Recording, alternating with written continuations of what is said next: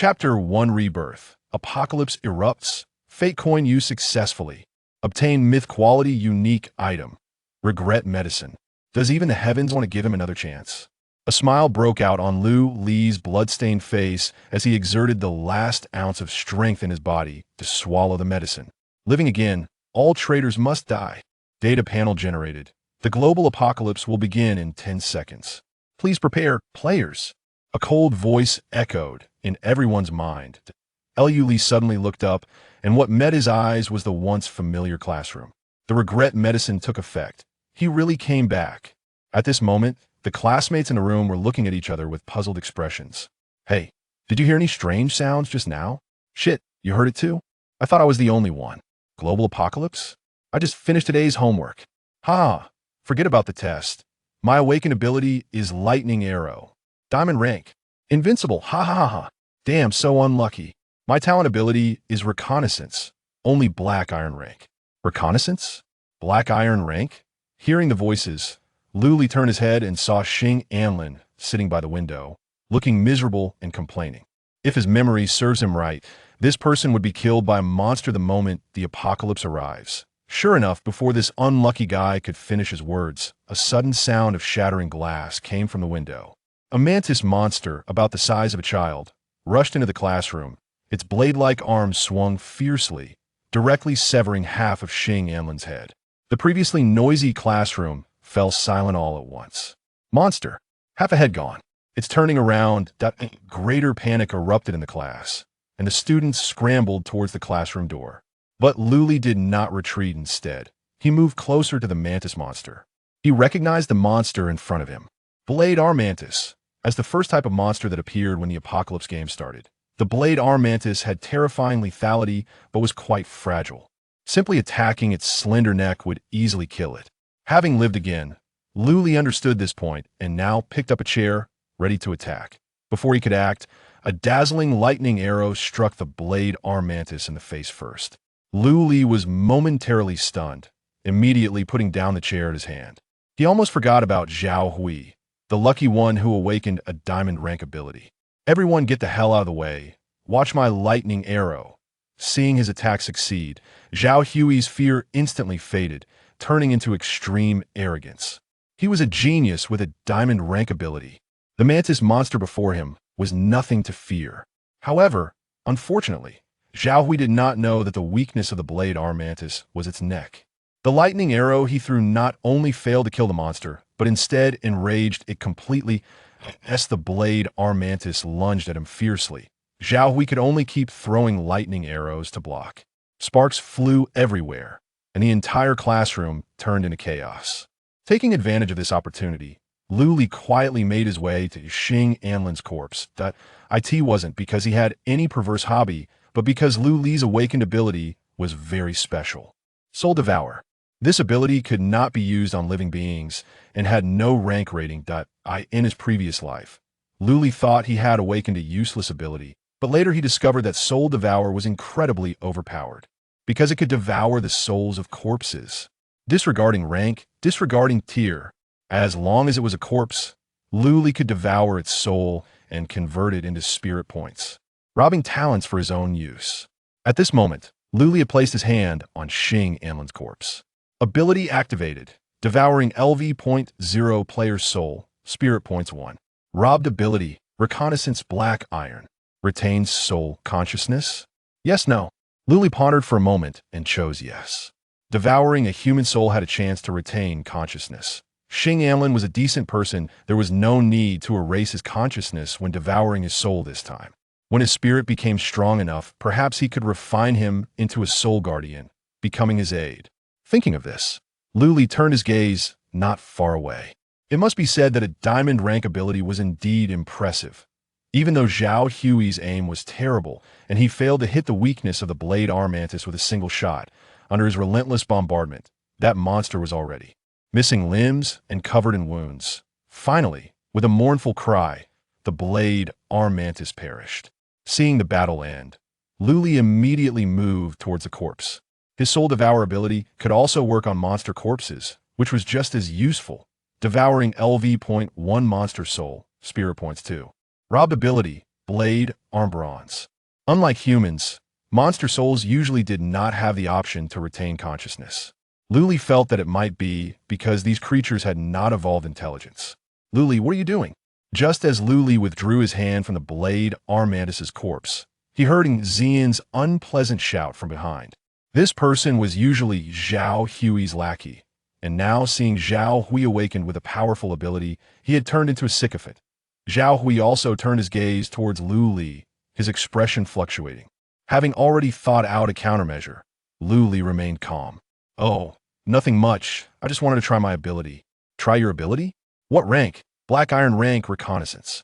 Luli casually reported Xing Anlin's ability. Xian's face showed a mocking expression. I thought it was something. Turns out it's just a useless black iron. Go scout elsewhere. Don't touch Zhao guest spoils. Get lost. Zhao Hui raised his hand to interrupt. Hey, let him finish. Luli feigned a look of gratitude. My reconnaissance ability can find the location of origin crystals. Origin crystal location? Zhao Hui's eyes narrowed. Where? When the apocalypse struck, everyone's minds were injected with some information, including the use of origin crystals.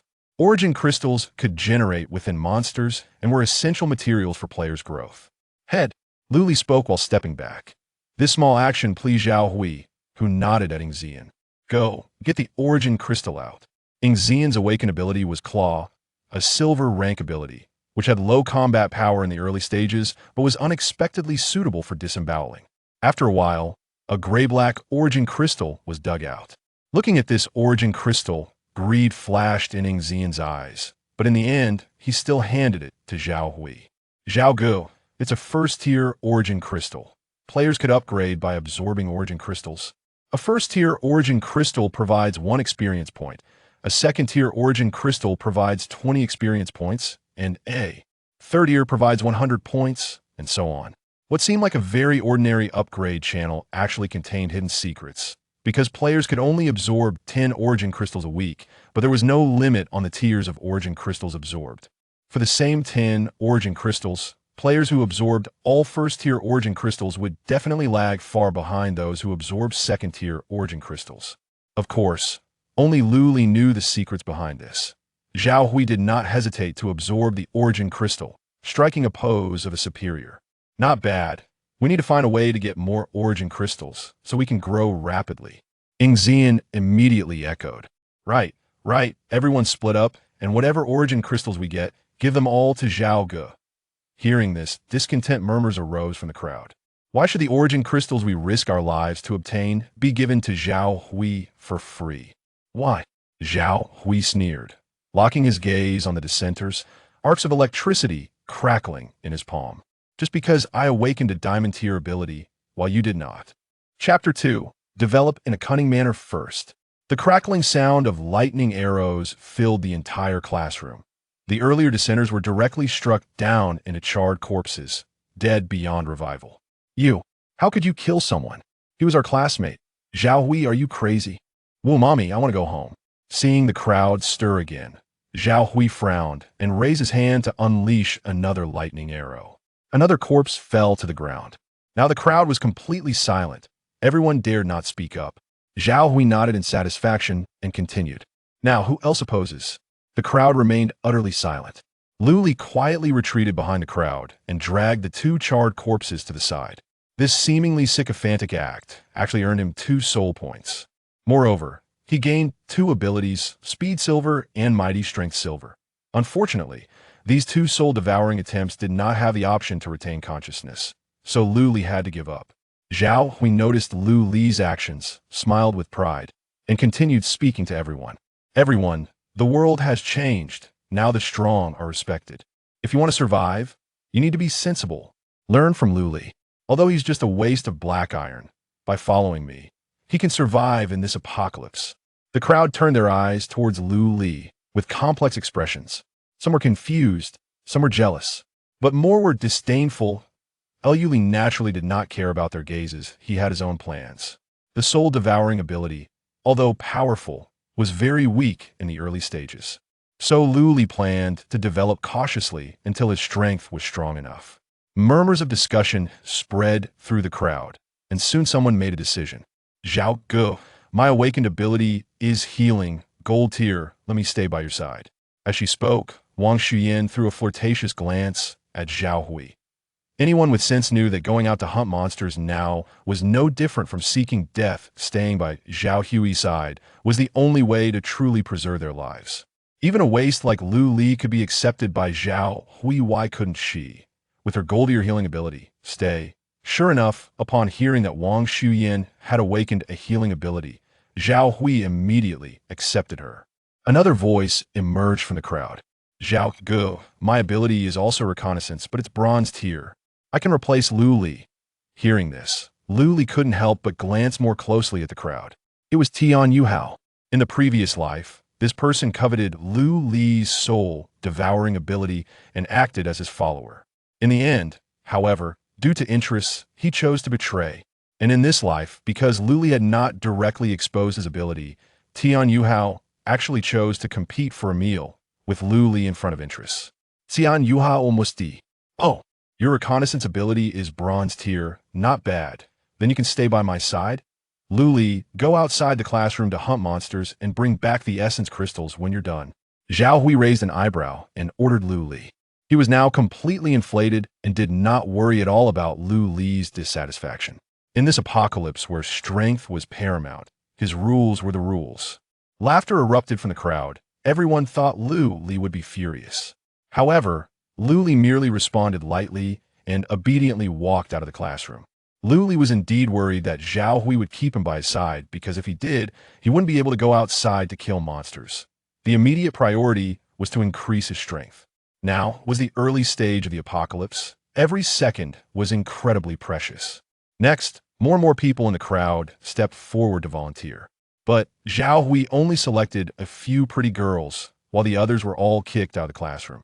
Lu Li, following his memory, quickly made his way to the back mountain of the school. He remembered there was a mantis nest there. As time passed, the mantis nest would grow rapidly until it evolved into a territory that would require hundreds of people to clear. But now, the apocalypse had just begun, and there should only be one mantis mother bug in the nest, along with a batch of unhatched mantis eggs. In the capital, Zhao family. An old man with a bushy beard stood in the center of the room, his expression dark. In front of him was a blue holographic projection, displaying 3 people, 1 woman and 2 men. Among them, the youngest man dressed in combat gear spoke up. Patriarch, the other 2 families have already obtained essence crystals. Why not just ignore that old book and let our subordinates level up directly? The bearded old man's face turned cold, reprimanding. Old book.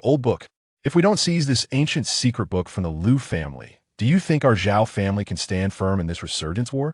If you insist on being stubborn, don't blame me for kicking your branch out of the family. Another man dressed as a scholar advised. Patriarch, please calm down. The third one is also considering the whole family. If we can demonstrate our strength at the first opportunity, other families might reconsider. Our Zhao family, right, little sister? After speaking, he glanced at the woman in military attire beside him. However, the woman first nodded, then shook her head. Demonstrating strength is correct, but I think if we want stability, we should follow the patriarch's advice. Seeing his proposal rejected, the scholar did not get angry, but instead showed a curious expression. Little sister, is there any news from the military? The woman in military attire was silent for a moment before replying. I only know that the resurgence process is accelerating and the higher-ups are waiting, yet have not given specific orders for action. Waiting? What are they waiting for? Don't know. My rank is too low to access the core. The woman in military attire answered truthfully. But one thing is certain, the higher-ups have prohibited anyone from absorbing essence crystals to level up. What we are doing is merely killing monsters and collecting essence crystals. In that case, the military also has high-level individuals. The predictions of the ancient book are likely accurate. The scholar quickly shifted positions and stood against the man in combat gear. A fence-sitter. The man in combat gear rolled his eyes. There's no point in talking further. Zhao Jin, keep your mouth clean after all. I'm still your brother. The scholar's face darkened, and for the first time, a hint of malice appeared on his usually kind face. Damn. The man named Zhao Jin was about to retort when he was interrupted by the bearded old man's furious shout. Enough. The resurgence has just begun. Every second is crucial. If you want to argue, Wait until the Zhao family has risen to a regional family before speaking. Zhao Jin. Put away your short-sightedness if you truly want to enhance the family's strength. It would be better to collect more essence crystals and discover a few potential seeds. Zhao Jin's face showed difficulty. Patriarch, there are only a few branches of Zhao family in Yongsheng. We've already explored them all. I can't just randomly pull people in, can I? Randomly pulling people in is certainly not acceptable, but we can still develop collateral relatives. After all, one stroke cannot write two Zhao characters. The old man took a deep breath, the clouds of gloom in his brows finally dissipating somewhat. If there are Zhao family members above Platinum tier, we can recruit and cultivate them. Chapter 3. Two Mother Bugs. Stealthily climbing up the hill, Lu Li quickly found the mantis nest. Just as he expected, the nest was still in its early stages. With no guards present, Lu Li casually picked up a stone and threw it at the entrance of the cave. Before long, a sharp screech came from inside. A mantis monster, entirely purple and the size of an adult, rushed out of the nest, scanning the surroundings with a fierce gaze. Its information instantly appeared on Lu Li's panel. Name: Mantis Mother Bug, Lord Creature. Level: LV5. Tip: this creature's level is far higher than the player's. Immediate retreat is advised. Lu Li directly ignored the last line of the warning and boldly appeared within the Mantis Mother Bug's line of sight. Although his current level was LV0, in a one-on-one fight, this LV5 Mantis Mother Bug was definitely no match for him.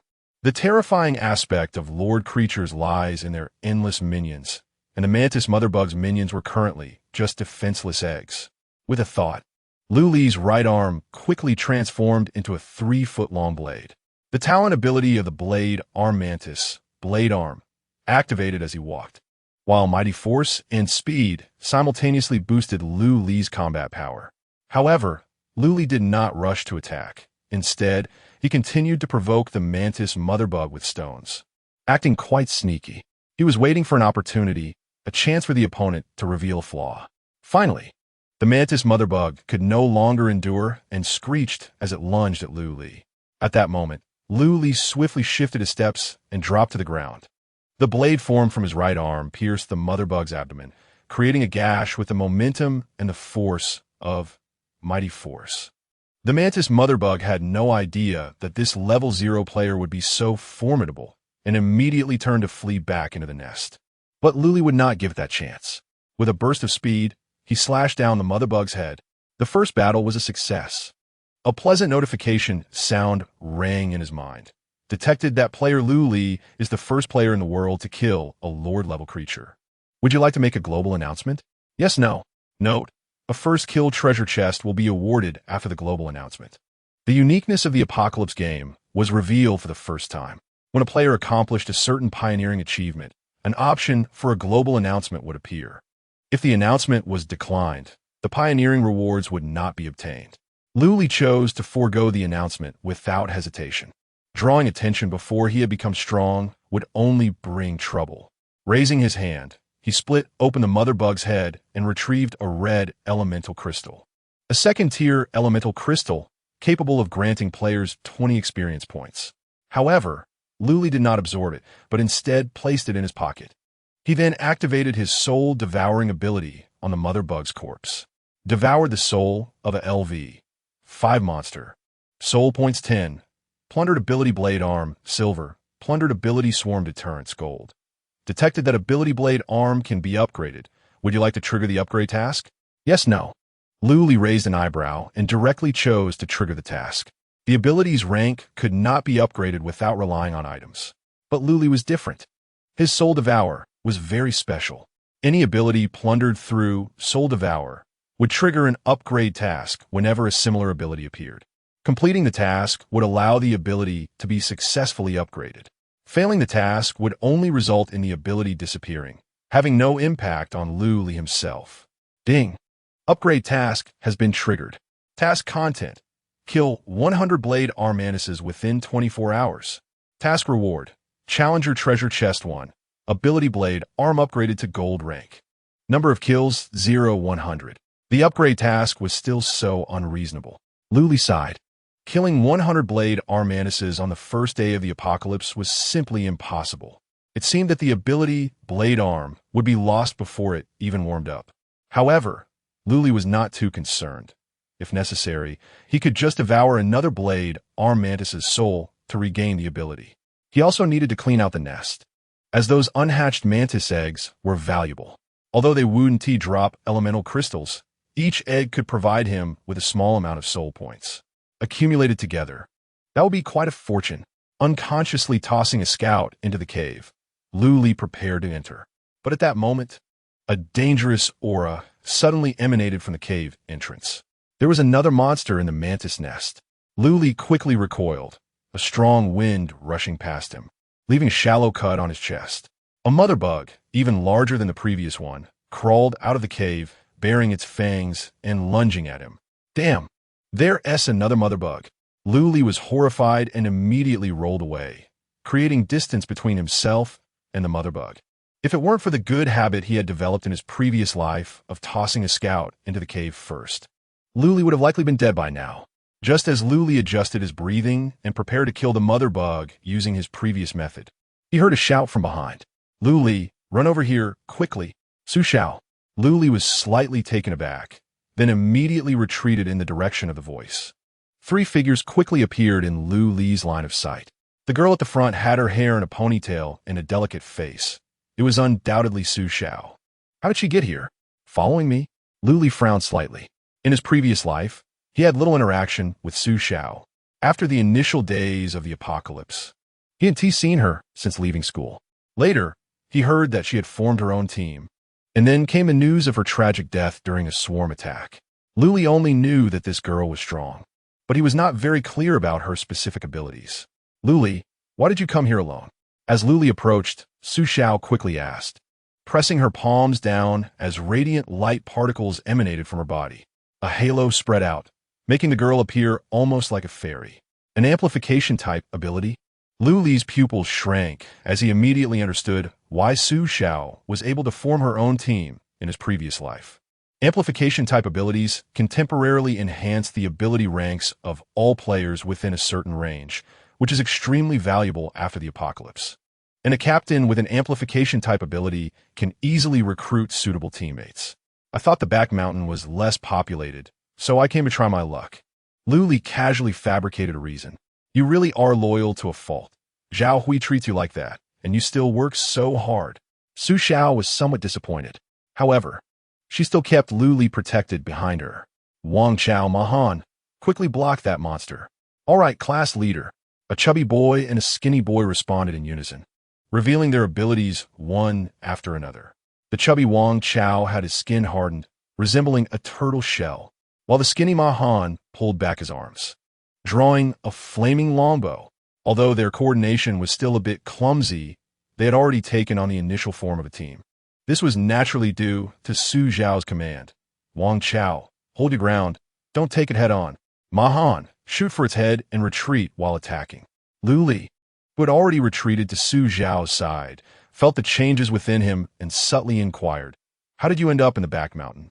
Of course, it's because I was worried you might get into trouble. Chapter 4. Sworn deterrence. As Su Xiao spoke, her face turned slightly red, almost imperceptibly.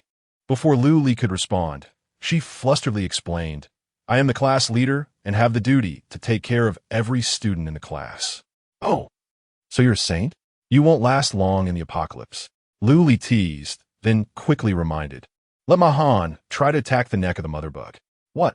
Su Xiao was about to refute, but upon hearing Luli's reminder, she immediately ordered, Wang Chao, try to restrain the mother bug's movements. I'll do my best. Wang Chao shouted angrily and charged at the mother bug. Mahan, attack the mother bug's neck with all your strength. Damn it, fatty, don't move. I can't aim. Mahan exclaimed anxiously, yet the arrow in his hand was still not fired. Seeing the situation about to turn back in favor of the mother bug, Luli frowned and secretly activated his ability. Swarm deterrence. Deter insect-type organisms, causing a stiffening effect. Duration depends on level difference in talent tier. Although Luli at LV 0 was 6 levels below the LV 6 Mother Mantis, the golden tier swarm deterrence automatically upgraded to platinum due to Su Xiao's influence. So even the mother bug experienced a moment of rigidity. Good opportunity, Ma Han shouted in excitement, releasing his arrow, which struck the mother bug's neck with great force. With its vital point hit, the enraged mother bug tilted its head and immediately fell to the ground, dead beyond revival. Did we just kill it? Wang Chao and Ma Han were dumbfounded. The mother bug before them was clearly an LV, 6 Lord creature, yet was killed by the 3 LV.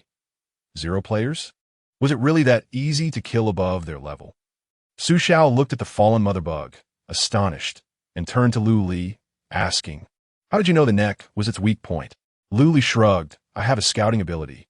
As long as the target's level difference is not more than 10 levels, I can find its weaknesses." The 3 realized. It seemed that even a black iron tier ability had its uses. As long as it was utilized properly, it could have a huge impact. Ignoring the dazed trio, Lu Li approached the mother bug's corpse and activated his soul devouring ability. Devouring LV, 6 monster soul. Soul point 15. Ability plundered, blade arm golden. Ability plundered, swarm deterrence golden. Detected ability blade arm can be advanced. It will automatically upgrade to platinum after completing the advancement task. Detected ability swarm deterrence can be advanced. Would you like to trigger the advancement task? Yes, no. Looking at the options before him, Lu Li fell into deep thought. The advancement task for swarm deterrence wouldn't require him to kill 100 mother bugs in 24 hours, would it? After all, swarm deterrence was quite useful against insect-type creatures, and he would feel reluctant to lose the ability if he failed the upgrade. Just as Lu Li was entangled in his thoughts, Su Xiao suddenly asked, "Lu Li, can your scouting see the location of the origin crystal?" Lu Li instinctively answered yes. As a result, the task interface that had not yet exited was directly triggered by this answer. Ding! Ability advancement task has been triggered. Task content: within 24 hours. Kill 1 player above your level. Task reward: Challenger's Treasure Box X3. Ability Swarm Deterrence advances to Platinum tier. Number of kills, 0-1. Damn! Su Xiao saw Lu Li's dark expression after he cursed under his breath and thought he was unwilling to point out the origin crystal's location. Feeling somewhat resentful, this Lu Li is really stingy. On the surface, she showed a businesslike demeanor. "Don't worry, although we've killed the mother bug. It was you who discovered first, and since you pointed out the weakness, we'll split the origin crystal in half." Lu Li, still pondering how to complete the advancement task, didn't listen to what Su Xiao said at all and just nodded randomly. The origin crystal is in the mother bug's head. Upon hearing this, Wang Chao swung his fist and began to smash the mother bug's head. In less than the time it takes to smoke half a cigarette, an orange origin crystal fell out. It turned out to be a tier 3 origin crystal. Absorbing this one would likely increase his experience by 100 points. Ma Han smacked his lips, his face full of excitement. Currently, no player had advanced to LV1. After all, the apocalypse had just begun, with more people than monsters. And killing monsters did not yield experience. Players needed to absorb origin crystals to gain experience. Most players had an innate fear of monsters. Even those brave enough to kill 1 or 2 monsters only obtained tier 1 origin crystals, which could only provide 1 point of experience, far from enough to reach LV1. As for the military, although they could obtain enough origin crystals to level up, due to unified distribution, no one would quickly advance to LV1. It required 10 experience points to go from LV0 to LV1, and 20 experience points to go from LV1 to LV2. If they absorbed this origin crystal, they could probably jump straight to LV3. Wang Chao's eyes sparkled with excitement, but in the end, he took the origin crystal from Ma Han and handed it to Su Xiao. "Class leader, you're the head. You distribute it." Before he finished speaking, the usually silent Lu Li suddenly spoke up. "If you don't want to die, it's best not to touch that origin crystal." "What do you mean by that?" Su Xiao looked at Lu Li, confusion evident in her eyes. Is Lu Li really planning to repay kindness with enmity and swallow the tier 3 origin crystal alone? Just what it says. Lu Li had no time to explain further to Su Xiao and walked towards the direction of the insect nest. He couldn't let anyone else know the secret of his rebirth. Further explanations were just a waste of time. Currently, with 2 advancement tasks triggered consecutively, Lu Li was very busy. Su Xiao never expected Lu Li's attitude to turn so cold, her fingers gripping the origin crystal, turning slightly pale. She was the class leader and had awakened a rare amplification ability after the apocalypse. Even though she wasn't the type to seek vanity or crave flattery, she still felt very uncomfortable after sensing Lu Li's icy demeanor. What are you acting all high and mighty for? It's just a scouting ability. If I didn't like you, you'd have been eaten by the mother bug by now. Seeing Lu Li walk away, Wang Chao and Ma Han looked at Su Xiao, class leader. Are we still splitting this origin crystal?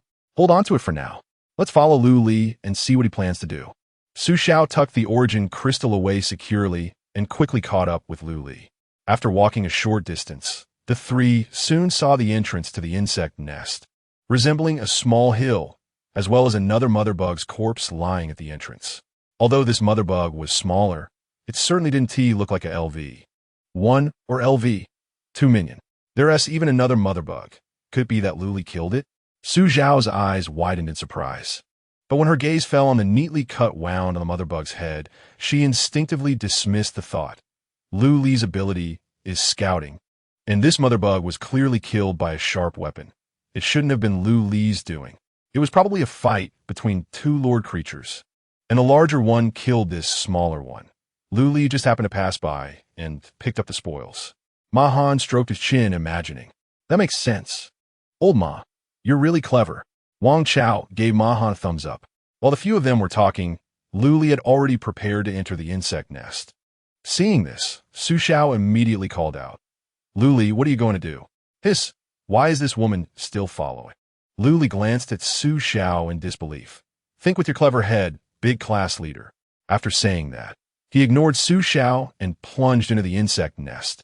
Chapter 5. The Suppressed Hierarchy. Su Xiao was momentarily choked by Lu Li's words, feeling a heaviness in her chest. She stomped her foot and angrily followed him. The corridor of the insect nest wasn't very long. After bending down and walking for several dozen meters, the surroundings suddenly opened up. Ma Han drew his flame longbow and used the firelight to survey the area. Little did he know that not looking was fine, but upon seeing, he nearly wet himself. The vast underground space was filled with a dense pile of insect eggs. Each of these eggs was the size of an adult's head, slowly wriggling under the illumination of the firelight. So many insect eggs if they all hatch. Su Xiao mumbled, not daring to think further. At this moment, she finally understood what Lu Li intended to do and felt a bit ashamed. Lu Li, once these insect eggs hatch, they will pose a tremendous threat to the school. We're here to help you clear them out. Whatever. Lu Li did not stop her. After all, his goal was to increase his soul points, and having 3 more people to help clear would save stamina. The unhatched insect eggs had no attacking power, aside from being somewhat disgusting. After a busy period, Lu Li gained nearly 20 soul points. Ding! Detected that player Lu Li's soul points have reached 50 points, unlocking Soul Soldier. Soul Soldiers, as the name implies, are soldiers reshaped from the collected souls. Each point of soul points corresponds to 1 point of experience. With Lu Li's current soul points, he could reshape a LV. 2-blade arm mantis. Moreover, as long as Lu Li's soul points do not drop to 0, the Soul Soldier will be immortal, existing forever. There was also an unexpected surprise. The unhatched mantis eggs could actually be classified as blade arm mantises, allowing Lu Li to easily complete the advancement task. Detected that player Lu Li has killed 100 blade arm mantises. Ability advancement task completed. Task reward. Challenger's Treasure Chest 1. Ability blade arm advanced to platinum grade. Choosing to temporarily set aside the reward, Lu Li stretched contentedly, just as he was contemplating where to go next to kill monsters. An announcement suddenly appeared on the data panel. Congratulations to player Zhao Hui for becoming the first player in the world to reach LV. 1. Reward. Black Iron Tier Upgrade Treasure Chest 1. Zhao Hui, Zhao Jin, who was unsure how to complete the family head's task, stared at the announcement on the panel, a hint of joy appearing between his brows. The name was unfamiliar. He wasn't from the Zhao family's direct line. The announcement coordinates were located at First High School in Yong City, quite close. A very good candidate for recruitment. Oh, Zhao Jing called out. A scar-faced bald man appeared at the door. Jinga, did you call me? Have you seen this kid named Zhao Hui? Go take a trip and bring him back for me. Ensure his safety. I want him alive and intact. The bald man named Ahao nodded and was about to head out when Zhao Jing called him back. Hey, wait a minute. It's a special period now. Bring your gear. Ahao replied expressionlessly. Isn't it unnecessary? Jinga, those bugs can't threaten me. Just take it and also bring 10 energy crystals. If there's an emergency, you can level up. Okay, inside the classroom. Damn it, what kind of egg setting is this? Only 10 energy crystals can be absorbed a day. Zhao Hui cursed loudly at the panel in front of him. He had thought that with the gathered energy crystals, he could at least level up 2 or 3 times. To his surprise, after absorbing 10 first-tier energy crystals, the system actually prompted that he had reached the weekly absorption limit, with his level so suppressed. How could this genius grow stronger? Seeing Zhao Hui suddenly furious, Wang Shuyan, who was serving him, rolled her eyes and flattered, Zhao Gu, don't get angry. I actually think the system's level restriction is very friendly to you. Oh, why is that? Zhao Hui, feeling comfortable, asked. Think about it. Since everyone has a limit on the energy crystals they can absorb each day, it essentially forces everyone to start from the same starting line. And you awakened a diamond tier ability, which those useless ones can never attain. In a situation where levels are the same, you will always stay ahead. Well, if that's the case, the level restriction might actually be beneficial to me. After hearing Wang Shuyan's explanation, Zhao Hui's face showed joy as he tossed the 3 energy crystals he hadn't absorbed forward. You can absorb these 3 energy crystals. Follow me, and you won't lose out. Wang Shuyan hurriedly caught the energy crystals, her smile increasingly flattering. Thank you, Zhao Gu. On the side, Ying Zian noticed all the energy crystals had fallen into Wang Shuyan's hands and looked somewhat gloomy. As if to assert his presence, he flatteringly spoke up, Zhao Gu, you are now the world's first LV1 player. I saw on the announcement that there's an upgrade treasure chest. Why not open it so the brothers can have a look? Huh, you want to have a look? Zhao Hui said with a half-smile. Ying Zian immediately realized he had misspoken and cold sweat soaked his back. Zhao Gu, I didn't mean that. Before he finished speaking, he was struck by an electric arc on his shoulder, his whole body flying out and knocking over a large number of desks. Wang Shuyan, heal him. Don't let my brother die like this. Zhao Hui ordered coldly. Wang Shuyan obediently nodded, and in the next second, green light particles fell on Ying Zian. The injuries from being hit by the lightning arrow quickly healed without a trace. However, the pain didn't dissipate that quickly. Cough, cough. Zhao Gu, I was wrong. The recovered Ying Zian stammered as he crawled towards Zhao Hui. Brother, if you're going to be a dog, you should have the awareness of being a dog. Don't be clever. Zhao Hui said lightly, a sense of arrogance permeating his demeanor, as if he didn't regard Ying Zian as a human. Go guard the door. I don't want to see your pathetic face right now. Yes, I'm just your dog. Chu Yi. I won't dare next time, I won't dare. Ying Zian crawled out of the classroom. Since I'm in a good mood today, let you all open your eyes. Zhao Hui seemed very satisfied with Ying Zian's attitude and displayed the upgrade treasure chest he obtained in front of everyone. With a light click, the entirely black chest opened, bursting forth with dazzling red light. Wow, such dazzling light. It really lives up to Zhao Hui's treasure chest. It must be something extraordinary. Brother Hui is so amazing. Before the chest was fully opened, the flattery was overwhelming. When the red light faded, everyone finally saw the item inside the chest. It was a blood-red energy crystal. It's actually a second-tier energy crystal. Tian Yuhao was the first to speak, his voice loud enough for Ying Zian, outside the classroom, to hear clearly. As the only player under Zhao Hui with scouting ability, he had prepared to investigate before the treasure chest opened, aiming to demonstrate his value and flatter Zhao Hui. I thought energy crystals only came in black and gray. I didn't expect they could open red ones. Zhao Gu truly opened our eyes. Wang Xin immediately added, a hint of barely noticeable greed flashing in her eyes. She knew that Zhao Hui had already reached the absorption limit this week, and if she worked hard, she might be able to get her hands on the second-tier energy crystal. Sure enough, After Zhao Hui checked the properties of the second-tier energy crystal, the joy on his face faded significantly. It was just a bit more experience with no special properties, and since I can't level up today, keeping it on me is useless. Instead, a graceful figure appeared in Zhao Hui's mind. If I could use this second-tier energy crystal to exchange for Su Xiao to join, that should be good. That woman's ability is very useful. It's just a pity she misunderstood my initial thunderous method. But it doesn't matter. Women, after all, can be easily won over with gifts. With that thought, Zhao Hui couldn't help but reveal a lewd smile.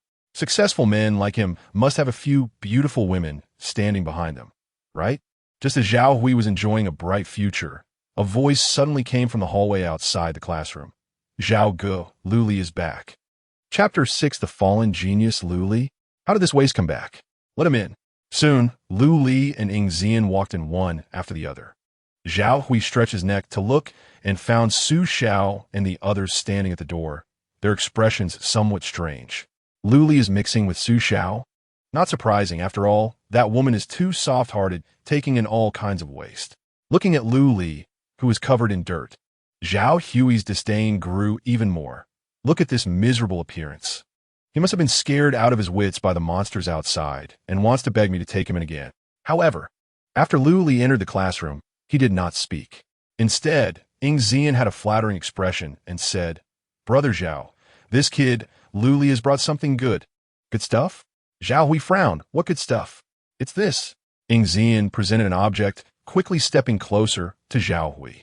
The latter was completely unguarded, his attention fully on the item in Ying Zian's hands. It was a yuan crystal, bright red like blood.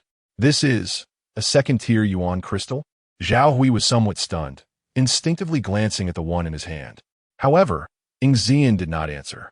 To be precise, he did not respond with the previous flattering attitude. Instead, it was the sudden attack of claws. Because Zhao Hui had no defenses, Ying Zian's claws easily pierced through his neck. Blood sprayed like a fountain, instantly covering most of the classroom. You die for me." Ying Zian screamed hysterically. The humiliation and the thrill of a successful sneak attack twisted his facial expression to the extreme. "Ying Zian, stop it." Wang Xuyan was terrified and instinctively wanted to use her ability to heal Zhao Hui. But Ying Zian gave her no chance, pulling out and stabbing repeatedly with his claws, almost turning Zhao Hui's neck to mush. "Whoever helps him, I'll kill them." Ying Zian laughed maniacally, his bloodshot eyes staring fixedly at Zhao Hui. "You treat me like a dog? Do you think you're worthy?" Tian Yuhao shouted to stop. "Ying Zian, if you kill Zhao Hui, who will protect us?" "Protect?" Ying Zian suddenly turned around, one hand dragging Zhao Hui's neck, the other holding the second-tier yuan crystal. Stepping toward Tian Yuhao. "Do you really expect him to protect you?" "Yes, just using you, enjoying himself while you suffer. I can kill those monsters too." After saying that, Ying Zian threw Zhao Hui's corpse forward and shouted in a show of force, "Are you still going to stand up for this dead man?" The classroom fell silent. Zhao Hui was dead, and even with Wang Xuyan's healing skills, it was impossible to revive a dead person. Tian Yuhao's ability was detection, which couldn't compete with Ying Zian's claws. The other girls had no combat abilities either, as Zhao Hui had chosen them only to build his harem. Zhao Hui lost, defeated by his own arrogance. As everyone fell silent, Lu Li, who had been a background figure, suddenly stepped forward and gently closed Zhao Hui's eyes. The corpse that would not close its eyes finally looked a bit more peaceful. "Lu Li, stop pretending. Don't think I don't know what you're plotting." Ying Zian did not release his ability, wiping his bloodied claws across his face. "What else do you know? Just say it. Let us cooperate and make a name for ourselves in this apocalypse." Hearing Ying Zian's words, everyone in the classroom looked at Lu Li in surprise. So this change was all orchestrated by this black iron waste? Lu Li sighed and calmly replied, "Nothing, I just happened to get this second-tier yuan crystal by luck. If you don't believe me, you can ask Su Xiao." As soon as he finished speaking, Su Xiao walked in with Wang Chao and Ma Han. The class leader first glanced at the corpse on the ground, then frowned tightly. That's right. It was a monster fight. An LV. 6 Mother Bug killed a LV. 5 Mother Bug, and the second-tier yuan crystal came from that LV5. When we found Lu Li, he was being chased by the LV-6 mother bug. The others gasped in shock upon hearing this. A LV-6 mother bug? There is such a high-level monster outside the teaching building. Chung Duo exclaimed, covering her mouth. She was also one of the teammates chosen by Zhao Hui, with the ability storage space. This ability, as its name suggests, opens up a space for storing items. With no attack power, quite useless. In the early days of the apocalypse, such players could still serve as human backpacks. But as players continued to level up, an item called a space ring would replace the role of these players. At that point, they would completely lose their value and be ruthlessly abandoned by their teammates. Whether to comfort the girls or to show off his masculinity, Wang Chao chuckled. What are you afraid of? That LV-6 mother bug has already been taken care of by us, and the Yuan crystal is in the class leader's hands. Class leader, take it out and show them. Wang Chao's words were cut off as Ma Han covered his mouth and cursed. You, in your big mouth. Just shut up and stay still. Seeing Ma Han's reaction, the somewhat simple-minded Wang Chao finally understood and quickly closed his mouth. Right, this is the apocalypse. The last person to show off their wealth is still warm in their grave. Su Xiao raised her hand to signal everyone to be quiet. Speaking seriously, we are all classmates, and there is nothing to hide. The fact is just as Wang Chao said, the LV-6 mother bug at the back of the teaching building was indeed killed by us. However, it was not the lone fight you imagined, but the result of our joint effort. Upon Su Xiao's confirmation, Wang Shuyan immediately approached flatteringly. Sister Xiao, you're so amazing. Can you let me join your team? My healing ability is really useful. A trace of barely perceptible disgust flashed through Su Xiao's eyes, but she still nodded. Not just you. I want all the classmates in the class to join, because only by uniting and helping each other can we survive better in this apocalypse. Dictatorship will ultimately lead to bad results. After saying this, she meaningfully glanced at Ying Zian. Ying Zian was somewhat unconvinced, retorting, You talk better than you sing. Can you guarantee you 1T become a dictator like Zhao Hui? I awakened an amplification type ability, which means I need to work closely with my teammates. Su Xiao patiently explained. However, if you don't trust me, I will respect your choice. Just don't kill anyone anymore. Ying Zian fell silent, seemingly weighing the pros and cons. He glanced at the righteous Su Xiao and then looked at Lu Li, who had handed him the second-tier Yuan crystal earlier. In the end, he shook his head. Forget it. I'm not interested in joining your harmonious and friendly family. Let me just fend for myself. After saying that, Ying Zian raised his leg and was about to walk out. Wang Chao suddenly stepped forward, blocking his way. Ying Zian frowned. What are you doing? Just because I'm not joining you, you're not letting me leave?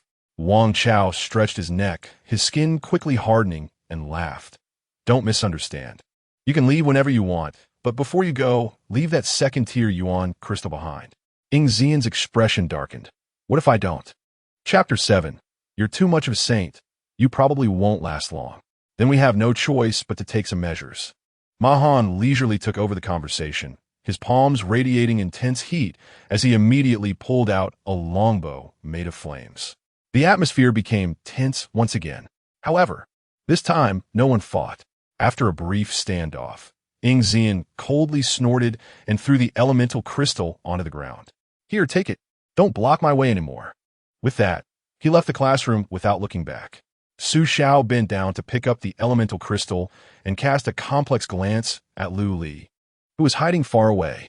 This guy, had he already planned everything out? Taking the elemental crystal handed to her by Wang Chao, Su Xiao approached Lu Li and extended an invitation. Lu Li, do you want to join us? Lu Li, who was browsing through the ability descriptions, was taken aback, then decisively shook his head. No, I said you're too much of a saint. Being your teammate, I probably won't last long. Su Xiao's face flushed, and she suppressed her anger to retort. We are all classmates and should help each other. Besides, do you really think you can survive longer by going solo? Lu Li nodded without denying it. Unreasonable. Su Xiao shoved the second-tier elemental crystal into Lu Li's hand and turned to walk back toward the crowd. On her way back, she noticed Wang Shuyan squatting beside a corpse, struggling to pry open Zhao Hui's clenched fist. What are you doing? Perhaps due to her bad mood. Su Xiao's tone was a bit harsh. Aye. Sister Xiao. Zhao Hui also has a second-tier elemental crystal. I thought since he is dead, it would be better to take it and make better use of it. So you're scavenging for loot? Su Xiao squinted her eyes, crossing her arms over her chest. Wang Xuan panicked and quickly added, Sister Xiao, don't misunderstand. This elemental crystal belongs to everyone. I wouldn't dare take it all for myself. With that, Wang Xuan shakily presented the elemental crystal to Su Xiao. However, Su Xiao didn't reach out to take it. Instead, she turned to face the crowd in the classroom. If everyone is willing to trust me, please join my team. I promise I won't abandon any teammate and will distribute all resources equally. What do we need to do? Tian Yuhua raised his hand and asked tentatively. Participate in decision-making and obey orders. Su Xiao replied calmly. I've said it before, I'm not a dictator, but a team needs a leader to develop. Until a better candidate appears, I will temporarily take on the role of captain. What about the elemental crystals obtained from killing monsters? Cheng Duo timidly asked. I will distribute those as well. However, I will explain each distribution to everyone, and if anyone has objections, they can vote to change my decisions. Su Xiao, having been a class monitor before, spoke and acted with precision, giving people a sense of trustworthiness. I'll join. Tian Yuhua was the first to speak. I'll join too. Cheng Duo immediately followed. Me too. Joining. Voices rose and fell in the classroom, with the vast majority choosing to join. A few who had not immediately expressed their stance changed their minds after communicating with Su Xiao and became part of the team. Lu Li looked at everything happening before him, shook his head helplessly, and prepared to leave the classroom. In his previous life, he hadn't teamed up with Su Xiao, and he naturally wouldn't do so again. However, just then, Wang Chao suddenly blocked his path. Lu Li, wait a moment. Lu Li frowned. Thinking that he had nothing to do here, why wasn't he allowed to leave? Wang Chao grinned and said, the class monitor has a third-tier elemental crystal. It's fine if you don't join us, but shouldn't we at least discuss how to divide that thing? Lu Li was somewhat taken aback. In his previous life, he had fought hard in the apocalypse for so long, spending almost every minute scheming against others. The petty deceit had almost made him forget the honest and trustworthy qualities that exist in humanity. Lu Li let out a sigh of relief and replied, I didn't contribute to the battle, so you can keep the elemental crystal. Wang Chao, hearing this, became a bit anxious.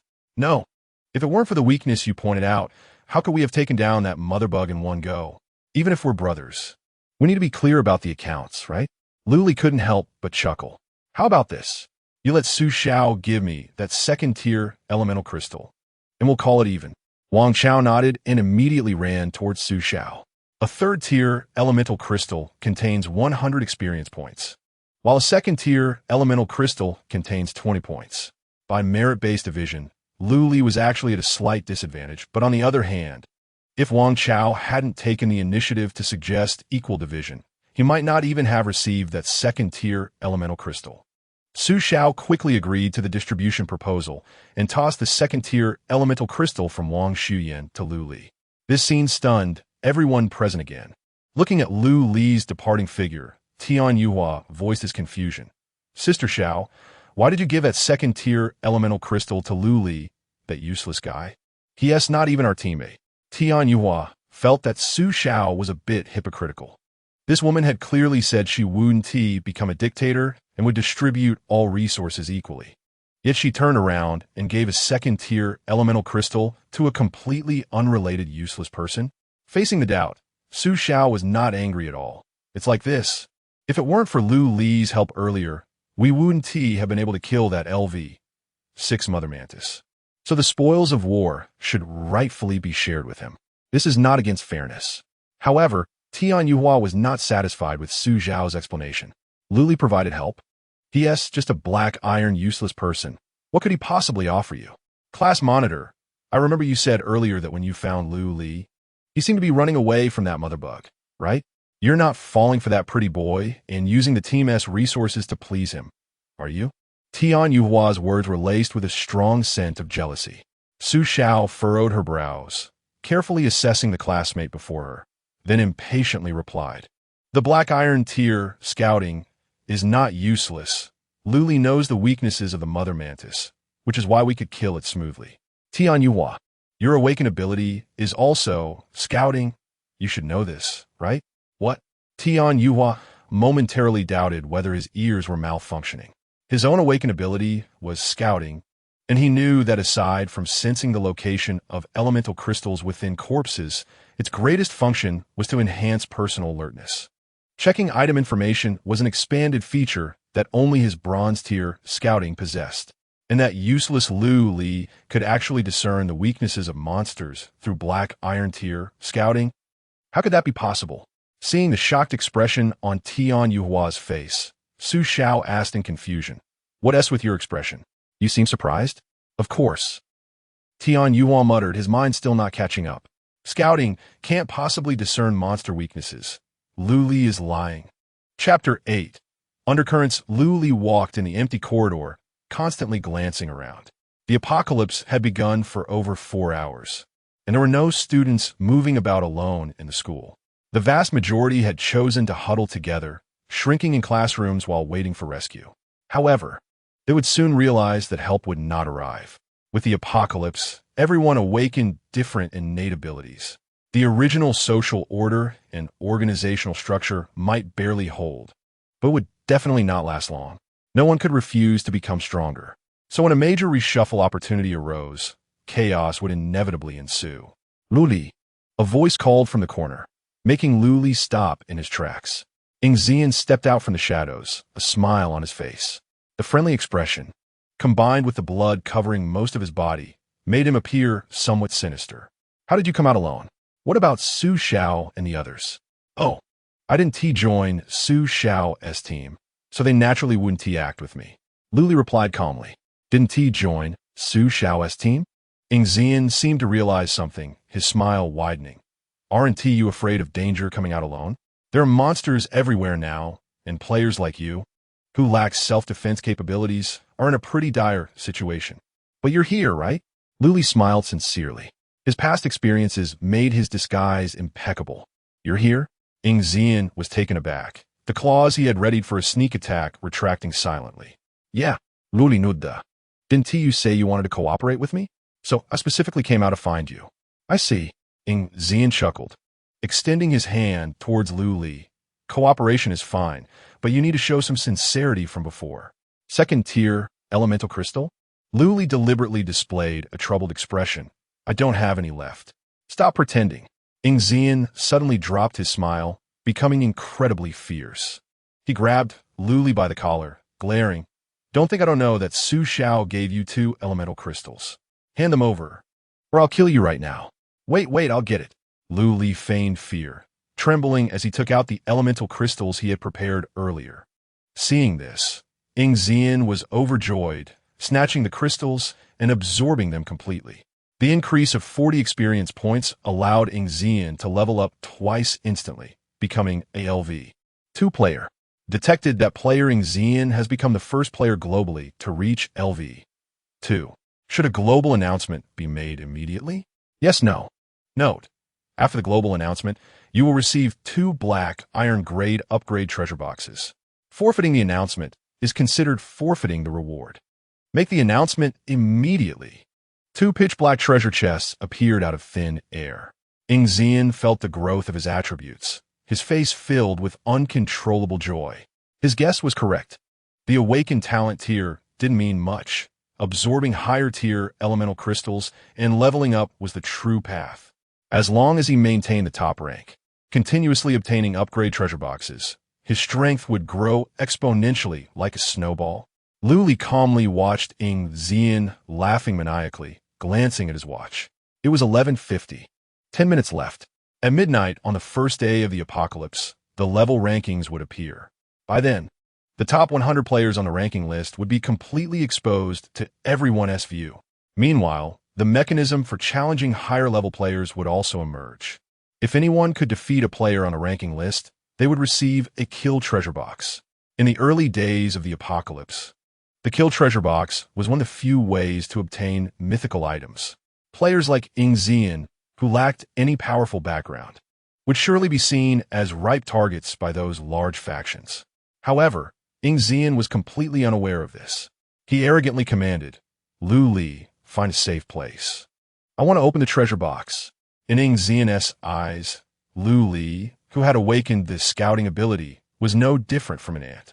Such a powerless player could be crushed at any time with just a finger. So Ing Xian had no defenses against Lu Li. Lu Li showed no signs of resistance. He didn't hesitate at all, wearing a smile of agreement. Let us go to the multimedia classroom. It's empty, so it should be the safest. The two walked side by side towards the multimedia classroom, unaware that a pair of eyes had been watching them from behind. At the same time, a reinforced Hummer crashed through the school gates.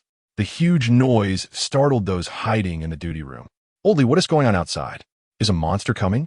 A middle-aged woman in her 40s cowered in the corner, her eyes filled with terror as she stared at the duty room door.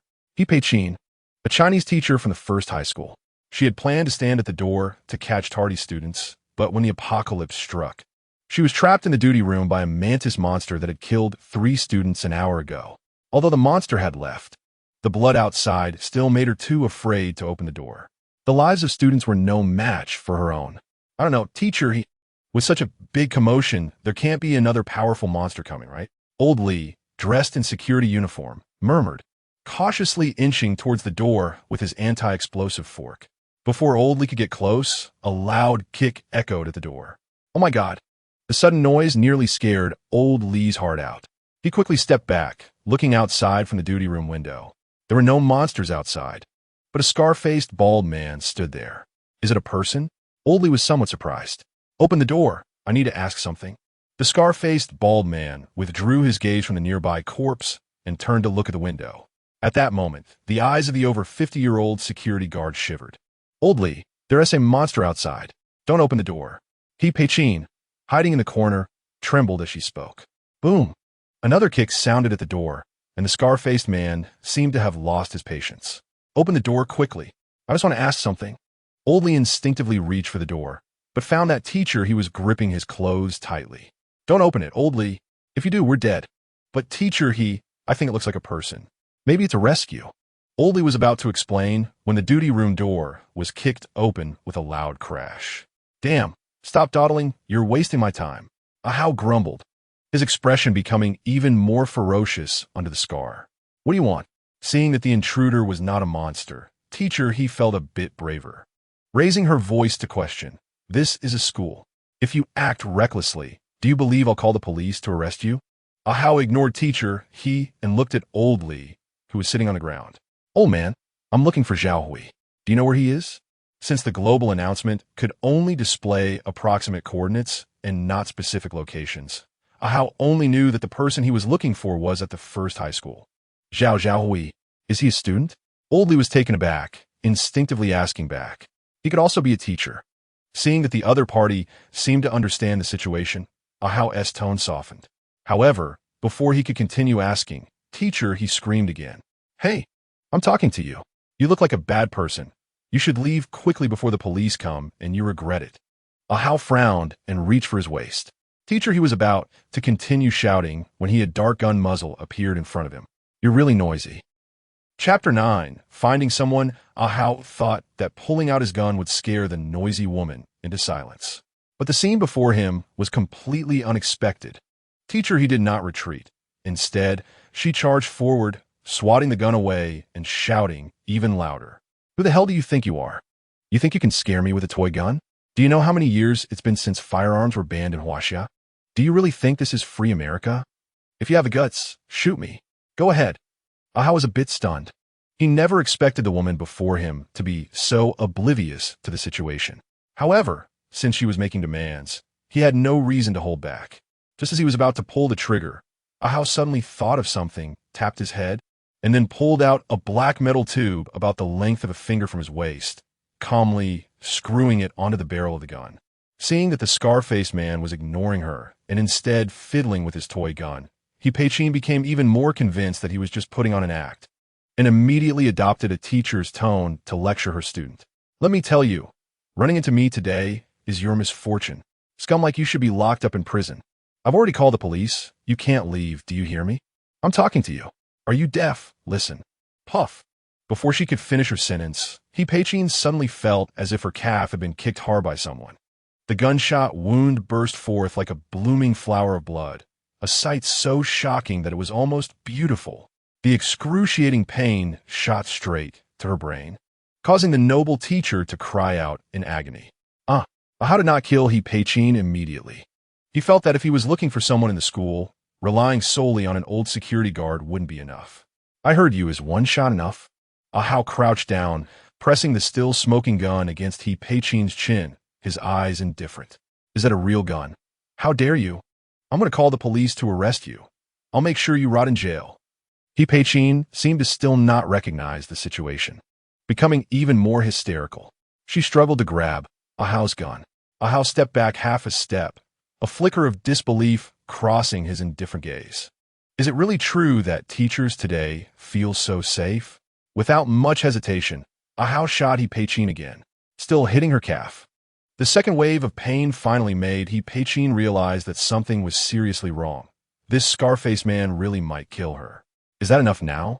Seeing the woman finally quiet down, Ahau asked again. He-Pei-Chin held her calf and nodded repeatedly, no trace of arrogance left on her face. She even eagerly asked, "You're looking for Zhao Hui, right? I know him. He is a student in Class 8 of the 3rd year." Security guard Lao Li watched the 180-degree turn in teacher He's attitude, then glanced at the gun in Ahau's hand, softly reminding, "Teacher He, is it really okay to just hand over a student like this? What's wrong with that?" The big brother specifically asked for Zhao Hui. What's wrong with us helping out? Lao Li was left speechless by He-Pei-Chin's retort and could only close his mouth. Ahau nodded in satisfaction. Then take me to find him. He-Pei-Chin, her face drenched in cold sweat, forced a smile, "But big brother, my leg is hurt. I can't walk." "Let him carry you." Ahau pointed the gun at Lao Li. He-Pei-Chin looked at the old security guard with disdain and made an excuse. "Well, big brother, there are monsters outside. How about I just tell you his location? Class 8 of the 3rd year is on the 2nd floor. Just up the stairs and around the corner. Let him carry you, and you take me to find him." Ahau's face showed impatience as he tapped He-Pei-Chin's face with the gun barrel.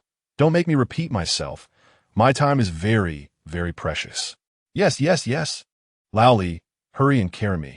He-Pei-Chin nodded vigorously, urging Lao Li to get moving. The three quickly left the duty room and headed toward the teaching building. As they reached the 2nd floor, the three received a notification. Level leaderboard generation complete. All players can check it in the world interface. Location information sharing complete. Challenge mechanism activated. Initial duration 12 hours. Ahau glanced at the leaderboard and found that the first place was a level 2 player named Ingzian. A Huaxia person? Which district? Ahau casually opened the location information, upon discovering that the coordinates were also located at Yongsheng No. 1 High School. A look of surprise first appeared in the eyes of this Scarface man. What's going on? This person is also at No. 1 High School? Hearing Ahau's mumble, He-Pei-Chin turned her head to flatter him. This Ingzian is also a student in Class 8 of the 3rd year, and he usually plays well with Zhao Hui. Oh, Ahau pondered, guessing that the person he was looking for might have awakened some ability that helped players level up quickly. After all, Zhao Hui was the first player in the world to reach level 1, and Ingzian, who was close to him, became the first to reach level 2. Although Ahau felt that these two were too ostentatious and did not know how to hide their brilliance. On the other hand, if they weren't so high profile, how would they be discovered by Brother Jing and thus gain the opportunity to join the Zhao family? "I want to see both Zhao Hui and Ingzian." Ahau ordered coldly. For the time being, he wouldn't consider Ingzian. If he could bring Zhao Hui back, the auxiliary abilities he possessed could help the Zhao family enhance their strength more quickly. It's possible that it's similar to Sister Hong's ability. The Sister Hong mentioned by Ahau refers to Luo Hong, the wife of Zhao Jing. At the beginning of the apocalypse, she awakened a very special ability called corpse crystallization. This emerald-grade ability allows Luo Hong to crystallize all corpses she touches into elemental crystals. While an ordinary player could only obtain one elemental crystal from killing a monster, under Luo Hong's ability, the corpse itself could also crystallize into one, significantly increasing the speed of obtaining elemental crystals. Just as Ahau was fantasizing about a bright future for the Zhao family, He-Pei-Chin's flattering voice sounded. Big brother. We're here. Ahau glanced at the class sign at the door and lifted his leg to enter. The classroom was filled with a strange smell. reminiscent of bloody chunks of meat being overcooked in a pot. The desks and chairs were haphazardly piled in the corner. More than a dozen students nearby seemed to be discussing something, and upon seeing someone enter, they all fell silent and turned their gazes. "Is there someone named Zhao Hui here?" Ahau displayed his gun, asking the students not far away. The students shrank back in fear. Only one pretty girl stepped forward. "Are you a family member of Zhao Hui?" Before Ahau could respond, He Peichin shouted again, "Su Xiao, don't think just because you were the class monitor you could talk so much nonsense. Hurry up and bring Zhao Hui out." Su Xiao frowned, didn't he ask further, and pointed to a pile of bodies in another corner of the classroom. "Zhao Hui is already dead." Chapter 10, Task Failure. Dead. He Peichin squawked like a rooster with its throat squeezed. Ahau's face darkened as he quickly walked towards the body in the corner. After taking a look, he pulled up the leaderboard and began searching carefully. Indeed, Zhao Hui's name had disappeared. It wasn't that he had been pushed out of the top 100, but rather that he had completely vanished. How'd he die? Looking at Zhao Hui's tragic corpse on the ground, Ahau's tone was somewhat cold. It wasn't that he was overflowing with a sense of justice and wanted to seek justice for Zhao Hui. It was that Zhao Hui's death directly announced Ahau's mission failure. This was a task assigned to him by Zhao Jing. There shouldn't have been any slip-ups. Su Xiao saw that the scar-faced man had an unsightly expression and hesitated, saying, "Who exactly are you? Are you Zhao Hui's family?" Mohan talked as Su Xiui's sleeve, quietly reminding her, "Squad leader, this person has a gun, and doesn't he look like a good person? Why not just tell him the truth?" Su Xiao whispered back, "I see that, and precisely because of that, I cannot tell him. Little girl, let me ask you one more time. Who killed Zhao Hui?" Ahau slowly stepped forward, pointing his gun at Su Xiao's head. Su Xiao trembled slightly, but there was no hint of fear in her eyes. "If you don't tell me your identity, I won't tell you." Ahau grinned, revealing a sinister smile. "Not saying? Then go die." Just as Ahau's finger was about to pull the trigger, someone suddenly ran in from outside. "Su Xiao, Tian Yahao's words were abruptly cut off as he stared in surprise at the scar-faced man. "Cousin, what are you doing here?" "Huh?" Ahau tilted his head, surprised to see Tian Yahao at the door. "Xiao Hao, what are you doing here?" "I'm studying here. It's been a while since I last saw you, cousin. What is going on?" Tian Yahao stood at the door, looking quite composed. "Oh, I came to find someone, but it turns out the person is dead." Ahau didn't hide anything from his cousin, pointing his gun at the corpse on the ground. "Xiao Hao, do you know who killed Zhao Hui?" Tian Yahao was taken aback, and the answer slipped out. "I know, it was Ing Zian who did it." "Tian Yahao." Su Xiao wanted to stop him, but was a step too late. "Ing Zian killed him?" Ahau's eyebrows relaxed as he asked. "The one ranked first on the leaderboard." "Ing Zian?" "Yes." Tian Yahao glanced at Su Xiao, his previously hesitant expression immediately relaxing. "It was him who did it. I saw it with my own eyes." Tian Yahao wasn't stupid. He quickly understood the current situation. In the apocalypse, whoever has the stronger fist gets to speak. Ahau's gun was the hardest fist in this school. And as Ahau's nephew, Tian Yahao's status naturally rose. What teamwork? What sharing resources? Under his uncle's gun, Tian Yahao's words were like an imperial decree. "Su Xiao?" Just a pretty face pretending to be serious. "Good." Ahau nodded approvingly at Tian Yahao. "Do you know where that Ing Zian is now?" "I need to find him." Hearing this, Su Xiao secretly breathed a sigh of relief. Fortunately, Ing Zian had already left, and no one knew his whereabouts. Otherwise, if the scar-faced man found out, he would likely meet a bullet's fate. Before Su Xiao could relax, Tian Yahao's assured voice sounded. "I know. Ing Zian and Lu Li went to the multimedia classroom. Seems like they're preparing to open a treasure chest. Cousin, let us hurry over. We can definitely score some good stuff." "Great, take me there." A satisfied smile appeared on Ahau's face. Su Xiao quickly stepped forward, trying to stop them. "Tian Yahao, now that disaster has struck, we should unite rather than kill each other." Tian Yahao sneered. "Su Xiao, reign in that overflowing sense of justice of yours. You should be thankful that the person my uncle is looking for is Ing Zian and not you." "Xiao Hao, let us go." Ahau urged at the door. Tian Yahao followed the scar-faced man quickly away, leaving Su Xiao standing there with a complicated expression. "Squad leader." Mahan spoke up to advise. "If someone is seeking revenge, Ying Zian brought it upon himself. We should just leave them be. Su Xiao frowned even tighter. But if we do that, how are we any different from accomplices? Ma Han looked troubled and stammered, unable to say anything. Even if we take a step back and say Ying Zian deserves to die, what about Lu Li? Su Xiao expressed her concern. Didn't you hear what Tianya Hao just said? He wants to kill and loot. If we don't do something today, tomorrow, you might be targeted by others, and who will help you then? The crowd fell silent. Their expressions varied. Wang Chao suddenly took a step forward and stood beside Su Xiao. Squad leader, I think you're right. We need to stop Tianya Hao and his uncle. Stop what? Ma Han shot Wang Chao an annoyed glare. Do you really think we can take down a level 6 bug mother and then take out a player with a gun? Do you really think your armor is an invincible shield that can withstand bullets? Wang Chao was somewhat unconvinced. I definitely can at my current level. But if the squad leader can let me absorb that third-tier crystal, maybe I could. Su Zhao's eyes lit up upon hearing this. Wang Chao, are you serious? Of course. Wang Chao nodded earnestly.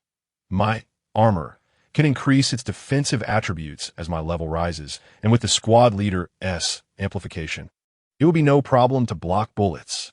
Good, then hurry up and absorb it. Su Xiao didn't hesitate and took out the crystal to give to Wang Chao.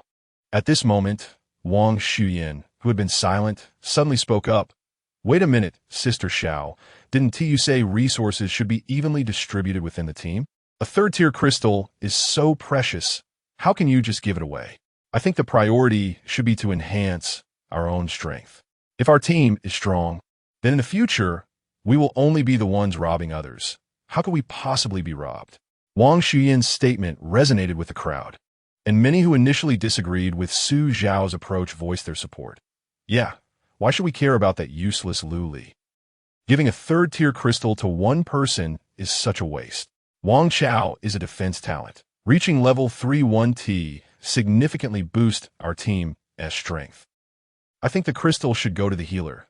That way, if we get injured next time, we won't have to worry about dying. Exactly. Squad leader, let us not get involved in this mess. Seeing public opinion swaying in her direction, Wang Shuyan revealed a smug smile. Joining Su Zhao's team was just to get that third-tier crystal, as long as she could successfully absorb it. A level 3 healer would be in high demand wherever she went. Su Xiao remained silent, quietly waiting for the crowd's discussion to unfold. Instead, He Pei-Chin, who was beside her, suddenly cheered up. Healer, Wang Shuyan, your ability is to heal injuries? Come help me. Wang Shuyan was taken aback, realizing this was a good opportunity to show off, and quickly stepped forward to use her ability. To ensure she could get the third-tier crystal, she intentionally lowered the intensity of her ability. Seeing that the injury wasn't healing, He Pei-Chin grew anxious. Wang Shuyan, your ability isn't working. My wound still hurts. Wang Shuyan feigned guilt. Teacher, I'm still level 0. Haven't leveled up yet. My ability's strength is insufficient. Upon hearing this, He Pei-Chin immediately shouted at Su Xiao. Su Xiao, I command you as a teacher, hurry up and give the crystal to Wang Shuyan.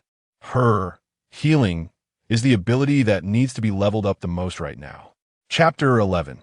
Su Xiao's decision as a teacher. Ordering me? Su Xiao forced a smile. He Laosher, what about Lu Li?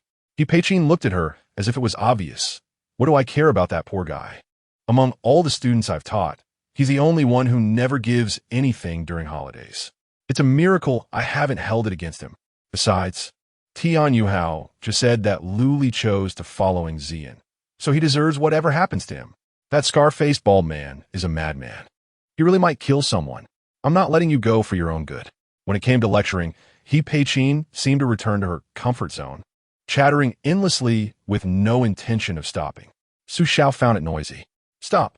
Su Xiao interrupted, disappointment clear on her face. This third-tier crystal was the result of collaboration between me, Wang Chao, and Ma Han. It has nothing to do with you. Who it gets distributed to is not for you to dictate. Wang Chao, let's go. Saying that, she shoved the crystal into Wang Chao's hand and walked toward the door without looking back. Hey, class monitor. Ma Han, seeing Su Xiao was really going to leave, hurriedly followed. Wait for me. I'm coming with you. He Pei-Chin angrily shouted. Su Xiao, you will be TCH. Come back. You useless idiots. What are you waiting for? Go stop her. Get the crystal back. The crowd fell silent. No one moved. Although everyone felt Su Zhao's decision was biased, in the end, that third-tier crystal belonged to her. Even if they wanted to snatch it, their abilities would be of no use against Wang Chao and Ma Han. Cheng Duo, shrinking in a crowd, cautiously spoke up. Should we go with Sister Xiao? With more people, maybe we really could. Shut up. Wang Shuyan furrowed her brows, glaring fiercely at Cheng Duo. If you want to go and get yourself killed, go alone. Don't drag everyone down with you. Cheng Duo shrank back, looking like a scared little fish disappearing into the crowd again. In the multimedia classroom, Ing Zian looked at the treasure chest before him, his smile almost reaching his ears. Half an hour ago, he was still curious about what Zhao Hui's black iron treasure chest could yield. Now, turning around, he had opened to himself. Moreover, the items inside were more than Zhao Hui's. Just the second-tier crystals alone had yielded for, along with a black and white coin of unknown use. Luli, show me what this coin is used for. Due to the lack of a scouting skill, Ing Zian's panel could not display item information. Luli looked at the coin in Ing Zian's hand with a knowing smile. He was very familiar with this thing. Item name, fake coin, quality, low quality, function description. Using this item has a chance of granting divine favor or divine punishment. Note, take a gamble. A bicycle turns into a motorcycle. In simple terms, it was a gamble based on luck. With good luck, one might get a unique item of mythical quality like Luli did in his previous life, or other various good things.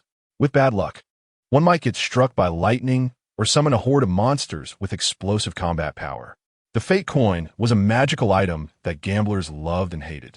In his previous life, Luli didn't like gambling, but still carried one as a talisman. Unexpectedly, this unintentional act gave him a chance to start over at the last moment. Pulling his gaze back, Luli calmly said, "This is called a fake coin. It's very luck-based. I suggest you don't use it blindly." The fake coin was scanned, and its contents appeared on the panel. Ing Zian completely disregarded Luli's warning, fixating greedily on the words divine favor in the description. Divine favor. Haha, with my luck, I have to try it. But then again, if I happen to pull divine punishment, wouldn't I be severely weakened? After thinking it over, Ing Zian set his sights on Luli.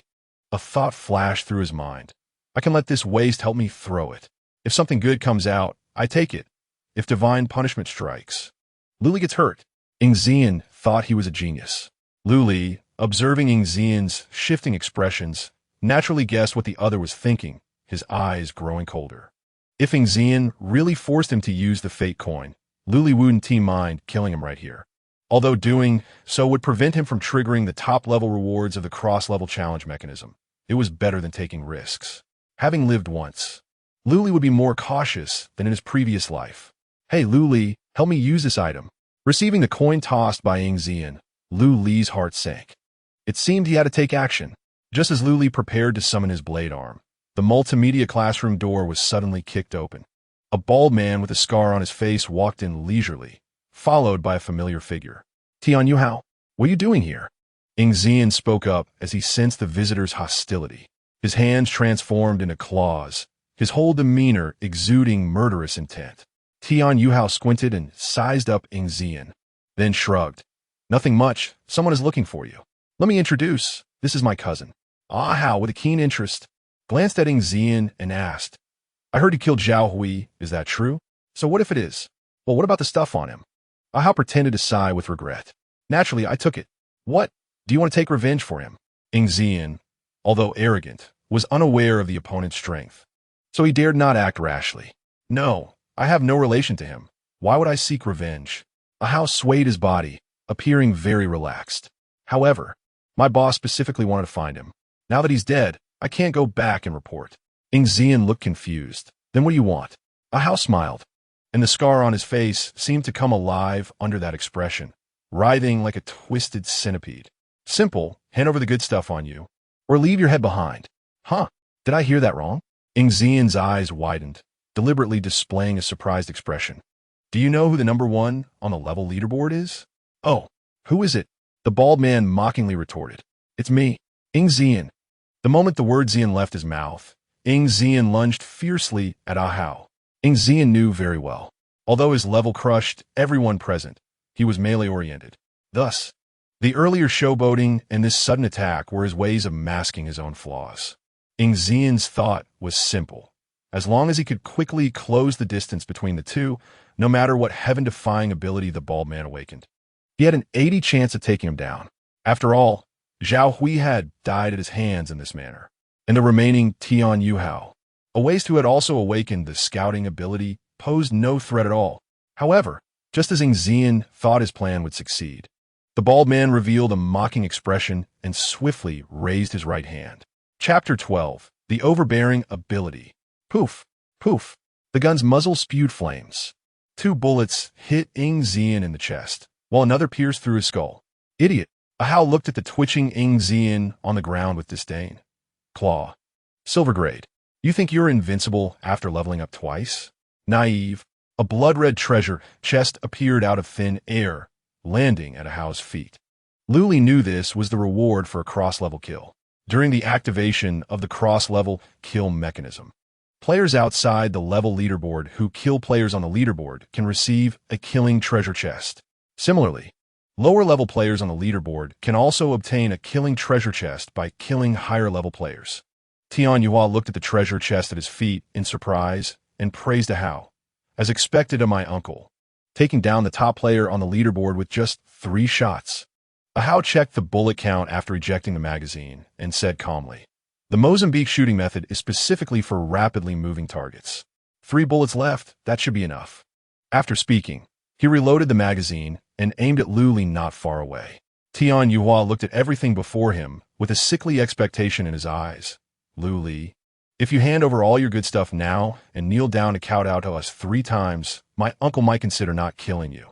Upon hearing this, Ahau glanced at his nephew with a complex expression. On the way here, Tian Yuhua had mentioned that Luli's ability was somewhat strange, and he should be careful. Why had he suddenly become so arrogant? Could it be because he saw Ahau kill someone?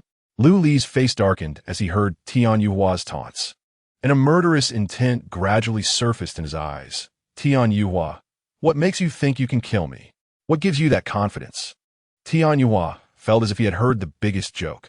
"Haha, Luli, are you scared, silly? Do you really think that knowing the weaknesses of monsters through items makes you invincible?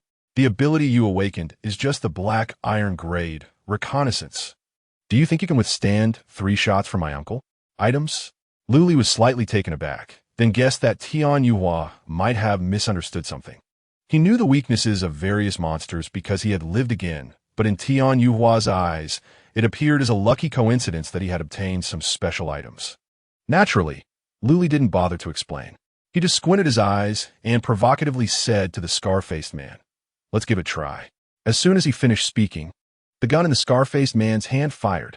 3 shots in quick succession, bullets whistling, like the scythe of death sweeping through. However, this scythe failed to hit its target. To be precise, it failed to hit Luli. The bullets struck a monster that appeared out of thin air. A blade arm mantis? Tian Yuhua's eyes widened in disbelief as he stared at the scene not far away. Right in front of Luli, a pitch-black blade arm mantis had suddenly appeared. The 3 bullets fired hit the mantis's body perfectly. "Tian Yuhua, you're dead." In the blink of an eye, the gray-black mantis and Luli moved. One to the left, one to the right, each charging towards Tian Yuhua along different paths. "Uncle, save me." Tian Yuhua, unaware of how the situation had suddenly reversed, was terrified and tried to flee with his hands over his head. Compared to his nephew's panic, Ahau remained much calmer. A red mist enveloped him, and his speed suddenly surged. In Ahau's eyes, the blade arm mantis that had appeared out of thin air was clearly 100 times more dangerous than unarmed Luli. Therefore, he chose to block the blade arm mantis first. But what Ahau didn't know was that Luli had already anticipated his thoughts. Just as Ahau was about to collide with the blade arm mantis, Luli's mind flickered. Soul weapon retracted. Speed, silver, activated. Ahau lunged and missed completely. Meanwhile, Luli had already caught up to Tian Yuhua. Giant strength, silver, activated. Blade arm, platinum, activated. His previously harmless right hand instantly transformed into a sharp blade, exuding a chilling aura under the enhancement of the platinum grade. Kill. The blade, infused with anger, struck Tian Yuhua's back fiercely. He let out a miserable scream and fell to the ground. Lu Li, I was wrong. Don't kill me. Please don't kill me. Tian Yuhua was crying and writhing on the ground like a maggot. Seeing this, Ahao immediately shouted, changing direction and rushing towards Lu Li. Lu Li, stop. However, Lu Li had no intention of holding back at this moment. He stepped forward, raised his hand, and instantly took Tian Yuhua's life. The death of his nephew made Ahao's eyes turn bloodshot. Ah, Lu Li, I will kill you. The strange red mist around him surged wildly, and Ahao's speed increased again. Lu Li frowned, choosing not to confront him head-on, but instead retreated quickly and summoned his soul weapon again. Lu Li had seen the scar-faced, bald man's ability in his previous life. It was a berserker-like frenzy ability. When activated, it could block the player's perception of pain and significantly increase the player's physical attributes. It was a talent that combined speed and strength. Because of this, Lu Li summoned his soul weapon to counter it and did not confront him directly. Ahao looked at the gray-black mantis that reappeared in front of him, a sinister smile spreading across his face. Facing the incoming blade strike, he not only did not dodge, but instead leaned his body forward. Blood splattered, and the red mist around him thickened again. What cannot kill me will only make me stronger. Ahao extended his hands, gripping the mantis's arms, and then yanked hard. The LV-2 mantis soul weapon was instantly shattered, turning into wisps of black mist. Is this it? Ahao roared, his momentum as fierce as a tiger. However, the arrogant expression didn't remain on his scarred face for long. Taking advantage of Ahao's moment of distraction from tearing apart the soul weapon, Lu Li had retreated to a safe distance. At this moment, arcs of electricity surged in his hand. What cannot kill you will only make you stronger. You're quite ambitious, huh? Lightning arrow, diamond activated. The thumb-thick arcs of electricity surged like a mad dragon, charging towards the scar-faced man. Compared to Zhao Hui's reckless bombardment, Lu Li's control of the lightning arrow was a precise strike. Almost every bolt of lightning accurately struck the bald man's head. In this situation, Ahao couldn't even think about killing Lu Li. Even moving forward a step was difficult. However, Lu Li also couldn't kill Ahao immediately. The strange red mist surrounding him seemed to have a function of reducing electrical damage. The more times the lightning arrow struck, the stronger Ahao's ability became. The situation was not looking good. Lu Li furrowed his brow. He hadn't expected Ahao's ability to be so overbearing. Lu Li. Ahao seemed to sense Lu Li's thoughts and actually laughed amidst the bombardment of the lightning arrows. You can't kill me. He flipped his palm and pulled out 10 blood-red crystal shards. In an instant, he crushed and absorbed them. A staggering 200 experience points caused Ahao's level to soar. The leaderboard saw another change. Congratulations to player Chun Hao for becoming the first player in the world to reach LV-4 reward. Black Iron Grade Upgrade Treasure, Chest X7. Chapter 13 Ability Fusion, what a backup plan. Lu Li's heart sank, and he gasped. He had originally planned to use the lightning arrow to kill Chen Hao Yuan from a distance. But now, with Chen Hao suddenly advancing to LV-4 and his physical attributes skyrocketing, this method was clearly ineffective. Did he have to engage in close combat? Although the platinum-grade blade arm had a chance to kill Chen Hao, it would mean placing himself in danger. Despite having accumulated fighting experience from his previous life, Lu Li's current physical condition after being reborn couldn't support high-intensity combat. The result could very well be mutual destruction. Should he take the risk? Lu Li, I will kill you. Just as Lu Li was deep in thought, Chun Hao had already taken a step forward from a distance. The scarred bald man was surrounded by rolling red mist, charging towards Lu Li while braving the barrage of lightning arrows. Lu Li was stunned for a moment, then suddenly laughed. He was laughing at how timid he had become. In his previous life, he had stumbled his way through and still made a name for himself. Now that he had a second chance, he would become the strongest. Rapid ability activated. Lu Li's figure flickered and he began to run around the multimedia classroom. The dense lightning arrows momentarily ceased. After all, such attacks couldn't kill Chun Hao and would only increase his strength. To kill him, a fatal blow was necessary. Taking advantage of the terrain, Lu Li maintained his distance from Chun Hao. The soul weapon that Chun Hao had torn apart earlier had not actually perished, but had been preemptively recovered by Lu Li. Although he had lost some soul points, the remaining amount was enough to condense another LV-2 soul weapon. However, Lu Li did not intend to use it immediately. He needed to concentrate all his combat power into one point. Only then did he have a chance of delivering a lethal blow. He crouched to dodge the chair thrown by Chun Hao and quickly ran to Yan Xian's corpse. The Soul Devouring ability activated silently. Devouring LV, 2-player soul. Soul points 4. Ability Plunder Claw, silver. Detected that Claw and Blade Armor, both sharp-type abilities. Do you want to enhance fusion? Can it be fused? Yes, it can be enhanced and fused. Lu Li almost forgot about this. The same abilities obtained through Soul Devouring could trigger advanced quests, and completing them would upgrade the ability grade. Abilities from the same series could be enhanced and fused. Although Lu Li was unsure of the fusion result, one thing was certain. The fused ability would definitely be stronger than before. Fusion. Lu Li did not hesitate, and immediately chose to fuse the abilities. At such a critical moment in battle, any enhancement could increase the chances of victory. Ding. Ability Fusion successful. Due to the large grade difference between Blade, Arm, and Claw, no new ability has appeared.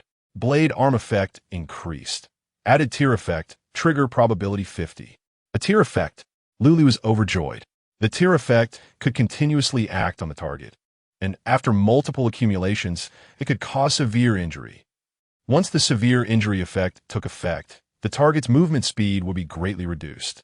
Lu Li paused his steps, no longer running wildly. Originally, he intended to find an opportunity to deal a fatal blow to Chun Hao. But now that the Blade Arm had the tier effect, his battle strategy needed to change. He would slowly wear down Chun Hao. Even if the entire process would continuously enhance the opponent's ability, as long as he inflicted the severe injury effect, Lu Li would take the initiative. Seeing Lu Li suddenly stop, Chun Hao also froze in place. He looked on high alert, suspiciously eyeing Lu Li. What? Realizing he was doomed, so he chose not to escape? Lu Li chuckled. I admit, I didn't expect your abilities to be this strong. And you even carried 10 second-tier elemental crystals. But hey, who dies is still up in the air. As soon as he finished speaking, a black mist suddenly rose behind Lu Li. The soul weapon coalesced once more, and a black mantis took flight, swiftly hovering above Chun Hao's head. It was like a Damocles sword that could fall at any moment. Meanwhile, Lu Li began to slowly walk forward, inching closer to Chun Hao. Summoning talent? It seems Xiao Hao was heavily deceived by you. Chun Hao was distracted, glancing at the black soul weapon above him, clearly aware of something. But the soul weapon seemed unwilling to give him a chance to think. The black mantis let out a shriek and, in the next moment, shot towards Chun Hao like a cannonball. At the same time, Lu Li's figure suddenly accelerated, just as he was about to be attacked from both sides. There was not a trace of panic on Chun Hao's scarred face. On the contrary, there was a hint of smugness, as if he could see through it all. Students are ultimately students, too naive to think I would fall for the same trick again. Chun Hao charged towards Lu Li without any intention of defending against the Blade Arm Mantis. He was convinced that Lu Li was using the same tactic again, trying to attract attention with a seemingly powerful but actually flimsy summon. The real lethal move would be delivered by himself. Didn't Tian Yuhua die just like that? Not a chance. Just as they were about to collide, a dazzling white light suddenly appeared before Chun Hao's eyes. An electric arc struck his face without warning, causing him to temporarily lose his vision. When he opened his eyes again, the front was empty, with no sign of Lu Li. Little slippery one. Chun Hao tried to search, but suddenly felt pain in his back and ankle. The soul weapon's attack had landed, leaving 2 long scars on his back. Meanwhile, Lu Li slid in and, using the blade formed by his right hand, lightly grazed Chun Hao's ankle. Summon S main attack? No problem. It's all inconsequential damage. Chun Hao understood that under the effect of bloody slaughter, all non-lethal injuries would only become a boost to his strength. He was determined to kill Lu Li. Once he did, the summon would automatically dissipate. But Lu Li was like a slippery eel, slipping away every time Chun Hao was just about to catch him. Instead, Chun Hao himself had been slashed by Lu Li over 10 times. Although these injuries felt like mosquito bites to him, why was Lu Li getting faster and faster?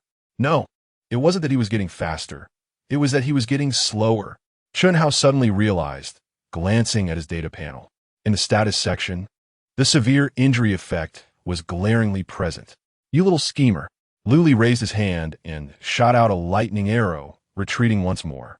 At the same time, he distractedly manipulated the soul weapon, intending to deal a heavy blow to Chun Hao. He thought that Chun Hao, whose speed had slowed, would fully defend against the soul weapon. But unexpectedly, this scar-faced man went completely berserk. He absorbed all the red mist around him, and in an instant, his eyes turned blood red like a hellish demon. Severe injury effect removed.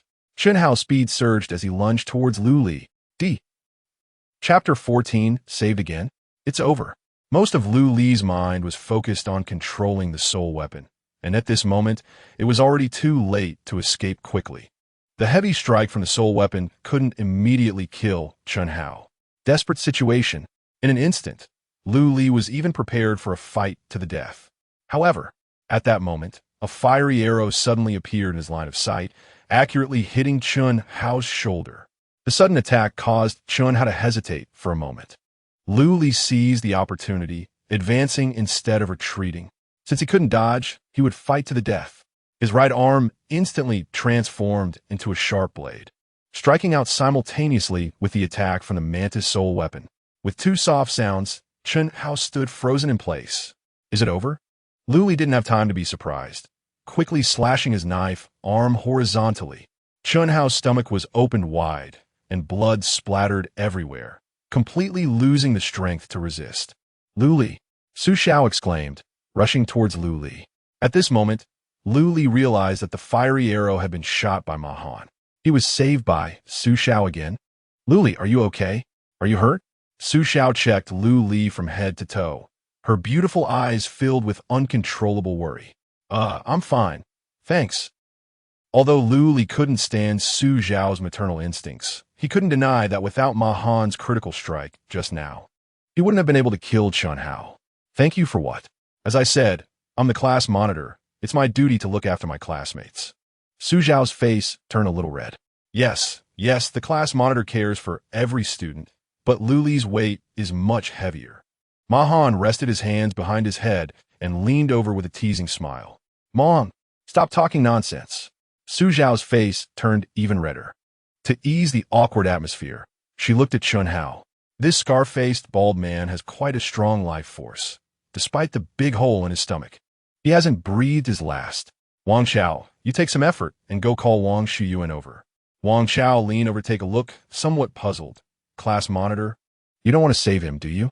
This guy shot teacher before. He doesn't seem like a good person. Su Xiao frowned. Sighed lightly. That's still a life. Go quickly. If Wang Xian refuses to come, tell her I'm willing to pay with elemental crystals as a reward. Wang Xiao couldn't refuse Su Xiao and had to head back the same way. Su Xiao seemed a bit uneasy and told Ma Han, you go with Wang Xiao. I'm worried about him going alone. Ma Han, who was just about to sit down and rest, froze for a moment, and then a meaningful smile appeared on his face. Got it. Class monitor, you be careful. I and the fatty might take a while. How about an hour? That should be enough, right?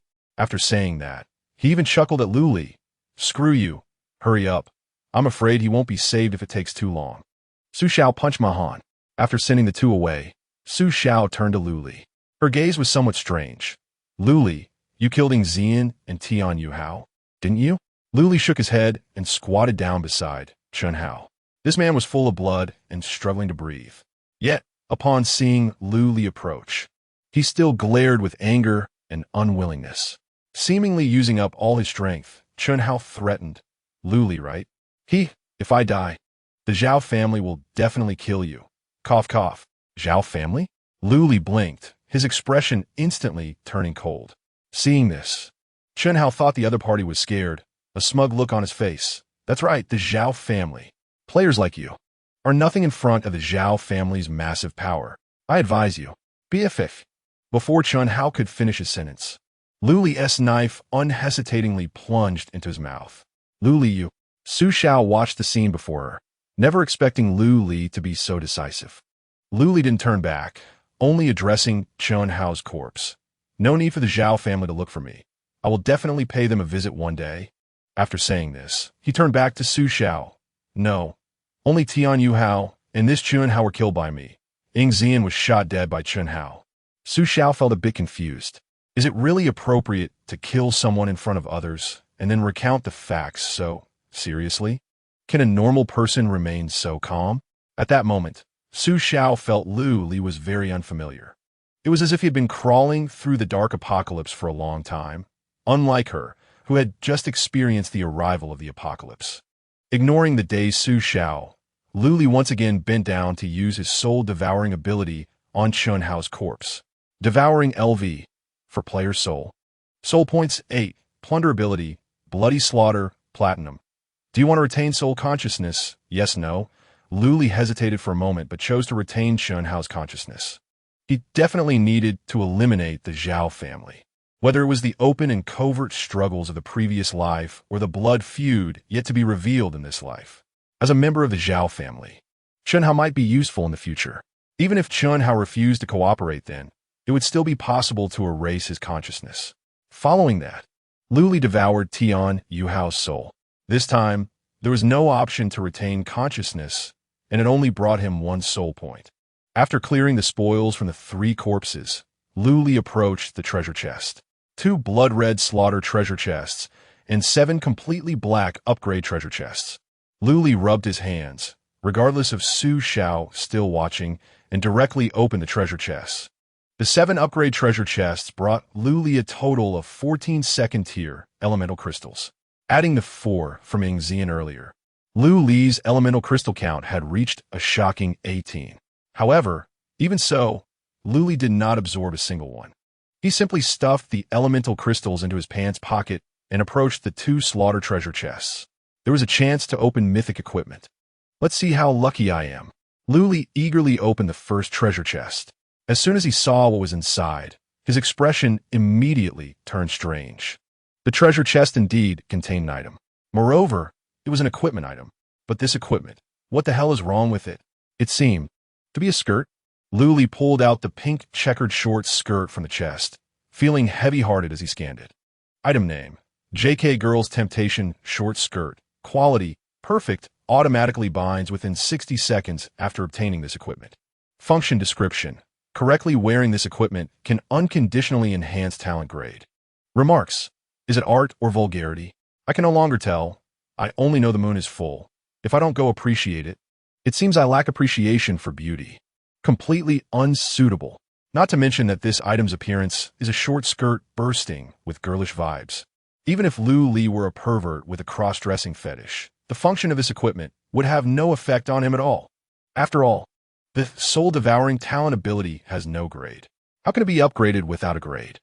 And what the hell does this automatic binding within 60 seconds mean? Lu Li frowned and unconsciously glanced at Su Xiao. Chapter 15. Returning a favor. Su Xiao. Come here for a moment. Lu Li waved to Su Xiao.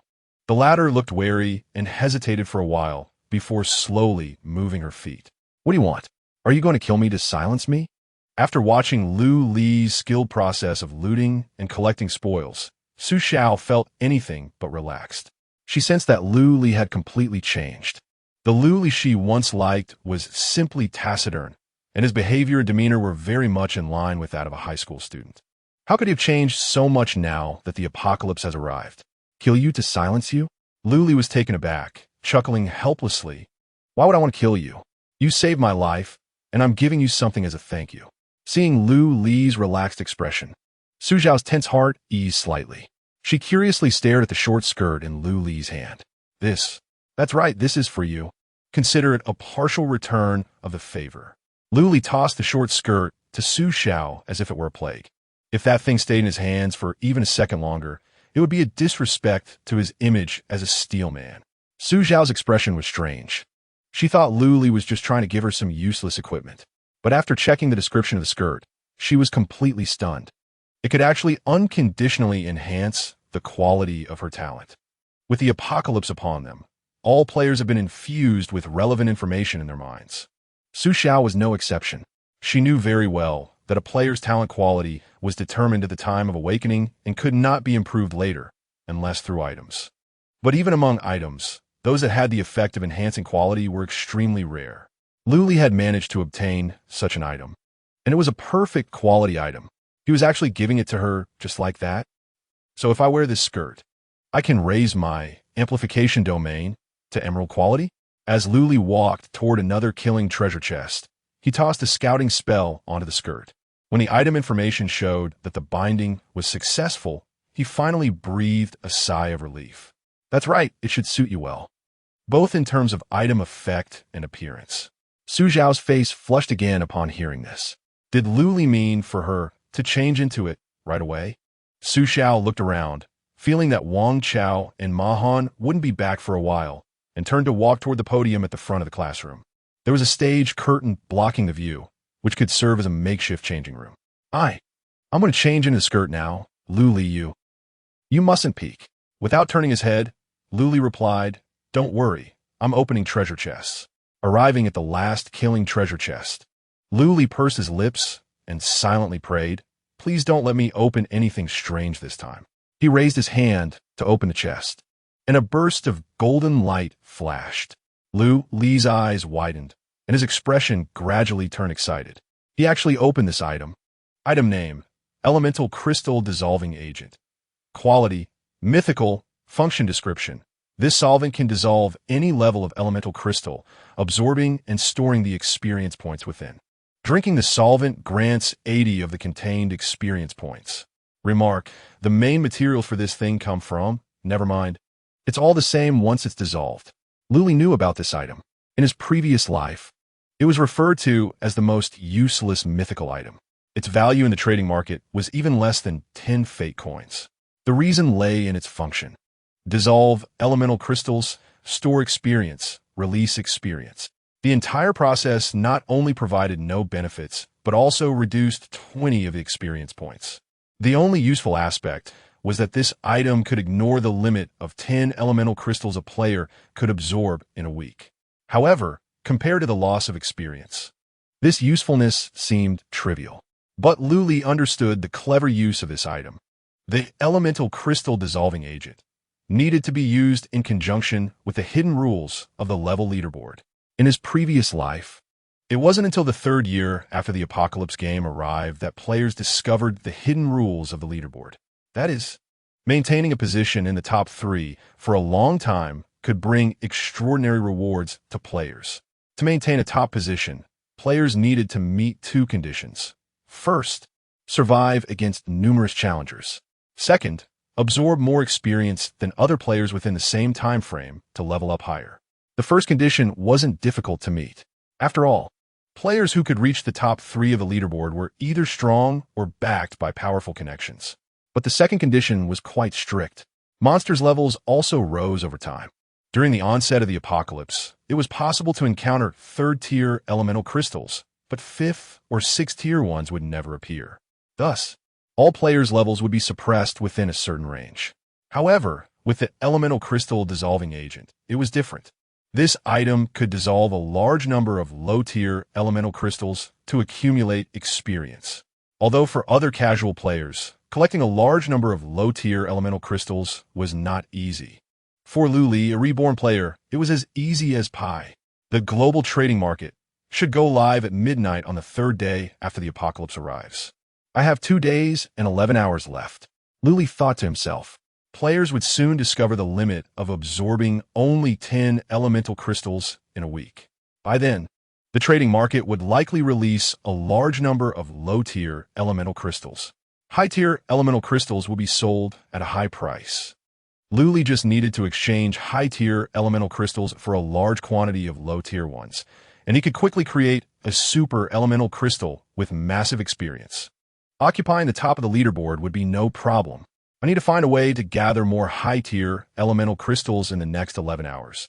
Luli muttered to himself, and suddenly noticed someone approaching. He looked up to see Su Zhao, who had already changed into the skirt. It must be said that the pink JK plaid skirt suited this beauty very well, making her radiate a youthful aura. It was just a bit too short. Too short to handle. Luli is the skirt pretty? Pretty. Luli nodded, shifting his gaze elsewhere. The atmosphere instantly became awkward. To ease the tension, Luli spoke up, "By the way, you should still have 1 third-tier elemental crystal, right? I want to trade you 5 second-tier ones. 1 second-tier elemental crystal gives 20 points of experience, and 5 just happen to be enough for 100 points." Su Xiao glanced at Lu Li's bulging pocket, thinking he wanted to make it convenient to carry, and directly replied, "Sure, but the elemental crystal is with Wang Chao. You'll have to wait for him to come back." "Oh, okay." The awkward atmosphere continued. Fortunately, after a while, footsteps from Ma Han and Wang Chao could be heard at the door, followed by Wang Suyan and her group. Seeing 3 corpses lying in the classroom, while Lu Li was standing there perfectly fine, Wang Suyan's eyes rolled, and her face immediately filled with a flattering smile. She quickly walked toward Su Xiao, seemingly very concerned, and asked, "Oh, Sister Xiao, are you okay? I heard Wang Chao say you wanted me to come and save someone. Is Lu Li injured?" Seeing Wang Suyan's act, Wang Chao and Ma Han rolled their eyes in unison.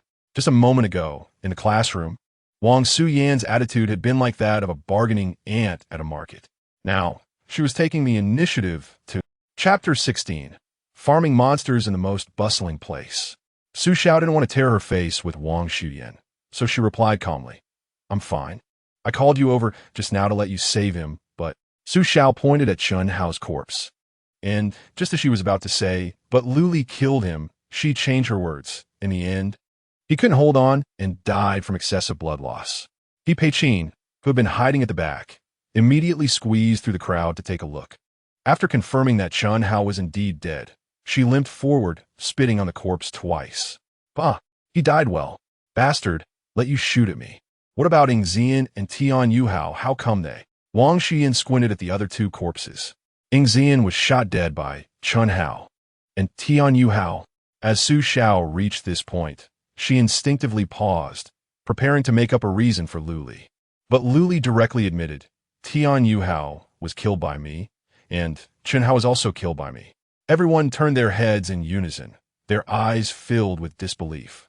A waste to awaken the scouting ability could actually kill someone, and he killed 2 people. Chung Duo poked her head out from the crowd and whispered, "But Chun Hao was still ranked first a few minutes ago. How could a LV0 player like you kill him?" After speaking, she realized she shouldn't have spoken at this moment and shrank back in fear. He was careless and didn't dodge. Lu Li said seriously. Taking advantage of everyone's confusion, he quickly walked over to Wang Chao and exchanged 5 second-tier crystals for 3 third-tier ones. "If there's nothing else, I'll take my leave. If there's anything, we can talk next time. All right, everyone. The mountains are high and the roads are long. We'll meet again in the Jianghu." After saying that, Lu Li strode towards the door. It wasn't until his figure completely disappeared from everyone's sight that they reacted. Wait, how did Lu Li, whose awakened ability is scouting, manage to kill Chun Hao and Tian Yuhao without any weapons? Just as Su Xiao was about to ask for clarification, she lowered her head with a gloomy expression. "Everyone, let's drag these 3 corpses to the back mountain to bury them. After all, Tian Yuhao and Ing Zian are our classmates." He Pei-Chin was the first to disagree. "You go bury them. That dead bald guy shot at me twice. He deserves to rot in the wild." Wang Shuyan laughed awkwardly. "Sister Xiao, I actually agree with you handling the aftermath for our classmates. But going to the back mountain is too dangerous. I don't have any self-defense ability and would only hold you back. It's better if I just wait for you in the classroom." The other girls also shook their heads, showing no intention of helping. Instead, the timid Chung Duo raised her hand. "Sister Xiao, I can help. My ability is storage space. I should be able to help carry the bodies." Leaving the teaching building, Lu Li walked straight outside. When he had previously searched Chun Hao's body, he found a set of car keys. Suspecting that the other party might have driven to the school, he specifically went out to look for it. Soon, he found the Hummer that had crashed through the gate at the school entrance. Although Lu Li was just a high school student now without a driver's license, he had plenty of experience driving without a license in his past life, driving luxury cars until his hands were sore. The Hummer in front of him was naturally not a problem. He closed the car door and started the vehicle. Lu Li stepped on the gas and left the school, heading towards Tianyi Square. As the most densely populated commercial square in Yongsheng, Tianyi Square had the most monsters appearing after the apocalypse began. It was Lu Li's first choice for farming monsters. On the way to Tianyi Square, there were constantly humans being chased by monsters. Lu Li released his soul soldier mantis to kill them. When there were more, he personally got out of the car to deal with them. With a combination of swarm dread and lightning arrow abilities, Lu Li almost killed with every strike. Along the way, he accumulated 20 soul points. His talent ability, Blade Arm, also triggered an advanced task again. Task content: kill 500 insect-type creatures within 48 hours. Task reward: 3 challenger chests, ability Blade Arm upgraded to emerald grade. Kill count: 0, 500. 500 insect-type creatures. Is this never-ending? Lu Li's mouth twitched, but he didn't worry too much. Perhaps he would be lucky and find several insect nests at Tianyi Square, making the task easy to complete. Accompanied by the roar of the engine, the Hummer crashed into a blade arm mantis that was gnawing on a corpse by the roadside, charging aggressively into Tianyi Square. The once prosperous commercial street was now filled with broken corpses, blood splattered across the ground, almost dyeing the entire square red. Lu Li got out of the car, looked around, and chose a direction where the corpses were piled up the most. The soul devouring ability continued to activate, and the soul points skyrocketed. The abilities he plundered increased as well, but the vast majority were of black iron and bronze grade. There were very few above silver. Moreover, since the corpses had been dead for a while, there were no options for retaining soul consciousness. Lu Li didn't care about these, as the corpses on the road were just extra. His purpose for coming here was still to farm monsters. However, after going around several times, aside from the blade arm mantis that was killed by the car at the beginning, Lu Li actually didn't encounter another monster. The whole Tianyi Square was lifeless, as if Lu Li was the only living being left. What is going on? Could it be that someone cleaned this place out in advance? Lu Li frowned and opened the panel to check the global announcements. There were no changes. The list of people on the rankings also showed no changes. The only difference was that after Chun Hao's death, the first place on the list had changed to a LV3 player named Chize. Lu Li checked this person's location and found that he was to the north of Yongsheng, quite a distance from Tianyi Square. It shouldn't be him farming monsters. Could it be that those families cleared them out in advance? But that shouldn't be the case. According to Lu Li's memories from his past life, Tianyi Square eventually became a huge insect nest. Logically speaking, if a family came to farm monsters, it would be like cutting the grass and roots in advance. The giant insect nest wouldn't be able to form. So what exactly caused the current situation? Lu Li racked his brain, trying to recall information from his past life, attempting to find clues. Insect nest. What kind of insects did Tianyi Square produce in the last life? It seemed to be digger bees. Wait, digger bees? Lu Li seemed to have thought of something and quickly began searching the square. Soon, he stopped in front of a subway entrance. Digger bees, as the name suggests, are monsters that like to burrow into the ground. These creatures erupted in concentration in subways, sewers, and other underground facilities when the Apocalypse game first began. Unlike the blade arm mantis, which appeared individually, these creatures were social from the start and extremely united. Often, killing one would provoke the entire nest's revenge. If he guessed correctly, the monsters in the whole Tianyi Square should be hiding underground. Lu Li stepped into the subway station, and not long after going down, he caught a whiff of a foul, sour smell. The number of corpses in front of him suddenly increased, but they did not belong to humans. One by one, they were all iron-shell beetles. Chapter 17.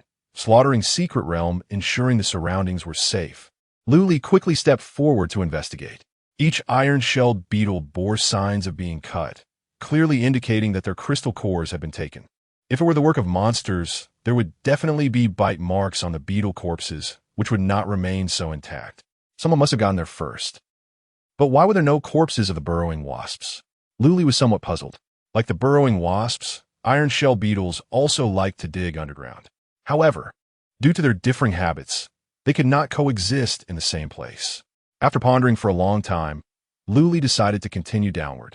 It wasn't that he wanted to engage in any murderous treasure-hunting activities. It was purely to satisfy his curiosity. Upon reaching the second underground level, Lu Li discovered that there were even more iron-shell beetles here. The power supply in the subway station had not yet been interrupted. and the flickering lights added a touch of terror to the dim underground space. Standing at a fork in the path, Luli focused and listened carefully. He noticed that one of the entrances leading to the underground parking lot had faint voices coming from it. He crouched down, pressed against the wall, and quietly approached. His field of vision suddenly opened up. It was an underground parking lot. The lighting here was far dimmer than that of the subway station. So every few meters there were several glow sticks scattered on the ground. In the distance, Luli saw a group of fully armed men in black, surrounding a swelling rift with heightened vigilance. A secret realm entrance? Luli instantly understood why Tianyi Square had turned into a giant nest for burrowing wasps in his previous life. The global apocalypse had arrived, bringing not only monsters but also various secret realms. There were treasure secret realms hiding opportunities, combat secret realms requiring competition, and rule-based secret realms relying purely on logical reasoning to pass through, among others. If he guessed correctly, the rift not far away should lead to the slaughtering secret realm. The slaughtering secret realm usually does not limit the number of players entering. As long as there are enough people within the time limit, even an army can enter. However, the entities within the slaughtering secret realm are equally terrifying. They could be monsters equivalent to the number of soldiers or exceptionally powerful lords. Once inside the secret realm, it is considered triggering the slaughtering trial. Players must either kill all the monsters in the secret realm to win and successfully leave, or be killed or repelled by the monsters, resulting in the dimensional rift completely going out of control, with monsters flooding into reality. Combining the memories from his previous life, Luli knew that the dimensional rift before him was bound to go out of control. He immediately felt the urge to escape, because once the dimensional rift goes out of control, a circle of isolation barriers will emerge around it. At that time, it would be impossible to escape. However, before this thought lingered in Li's mind for long, a sudden change occurred ahead. The hovering dimensional rift trembled violently and spat out 4 blood-soaked women. The surrounding black-clad men immediately rushed forward, shouting something in a panic. But due to the distance, Luli couldn't hear what they were saying. However, he did not need to hear clearly. The fluctuating dimensional rift had already explained everything. It was out of control. The originally narrow rift rapidly expanded, and a large number of burrowing wasps flew out, overwhelming the crowd with their attack. The barrier formed instantly after the rift went out of control, enveloping the entire underground space. Luli was also among them. Damn it! Luli cursed under his breath, conjuring a blade with his right hand. He activated Rapid Strike and Mighty Force simultaneously, cleaving through a burrowing wasp that charged at him. This type of monster was slightly smaller than the blade arm mantis, but was exceptionally fast. Furthermore, its tail had a venomous sting. If a regular person was stung even once, they would die within seconds. If these dangerous creatures acted alone, they could still be dealt with, but the problem was that they lived in swarms. The barrier had closed, and it seemed impossible to leave without killing all the monsters here. Looking at the distant crowd, screaming in terror, Luli frowned deeply. He quickly approached the burrowing wasp that had been split in half and reached into its abdomen to retrieve an item. It was not a crystal core, but a red sac the size of a fingernail. Luli grimaced as he swallowed it. After a moment, the status bar on his data panel displayed the effect of toxin affinity. The potent venom of the burrowing wasp had an antidote, which was contained within the sac in its abdomen. Taking it beforehand could ensure protection from the venom of the stinger. But even so, the overwhelming swarm of insects was still terrifying. It was time to test his newly acquired ability. Luli focused his mind. Bloody Slaughter, Platinum, activated. Red mist slowly seeped out from his pores, enveloping his entire body. Luli could clearly feel that his speed and strength had increased significantly. Soul Weapon. With a command from Luli, a black blade arm mantis quickly materialized. The soul points accumulated from examining corpses had reached 150 points, enough for Luli to upgrade the blade arm mantis to LV4. The burrowing wasps were mostly LV2, with rare LV3 among them. So even if Luli didn't control it directly, the blade arm mantis would be more than capable of handling them due to its level advantage. The pair of Luli and the mantis quickly charged into the swarm of wasps. Lin Qinyue looked at the swarm of wasps in front of her with anger in her eyes. They had been played by the Zhao family. The information purchased at a great cost turned out to be false. According to the Zhao family's claims, there was a dimensional rift beneath Tianyi Square, leading to a risk-free opportunity secret realm. However, after entering, Lin Qinyue and her three sisters discovered that it was a slaughtering secret realm. With no preparation, Lin Qinyue and the others nearly died in the secret realm. If it weren't for their uniquely special awakened talents, they would have long become food for those burrowing wasps. Everyone, don't panic. Qinyue's divine blessing can immunize against wasp venom. Maintain formation, and we will retreat. A mature and magnetic female voice rang out ahead. It was Lin Qinyue's eldest sister, Lin Qinfeng. If it weren't for her activating her ability to attract aggro, the overwhelming swarm of wasps would have already swallowed the crowd. Eldest sister, the third sister's blood won't stop. What should we do? Lin Qinhua cried out with a trembling voice as she used her ability to heal the woman in her arms. Lin Qinyue's face was pale, with a horrifying wound on her chest, blood continuously gushing forth, staining her top completely red. The wound seemed to be afflicted by a curse effect. No matter how hard Lin Qinhua tried, there were no signs of healing. Second sister, cough cough. Don't worry about me. Just go. Lin Qinyue struggled to speak. What are you saying, third sister? We absolutely won't leave you behind. Zhao, Jin. You bastard, I'll definitely kill you when I get out. Lin Qinyue encouraged Lin Qinyue while gritting her teeth. But just in that moment of distraction, the effect of divine blessing began to diminish. The radiance surrounding eldest sister Lin Qinfeng dimmed, and she was caught off guard by several burrowing wasps, getting stung hard. Her fair skin rapidly turned purple, and the wound visibly expanded and festered. The already shaky defensive line collapsed in an instant. Lin Qinyue watched as her sister was knocked down by the swarm of wasps, despairing and closing her eyes. However, just as she thought she was about to face the painful death of being stung by countless wasps, the buzzing sound of the swarm suddenly diminished considerably. It was as if they were being attracted by something and were quickly moving away from them. Chapter 18. The Four Sisters of the Lin family. Is it an illusion? Lin Qinyue was stunned and opened her eyes. It's not an illusion. The previously dense swarm of digging bees had indeed diminished significantly. Apart from a few still entangled, the rest were all rushing in another direction. There, a man surrounded by red mist was engaged in a fierce battle. He seemed completely unafraid of the toxins from the digging bees, like a descending deity.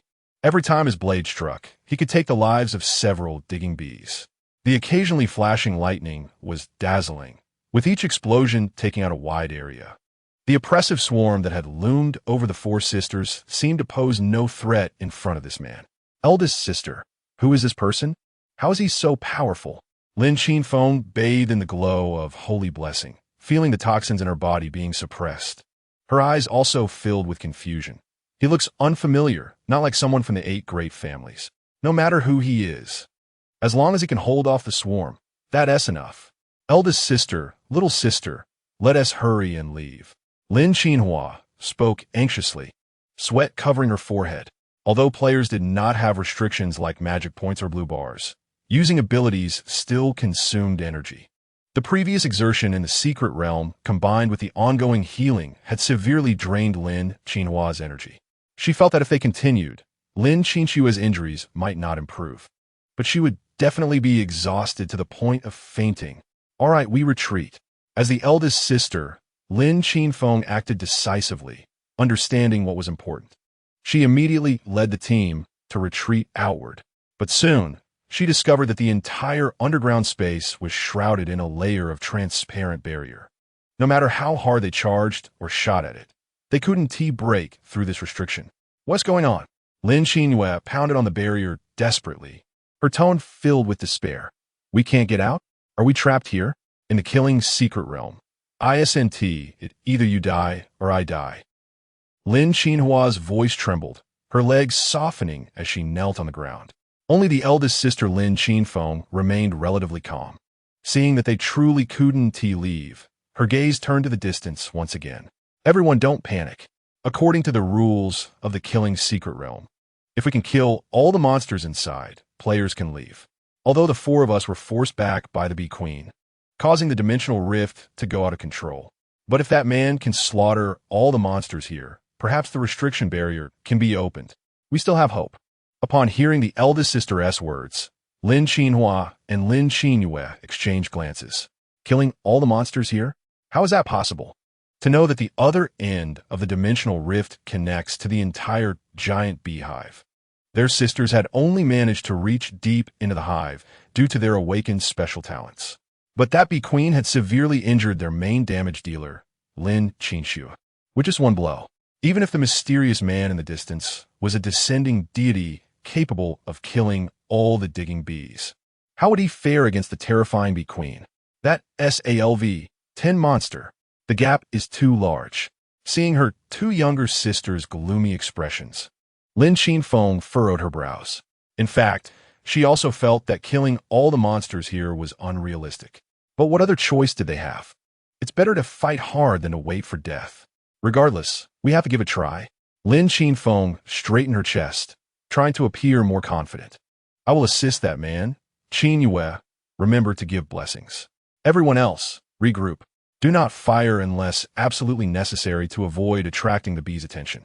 Eldest sister, you're still injured. Lin Qinhua cried out, clearly not wanting her sister to take risks. It's fine, as long as Qin Yue's blessings continue. This little bit of toxin 1T take my life for the time being.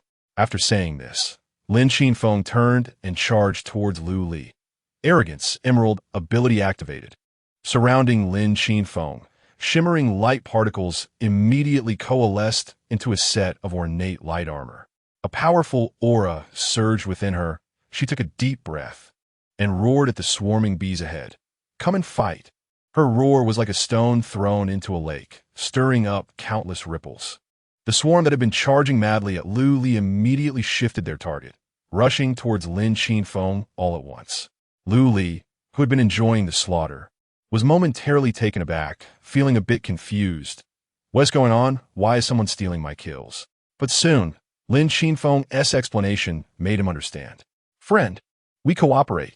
I'll attract the monsters. You kill them. I see, no problem. Lu Li readily agreed. Although he could handle the swarm alone, doing so would consume too much stamina. In case of any unexpected situations, he might be overwhelmed. Now, with a meat shield nearby, attracting fire, Lu Li's pressure was significantly reduced. He even had time to activate his soul devouring ability. Devour LV, 2 monster soul. Soul point 4, plunder ability corrupted needle, bronze. Devour LV, 3 monster soul. Soul point 6, plunder ability corrupted needle, silver. Devour LV, 1 monster soul. Soul point 2, plunder ability corrupted needle, black iron. Devour LV, 2 monster soul. Soul point 4, plunder ability corrupted needle, black iron. The corpses of the digging bees piled up, and Lu Li's soul points soared. Soon, he broke through the 500-point barrier. Ding! Detected that player Lu Li's soul points have reached 500 points. The maximum number of soul weapons has increased to 10. Currently holding soul weapons 110. Condensing soul weapons. As for the type, let us go with the Scythe Mantis. The soul points were quickly consumed, and dark mist swirled around Lu Li, forming 9 completely black Scythe Mantises. Experience was evenly distributed, and each soul weapon reached LV 3. Why didn't Lu Li use digging bees as soul weapons? Mainly because Scythe Mantises naturally suppressed digging bees. Plus, as long as Lu Li wanted, the soul weapons could disperse and recoalesce, unlike soul guards which, once formed, could not be changed. The 9 soul weapons plunged into the swarm, and Lu Li also accelerated, charging forward. The Holy Blessing ability took effect, maximizing Lu Li's combat power. In Lin Qinhua and Lin Qinyue's eyes, Lu Li now radiated red mist, resembling an unstoppable reaper. Large numbers of digging bees fell around him, their rate of death almost matching the speed at which monsters emerged from the dimensional rift. This guy seems quite capable. Second sister, what do you think? Lin Qinhua murmured. Little did she know, Lin Qinhua had completely fallen for him. Her eyes filled with admiration. What do I think? Of course, I'm looking with my eyes. He is so handsome. Stop drooling. Second sister Focus on healing. Third sister is already spitting blood. Well, I'm sorry, third sister, please don't die. Chapter 19, Queen Bee. Ding. Player Lu Li's soul point has reached 1,000 points. Soul soldier limit increased to 20. Ding. Player Lu Li has killed 500 insect-type creatures. Ability advancement, task completed. Task reward. Challenger's treasure box, X3. Ability blade, arm upgraded to emerald tier. Ding. Player Lu Li's soul point has reached 2,000 points. Soul soldier limit increased to 50. Detected corrupted poison needle and blade, arm R, both sharp abilities. Do you want to enhance and fuse them? Blade arm effect increased. Includes corrupted toxin effect. Trigger probability 100. As notifications popped up on the panel, Lu Li's strength grew rapidly. At this moment, he could summon 50 soul soldiers, each a LV. 3 blade arm mantis. Under this overwhelming power, the digging bee swarm had no power to resist and was slaughtered completely. Lin Qinfeng scanned the parking lot filled with insect corpses and looked at the man standing amidst the pile of bodies, her eyes filled with joy of survival. He really did it. That man had wiped out the entire bee swarm by himself. Lin Qinfeng immediately made a decision in her heart. Such a powerful player must be recruited by the Lin family. However, just as she was about to approach him, the dimensional rift nearby trembled again. Lin Qinfeng was stunned, thinking to herself that it was bad. The swarm had indeed been killed, but there was still a terrifying existence in the slaughter secret realm. The digging bee king, caw caw caw. A piercing cry came from the dimensional rift, and a terrifying aura instantly filled the entire underground space. Lin Qinfeng didn't even have time to warn him when a golden shadow suddenly rushed out from the rift and pounced fiercely at Lu Li. It's over. Lin Qinfeng felt her heart sink. It's important to know that the digging bee king had heavily injured Lin Qinxue with just one strike. Although that mysterious man was very strong, he surely wasn't a match for the bee king. After all, the bee king was at LV 10. Moreover, its attack methods were extremely bizarre. Even if that man was Qi Ziyu, ranked first on the leaderboard, his level was only LV 3. A full 7 levels. What a desperate gap. Sure enough, just as Lin Qinfeng thought, the mysterious man was hit by the bee king's strike, leaving a long wound on his chest. It's over LV 10? Are you kidding me? This is only the first day of the apocalypse. Looking at the brutal creature in front of him, Lu Li furrowed his brows tightly. He had figured out. No wonder Tianyi Square could develop into a giant insect nest in his previous life. It turned out there was a lord creature on the other side of the dimensional rift. Those 4 women failed to conquer the slaughter secret realm and let this LV 10 digging bee king loose. Lu Li glanced at his data panel. In the status section, a long string of negative effects centered around curse appeared. Luckily, he had plundered the bloody slaughter talent ability. Otherwise, this blow would have been quite troublesome. Bloody slaughter. Phase 1 increases bloody power and speed, with increases based on the severity of injuries, electric and fire damage reduced by 50. Phase 2 enters a near-death state, purifying all negative effects, greatly enhancing speed and power. Phase 2 activated. Lu Li sneered, and the red mist enveloped him. Curse effects removed. 50 Mantis soul soldiers rushed forward and launched suicide attacks against the bee king. Meanwhile, Lu Li took the opportunity to quickly escape, using his suddenly increased speed to reach Lin Qinhua's side. Lin Qinhua, who had been watching the battle, was initially worried about Lu Li being injured. When she saw him running towards her as if nothing had happened, she was momentarily stunned. Who asked the healer? Hurry and heal me. Lu Li didn't bother to explain and directly asked. I am, but Lin Qinhua raised her hand, just about to say something, but was interrupted by Lu Li. That's great. Hurry and heal me. Okay. Lin Qinhua's talent ability was group healing, a platinum tier ability that could restore all players' health within a certain range. However, it was limited by the bee king's curse effect and could not exert its true efficacy. She originally thought treating Lu Li would be as futile as it was with Lin Qinxue. But unexpectedly, after just over 10 seconds, Lu Li was fully revived. Thank you. Feeling the surging vitality within him, Lu Li turned and charged at the bee king again. Lin Qinhua stared blankly at Lu Li's back, then looked down at Lin Qinxue, who was still bleeding profusely. The healing worked. Why wasn't this man affected by the curse effect? In the distance, although the Bee King was surrounded by blade arm mantises, it still held its ground. The 7-level difference in levels made it fearless, apart from a few insignificant scratches. It had sustained much damage. On the contrary, the number of Mantis Soul soldiers kept decreasing, and in the blink of an eye, there were less than 30 left. Luli naturally sensed this and thought to withdraw the remaining Soul soldiers. Soul soldiers were meant to delay time. The Bee King had to be killed by him personally.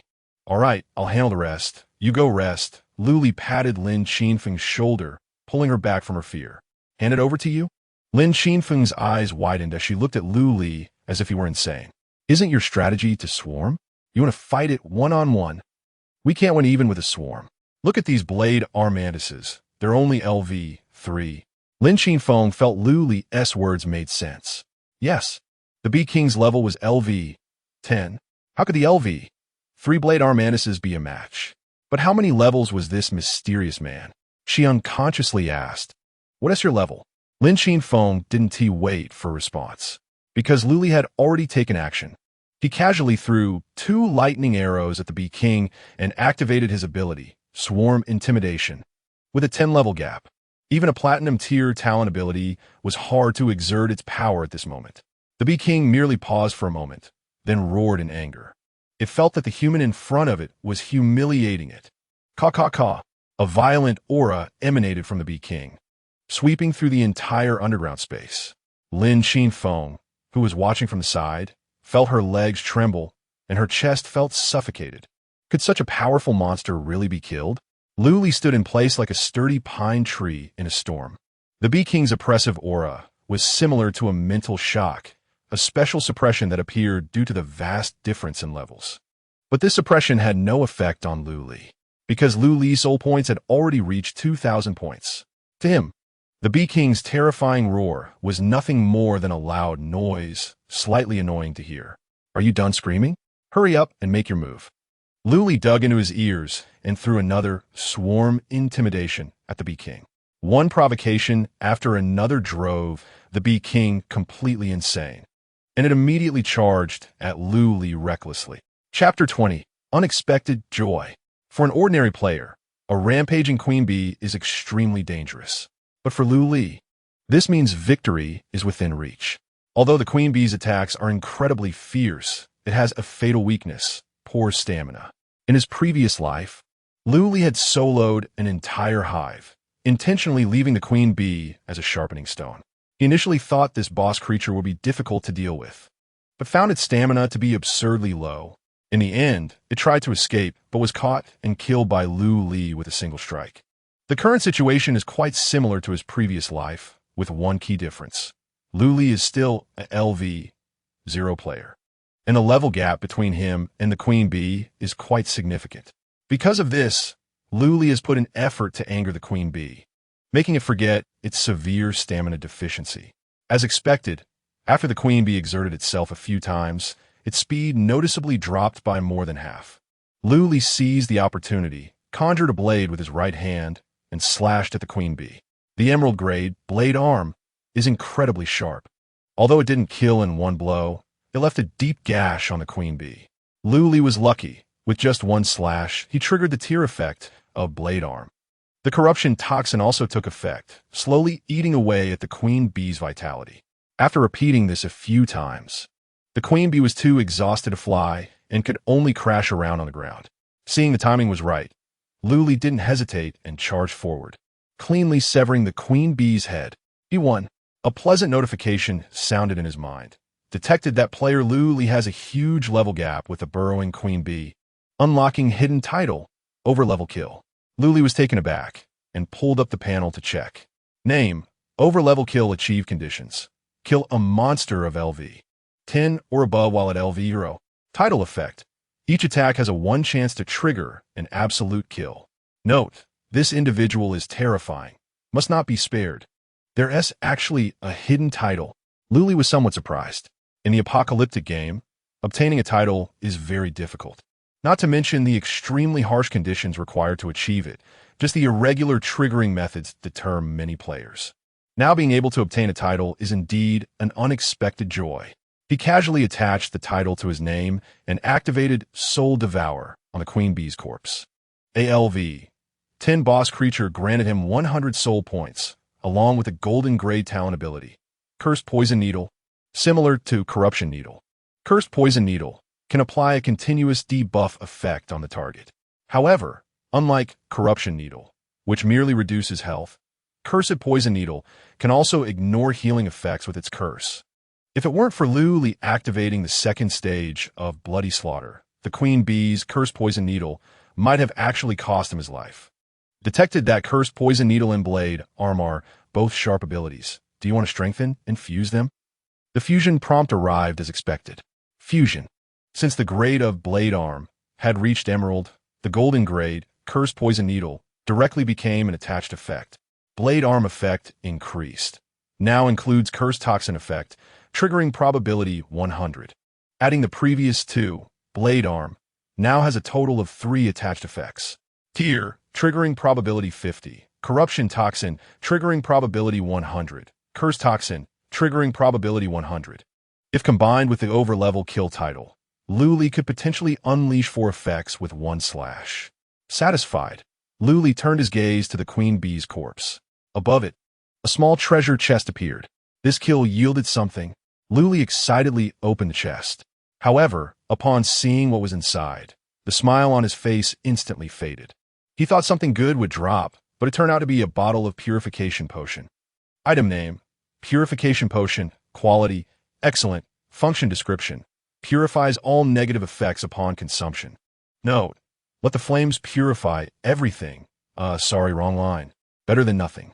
Fortunately, there is also a Tier 3 elemental crystal inside the queen bee, which somewhat soothed Lu's wounded heart. But soon, he began to worry again. The entire underground parking lot was filled with the corpses of burrowing bees. Each corpse contained an elemental crystal. If you were to dig them out one by one, how long would that take? Just then, Lin Xinfeng walked over, slightly bowing to Lu. Friend, thank you for your help. Our Lin family will not forget this kindness. Lin family? Lu looked up and down at the woman in front of him. In his previous life, he had never heard of this family, presumably because various reasons led to their complete destruction. What's your name? Lu casually asked. The eldest daughter of the Lin family. Lin Xinfeng, she replied openly. You're very powerful. I add you as a friend? The Lin family will find a way to repay you. In the apocalyptic game, players can add each other as friends. It's convenient for sending messages and trading items. Moreover, there are multiple privacy settings between friends. It can be as simple as just showing the name, or as detailed as showing talent abilities, personal status, coordinates, etc. Lin Xinfeng's name was not on Lu's revenge list, so he had no reason to refuse.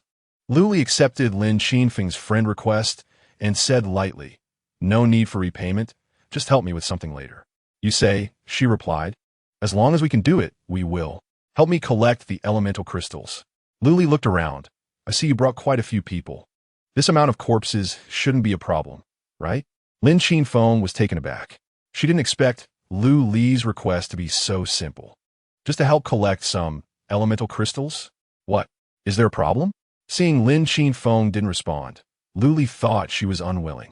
No. Lin Xinfeng hurriedly nodded in agreement. I just didn't expect Mr. Lu's request to be so simple. Lu waved his hand. I have other matters, so I'll leave first. Once you've collected the elemental crystals, just send them to me through the friend trade. After saying that, he prepared to leave the parking lot. Lin Xinfeng was surprised again and couldn't help but ask, Mr. Lu, aren't you afraid I'll keep the elemental crystals for myself? Lu didn't look back. If you were really that kind of person, you wouldn't want to add me as a friend. Lin Xinfeng smiled. This young man, named Lu, seemed quite easy to get along with, and there would likely be many opportunities to win him over in the future. However, just then, Lin Xinhua's anxious voice came from a distance. Eldest sister, come quickly. The third sister is in trouble. Chapter 21, Threat, Lin Xinhua. Lin Xinfeng heard the shout and hurriedly rushed past Lu towards her younger sisters. Before she got close, she saw Lin Xinhua spit out a large mouthful of black blood. Lin Xinhua's healing ability had no purifying effect, And the fact that Lin Qinxue had managed to hold on until now was already a miracle. What should we do, big sister? If we don't remove the curse effect from third sister, she will really die. Lin Qinxue was so anxious, she started pulling her hair. If they could have rushed back to the Lin family to find a solution before, now there was no choice left. Lin Qinxue's injuries had dragged on too long. She would die on the way. Just when everyone was at a loss, Lin Qinhua suddenly spotted Lu Li walking over, as if she had found a lifeline. Big sister. He must have a way to save third sister. Lu Li? Lin Qinfeng was taken aback and hurriedly asked, Qinhua, what do you mean by that? Just now, when he was fighting to be king, he sustained injuries similar to third sister's, but my group healing didn't fail on him. Lin Qinfeng turned to look closely and found that what Qinhua said was indeed true. The clothes on Lu Li's chest were still torn, but the skin underneath was smooth and unblemished, showing no signs of injury at all. You must have a way to remove the curse. Mr. Lu, please save my third sister. In her anxiety, Lin Qinfeng even considered kneeling to Lu Li. However, before Lu Li could speak, the impatient Lin Qinhue rushed up and grabbed Lin Qinfeng. Big sister, we don't need to be so humble. You, hurry up and remove the curse from third sister. Our Lin family will pay you money. A lot of money. The kind you've never seen in your life. Lu Li was somewhat speechless. He had originally planned to take out the purification potion, but after Lin Qinhue said this, he immediately changed his mind. Lu Li smiled and asked, money? What do I need money for? Of course to buy things. Lin Qinhue put her hands on her hips, acting like a spoiled young lady. I can see from head to toe that you're dressed in cheap stuff. You look like a broke loser. With money, you could buy anything you want. Lu Li shook his head, not wanting to get entangled further. Keep your money to buy your third sister's life. I won't be accompanying you. After saying that, he raised his leg to leave. Unexpectedly, Lin Qinhue directly blocked Lu Li's path. No way. If you don't save my third sister, I'll let your life stay here to accompany her in death. After she finished speaking, the surrounding men in black immediately raised their guns, all aimed at Lu Li.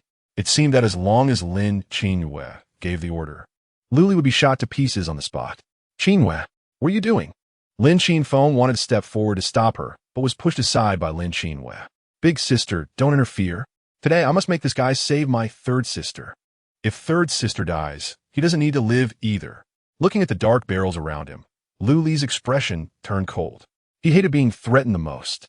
Black mist rose from beneath his feet, and the mantis soul soldiers materialized out of thin air, like a wall that was impenetrable. They instantly wrapped around Lu Li and Lin Qinhue. Lu Li coldly looked at Lin Qinhue. Do you really think you can keep my life? Over 30 mantis soul soldiers, each one at LV 3. Lin Qinyue's level was a pitiful LV 2, surrounded by soul soldiers, as if she were in a bone-chilling ice cave.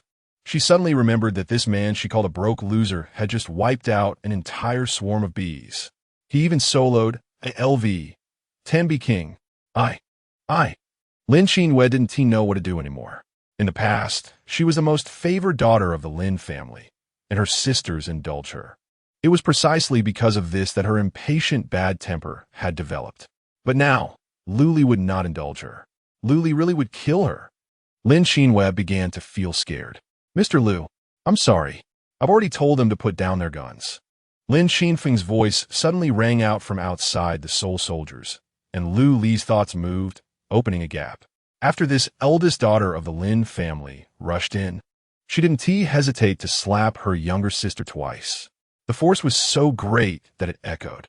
After slapping Lin Qinhue, she knelt in front of Lu Li with a thud and pleaded, Mr. Lu, please save my third sister.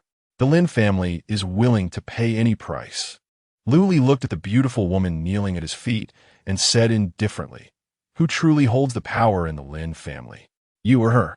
As he spoke, Lu Li's right hand had already formed a blade, slowly pointing at Lin Qinhue. Lin Qinfeng hurriedly got up from the ground, pulled Lin Qinhue over, and slapped her twice more. It's me. I have the final say in the Lin family. I asked Mr. Lu to overlook my sister's offense and not take it to heart. Good. Lu Li nodded, but the coldness in his eyes showed no sign of fading. I can indeed save your third sister. Upon hearing this, Lin Qinfeng's tear-streaked face broke into a smile. However, Lu Li's next sentence made her smile freeze instantly. But I have a condition. Your entire Lin family must serve me as your master. How? Lin Qinfeng's eyes were filled with bitterness. Was the Lin family really going to face its end? First, they were trapped and harmed by other families. And now they were to serve this strange man as their master. If they didn't agree, then it was over. I'm very busy. Don't stop me again. Lu Li withdrew the soul soldiers and said lightly, I agree. Lin Qinfeng nearly bit her teeth as she made the response. What does it matter if the Lin family faces its end? What does it matter if the entire family serves someone else as their master? Nothing is more important than my sister's life. Lu Li looked at Lin Qinfeng with some surprise, chuckled lightly, and threw the purification potion to Lin Qinhua. Let her drink it. After the curse effect disappears, your healing will work. Lin Qinhua looked at the purification potion with skepticism and, seeing that its function was indeed as Lu Li said, hurriedly fed it to Lin Qinxue. As soon as the potion entered, Lin Qinxue's chest wound stopped deteriorating. With the recovery effect of group healing, the wound gradually healed, returning to normal. Cough, cough. The already unconscious Lin Qinxue woke up, and upon opening her eyes, she saw Lin Qinhua, who was excited and in tears. Woo-woo. Third sister, you're okay. That's great. I thought you were really going to die. Lin Qinfeng immediately stepped forward to check Lin Qinxue's injuries. Seeing that she was indeed out of danger, she let out a long sigh of relief. Lin Qinxue stood behind her elder sister, staring dazedly at her recovering third sister, and then reached up to touch her own swollen cheek, finally bursting into tears. Wah, big sister, you actually hit me. That old man never hit me when I was growing up. You actually hit me. After Lin Qinfeng, who had finally managed to lighten the atmosphere, heard the crying, she couldn't help but frown again. This sister of hers was truly spoiled. If Lu Li had really cared, third sister Lin Qinxue would have truly been dead.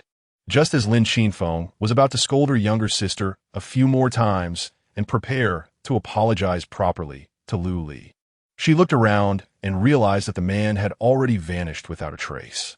All that was left was a string of information lying lonely in her friend list. Name, Lu Li level, LV, 0 title, overlevel kill. Chapter 22, the final thought. On the evening of the third day after the apocalypse struck, a battered Hummer, covered in monster bodily fluids, drove into Yongqingno. One high school. It crushed the corpses scattered on the ground and drove straight through the teaching building, stopping under the student dormitory. Lu Li, dressed in a black trench coat, opened the car door, holding a black backpack in each hand. The backpacks were bulging, filled with who knows what. Several male teachers were guarding the dormitory entrance. When they saw Lu Li get out of the car, they immediately surrounded him. They didn't dare to get too close, but stood at a safe distance, wary. Who are you? What are you doing here? Seeing the group of teachers, Lu Li felt somewhat helpless and replied, It's me. Teacher Yang, Lu Li, from Class 8 of the third year. Lu Li, the leading teacher, a square-faced man, was taken aback and took a step back, scrutinizing Lu Li closely. He then asked suspiciously, Why are you dressed like that? And why did you come back from outside the school? By the way, has the rescue arrived? Rescue? Lu Li shook his head, automatically ignoring the first two questions. I didn't see any rescue.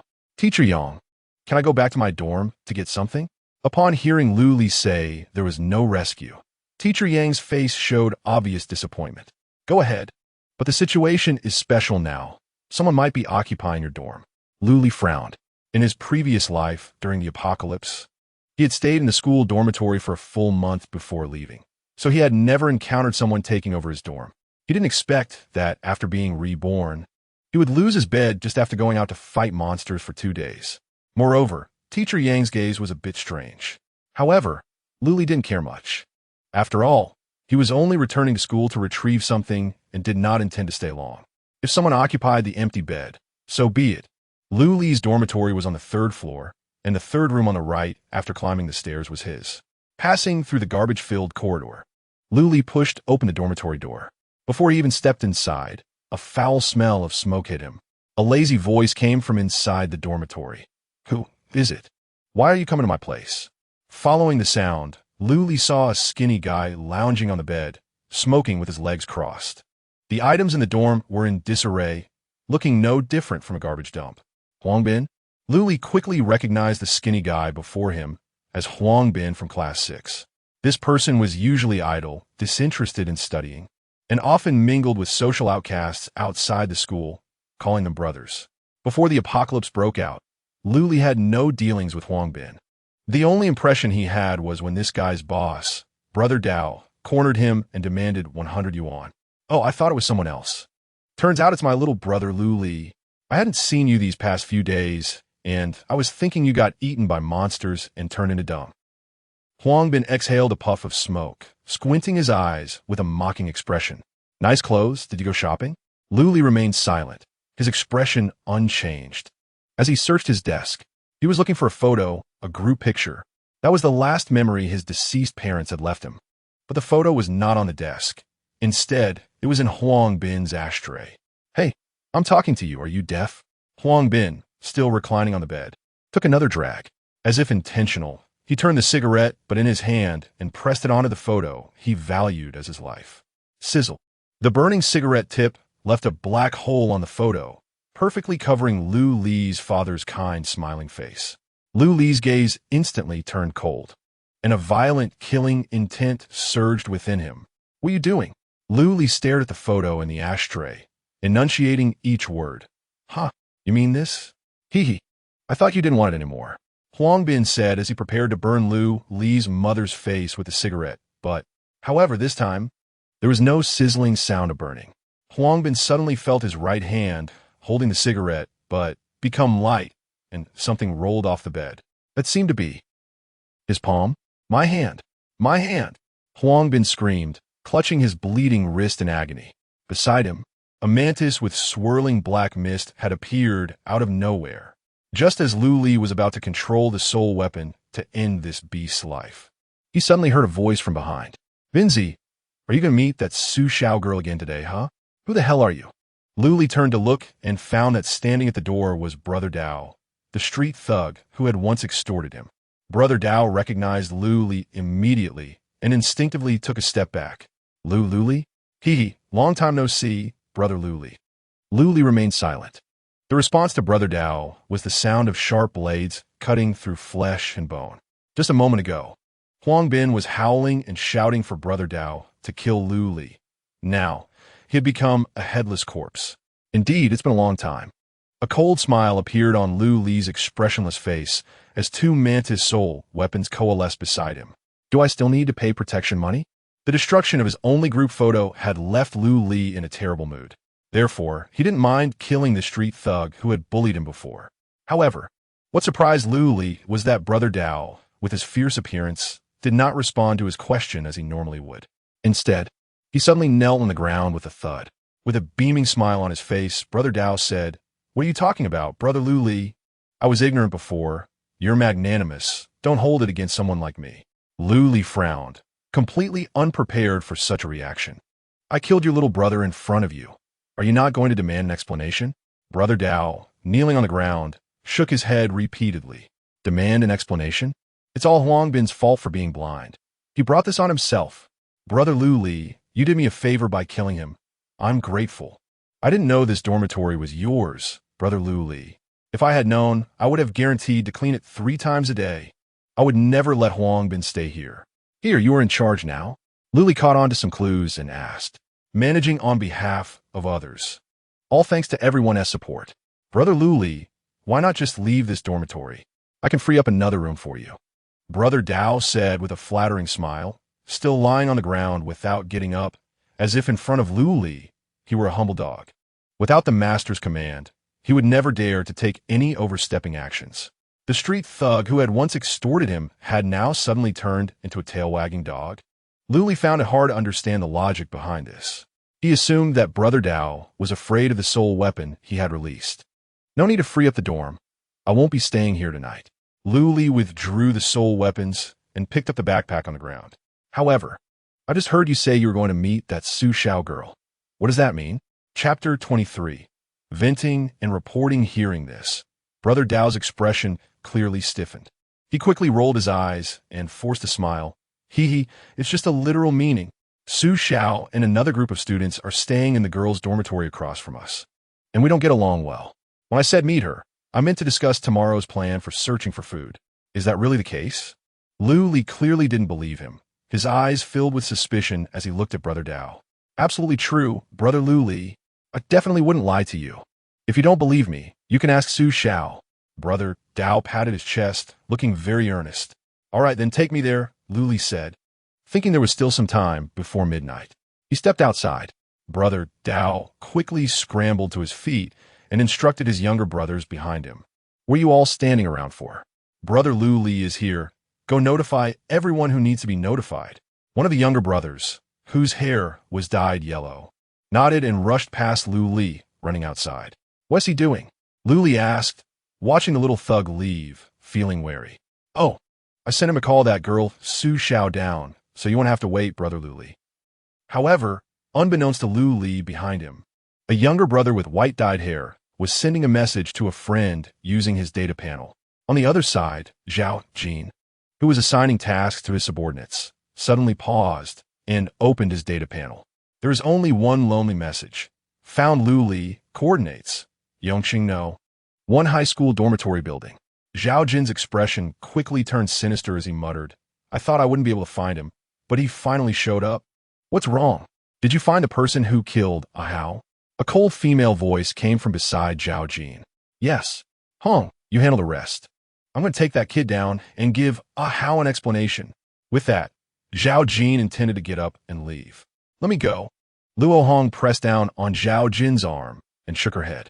The clan master specifically instructed that tonight is crucial. Moreover, the Lin family might come looking for trouble at any time. You need to stay here and hold the fort. But that kid is not easy to deal with. Even Ahao fell to him. Zhao Jin showed hesitation, clearly disagreeing with his wife's suggestion. That's fine. I'll bring more people and flatten that broken place directly. Luo Hong said coldly, her indifferent gaze devoid of any humanity. We can also clean up the survivors over there. After crystallizing the corpses, we can obtain a lot of elemental crystals. Zhao Jin pondered for a moment before sitting back down in his chair. All right, those corpses should indeed be harvested. If you go, we can solve it all at once and save a trip. Watching Luo Hong leave, Zhao Jin turned his attention back to the people in the conference room. Is there anyone who has questions about tonight's mission? You can bring them up now. Someone in the conference room raised their hand. Brother Jin, if that trading channel really goes live, are we sure to only collect high-level elemental crystals? Shouldn't we pay attention to other things? Zhao Jin nodded and replied, that's right for now. We only collect high-level elemental crystals until the market stabilizes. What we need to do is accumulate original capital. Level is the most important. Another person followed up, but Brother Jin, other families are likely to collect high-level elemental crystals as well. If they start bidding against us, we might end up losing. Losing? Zhao Jin laughed, feeling very pleased. I would love for other families to bid against me. Remember, if anyone competes with us, always outbid them. With Luo Hong around, the only ones who could lose are others, not the Zhao family.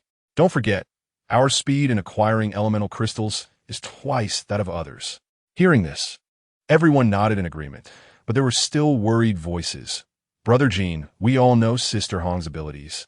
But the problem is that the elemental crystal harvest these past 2 days hasn't met our expectations. Other families might be taking action as well. Yes. Half of the coordinates given in the ancient books have already been cleared out, leaving only corpses. Our current stock of elemental crystals is not abundant, and engaging in a price war with other families might hurt ourselves more than the enemy. Zhao Jin waved his hand to silence everyone. You all don't need to worry. No matter what, the Zhao family has already seized the initiative. We will collect as many high-level elemental crystals as we can. When necessary, we can use the Zhao family's name to pressure the prices. Can you help me out? Lu Li placed 2 backpacks on the ground and looked at Su Xiao with a sincere expression. The zippers of the backpacks were half open, revealing red, shining second-level elemental crystals inside. Where did you get so many second-level elemental crystals? Su Xiao was taken aback, unable to help but rub her eyes. You don't need to worry about that. As long as you're willing to help me, this 3rd-level elemental crystal is yours. After saying that, Lu Li pulled out an orange elemental crystal from another backpack. Su Xiao's current level was LV3, and she hadn't absorbed 10 elemental crystals yet. If she got this third-level elemental crystal, she could jump to LV4. Lu Li's reward was very tempting for her. However, Su Xiao didn't immediately agree.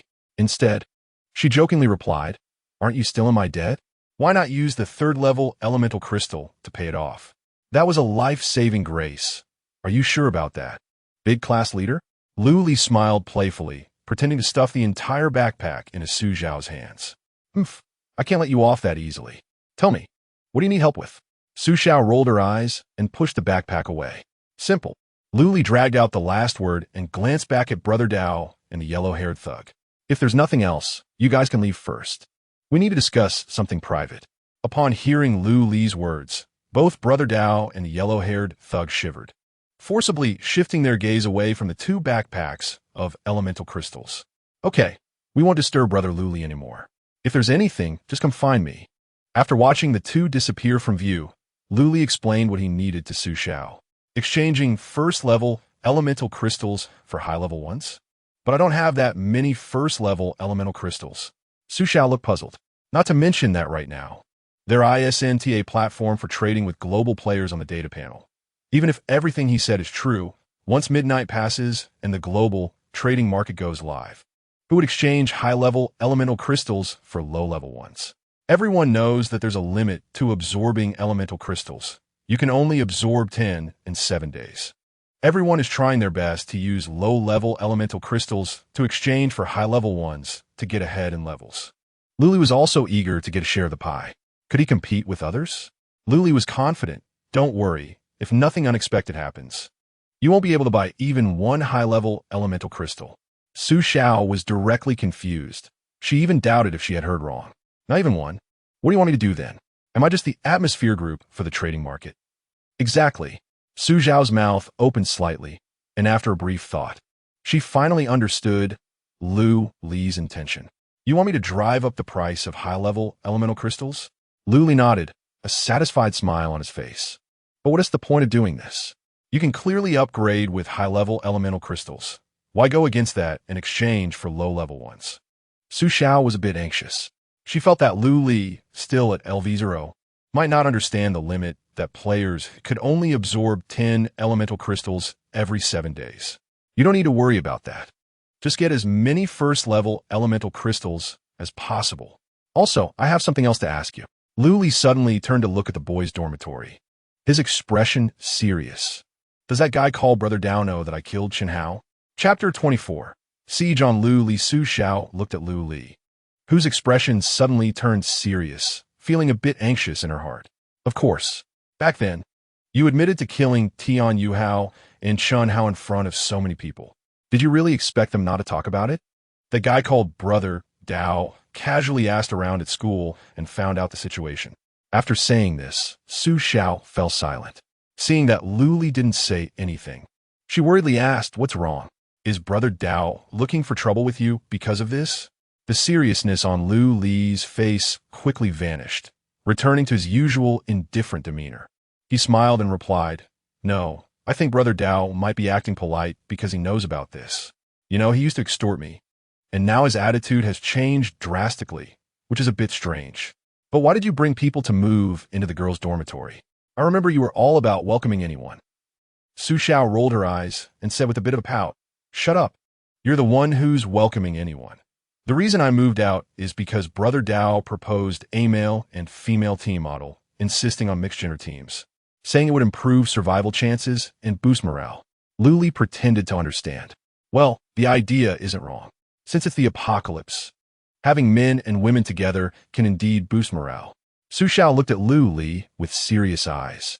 The idea is good, but his approach is very unorthodox. It won't be long before the women in his team become playthings. Lu Li raised an eyebrow. He seemed to completely understand why Su Xiao from his previous life could support an entire team. Not wanting to continue this topic, Lu Li handed 2 backpacks of crystal cores to Su Xiao. "I'll leave the crystal cores to you. Don't let me down." Seeing Lu Li turn to walk outside, Su Xiao asked curiously, "Aren't you going upstairs? It's already dark outside. Where are you going to sleep tonight?" "I'll manage in the car for the night. Besides, I'm not under your command. Our relationship is purely transactional. Lu Li waved his hand without looking back, his figure disappearing around the corner. Su Zhao's fingers gripping the backpack turned pale. She bit her lower lip and murmured unhappily, "What do you mean purely transactional? You still owe me a life." In the next moment, she suddenly realized, her face flushed with embarrassment, and she spat towards the direction where Lu Li had disappeared. "Who has a transactional relationship with you?" Time quickly passed to midnight. Outside the campus of High School Number 1, faint footsteps echoed on the empty street. Under the flickering streetlights, armed figures appeared and disappeared, swiftly surrounding the student dormitory. Hong Jia, according to the coordinates provided by the corpses, that kid Lu Li is right downstairs. The speaker was a middle-aged man with a skull tattoo on his face, currently crouched at the highest point of the teaching building, observing a Hummer in the distance with binoculars. "Should we send 2 brothers to check it out first?" After a brief pause, a cold response came from his earpiece. "No need. That kid Lu Li seems a bit strange. Just cover him with firepower." The middle-aged man hesitated slightly, but chose to obey. Although he felt that directly using firepower was a bit like using a cannon to kill a mosquito. Since Luo Hong had directly ordered it, he didn't have the authority to object. 3 minutes later, suddenly, flames erupted from the darkness surrounding the student dormitory. Dozens of rockets, trailing crimson tails, shot towards the Hummer like lightning. After a deafening explosion, only a burning wreck remained on the ground. The middle-aged man with the skull tattoo smirked, casually speaking into his earpiece. "It's done, Hong Jia. That kid, no matter how awesome he is, must be blown to pieces by now." However, before he could finish, the middle-aged man's pupils suddenly constricted. The Hummer, which had been blown to bits, actually opened its door. A figure emerged from the driver's seat, standing amidst the flames and smoke, casually surveying the surroundings. "No way. Hong Jia, he's still alive. Brothers, give it to him hard." Gunfire erupted like a tidal wave. The already crumbling Hummer was immediately engulfed in flames, turning into scrap metal in less than a breath's time. The figure fell in response, sending up a shower of sparks. "This time it's really done. Hong Jia, just like you said, that kid has some skills. Fortunately, we didn't send brothers to check it out," the tattooed man said as he pulled out a cigarette and put it in his mouth. Even a level 5 monster wouldn't survive a round of rocket bombardment followed by a round of machine gun fire. Moreover, Lu Li was only at level 0, so finishing the task and having a smoke was the most relaxing choice. However, he never got to take that puff. A cold blade had somehow been placed against the man's neck, effortlessly slicing through the not-so-tough artery. A voice echoed behind the middle-aged man, like a ghostly whisper from the depths of hell. "Indeed, it's done. Hey, hello, what's going on?" The crackling sound of static continued in Luo Hong's earpiece, causing her brow to furrow. Wasn't it supposed to be done? Why is it no response? Things seemed a bit off. Luo Hong tried switching to other channels. Without exception, they were all filled with silent static. "Check the signal." Luo Hong ordered her subordinate next to her. "Hong Jia, the communication channel signal is full. The lack of sound is because the other side isn't speaking." "Not speaking." Luo Hong repeated these 3 words in her mouth, and then suddenly laughed softly. "He must be dead, unable to speak." Her subordinate was startled and instinctively retorted, "No way. Hong Jia, there are at least 50 people who managed to get into the school, and each one is skilled." However, the more he talked, the more anxious he became. The communication signal was full. If they were alive, they wouldn't be silent. So they were really dead. Lu Li had wiped out 50 people in the blink of an eye. Is he even human? Could he be some kind of monster with a human appearance? Luo Hong nodded, her previously smiling face turning serious. "I underestimated that kid." "Forget it. It's almost midnight. Let the remaining people retreat quickly. We need to think this through." Sporadic responses came through the earpiece as the teams scattered around the school began to converge towards Luo Hong's location. Letting out a short breath, Luo Hong pinched her brow and murmured to the air, "Even if it's 50 pigs, killing them all wouldn't be so quick." How did Lu Li do it? Hong Jia. Maybe it's because of his strange innate ability. Should we send more people in? One subordinate suggested quietly. According to the information we received, that kid seems to be able to summon mantises out of thin air. Perhaps he used those summoned monsters to take down our brothers? Luo Hong scoffed, retorting to her seemingly shrewd yet somewhat foolish subordinate, even if that theory holds. How many manuses do you think it would take to take down Lao Zhu? The Lao Zhu mentioned by the woman was the middle-aged man with the skull tattoo. Before this, he had a perfect record of defeating 3 manuses without injury. Taking a step back, even if he were ambushed, assigning 1 manus per head, if Lu Li could take down 50 people in an instant, he would need to summon at least 49 manuses. What a terrifying number. If Lu Li truly possessed such terrifying strength, the few people they had surrounding the school wouldn't be enough to handle it. As the subordinate thought of this, he suddenly felt an overwhelming pressure all over his body, and even his breathing became constricted. Just then, a hurried warning suddenly came through Luo Hong's earpiece. Sister Hong, I see several monsters flying in your direction. Chapter 25. Let's talk. What? Luo Hong frowned and quickly asked, what kind of monster is it? A knife-arm mantis? An uncertain response came through the earpiece. No, it looks like an oversized wasp. I've never seen it before, but it's definitely not a knife-arm mantis. Oh, as long as it's not a knife-arm mantis. Luo Hong subconsciously let out a sigh of relief. Little did she know, during this brief encirclement, the roles of hunter and prey had quietly shifted. You all gather around me quickly. Once everyone is together, we'll retreat. Before her words could settle, a few screams suddenly echoed through the earpiece. Luo Hong froze, cold sweat starting to bead on her forehead. She tried calling out the names of several team leaders, but there was no response. What suddenly went wrong? Is it Lu Li? No, it shouldn't be Lu Li. It might be another monster ambushing us. Luo Hong's voice trembled, and her eyes slowly filled with fear. She suddenly recalled something. The monsters near the school had seemingly been cleared out by the survivors long ago. So, what was it that was harvesting lives in the darkness? Luo Hong abruptly turned to look out the car window. Outside was pitch black. Not the kind that had a faint light where you could struggle to see the outlines of things, but a darkness that felt solid, as if it had formed an impenetrable wall. It felt alive. No, it really was alive. Luo Hong was terrified to discover that the darkness outside the window was writhing. Suddenly, a low voice came through the earpiece, startling her nearly into a scream. Sister Hong, right? Let's get out and talk. Why you? Who are you? The question had barely left Luo Hong's lips when the answer unconsciously formed in her mind. Who else could it be but Lu Li? I am the one you want to kill. The low voice was casual, as if it were just a normal introduction. Luo Hong forced herself to calm down and swallowed hard, saying, I admit you're strong, stronger than I expected. But if you want to spare my life, you will definitely pay a huge price. Luo Hong wasn't just posturing. Although she herself had no combat ability, the subordinates in the car were not pushovers.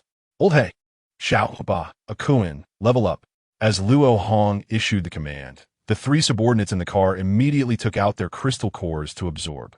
Their levels rose, instantly reaching LV4.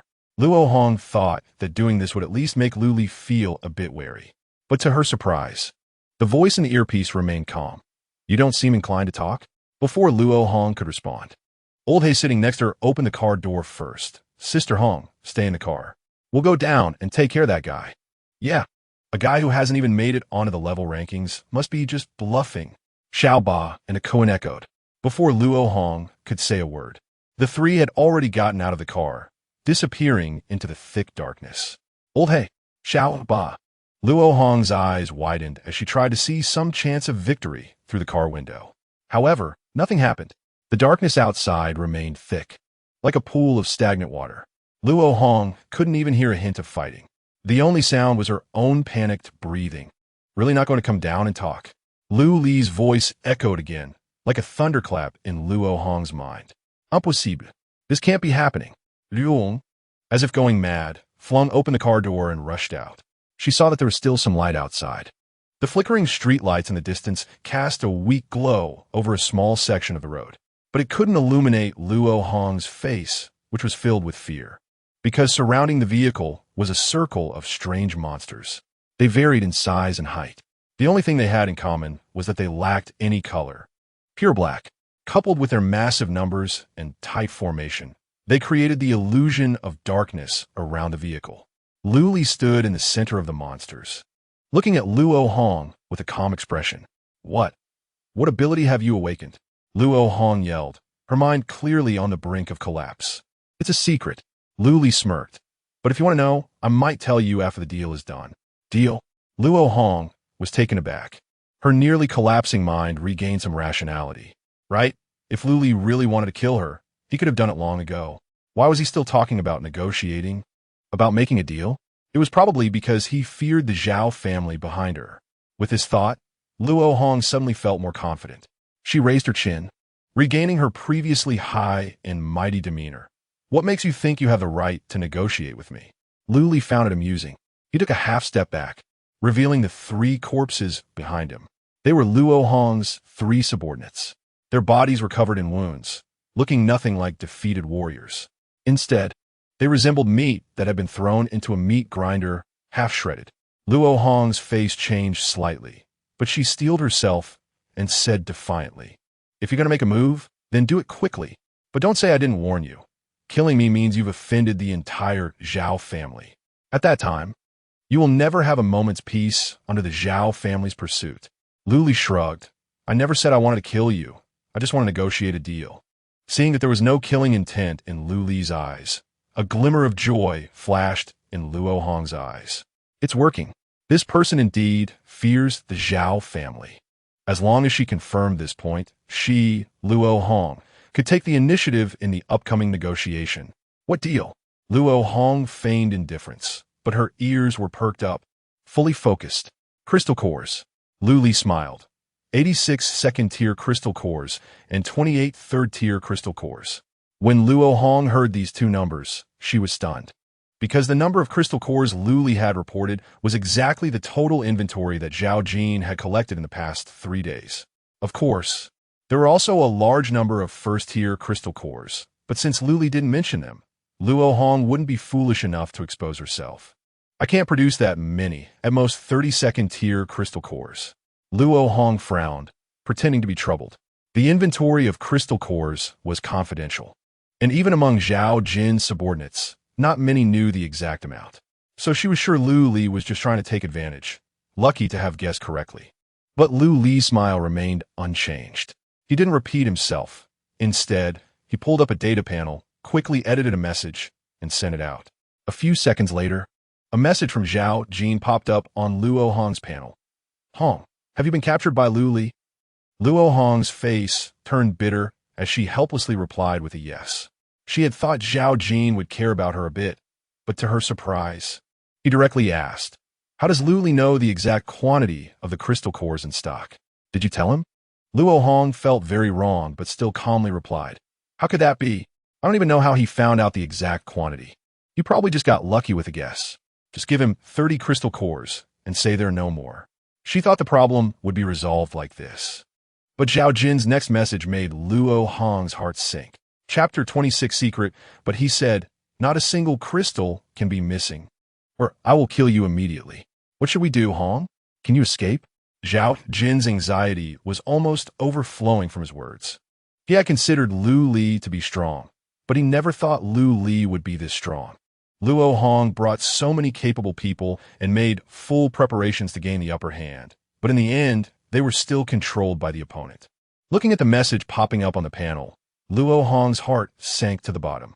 There was no way to escape. Everyone was dead, and Lu Li left me as the only survivor. Zhao Jin immediately sent another message. "I see your coordinates still show at Yongqing No. 1 Middle School. Try to buy some time. I'll bring people to rescue you." Before Luo Hong could reply, Lu Li nearby said calmly, "Delete and block Zhao Jin, otherwise die." On the other end, anxious and frustrated, Zhao Jin wanted to send a message to Luo Hong again, only to find that the chat box had been locked. Even the real-time location display disappeared, completely turning into an unknown state. What's going on? Zhao Jin was momentarily stunned. Soon, a reply from Lu Li popped up in the chat box. A friendly reminder, "If I don't see the crystals I want by midnight, Luo Hong will die."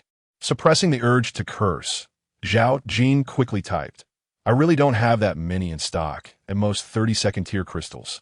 You bring Luo Hong over first, and I'll give you the crystals. A hand for payment, a hand for the person. Lu Li, can you at least talk?" After sending a flurry of messages, Zhao Jin only received Lu Li's cold countdown in response. There are still 2 minutes and 39 seconds until midnight. What if I give you the crystals and you don't hand over the person? You have no choice. Zhao Jin felt like he was going crazy. He had never been so manipulated by someone before. His assistant, seeing Zhao Jin so frantic, couldn't he help but mutter softly, "Brother Jin, we can't let that kid Luli lead us by the nose. If we give him all the crystals, what about the upgrades after this?" Before he could finish, the assistant received a hard slap across the face. What if we don't give it to him, and Luo Hong dies? The assistant covered his swollen cheek, speaking indistinctly. "Brother Jin, as the saying goes, women are like clothes. If the sister-in-law is gone, there will be another one who is more obedient. We must prioritize the big picture. Screw you." Zhao Jin kicked the assistant in the face, feeling unsatisfied, and then grabbed his collar, slapping him twice. "Do you know what Luo Hong's ability is? It's corpse condensing crystal. If she dies, the clan head will expel my branch from the Zhao family. Quickly prepare the crystals. I want exchange for Luo Hong." Sitting in the car, Luo Hong watched the scenery outside rapidly retreat. After turning off the location, Luli took her for a spin around the city. Clearly, this was a precaution against Zhao Jin locking onto their location. The high school student named Luli was terrifyingly cautious. Time ticked away as they waited, and finally, as midnight approached, a trading request from Zhao Jin popped up on Luli's panel. Player Zhao Jin requests a trade. Trade content: 86 second-tier crystals, 28 third-tier crystals. Payment required: none. Luli's lips curled up as he agreed to the trade. Orange and red crystals appeared out of thin air, piling up into 2 small hills on the seat. Luo Hong looked at the scene before her and let out a slight sigh of relief. "Now that the trade is complete, you should let me go, right?" Luli still wore his indifferent expression. "Don't rush if I let you go now. Can you guarantee your safe return to the Zhao family?" Luo Hong was taken aback, realizing that was indeed the case. Her corpse-condensing crystal was of emerald rank but had no combat power at all. Without protection, even a random monster could take her life. But how did Luli know all this? Luo Hong's heart raced with alarm. Some detail she had previously overlooked resurfaced, connecting into a terrifying question. How does Luli know so much about me and the Zhao family? As if he could hear Luo Hong's thoughts, Luli smiled faintly and continued. "Don't you want to know my talent ability? Now that the trade is successful, I'll tell you." As soon as he finished speaking, black mist rose from the passenger seat next to Luli, condensing into a human figure. He looked very young, about the same age as Luli. However, unlike Luli's cold demeanor, this person gave off a sense of impending misfortune. "Hello, beautiful. My name is Xing Anlin." The disheveled figure reached out his hand and shook hands with the bewildered Luo Hong. Without waiting for her to say anything, Xing Anlin continued. "Earlier, your people attacked the Hummer, actually killing the target, and it happened twice. But that target was not Boss Luli, it was me." "It's you?"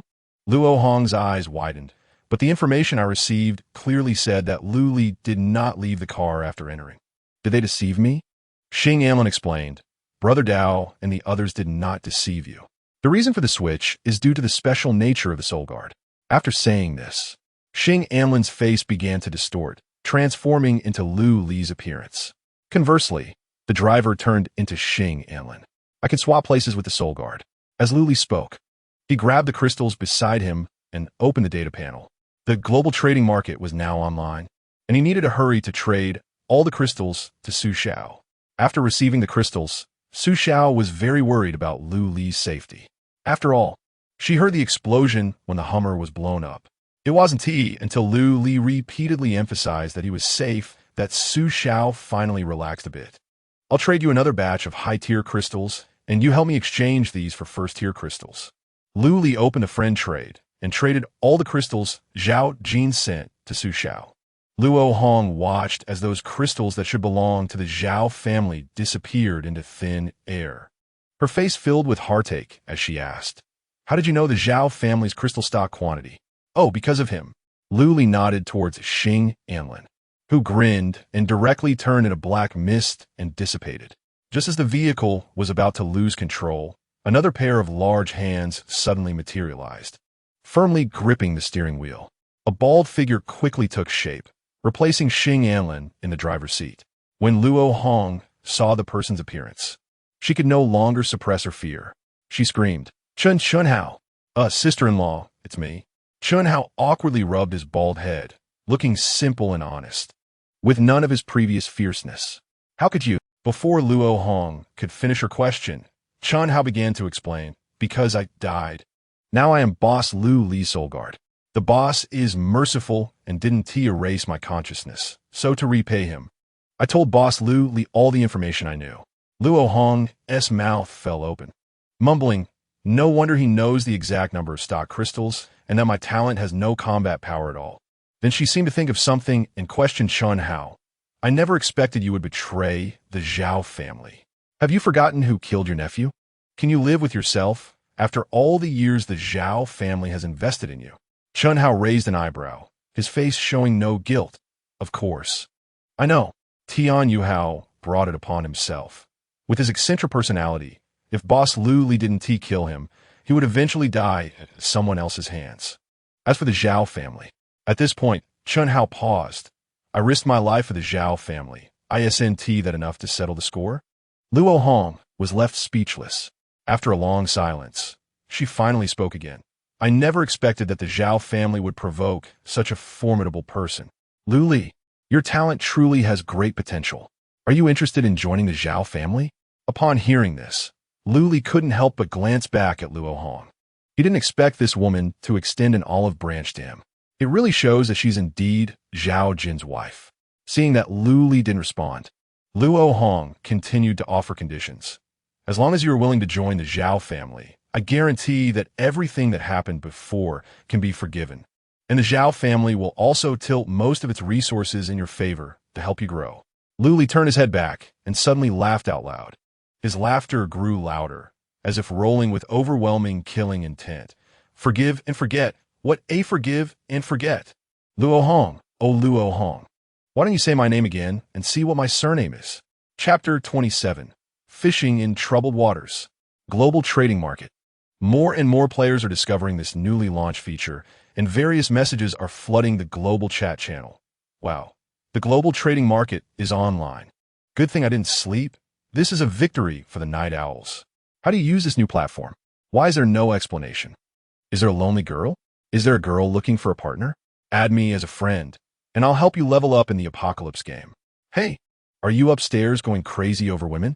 This is the global trading platform, not your personal matchmaking hotline.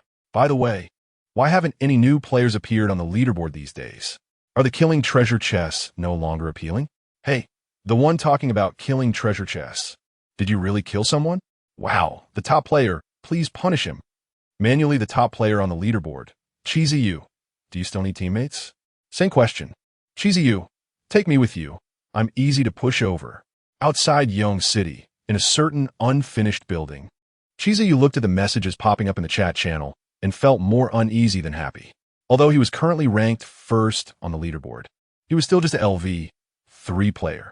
Half an hour ago, he had witnessed 3 LV4 players appear in front of him, only to disappear from the leaderboard in a matter of seconds. This made Cheesy you feel panic. The instant kill of 3 LV4 players, what does that represent? It means that the level leaderboard is utterly useless. The real big shots are keeping their level suppressed, hiding outside the leaderboard like turtles lurking in the mud. Only someone like him, a naive rookie, would foolishly rise to first place and become a glaring target. Fortunately, the player positions on the leaderboard are not updated in real time, which allowed Cheesy you to breathe a little easier. Since it's called a trading market, there must be some trading information. Let us see if he can exchange for something good to increase his strength. Skipping over the useless information, Cheesy you finally found a trading message. Yuan Crystal Exchange. First level Yuan Crystal for second level and third level Yuan Crystals. Exchange ratio 35. 1, 150. 1. TSK. Someone actually wants to exchange low-level Yuan Crystals for high-level ones. Does this person really think players are fools? Cheesy you clicked his tongue and continued scrolling. Yuan Crystal Exchange. First level Yuan Crystal for second level and third level Yuan Crystals. Exchange ratio 40. 1, 170. 1. Yuan Crystal Exchange. First level yuan crystal for second level and third level yuan crystals. Exchange ratio 45, 1, 180, 1. Yuan crystal exchange. First level yuan crystal for second level and third level yuan crystals. Exchange ratio 50, 1, 190, 1. 3 consecutive similar exchange requests, and the ratios kept increasing. Other players chatting in the channel also noticed this and began to speak up, exchanging low-level yuan crystals for high-level ones. What a great calculation. Who doesn't know that you can only absorb 10 yuan crystals in 7 days? This person is treating others like fools, but the exchange ratio is really high. Setting aside the absorption limit, just from the experience points, it seems quite generous. Ha ha ha, generous? Go trade with him, then. And by the time he sits comfortably at the top of the leaderboard, you'll be slowly absorbing first-level yuan crystals.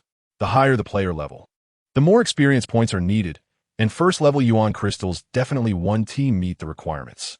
But the quantity is really large. I'm a bit tempted. Go ahead and be tempted. By the time you exchange for a bunch of first-level yuan crystals, you won't be able to absorb them all even when you die. Ha! Chiza laughed along with the other players in the channel. But unlike the others, the attentive Chiza noticed the player who posted the trading message. It was all from a player named Xiao. If it wasn't a coincidence, then this player named Xiao must be very eager to level up. Chiza exited the chat channel and started checking the leaderboard one by one.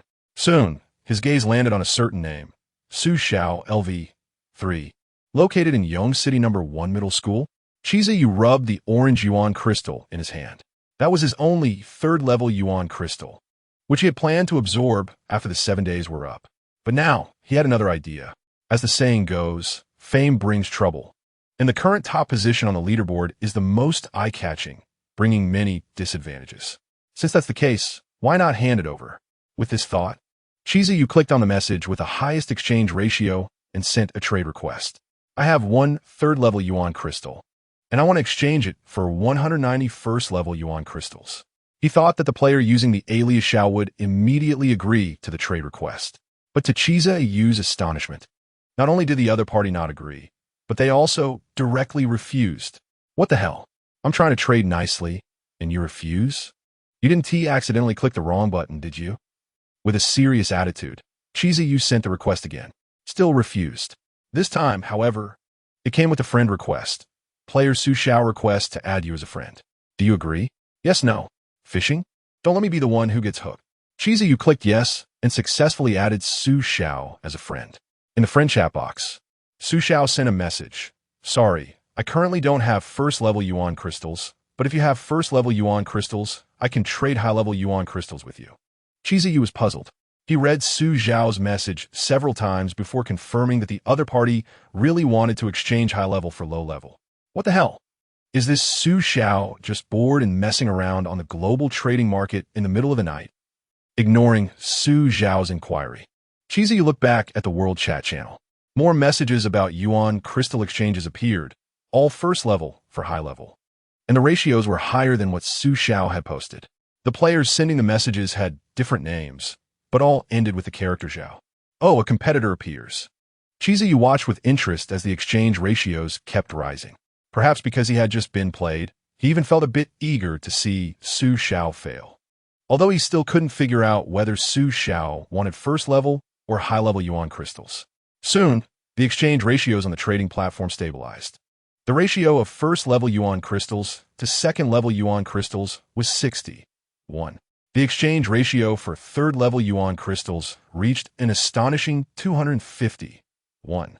Due to the enticing ratio, Chiza couldn't help but trade away his only third-level yuan crystal for 250 first-level yuan crystals. Just then, Su Xiao sent another message. Hello? I'm collecting first-level yuan crystals. Are you interested? Chiza showed a mocking expression and casually edited an exchange ratio, sending a trade request to Su Xiao. Player Chiza requests a trade. Trade content, 180 first-level yuan crystals. Payment required, 1 third-level yuan crystal. This ratio was what Su Xiao had originally posted, far from the current 250:1. Chiza knew that anyone with a bit of sense would never agree to this exchange ratio. He just wanted to mock Su Xiao a bit. But to his surprise, The panel did not pop up any messages about trade failure or being blocked by a friend. Instead, an unexpected trade successful appeared. Chapter 28. Confession. No way. Has this girl lost her mind? Chiziu squeezed the orange crystal in his hand and glanced at the pile of extra first-level crystals on the ground. He bought and sold them in a turn, and he didn't lose anything. Instead, he gained 70 first-level crystals. Is Su Xiao here to do charity? Chiziu frowned, feeling that something was off. To verify his suspicion, he opened the world chat channel again and selected a transaction request to buy high-level crystals. 250 crystals were once again in hand. Adding the previous 70, Chiziu now had a total of 330 crystals. Following the same method, he edited a transaction request to send to Su Xiao. Player Chiziu requests a trade content, 320 first-level crystals. Payment needed, 8 second-level crystals. In less than a second, the trade was successful. Chiziu then exchanged the second-level crystals he received for more first-level crystals at a high ratio, and subsequently sent a trade request to Su Xiao at a lower ratio. This back and forth continued, and the total number of crystals in Chiziu's hands kept increasing. Concerns were thrown out the window. The corners of Chiziu's mouth finally couldn't help but lift. Haha, I've run into a silly girl. Let us see how I can empty your family's coffers. Chiziu sat cross-legged and edited a message in the world chat channel. Crystal exchange. First-level crystals exchange for second and third-level crystals. Exchange ratio 65. 1, 260. 1. He wanted to raise the exchange ratio of first-level crystals as much as possible. Meanwhile, at the Zhao family. Not good, Jinj. Several people have popped up again buying high-level crystals. The stabilized ratio is starting to rise again. Among them is Chiziu, who is at the top of the level leaderboard. His ratio increase is the most aggressive. Zhao Jin's face turned pale, but he still maintained his composure. Just some casual players. They can't buy much. Continue to purchase at the original ratio. Not long after he finished speaking, someone in the meeting room shouted, "No way, Jinj. Other families have started to raise their prices too, especially the Lin family, which is directly offering 300 first-level crystals for 1 third-level crystal. At this rate, we won't be able to buy a single high-level crystal. Jinj, should we raise our price?" Zhao Jin's face twitched, and his brows nearly twisted into a knot. If it were just casual players competing with him for high-level crystals, it wouldn't matter. After all, the Zhao family has strong capital, and they have an extraordinary amount of first-level crystals. Casual players can't eat up many high-level crystals. They could outlast them, but other families are different. They, like the Zhao family, also have strong capital and high demand for high-level crystals. Once they seize the opportunity, the Zhao family would genuinely be unable to acquire high-level crystals. Gritting his teeth, Zhao Jin said coldly, "Raise the ratio. We must crush the other families. Don't forget, we have Luo Hong. If it really doesn't work, we can write an IOU, as long as we get a good start now. The snowball will get bigger and bigger later." Outside Yong City, watching the high-rise buildings gradually disappear around her, Luo Hong began to panic. Ever since that question, Lu Li hadn't spoken a word and had been busy with the data panel the whole time. What on earth was Lu Li doing? Did he never plan to let her go? The fear in Luo Hong's heart kept fermenting. To make herself appear calm, she could only keep repeating in her mind, Lu Li wouldn't dare to provoke the Zhao family. But after repeating it many times, even Luo Hong started to doubt herself. Would Lu Li really not dare to provoke the Zhao family? After all, his surname is Lu. If he really is the orphan of that family. No way. It can't be that coincidental. Even if Lu Li is really the orphan of that family, he wouldn't know the truth behind it. The Zhao family had handled everything very cleanly back then, and all relationships were dealt with, so there wouldn't be any accidents. Just as Luo Hong was comforting herself, the speeding vehicle suddenly made a hard stop. Under the force of inertia, her entire face slammed into the back of the front seat. The painful sensation made Luo Hong tear up, and she instinctively wanted to curse. However, when she saw what was outside the car window, the foul language that was about to come out was immediately swallowed back. Her body began to tremble slightly. The place where they stopped was a desolate villa. The grand architectural style and spacious entrance showcased its former luxury. The overgrown weeds and the environment filled with the sounds of insects told of its current decay. Luo Hong was familiar with this place, extremely familiar. But she still had to pretend to be surprised and asked Luli in confusion, "Where is this? Why did you bring me here?" Luli did not answer, opened the car door, and silently walked towards the villa. Chen Hao got out from the other side and dragged Luo Hong out of the car. Luo Hong struggled repeatedly, trying to break free. But how could her strength compete with Chen Hao? Before long, Luo Hong was dragged into the villa. Having been abandoned for a long time, the villa was in disarray. Thick dust and dense cobwebs were everywhere. Luli found a broom and dustpan and began cleaning the living room by himself. The dust was swept away bit by bit, revealing the color of the floor beneath. As Luo Hong looked at everything before her, she trembled even more. If she could still deceive herself before, forcibly telling herself that Luli was not that orphan, it was now completely impossible. Because the spot Luli was cleaning was precisely the place where the couple had suffered greatly. Even after many years, the traces of that time still remained on the floor. The wood was dark red, the result of being soaked in blood. There were pockmarks on it, the marks left by steel nails piercing flesh. As for those scratches, they were unconsciously scraped out by nails in extreme pain. Once Luli finished cleaning, he put away the broom and dustpan and looked at Luo Hong. "Kneel down, confess." Before Luo Hong could speak, Chen Hao kicked her knees hard, making her fall heavily to the ground. Luli sat cross-legged opposite Luo Hong. One hand opened the data panel, and the other pulled out a palm-sized bottle of solvent from his pocket. Ignoring Luo Hong, Luli sent a message to Su Xiao. "How is the crystal collection going?" Su Xiao quickly replied, "Almost done. I still have 12 second-level crystals and 3 third-level crystals on hand. I can exchange them soon." "Good. Send me the first-level crystals first." Su Xiao complied. Soon, a trade request popped up on Lu Li's data panel. Player Su Xiao requests a trade. Trade content: 98,978 first-level crystals. Payment needed: none. The moment Luli agreed to the request, it was as if a hailstorm had struck the quiet villa. Nearly 100,000 first-level crystals piled up into small mountains on the floor, an incredibly spectacular sight. Luo Hong stared in shock at everything before her, her lips moving as she wanted to ask something, but her back was hit by a fierce kick from Chen Hao. The force was so strong that it almost left Luo Hong breathless. "The boss wants you to confess. Can you be more sincere?" I don't know anything. What is this place? What do you want me to confess?" "Clearly, Zhao Jin has already given you the crystals and met your demands. Why won't you let me go?" Luo Hong writhed in pain on the ground like a leech caught in grains of salt. Although she didn't understand how Lu Li learned the truth before the facts were exposed, she still had to insist that she had nothing to do with what had happened here. Otherwise, even if Luo Hong had 10 lives, it wouldn't be enough for Lu Li to kill. Hearing Luo Hong's moans, Lu Li raised his head from behind the crystal mountain, his expression indifferent. "If you admit to the sins you committed back then and sincerely repent now, I can let you go immediately." Chapter 29 Level Up. What a sin. I have no idea what you're talking about. What on earth happened here? I really don't understand anything. Luo Hong knelt on the ground, looking miserable and pitiful.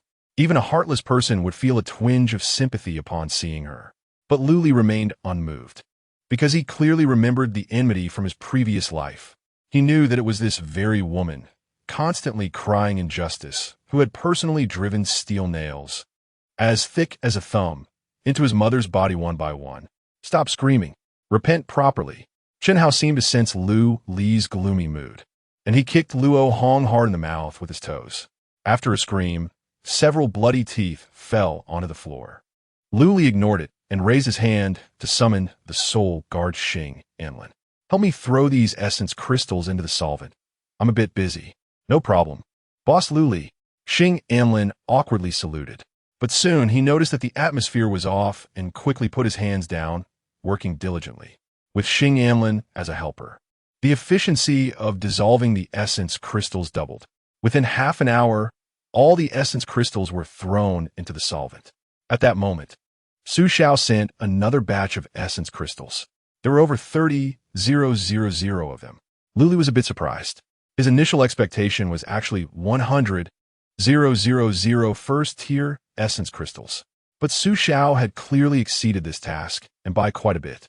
Lu Li curiously asked, "In total, we exchanged for 130,000 crystals, far exceeding my expectations. How did you do it?" "Monopoly, of course." Su Xiao's words were filled with pride.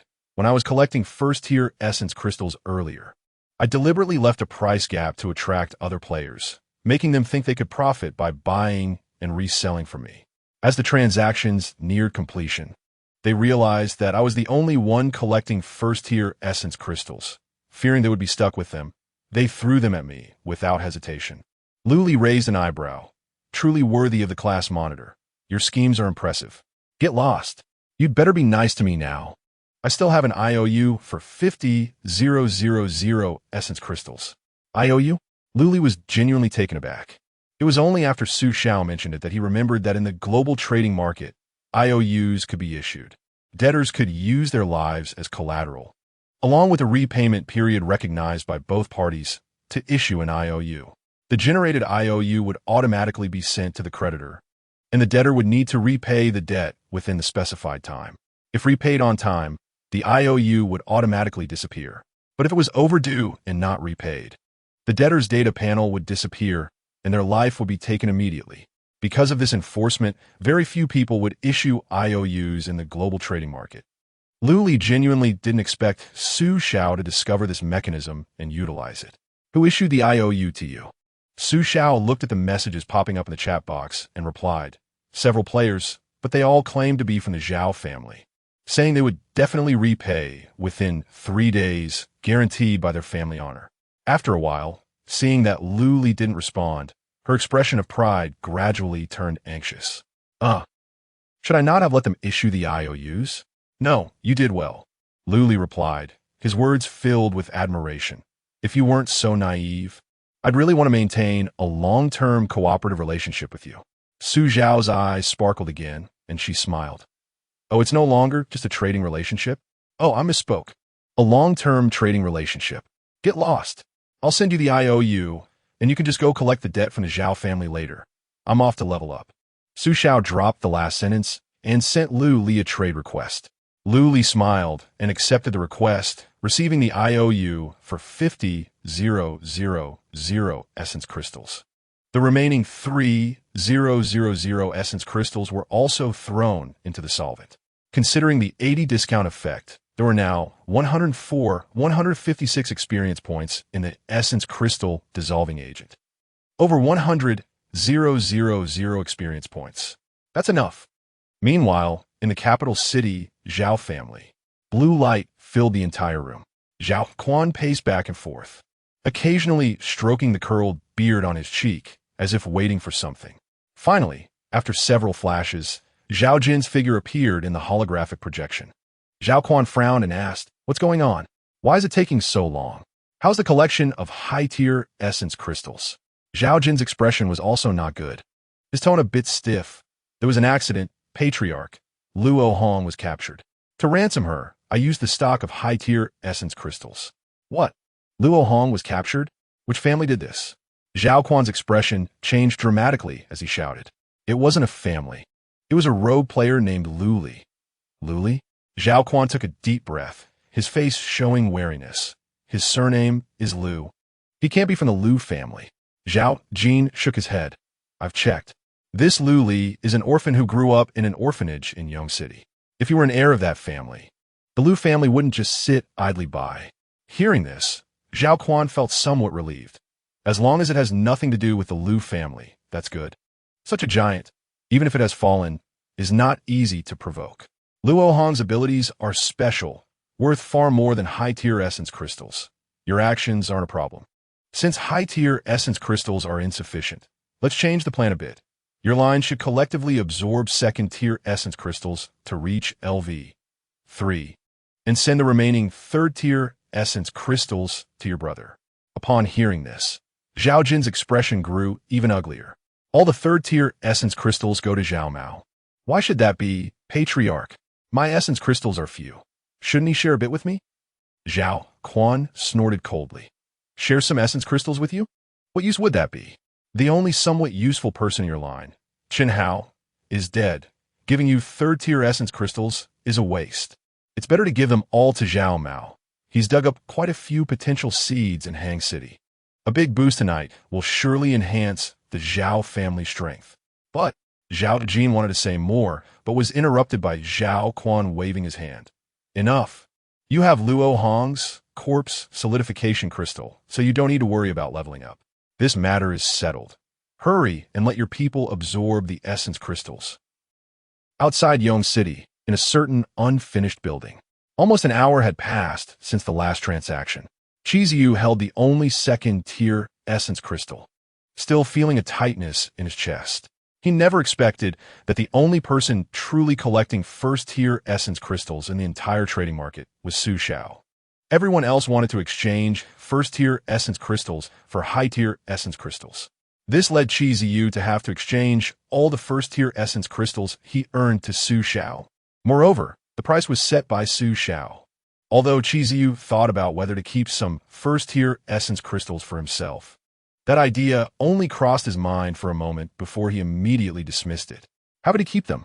So many first-tier essence crystals were simply not convenient to carry. So in the end, Chiziyu's gain was that he exchanged a third-tier essence crystal for a second-tier essence crystal. Not only did he not profit, but he also incurred a loss. Damn rotten pineapple, Su Xiao, I'll remember you. Chiziyu mechanically scrolled through the world chat channel, trying to relieve the frustration in his heart. Ding! Changes detected in the level ranking. The alert from the level ranking caught his attention.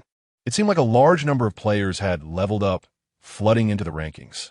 Chapter 30, Ridiculous First Place. Su Xiao, who was viewed as a thorn in Chiziyu's side, smoothly advanced from LV3 to LV4. As expected, he absorbed my third-tier crystal. Chiziyu refreshed the leaderboard with a frantic expression. Although many players had also reached LV3, Chiziyu's earlier upgrade meant he remained in second place and had not been pushed down. This did not meet Chiziyu's expectations. At the same time, he made another terrifying discovery. Among the top 100 players on the list, aside from Su Xiao and himself, the rest were all LV3. It's over. Can this level drop a bit? I don't want to stay in second place. Chiziyu was on the verge of tears. Initially, he was quite happy that Su Xiao had taken his first place. After all, those loudmouths in the chat channels loved to stir up hatred. They would often demand him, the top of the leaderboard, to punish this one or take down that one. They called him Big Boss, which made him really anxious. But now, all the players on the leaderboard were LV3. Since everyone had the same level, those ranked lower would naturally want to kill those ranked higher to gain rewards from the challenge mechanism. Chiziyu wondered if his prayers had worked. The leaderboard shifted again. A large number of LV4 players surged in, pushing Chiziyu's ranking down to outside the top 95. Among them were quite a few foreign names. Wow, if the foreign friends could be a bit stronger, if a few more came, I could be pushed off the leaderboard. Chiziyu stared at the leaderboard, muttering to himself. But in the end, his ranking settled at the 100th position. The top 99 players were all LV4. Only he, Chiziyu, was LV3, and he was hanging at the very bottom. This was not only dangerous, but also embarrassing. Wow, don't do this. Chiziyu sat down on the ground, starting to think about what to do next. Just then, the leaderboard suddenly shook. Chiziyu's name was pushed out of the top 100, disappearing from the list. Ha! Heaven won't abandon me. Let me see which good person has leveled up to LV4 and push me off the list. I need to add them as a friend to thank them. Chiziyu began searching the leaderboard, but after checking all the LV4 players, he still didn't find any new names joining, until he inadvertently glanced at the top of the leaderboard. There was a new Huaxiao name, Lu Li, LV15. Level 15. What a joke. Zhao Jin stared at the top of the leaderboard, his face filled with disbelief. In the first 7 days after the Apocalypse game arrived, players could only obtain third-tier crystals at most. This was recorded in that ancient book. It couldn't be wrong. Calculating based on one third-tier crystal giving 100 experience points, absorbing 10 in a row, one could at most reach LV9, not even breaking through to LV10. Why could this person named Lu Li instantly rise to LV15? Zhao Jin felt a chill down his spine. He slowly opened Lu Li's information. After seeing the coordinates, his pupils contracted sharply. That location was extremely familiar to Zhao Jin. It was the place where the Zhao family had committed murder and theft of books more than a decade ago. Why there? Could it be that Lu Li is truly an orphan of that family? Impossible if he really was an orphan. Why would the Lu family let him grow up in an orphanage without caring? It must be a coincidence. Zhao Jin was certain in his heart and sent 2 messages to Lu Li. Lu Li, I saw your coordinates. Please keep Luo Hong there as promised, and I will bring people to pick her up. Also, I hope you can meet me face to face. The Zhao family admires capable players like you and hopes you can join us. Although Zhao Jin was reckless, he wasn't foolish. As long as Lu Li wasn't an orphan of that family, their previous grievances meant nothing. This person could still be won over. As long as Lu Li joined the Zhao family, the crystals used to redeem Luo Hong would not be wasted. Lu Li did not block Zhao Jin's messages, and soon a reply came back. However, it was just 2 simple words. Come on. Zhao Jin immediately called for people to set off. Just as he got in the car, Zhao Quan sent another message. What's going on? The Lu Li at the top of the leaderboard. Could it be the one you mentioned who has control over Luo Hong? Zhao Jin quickly replied. That's right, it's him. I'm preparing to meet him and pick up Luo Hong at the same time. Does he agree to meet you? Great. I don't care what happened between you before, but you must make Lu Li join the Zhao family. Zhao Quan issued the command, his words carrying an undeniable authority. Don't worry, Elder. Lu Li will definitely be a part of the Zhao family. He won't get away. Even if he refuses, I won't let him leave alive. Outside Yong City, in an abandoned villa, Lu Li did not immediately claim his upgrade treasure chest, but instead felt the attribute boost from his rapid level increase before opening the data panel. Lu Li, title, over-level kill.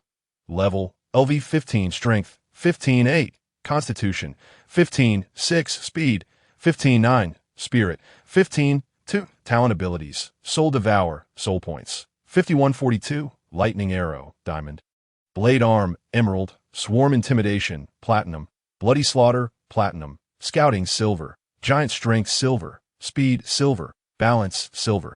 Due to having looted many corpses at Tianyi Square in the past, Lu Li's talent bar still had a bunch of useless talents. So he didn't continue to check further. He opened the attribute allocation interface. In the Apocalypse game, each time a player levels up, their 4 basic attributes automatically increase by 1 point. Additionally, they receive 1 extra attribute point that can be freely allocated. With Lu Li's sudden rise of 15 levels, he now had a total of 15 free attribute points. However, he did not allocate them immediately. Instead, he took out another item from his pocket. It was a golden jelly bean. It was a good item that Lu Li had opened from the Challenger treasure chest, with a total of 2 pieces. Item name, useless jelly bean, quality, excellent, function description. Consuming this item reveals hidden attributes for 1 minute. Remarks, this thing definitely isn't as useless as it looks. Lu Li popped the jelly bean into his mouth and checked the attribute allocation interface again. Originally, only strength, constitution, speed, and spirit were displayed, but a 5th attribute appeared. Luck, 0. 8. The useless jelly bean was not truly useless. On the contrary, its function was very profound, because useless jelly bean is the only item that can permanently increase luck. Of course, the premise is knowing how to use it. In his previous life, Lu Li had swallowed the useless jelly bean multiple times. Unfortunately, when he learned the exact method, he had very few free attribute points left, so the increase in luck wasn't significant. Now, living a second life, Lu Li planned to allocate all his free attribute points to luck. After all, the other 4 basic attributes could be compensated later with equipment, and there are many ways to enhance them. Taking advantage of the luck attributes revelation, Lu Li allocated all his free attribute points to it. Luck increased as expected, rising to 15. 8. Lu Li nodded in satisfaction and closed the data panel. With his strength enhanced, it was time for revenge. He turned to look at Luo Hong, who was still kneeling on the ground. Chapter 31, just the beginning. Luo Hong had been quietly watching Lu Li. When she saw him approach, she immediately put on a pitiful look. Lu Liu. Before she could finish, Chun Hao, who was standing nearby, kicked her hard twice.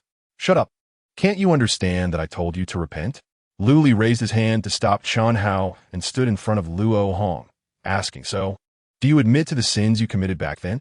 Luo Hong's face was full of innocence and grievance. I really don't know what sins you're talking about. I've never been here, and I don't know what happened here. Still pretending? Lu Li supported his forehead with one hand and smiled. Let me tell you a little story. Once upon a time, there were two girls who had been good friends since childhood. One was named Xiaolan, and the other was named Xiaohong. Their family backgrounds were vastly different. Xiaolan came from a wealthy family, while Xiaohong's family was relatively poor. However, the two girls didn't care about these things. All they saw was each other and their brilliant friendship. They talked about everything and became the best of friends. Because Xiaohong's family was not well off, Xiaolan often lent a helping hand.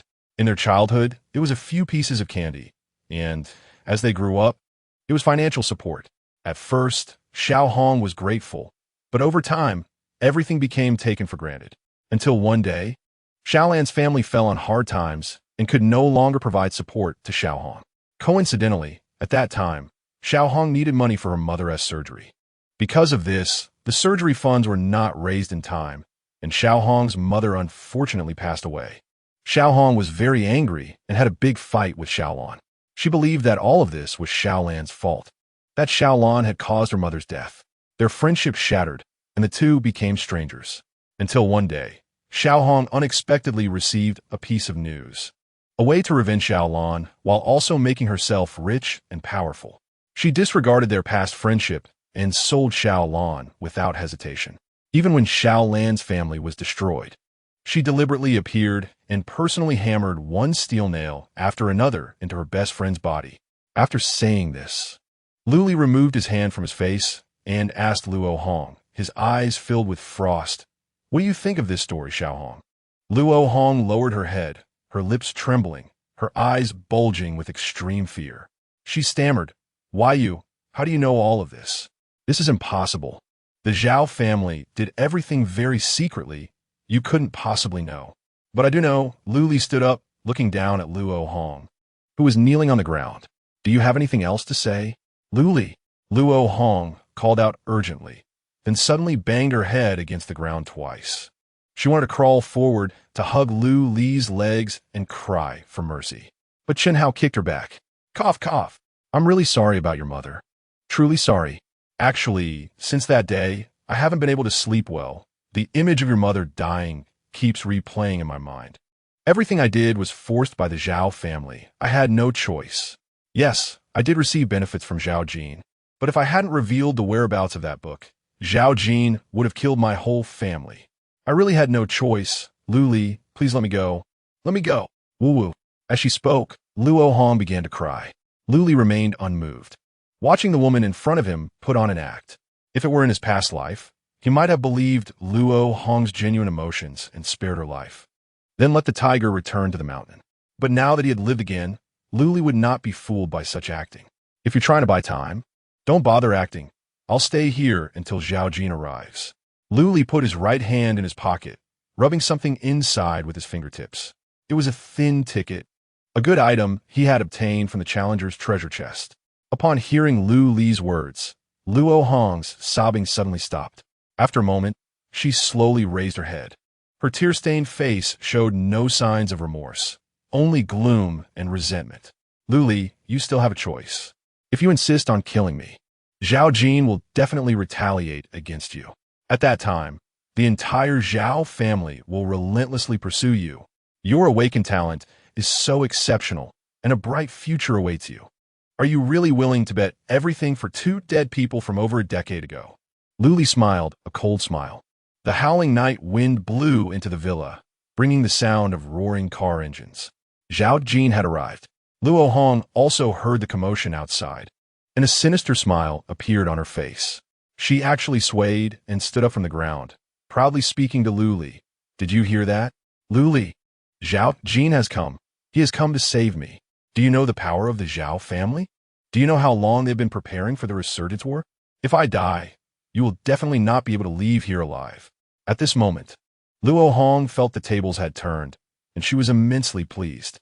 Meanwhile, Lu Li, standing opposite her, sighed lightly, silently lamenting the baseness of human nature.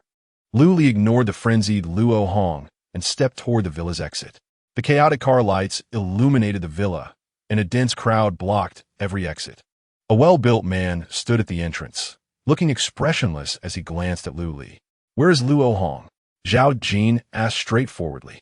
"In the villa," Lu Li replied, devoid of any emotion, his tone as plain as greeting an acquaintance.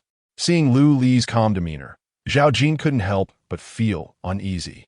He had experienced life and death struggles and knew that when faced with threats, a person often uncontrollably exhibits certain reactions.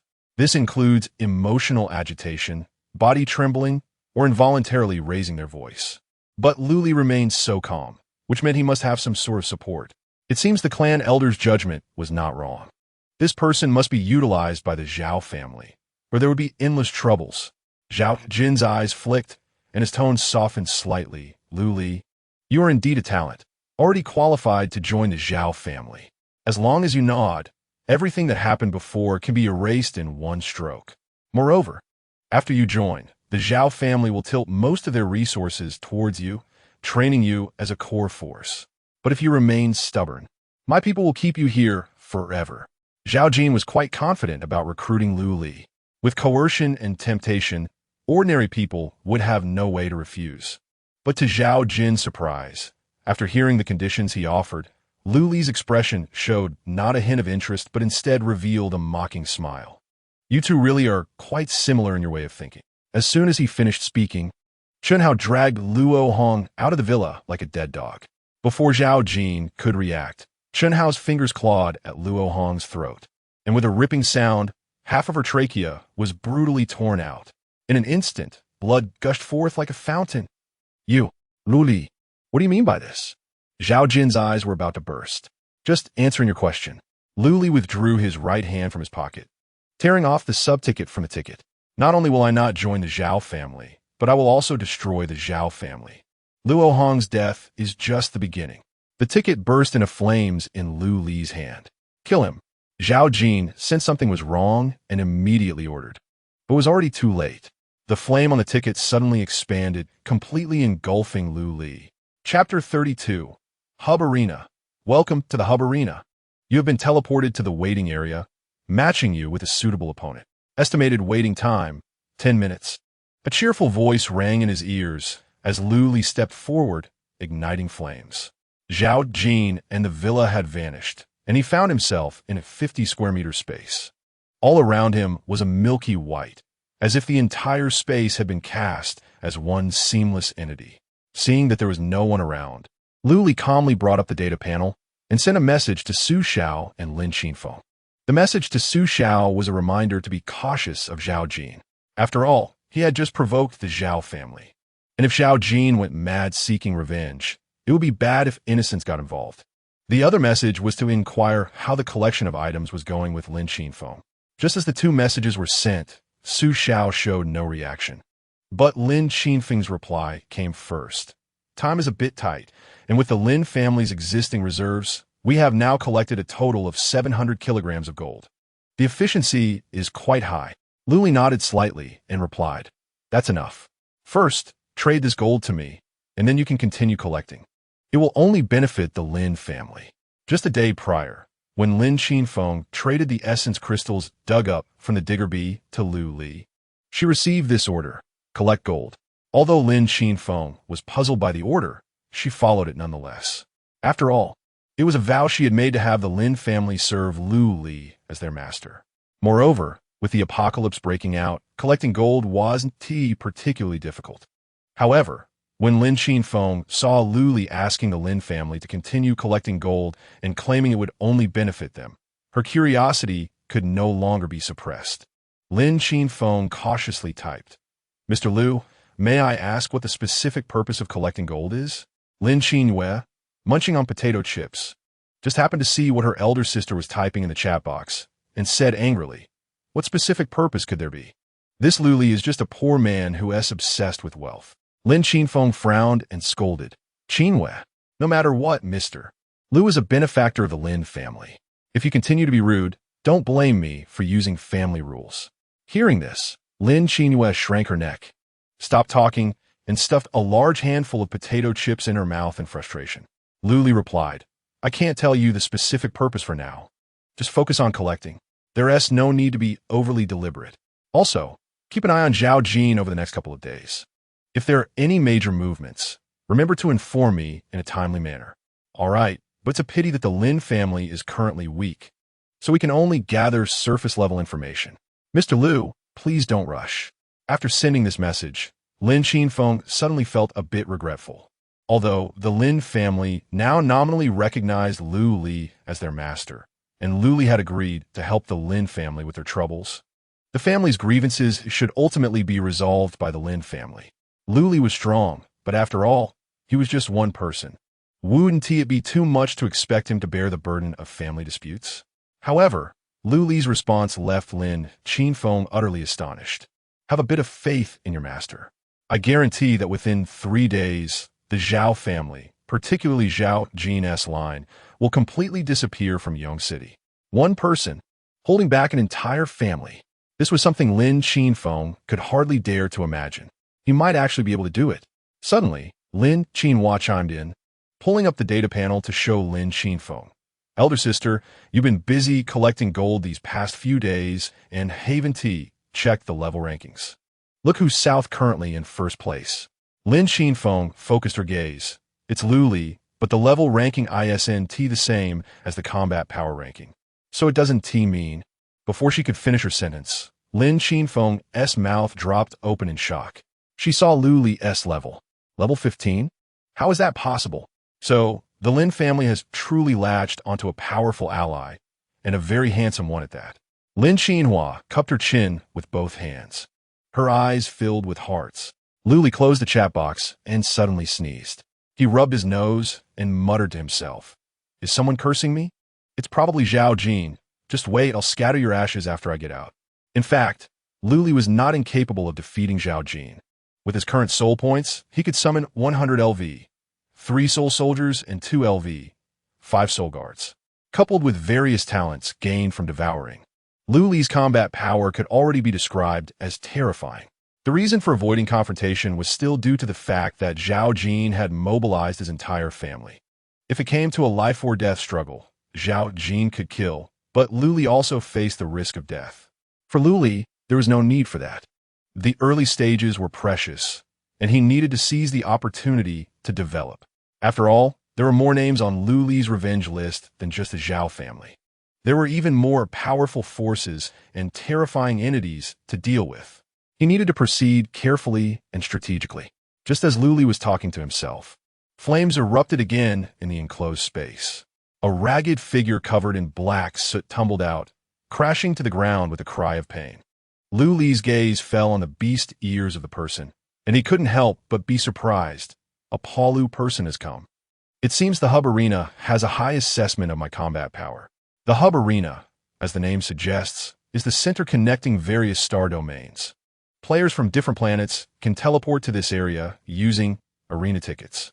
Arena tickets are further divided into 2 types. The first type is blue tickets, which can directly teleport the user to the audience seats. The entire process is completely safe, allowing players to watch battles, exchange information, and even trade items within the arena. The second type is the red tickets, which is what Liu Li had used earlier. However, Liu Li's ticket was obtained from a challenge chest and had a gold edge pattern. This ticket would teleport players to a waiting room, matching them with opponents of similar strength for a duel. The battles in the arena are divided into 3 modes: solo combat, duo cooperation, and 5-person teams. The specific mode can be determined by the color of the waiting room. Black indicates solo combat, white indicates duo combat, and gray indicates 5-person combat. First-time ticket users will have their mode randomly assigned by the Hub Arena. Liu Li happened to be in duo cooperation mode this time. Before the dusty Palu person could get up from the ground, the entire milky white space suddenly trembled. 3 rules slowly appeared in the most prominent position. Hub Arena Battle Rules, Duo 1. There are no restrictions in the battle. Once you enter the waiting area, you must participate in the duel. Unless a winner is determined, the battle cannot be concluded. 2. After the battle begins, the player's data panel will be temporarily locked. Players cannot use the panel for chatting, trading, or allocating attributes. 3. During the battle, bribing, attacking the referee, or any violations will result in the referee immediately killing the battling player. Upon seeing these rules, Luli raised his eyebrows, his previously anxious heart finally at ease. Just like in his previous life, the rules had not changed. This meant that Luli could implement his plans before the match started. Chapter 33, I want to fight 100 matches. As the countdown ended, the waiting room trembled once more. The rules on the wall shattered and reassembled into a simple drawing of a large door. In the next moment, the sound of a lock turning echoed. The door, drawn in simple lines, slowly opened. Behind the door was a long corridor.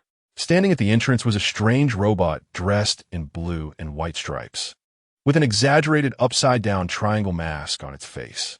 It greeted them in a high-pitched and bizarre tone. "Hello, fresh arena rookies. I'm the referee for this match. The absolutely fair embodiment Dio, the explosive. Now, let me lead you both into the exciting battle. Please follow me." After finishing this sentence, the referee Dio gestured for them to go ahead. However, the Paru person remained confused, and Luli still sat unmoving on the pile of gold. The robot cupped its hands to its mouth and let out a few electronic coughs, awkwardly saying, "Ahem. You too, dawdling is useless. After using the arena ticket, you must engage in battle to determine the winner. That's the rule. A winner must be decided." The Paru person mumbled softly, her voice gentle. Seemingly a girl. "Can I just forfeit?" This statement startled Luli, causing him to fall from the pile of gold. The referee Dio straightened up and asked back with a prolonged tone, "Are you sure you want to forfeit?" No. We want to participate in the competition." Luli quickly interjected. If they truly forfeited, the consequences would be very serious. The hub arena revolved around battles, and if a competitor using a ticket chose to forfeit before the match even began, the referee would get angry. And the consequence of anger would be the immediate elimination of both competitors. "Oh, it seems you two haven't discussed this decision properly. How about this? I will give you 30 seconds to discuss and decide whether to participate in the match or to forfeit immediately." The referee Dio crossed his arms and leaned against the door, striking a pose of anxious waiting. Luli quickly walked over to the Paru person, pulling her up from the ground and whispering, "We must participate in the match. If we forfeit, the referee will eliminate us on the spot. But if we participate, the outcome will still be a loss." The Paru person lowered her head, her beast ears drooping, unable to look Luli in the eyes. "Losing the battle means no rewards, and when I go back, I will still die." It's no wonder she was so timid. After all, the planet the Paru person was on was very marginal, both in talent and strength. She was among the lowest of the low. "If you can't do it, then what about me? Let's give it a try. What if we win?" Luli urged earnestly. Hearing this, the Paru person quickly glanced at Luli, then lowered her head again, looking even more desolate. "You're just a monkey person, maybe a bit smarter than me. But in terms of fighting, you can't possibly be a match for those higher beings." Monkey person. Luli's eye twitched. It turns out she regarded him as a Paru person too, directly viewing him as a weak peer. Since forfeiting means death, and participating also means death, then why not participate? Every second counts. Luli couldn't be bothered to explain and directly tried to brainwash her. As long as the Paru person agreed to participate, the rest could proceed as planned. Whatever. The Paru person mumbled in despair, finally letting the stone in Luli's heart fall. "Referee, we will participate in the match." Upon hearing this, the referee Dio changed from his earlier anxious demeanor and spoke again in an upbeat tone. "That's wonderful. Please follow me. Let us step into the extraordinary." "Wait a minute, referee." Before Dio could finish, Luli interrupted again. He turned around, picked up a gold brick from the ground, and handed it to the referee. "Referee, before the match begins, I would like to ask you for a favor." "Oh, are you openly bribing the referee? Haven't you read the rules?" Dio leaned back dramatically, looking at Luli, then at the gold brick in his hand. Luli smiled broadly. "Not at all. The rules clearly state, no bribing the referee during the match, but the match hasn't started yet. And this isn't a bribe. It's just asking you to help me." Dio was taken aback and stood straight again. Seizing the opportunity, Luli handed the gold brick over. Dio took the gold brick, examined it closely, and then whispered in a voice only Luli could hear, "Fine gold, 99% pure, a rare item." I'll let this slide this time. But it won't happen again. Do you want me to favor you in the upcoming match? Or do you want me to give you a weaker opponent? Luli shook his head. I wouldn't dare ask you to do such difficult things. I just want you to give me a qualification, a challenger qualification. Challenger qualification? Dio leaned back again, sizing up Lu Li. Then, he suddenly pulled out a thermometer and took Lu Li's temperature by his ear. 36.8, normal temperature. Not even a fever? Why are you talking nonsense? Do you know what you'll face after becoming a challenger? Lu Li nodded. Yes, after becoming a challenger. Gladiator mode will be activated, and you must fight 3 consecutive matches. Otherwise, you cannot leave the hub arena. Dio tossed the gold brick in his hand with a mocking tone. Then do you know that in gladiator mode, you cannot forfeit? Only death can end the match. Understood. Are you sure you want this qualification? Absolutely. Then you won't need so much fine gold. Dio put his hands behind his back, and when he brought them back out, the gold brick and thermometer were gone.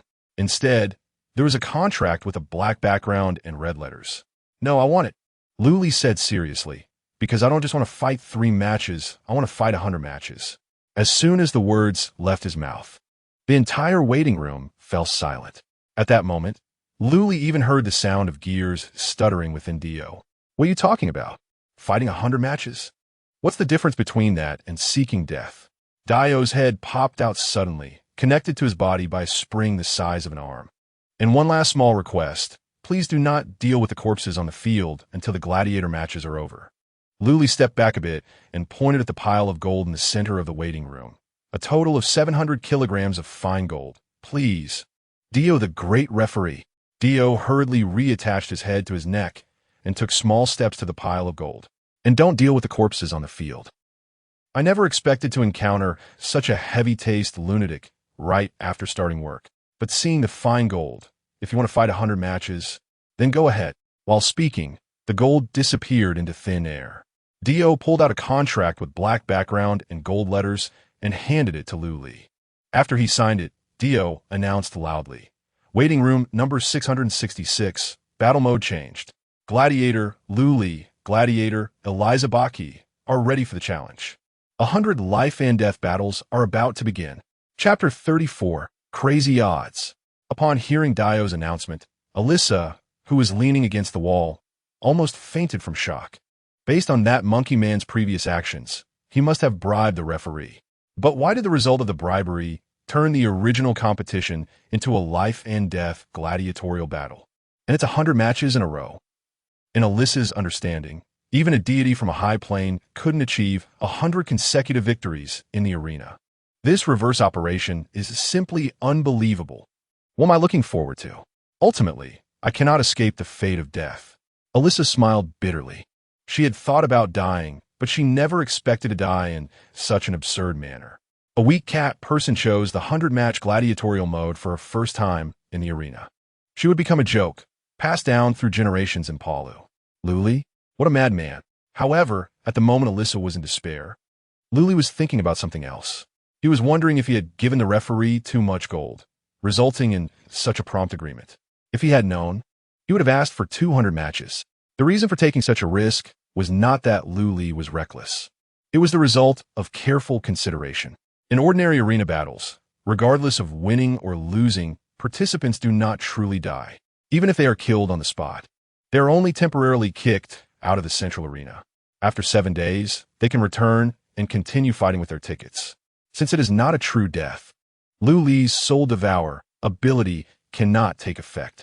Winning only grants small rewards and a little central points, which has a negligible impact on his strength. But the gladiatorial mode is different. Players will truly die during the battle, and the rewards provided by the arena after victory are much more substantial. Moreover, there's a crucial point. Those who dare to participate in gladiatorial battles are players confident in their own strength. In other words, they're all geniuses. Lu Li could only rapidly improve his strength by plundering their talents. As for safety, Lu Li had also considered it. Since this was his first competition, even though the central arena rated his strength relatively high, he still bore the title of newcomer.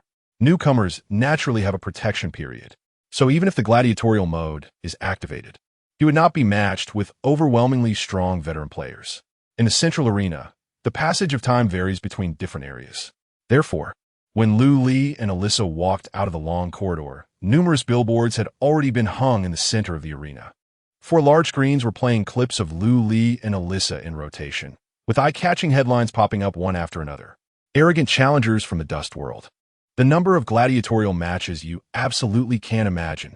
Is it the epitaph of the reckless and arrogant, or the roar of buried geniuses? Unprecedented epic odds. An unparalleled gladiatorial feast. Let us wait and see. Looking at those exaggerated slogans, Lu Li couldn't help but smirk. No wonder they say the Central Arena is the hub connecting various star domains. Their marketing tactics are impressive.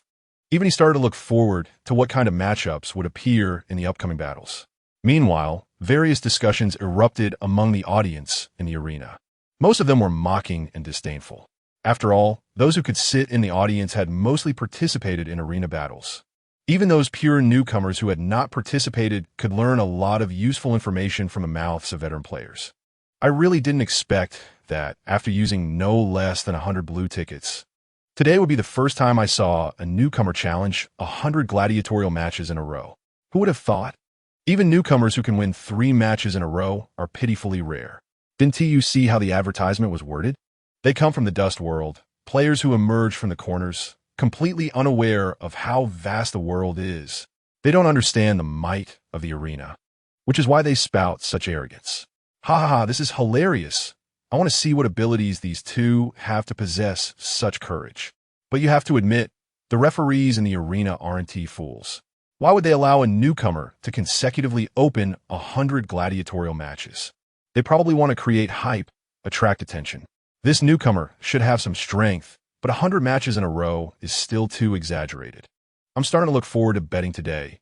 The arena is the house. As long as I bet on the newcomer losing, ISNT, that is sure profit. Don't think about it. The odds will definitely be low, not much to earn. Even a mosquito is still meat. Besides, in such a nailed-down situation, I will definitely go all in. Wow, playing so big. Don't end up losing your pants. Enough nonsense. Do you really believe a newcomer can win 100 matches in a row? Hurry up and follow my lead. I'll treat you to a fortune. So say thank you quickly. Just as the atmosphere in the entire arena became increasingly heated, Dio, standing in the center waiting for the match to begin, quietly contacted the dealer for betting. Dear, help me place a bet. Bet on Lu Li and Alyssa winning 100 matches in a row, with a wager of 700 kilograms of gold. After a moment, the dealer replied with a question. Referee Dio, a gentle reminder. This 100-match gladiatorial battle has attracted the attention of the supreme heaven. Are you sure you want to play with fire under their watchful eyes? Of course not, dear. I am the embodiment of absolute fairness. The reason I'm participating in the betting is just a small show of support for this newcomer participant. Speaking of which, what are the odds for 100 consecutive victories? The dealer replied again. The odds have not been determined yet, but the preliminary odds should be 1 to 500,000. If you bet 700 kilograms of gold and win, that will be 35,000 tons of gold. Such a huge amount might not be immediately redeemable in the central arena. Are you sure you want to place the bet? Dio shook his head. Of course, dear. We all know the arena never defaults. Besides, it can be converted into central points, right? The dealer, looking at the message, finally offered one last piece of advice. But that is 700 kilograms of gold. That is not a small amount. Dio's response was simple and bold. It's just a newcomer-esque bribe. What is there to be afraid of? The dealer gasped, feeling a bit tempted. Although 100 consecutive victories is an impossible task, the odds of 1 to 500,000 are simply too insane. Even betting one central point could yield 500,000 points in return. Should I also bet a little? After all, betting in the central arena relies entirely on supercomputers. This beautiful dealer, in a sense, is only responsible for verifying bets and recording them. With a playful attitude, she also placed a bet of 10 central points on Lu Li's victory. And at that moment, a loud bell rang in the arena. The 100-match gladiatorial battle had begun. Chapter 35, Excelling in Speed? As the bell signaling the start of the match rang, the fear on Alyssa's face finally reached its peak. I'm going to die. Her legs trembled uncontrollably, nearly unable to support her frail body. Just then, someone suddenly patted her on the shoulder. Alyssa turned her head and saw the handsome face of the monkey man. If you don't want to die, find a place to hide. I might not be able to take care of you when the fighting starts. Find a place to hide? Alyssa's eyes widened as she watched Lu Li walk forward without looking back. This monkey man plans to take on two opponents by himself? Just as Alyssa was lost in thought, the iron gate of the corridor opposite them suddenly opened. Two tall, muscular men, their bodies covered with brown rock-like skin, walked out. Oh no, this is bad. They actually encountered stone-skinned men right from the start. Alyssa's heart tightened. She was all too familiar with the attributes of stone-skinned men. As one of the many races enslaving the Paro people, their numbers were considerable. Their intelligence was generally low, but they possessed astonishing physical strength. Their strength and constitution far surpassed that of the Paro people. The brown rock covering their bodies served as a natural armor, providing them with impressive defense. A single stone-skinned man could easily overpower dozens of Paro people with bare hands. How could the monkey man, Lu Li, possibly win against two? Thud! Thud! The stone-skinned men quickly spotted Lu Li on the field, their ugly mouths opening wide as they let out strange roars. The two bulky bodies leaned forward, charging like out-of-control locomotives. Alyssa gasped in fear and covered her eyes. However, the expected screams did not come. Instead, there were two heavy thuds of something hitting the ground. Alyssa slowly opened her eyes, and through the gaps between her fingers, saw the bodies lying not far away. It was a stone-skinned man. The stone-skinned man was actually killed. How is this possible? The entire arena fell silent for a moment, and half a second later, the audience erupted into incredible cheers. No way. Did I just see that right? That little skinny guy took down two stone-skinned men in one go. Hey, did you see his moves? So fast. It seems this newcomer named Lu Li excels in speed. Huh.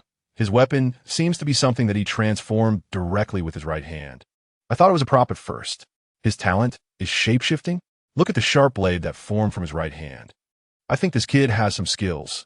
He might really win 100 matches in a row. TCH, it just started. Maybe he just got lucky. Catching the stone-skinned men off guard. Right, look at the wounds on the stone-skinned men. They're all on the parts without rock protection. As Alyssa felt the rising waves of excitement around her, Lu Li's expression remained unfazed. He flicked the blood off the blade and quietly activated his soul devouring ability on the two stone-skinned men as corpses. Devoured LV. 6 stone-skinned man souls x2. Soul points 30. Ability plunder. Mountain Shaker, gold, x2. Detected that the ability Mountain Shaker can be upgraded. Do you want to trigger the upgrade quest? Yes, no. Detected that the ability Mountain Shaker and Giant Strength are both strength type abilities. Do you want to enhance and fuse them? Lu Li raised an eyebrow, choosing not to enhance and fuse, but to trigger the upgrade quest instead. There are still 99 matches to go.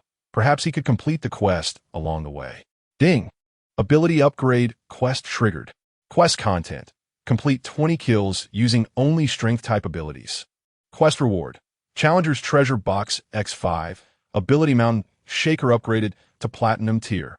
Kills 0-20. Above the stands, in a luxuriously decorated box, a woman dressed in extravagant clothing lounged on a sofa, watching Lu Li in the arena with great interest. After a moment, she picked a berry from a fruit plate and slowly spoke. How many matches do you think this newcomer below can win? In response, a young man with a delicate face and fair skin stepped out from behind the sofa, kneeling respectfully on the ground. His body was mostly bare, covered only by a simple loincloth. I think he can't last 5 matches. Oh no, 3 matches. Tell me why. The woman held out the berry to the young man, who quickly took it and popped it into his mouth. Then he mouth-to-mouth fed it to the woman. Judging from that newcomer's first kill, he should be a fast melee player. And those two stone-skinned men excel in strength and constitution, lacking in speed. That kid can win simply by exploiting his strengths against their weaknesses. It was pure luck. The woman listened to the young man's analysis, letting out a dismissive humph, seemingly unconvinced. Soon, another similarly dressed blond man knelt down respectfully, saying, "Madam, I think that newcomer might achieve 10 consecutive victories." "Oh, tell me your reasoning." The woman picked another berry and offered it to the blond man. He took it into his mouth, also extending his tongue to teasingly lick the woman's fingertip. This little action seemed to please the woman, making her giggle. Seizing the opportunity, the blond man crawled forward and fed the berry into the woman's mouth, even sucking on a little. Madam, if that newcomer merely excels in speed, there's no way he could have taken down 2 stone-skinned men in such a short time. While stone-skinned men may lack speed, they possess above-average defense. That newcomer could kill them in one blow. His strength is formidable. As soon as the blond man finished speaking, a voice of disdain suddenly came from the darkness behind the woman. Tisich, if his strength is formidable, why do you think he can only achieve 10 consecutive victories? Why not 20 or even 100? Upon hearing this, the woman's chewing motion immediately stopped. The atmosphere in the box, which had been lively, instantly dropped to freezing point. The woman's skirt began to writhe, and several tentacles shot out, quickly grabbing a dark-skinned, muscular man and pulling him in front of her. The woman opened her mouth wide, revealing a row of fine teeth. Little Wei Wei, I've told you many times, as my male pet, you must have some quality. That little elf hadn't even finished speaking, and you interrupted him. The dark-skinned man looked terrified, struggling to say something. But the slippery tentacles had already covered his mouth. Sigh, for the sake of fairness, I had no choice but to interrupt you. After saying this, the woman suddenly tightened the tentacles binding the black man. In the previous second, he was still a robust figure. In the next second, he was reduced to 2 piles of bloody flesh. Chapter 36, Extreme Violence. What a pity for this good meat. The woman wiped the bloodied tentacle on the body of the white-skinned male pet. The latter trembled all over but dared not evade at all. Xiao Ben Ben, go call the arena staff to clean up, and Xiao Er Fu, let's continue watching the match. The 2 named immediately responded. The white-skinned man shakily got up from the ground and quickly walked toward the box. Meanwhile, the blond man crawled on his knees to the woman, obediently squatting on the ground like a dog. The match continued below.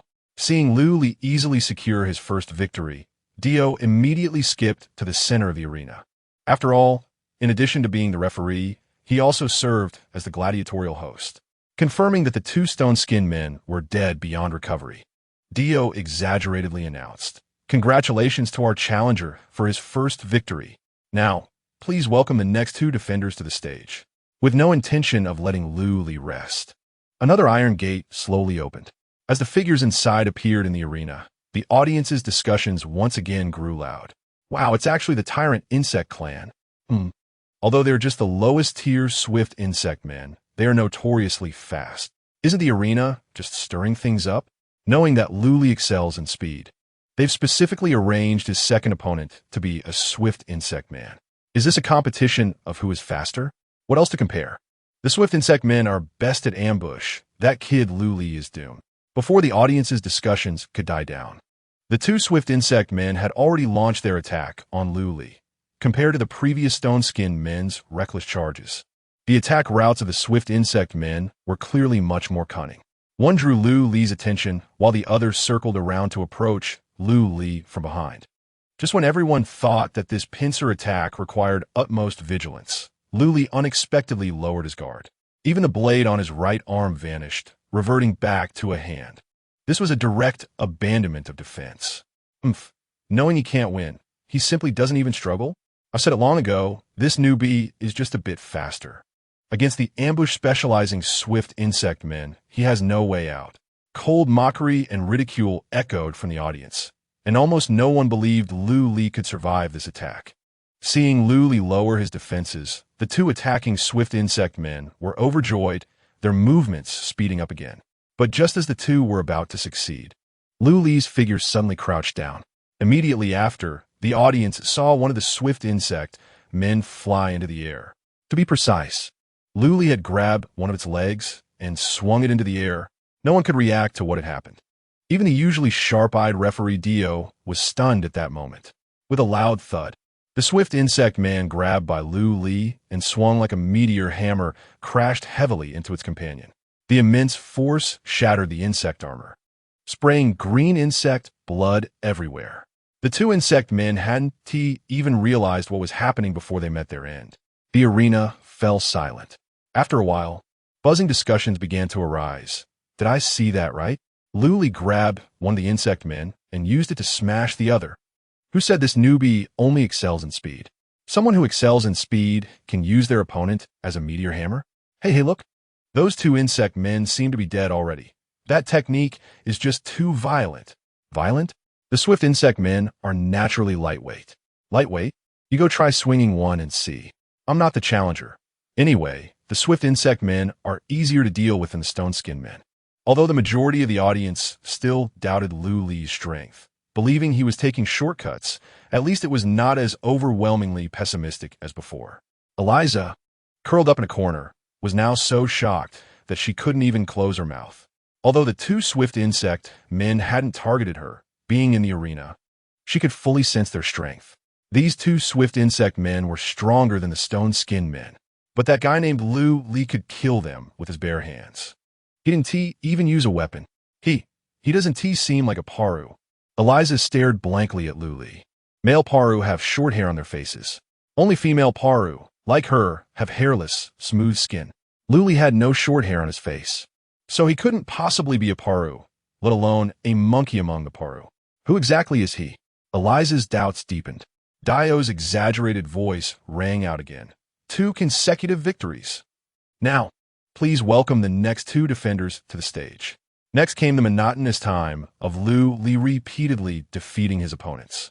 The defenders that came up were all peculiar, and Lu Li's fighting postures against them varied as well.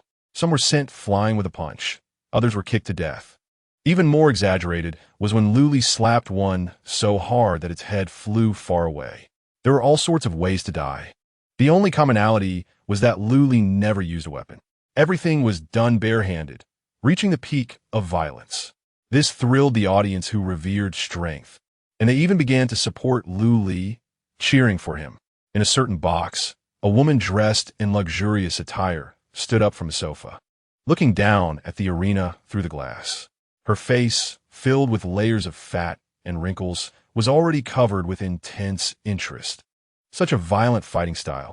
The blonde Xiao Er Fu lay beside her, kissing the woman's skirt and obediently saying, "Madam, if you want him, I can run and negotiate with the Supreme Heaven right now." The woman chuckled, extending her finger to poke Xiao Er Fu's forehead. "How considerate. Are you not afraid that if I get Lu Li, you'll lose my favor?" Xiao Er Fu rubbed his face against the back of the woman's hand, obediently responding, "My existence is to make you happy. As long as you like it, Xiao Er Fu is willing to do anything." The woman laughed even more happily, her bloated body trembling continuously, resembling a huge and disgusting jelly. "You are the smartest among my male pets. Go ahead, greet that old man Supreme Heaven for me. I want this Lu Li." In the arena, Lu Li activated Soul Devour, and his soul point count increased again, adding to the previously accumulated amount. His soul points had reached 5476. After absorbing another 30 points, the maximum limit for soul weapons could increase by 50. Although Lu Li had won every match easily so far, it was still continuous combat. Plus, to complete the ability advancement task, Lu Li had only utilized his strength talent. The whole time was filled with violent hand-to-hand combat, which took a significant toll on his stamina. Therefore, for the upcoming battles, he planned to use soul weapons to assist himself. While recovering stamina, he could also better understand his newly acquired talent abilities. However, it seemed that the ability advancement tasks were intentionally targeting Lu Li. Several consecutive task requirements demanded that Lu Li personally kill his opponents. Moreover, some even required Lu Li to exchange injuries and push his limits. To avoid losing the new abilities, he would need to sacrifice stamina. He might even have to risk his life. Chapter 37. Severely injured? Underground of the arena, central control console. Screens of all sizes filled the entire space, with shadows of people rushing back and forth, maintaining the operation of the arena.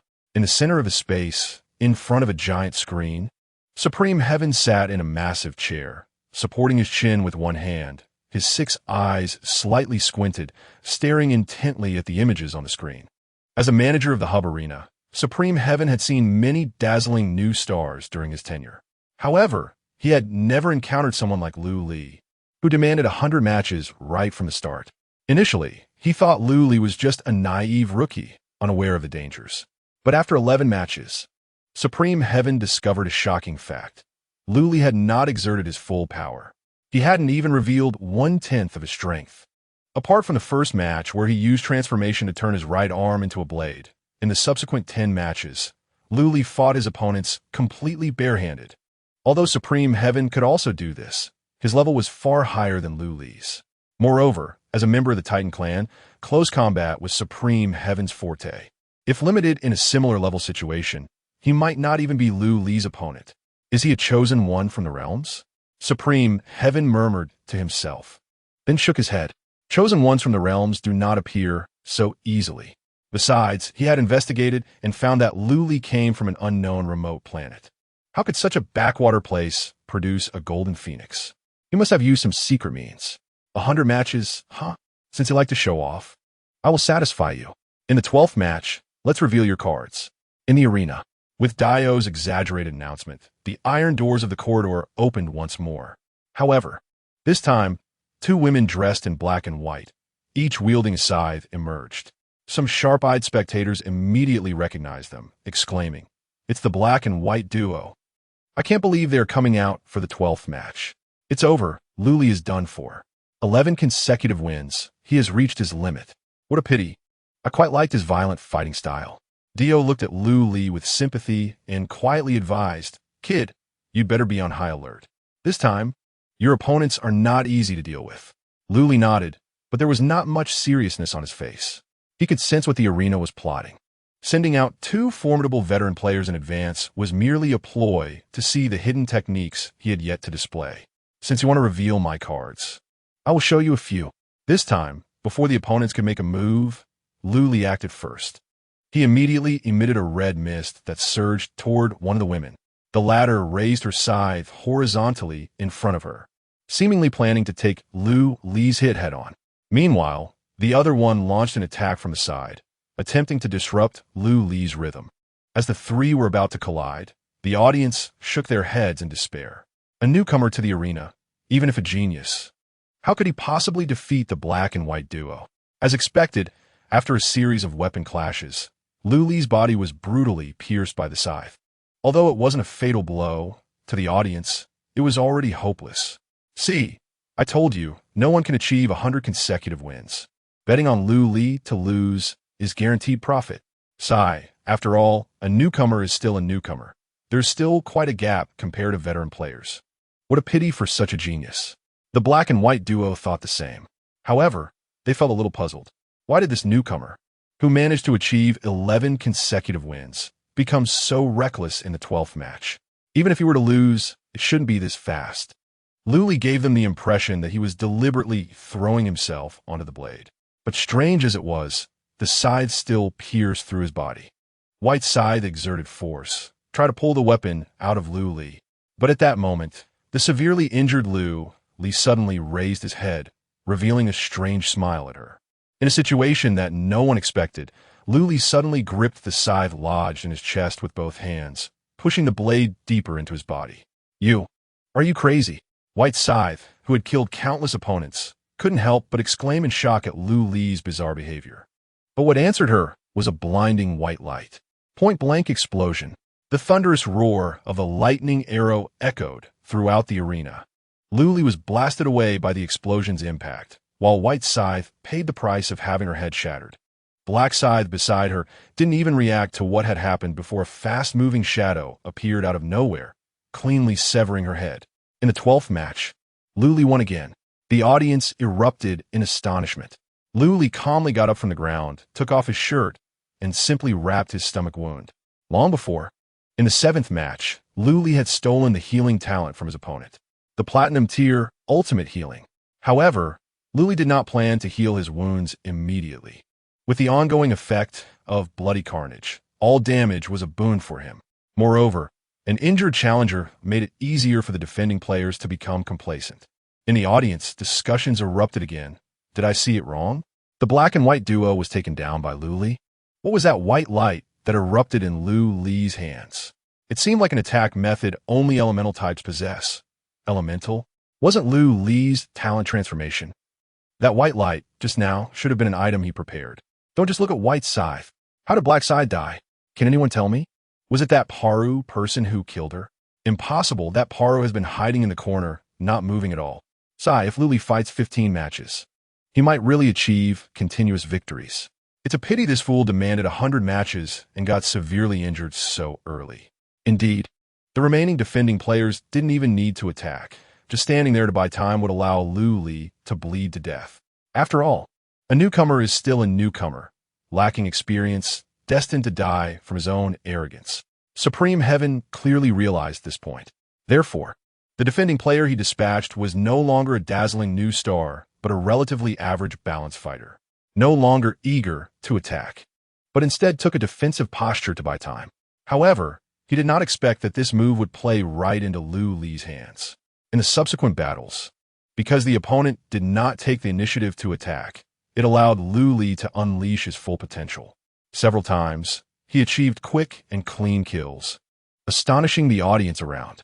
Moreover, Lu Li not only completed several advancement tasks, but also saw his soul points continuously rise, advancing toward the 10,000 point mark. Clearly severely injured, yet he gave off an impression of growing stronger with each battle. By the time Supreme Heaven realized something was wrong, Lu Li had already secured his 50th victory. Chapter 38. A close combat summoner genius? Severely injured, yet fighting even harder. Could it be that this newcomer's physique is stronger than that of the stone-skinned people? The Supreme Sky furrowed his brow, pondering for a long time, and ultimately could only arrive at this conclusion. Just then, a skull embedded with numerous mechanical structures slowly flew over and hovered beside the Supreme Sky. Master, Lady Octopus's male pet, Xiao Erfu, requests an audience.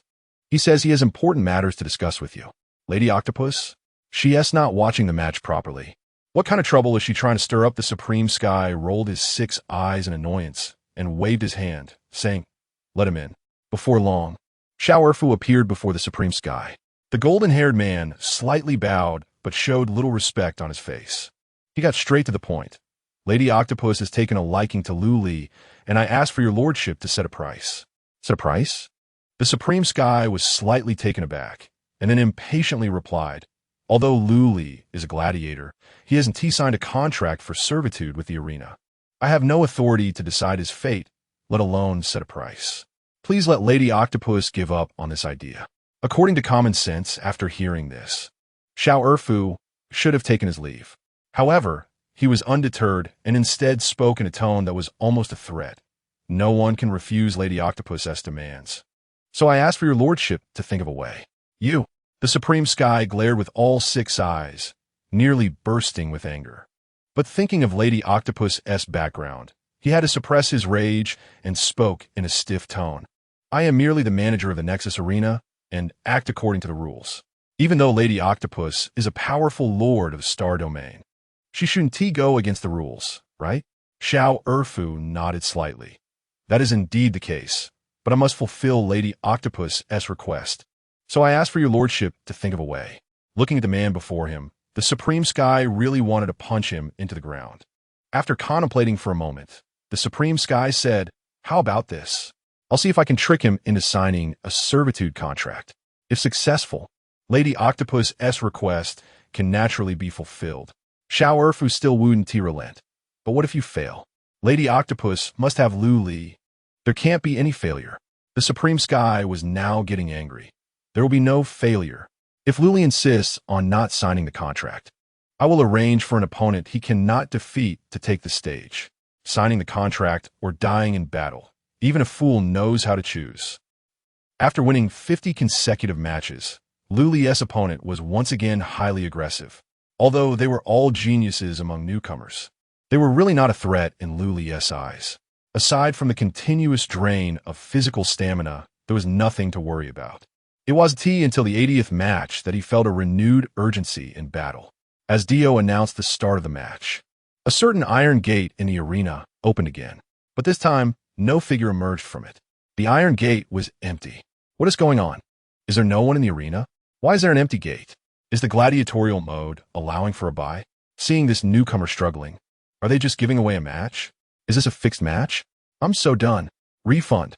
The audience was in an uproar. Only a few experienced spectators knew that there was no such thing as an empty gate in the arena.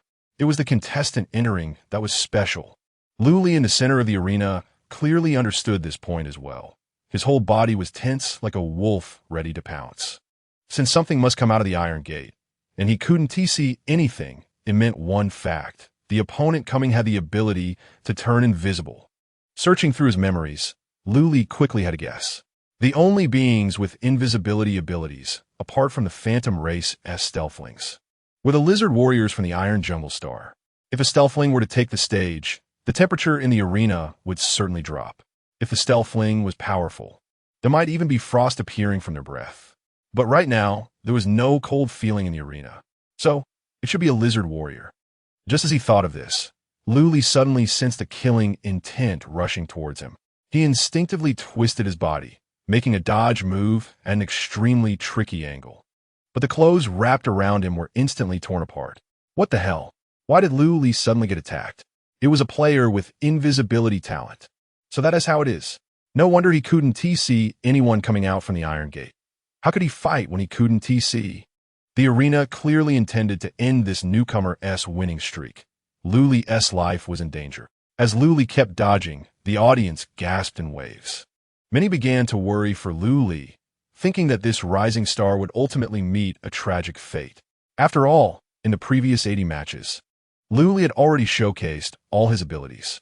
His close combat was very strong, but against an opponent specializing in countering close combat with the invisibility talent, could Luli still create miracles? He thought it would be easy to achieve 100 consecutive wins, but in the end, he faced a troublesome opponent. With a thought, a large amount of black mist began to spread around Luli. Spirit's soldier. One by one, blade arm mantises quickly gathered, instantly covering most of the arena. The audience's gasps came to a halt. Everyone was stunned. After 80 matches, they had already concluded that Luli was a close combat genius with extraordinary three-dimensional attributes. His speed, strength, and physique far exceeded that of ordinary players. The red mist surging from him was thought to be due to some miraculous equipment. The ability to throw lightning arrows at will was believed to be mastery over some mysterious artifact. But now, Luli didn't even give a signal and directly summoned spirit creatures covering half the arena. What's going on? It turned out that the close combat genius they thought was actually a summoning genius. My goodness, look at these summoned creatures, I can't even count them. Instantly summoning. Did Luli not need to perform a summoning ritual? He hit it so deep. It's a pity that the opponent has invisibility talent. That's right. Even if Luli has many summoned creatures, not being able to see the opponent is still futile. Moreover, if the level of the summoned creatures is too low, when it comes to a fight, they might not be of much use. Although the audience was shocked, they still held a pessimistic view of Luli. Unless he had a diamond-grade perception talent, it was impossible to catch an invisible enemy. Luli naturally did not have such a high-level perception talent, but he still had his own way to detect the opponent.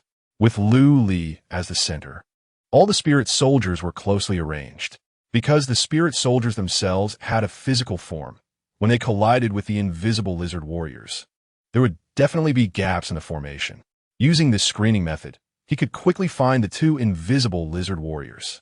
Before long, Luli discovered a gap in the arrangement of the spirit soldiers. Got you. Chapter 39, The Helplessness of Workers' Killing Intent erupted in Luli's eyes as he raised his hand and shot out several lightning arrows. Before they could hit their target, his speed talent was fully activated. Luli's figure suddenly accelerated. Like a cannonball, he slammed into one of the gaps. The invisible lizard warrior, overwhelmed by the incoming lightning arrows, had completely failed to notice the crazed Luli charging at him. By the time he realized, the sharp blade had already cut through his body. Ack! The injured lizard warrior let out a painful howl. Just as he wanted to counterattack, he found his movements inexplicably sluggish. What was going on? There's poison on the blade. The lizard warrior glanced at his data panel and was shocked to see a long string of debuff statuses following his name. Cursed poison, corruption poison, tear, severe injury, continuous bleeding, wound corruption, weakness, armor breach, confusion. And he had only been slashed once. The lizard warrior was horrified as he struggled to retreat. He wanted to take out a potion from his spatial pouch to cleanse the debuffs.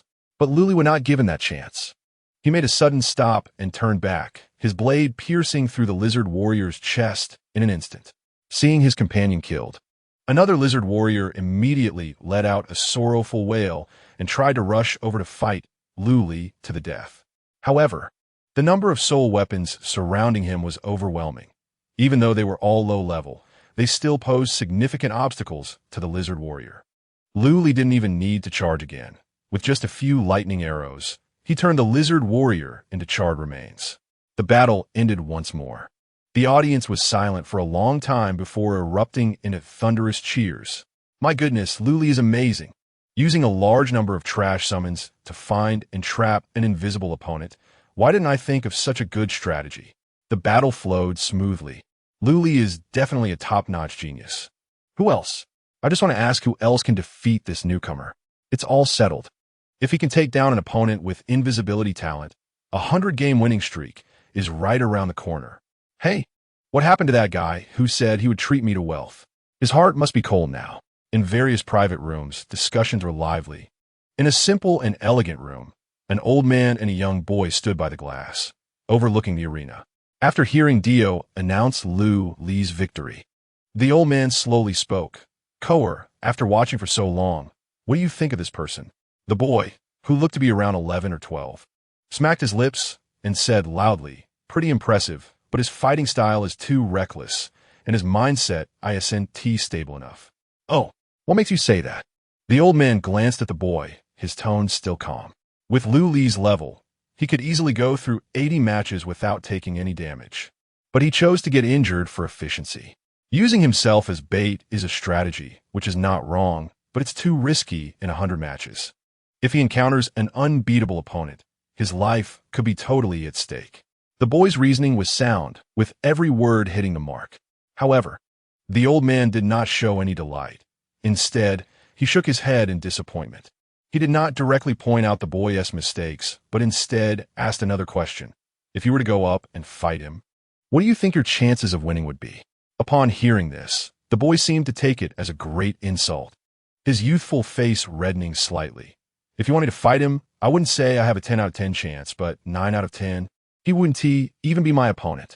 Putting aside level differences, just in terms of talent, I can outshine him by 3 streets. Grandpa, are you getting old and confused to ask such a question? Facing the boy's discontent, the old man showed no anger. Instead, he chuckled. The youth is strong and unrestrained. Confidence is a good thing, but it shouldn't turn into arrogance. The boy retorted, our Chun family practices the Mad Blade, and the talent awakened through generations is also aligned with the blade, rage. Being confident and arrogant is only natural. Grandpa, your timidity is why your strength cannot progress. The old man's smile faded, but his eyes still held no anger. He made a suggestion that surprised the boy. If you truly believe that, why not go down and fight Luli later? Fight him? A trace of barely noticeable fear crossed the boy's eyes, quickly replaced by disdain. I isn't that bullying? Besides, the arena management wouldn't allow a significant level difference between combatants. To ensure fairness in combat, there was a hidden rule in the Nexus arena. The level difference between both combatants cannot exceed 10 levels. The boy, Chinko, was already LV 30, while Luli was 15 levels below him, far exceeding the limit for the match. The old man pretended to be surprised, tapping his head and laughing. I almost forgot about that limit. To ensure fairness, let us send in a blade slave instead. In another luxuriously decorated private room, Xiao Erfu withdrew his gaze from the arena, speaking with some concern. Madam, should I go again? It seems that the Supreme Heaven has underestimated Li's strength. If this continues, Madam Octopus raised her hand and gently said, there's no rush, there are still 20 matches left. This opponent is merely a test. Li is very strong, but his trump cards have already been used. If I'm not mistaken, Supreme Heaven will soon send someone to sign a contract with him. Sure enough, before Madam Octopus's words had finished, Dio, who had been at the edge of the arena, suddenly ran towards Li. It seemed he had received some instructions. Seeing the robot referee running towards him, Li was a bit puzzled and immediately stopped looting the corpse. Li, you kid hit the jackpot. Someone has their eye on you and wants to buy you. Buy me? But I don't belong to the arena. Luli frowned, momentarily not understanding Dio's meaning. If he remembered correctly, it seemed he had not signed a contract of servitude with the arena. Since he was a free agent, how could he be bought or sold? Seeing Luli's confusion, Dio immediately explained, "Right now, you certainly don't belong to the arena. I'm here to get you to sign a contract of servitude.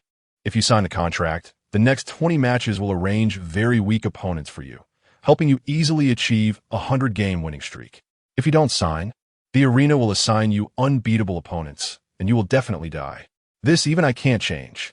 After finishing, Dio shrugged helplessly. Although he liked Luli and hoped he would smoothly win 100 matches, the Supreme Heaven had already intervened, and no matter how much Dio wanted to help, he was ultimately just a referee, a poor worker, unable to change anything. Upon hearing this, Luli's expression immediately turned cold. He hated being threatened. Moreover, having lived a second life, he sought stability but would never bow down. Forget about the contract of servitude.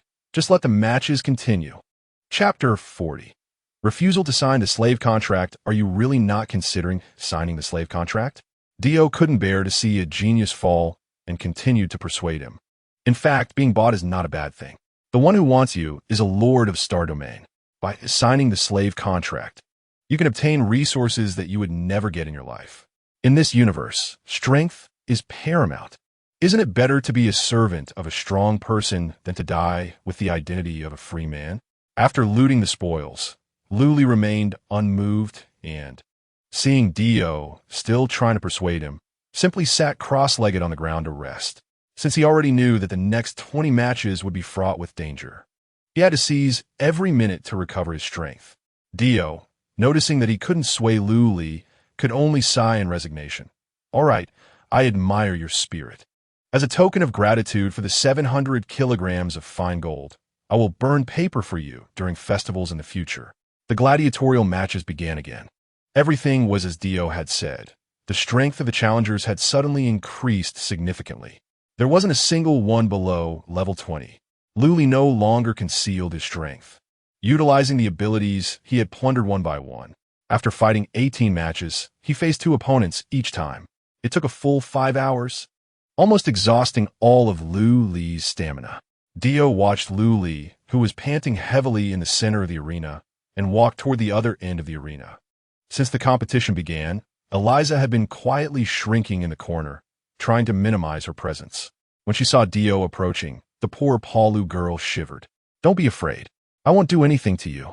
Dio sighed and said earnestly, "Look, Luli has held on through 98 matches, and his stamina has reached its limit. There are only 2 matches left, and the Supreme Heaven definitely won't let Luli leave alive. Better to live shamefully than to die honorably. You should persuade Luli to sign the slave contract." Eliza was a bit dazed and stammered. "How could I persuade him? At first, he said he would have 100 matches, and he didn't ask for my opinion." Dio scratched his iron head. It seemed that the situation was indeed as Eliza had said. "Well, we might as well treat a dead horse as a live one. Otherwise, if Luli dies in the next 2 matches, you definitely won't survive either." Eliza shrank her neck, looking like a duck being roasted over a fire. She quickly moved to Luli's side and carefully poked him on the shoulder. However, before she could begin to persuade him, Luli instead threw a question at her. "Eliza, right? What is your innate ability?" Eliza was taken aback and instinctively replied, "My innate ability is favor of the goddess of luck, diamond rank." Upon hearing this, Luli immediately turned his head, staring incredulously at this Palu who had been coasting through 98 matches. Diamond rank? Innate ability? Eliza's expression stiffened as if she remembered something unpleasant, and she waved her hands repeatedly, saying, "My ability is actually useless. I don't know why it's diamond rank." Please don't be angry." Seeing Luli's changing expression, Eliza thought he was blaming her for hiding it, which made her even more flustered. She truly believed that her innate ability was useless. Even though it was called favor of the goddess of luck, it still didn't bring her any luck when used. Instead, it seemed to bring her more misfortune. That's why when Eliza entered the hub arena, she felt utterly despairing. But Luli didn't see it that way. Having lived a second life, he understood that favor of the goddess of luck was definitely a god-tier talent. Like Su Zhao's amplification ability, Favor of the Goddess of Luck could increase the luck of players within its range. However, the innate ability holder themselves could not be influenced by that ability. That's why Eliza felt her innate ability was of no use. In just a moment, Luli came up with several new plans in his mind. When the 99th match begins, you will use your ability without interruption, Luli instructed Eliza as he rose from the ground. Okay. Eliza nodded in a daze, completely forgetting her original purpose for coming over. It wasn't until the iron gate for the challengers opened again that she jolted, remembering she was there to persuade Luli to sign the slave contract. Luli.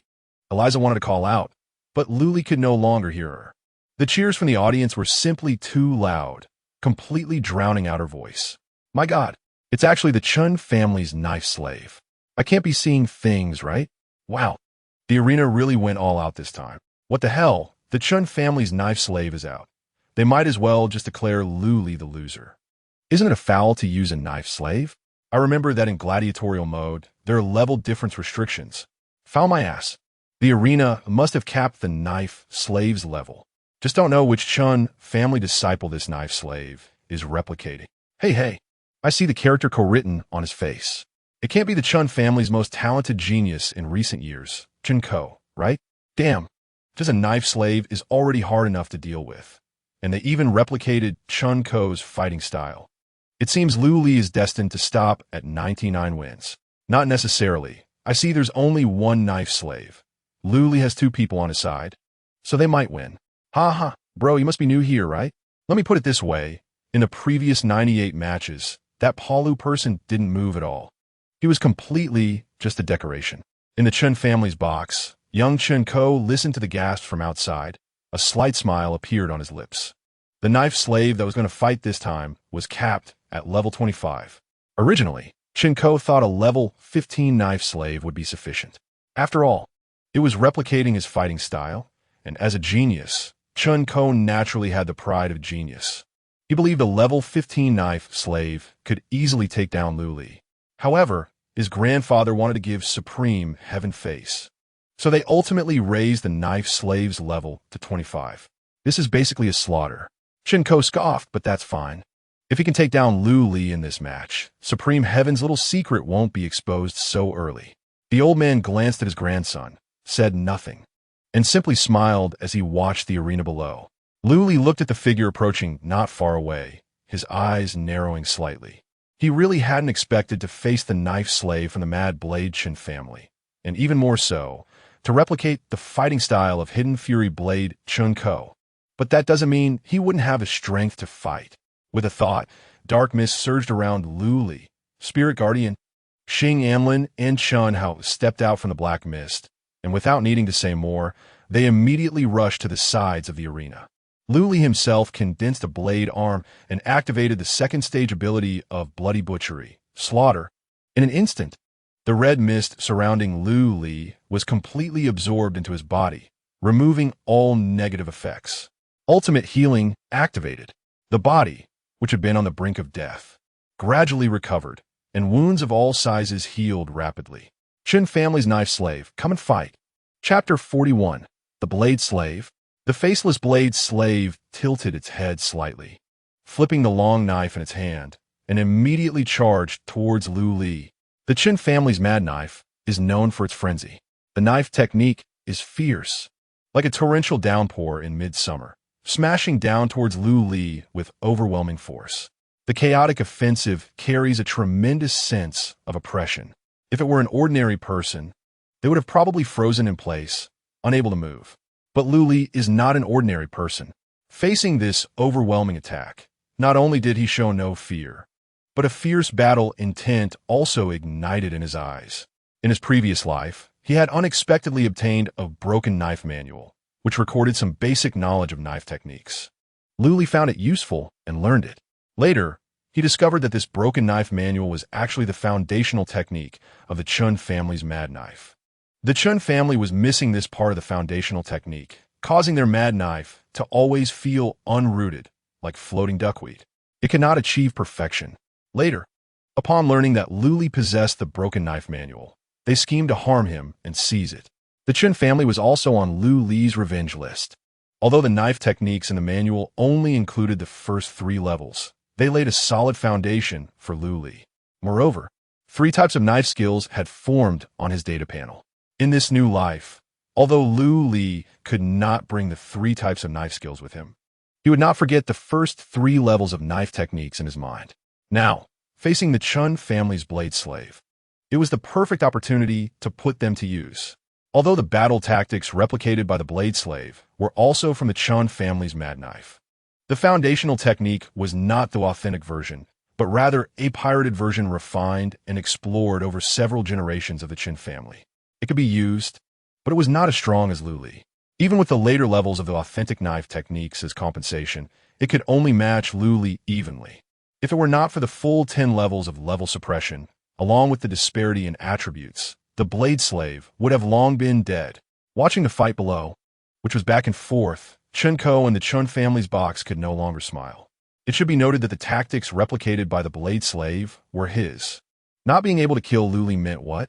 It meant that this once-in-a-century knife technique genius of the Chen family was not as good as a newcomer. Grandfather, let the blade slave use its talent. The elderly man named Chun Li frowned and shook his head. Don't rush. It's not the time yet. Not the time yet. Chen Ko turned his head, his eyes full of stubbornness. What are you waiting for, grandfather? Chun Li's expression was serious, and he did not answer immediately. In fact, according to the original plan, Chun Li wanted to use the duel between the blade slave and Lu Li to temper Chen Ko's pride. Once the goal was achieved, he would let the blade slave immediately use the fury talent to end the battle. But now, the situation had changed. Because Chun Li had actually seen the essence of the Chen family's mad knife from Lu Li's knife techniques. If he could see Lu Li perform the entire set of knife techniques and then ponder upon it, Chun Li felt that he might be able to completely fill in the missing first 3 levels of the Chen family knife techniques. The goal of tempering the young man's pride had already been achieved, so Chun Li's tone became much more tactful. There's no rush to end it. The Nexus Arena is a showcase platform, allowing the major star regions to see the strength of the Chen family, which will be beneficial for the future of the Chen family. Chen Ko gritted his teeth, but LV-25 blade slave is fighting evenly with a LV-15 newcomer. Does grandfather really think this will make other star regions look highly upon our Chen family? Chun Li dismissed it with a laugh. Well, the talent hasn't been used yet. Lu Li has shown all his trump cards and won't be able to last much longer. As if to confirm what Chun Li said, Lu Li's movements suddenly slowed down significantly. It seemed as if he had exhausted all his stamina. The blade slave immediately seized the opportunity, slashing downwards with its long knife towards Lu Li's neck. However, at that critical moment, Lu Li's figure suddenly became blurry. The blade slave's attack did not miss, but Lu Li was completely unharmed. What happened? The audience around gasped in surprise, and Chun Li's pupils contracted sharply. The blade slave's attack landed on a figure cloaked in darkness. Meanwhile, Lu Li himself had inexplicably appeared behind the blade slave. Instantaneous swap. Xing Amlin wore a bitter expression, wrapping his arms around the blade slave in a follow-through. Boss, can we switch to someone else taking the hits next time? Don't always make me do it. All right, next time I'll let Chun Hao take the hits. Lu Li responded perfunctorily, while simultaneously raising his right arm high, preparing to deliver a fatal blow to the blade slave. Just as he was about to succeed, a fierce aura suddenly erupted from the blade slave. Lu Li was shaken back by this sudden impact, and even Xing Anlin, who had seized the blade slave, was slain by a single slash. It was the Chen family's unique talent, fury. The talent activation was quite timely, but it should be over now. Lu Li sneered. As soon as the words fell, the blade slave was suddenly hugged tightly by the rushing Chun Hao, although Chun Hao was quickly killed by the blade slave. This brief moment of restraint gave Lu Li ample opportunity. The killing move was ready. Lu Li's speed suddenly exploded, faster than during the previous entanglement by more than double. The blade swept across, targeting the blade slave's head. The latter raised its knife to block, but unexpectedly, the weapon was directly severed, along with its faceless head. It was also chopped off. Inside the box, Chen Ko was dumbfounded. He never expected that Lu Li would actually win. Although Chun-Li anticipated Lu Li's formidable strength, he was also shocked to see the Blade Slave's head roll. This was a LV-25 Blade Slave. It had replicated the battle tactics of the knife genius Chun Ko and even activated its talent. It actually lost for real. Moreover, it was not due to a sneak attack, but a direct kill, although there were two strange summons distracting the Blade Slave's attention. The final lethal blow was still a true blade-to-blade clash. Outsiders might not perceive the intricacies within, but how could Chun-Li not understand? Lu Li's knife technique was absolutely crushing the Blade Slave. He had been hiding his strength all along. "Grandfather," Chun Ko called out softly, his vacant eyes slowly turning towards Chun-Li. "How did Lu Li do it? He actually killed the Blade Slave. Is he stronger than me?" Seeing this, Chun-Li felt a pang in his heart. The blow had been too much. According to Chun-Li's original envisioned script, Lu Li should have fought a hard battle with the Blade Slave, ultimately falling to defeat. This would both temper Chun Ko's pride and prevent him from doubting his own strength. But the situation now was clearly not what Chun-Li wanted to see. Lu Li directly killing an LV-25 Blade Slave was like a heavy slap to Chun Ko's face, then telling him, "You, the genius of knife techniques, are just this much. Even with a 10-level lead, you're still slain by me." His confidence was completely shattered. "Koer, don't think that way.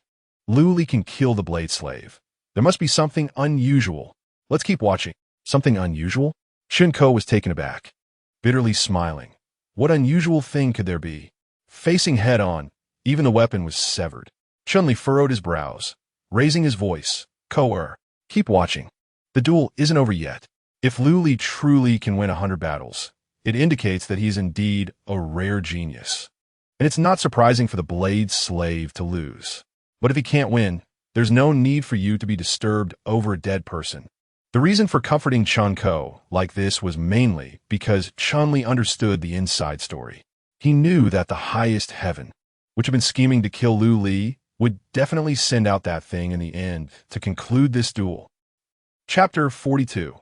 The Hellhound One Last Time. Will you sign a contract for your soul? The voice of the Supreme Sky echoed in Dio's ears. The referee robot dug at its ears and let out an electronic sigh. How could he possibly sign? But despite the complaints, a worker still had to do their job. Dio approached Lu Li with small, hesitant steps, repeating the Supreme Sky's question with a resigned tone. Lu Li provided the answer Dio expected. No. Just as Dio was about to report this to the Supreme Sky and announce the start of the final match, Lu Li made another request. He asked Dio to delay the match for 10 minutes in exchange for 1 ton of refined gold. Was he trying to recover his strength during this time? Dio speculated. With a bribe of 1 ton of refined gold, he reluctantly agreed to Lu Li's request. Although Dio had already determined that Lu Li would die in the 100th match, he wouldn't see a penny of that promised gold. But this didn't affect Dio's decision, as he was also curious about what preparations Lu Li was making to deal with the upcoming deadlock.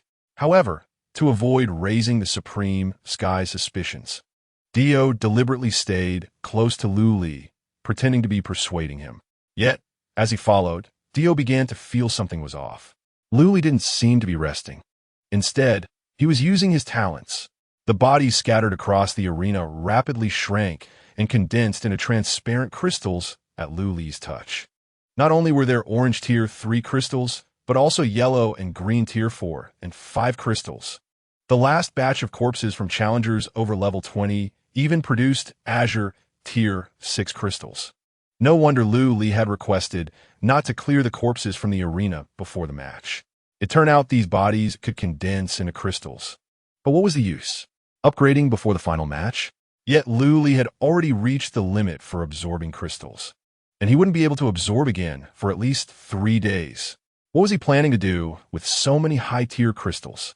Under Dio's puzzled gaze, Lu Li piled the crystals in front of him, sat cross-legged, and began to absorb them one by one with his right hand.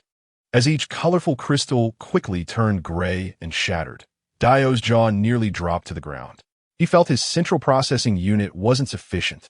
What the hell was going on? Lu Li could actually break the absorption limit and forcefully absorb crystals. No, wait. After absorbing so many crystals, Why hadn't Lu Li's level changed at all? Was it some kind of overdrawn talent? This kid possessed multiple talents. An overdrawn talent allowed players to temporarily ignore the absorption limits of crystals, at the cost of not being able to gain level increases. However, as long as the experience points exceeded the level cap, they could still earn free attribute points. But what was the use? In the arena, there were rules in place. After the match begins, the player's data panel will be temporarily locked, and players cannot use the panel to allocate attribute points. Even if he gained free attribute points, Lu Li's strength wouldn't improve at all. What was he trying to do? At this point, Dio had completely forgotten his role as a referee. He just wanted to know what Lu Li was going to do next. After absorbing all the crystals, Lu Li took something out of his pocket and quickly tossed it into his mouth. Immediately after, he opened his data panel and began to allocate points in front of Dio's astonished gaze. He never expected that Huang Bin's mediocre talent would help him at a critical moment, as absorbing so many crystals had actually granted him 10 free attribute points. Secretly marveling at his fortune, Lu Li allocated all the free attribute points to luck. At that moment, his base luck value had reached 25. 8. Combined with Eliza's blessing of the goddess of luck, his total luck value had soared to an astonishing 85. 8. It's time to start the match, Lu Li said, stretching contentedly as he got up from the ground. Why can you violate the rules?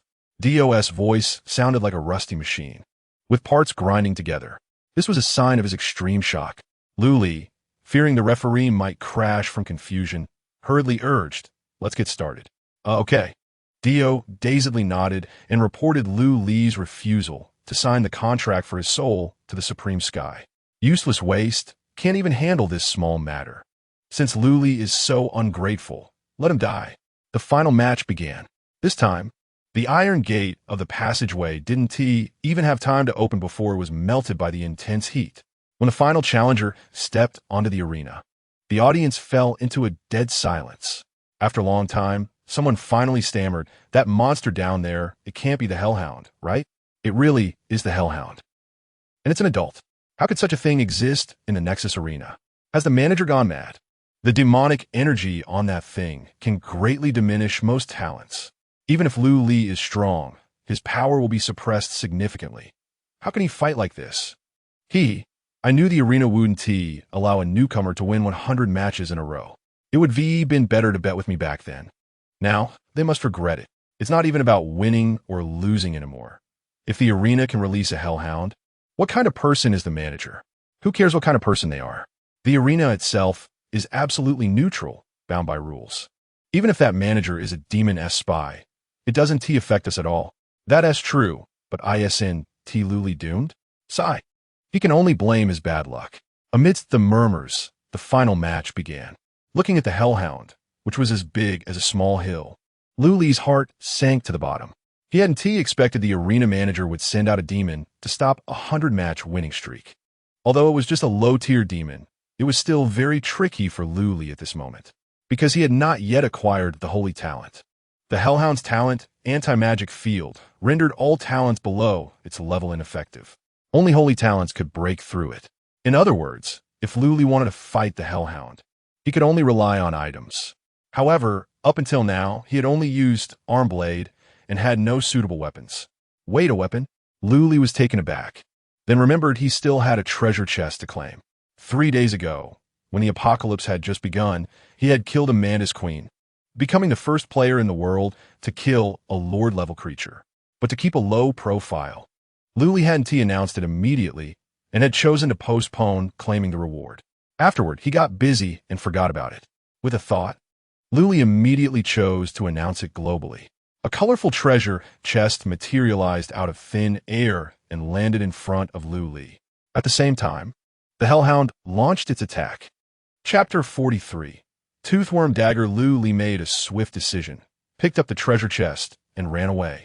This action left the surrounding audience in shock. In the previous 99 battles, Lu Li had never retreated. Therefore, the audience had an impression of him as someone who was decisive, deadly, and just goes for it. Now, seeing Lu Li sprinting away caused quite a stir among the spectators. Many of Lu Li's supporters shook their heads and sighed, saying, "Alas." It seems Lu Li knows the power of the three-headed dog and is running away in fear. I thought he would have the guts to fight to the death, but it turns out he's a coward. Anyone facing the hellhound would be scared, especially a rookie like Lu Li. Oh, I can't bear to watch any longer. Some mischievous audience members even started booing Lu Li. Hurry up and chase him. How'd he manage to slip away? Why is the three-headed dog so dumb, not attacking that Palu person first? Those three necks must be tumors instead of heads. Ha! Who would have thought that the final battle would turn into a dog chasing a rat? Truly ridiculous. In my opinion, he might as well just lie down and die. Lu Li naturally paid no attention to the commotion outside. At this moment, he had already opened the treasure chest and taken out the item inside. Item name, Toothworm Dagger, quality, inferior, upgradable, function description, absorbs target attributes and permanently replicates them. The absorption process is not considered an attack. Note, no matter what, please be sure to feed her well. The dagger was entirely emerald green, with a peculiar shape resembling a mantis lying in wait. Soon after Lu Li grasped it, the dagger began to twist rapidly, and fine worm teeth grew from the grip. Lu Li wasn't prepared when the dagger bit down hard on his right hand. In an instant, unimaginable pain surged through his nerves, nearly causing Lu Li to faint from the agony. He inhaled sharply, struggling to stay conscious. Despite the dire situation, he couldn't help but smile with joy. Not for any other reason, but because Lu Li had seen this dagger in his previous life. It was one of the few self-evolving growth-type items. Lu Li clearly remembered that in his last life, the holder of the Toothworm Dagger was a female player named Li Luo. Because of this dagger, she had assassinated countless powerful opponents and firmly held the title of the #1 assassin. He never expected that in this life. He would pull it out of first kill treasure chest. That's enough. After the fight, I'll let you absorb to your heart's content. As if hearing Lu Li's thoughts, the worm teeth slowly released their grip on his palm and transformed back into a dagger. The item's quality successfully upgraded from inferior to normal. Lu Li finally stopped fleeing and faced the hellhound, adopting a stance to fight. The audience around the arena saw this, and the murmurs of disappointment faded significantly, turning into mockery. Oh wow, Lu Li is not running anymore. Is he going to fight? Who has good eyesight? Take a look at what weapon he is holding. A dagger? Haha. Does Lu Li plan to kill a hellhound with a dagger? That little dagger is just good for picking the hellhound's teeth. Elisa, who had been on the sidelines, felt a flicker of hope when she saw Lu Li confronting the hellhound with a dagger. But that flicker was extinguished in an instant. This is no different from delivering food to the hellhound. Regardless, Lu Li has allowed me to live this long. Now that he is in a dire situation, I should help him. If I have to die, let the hellhound eat me first.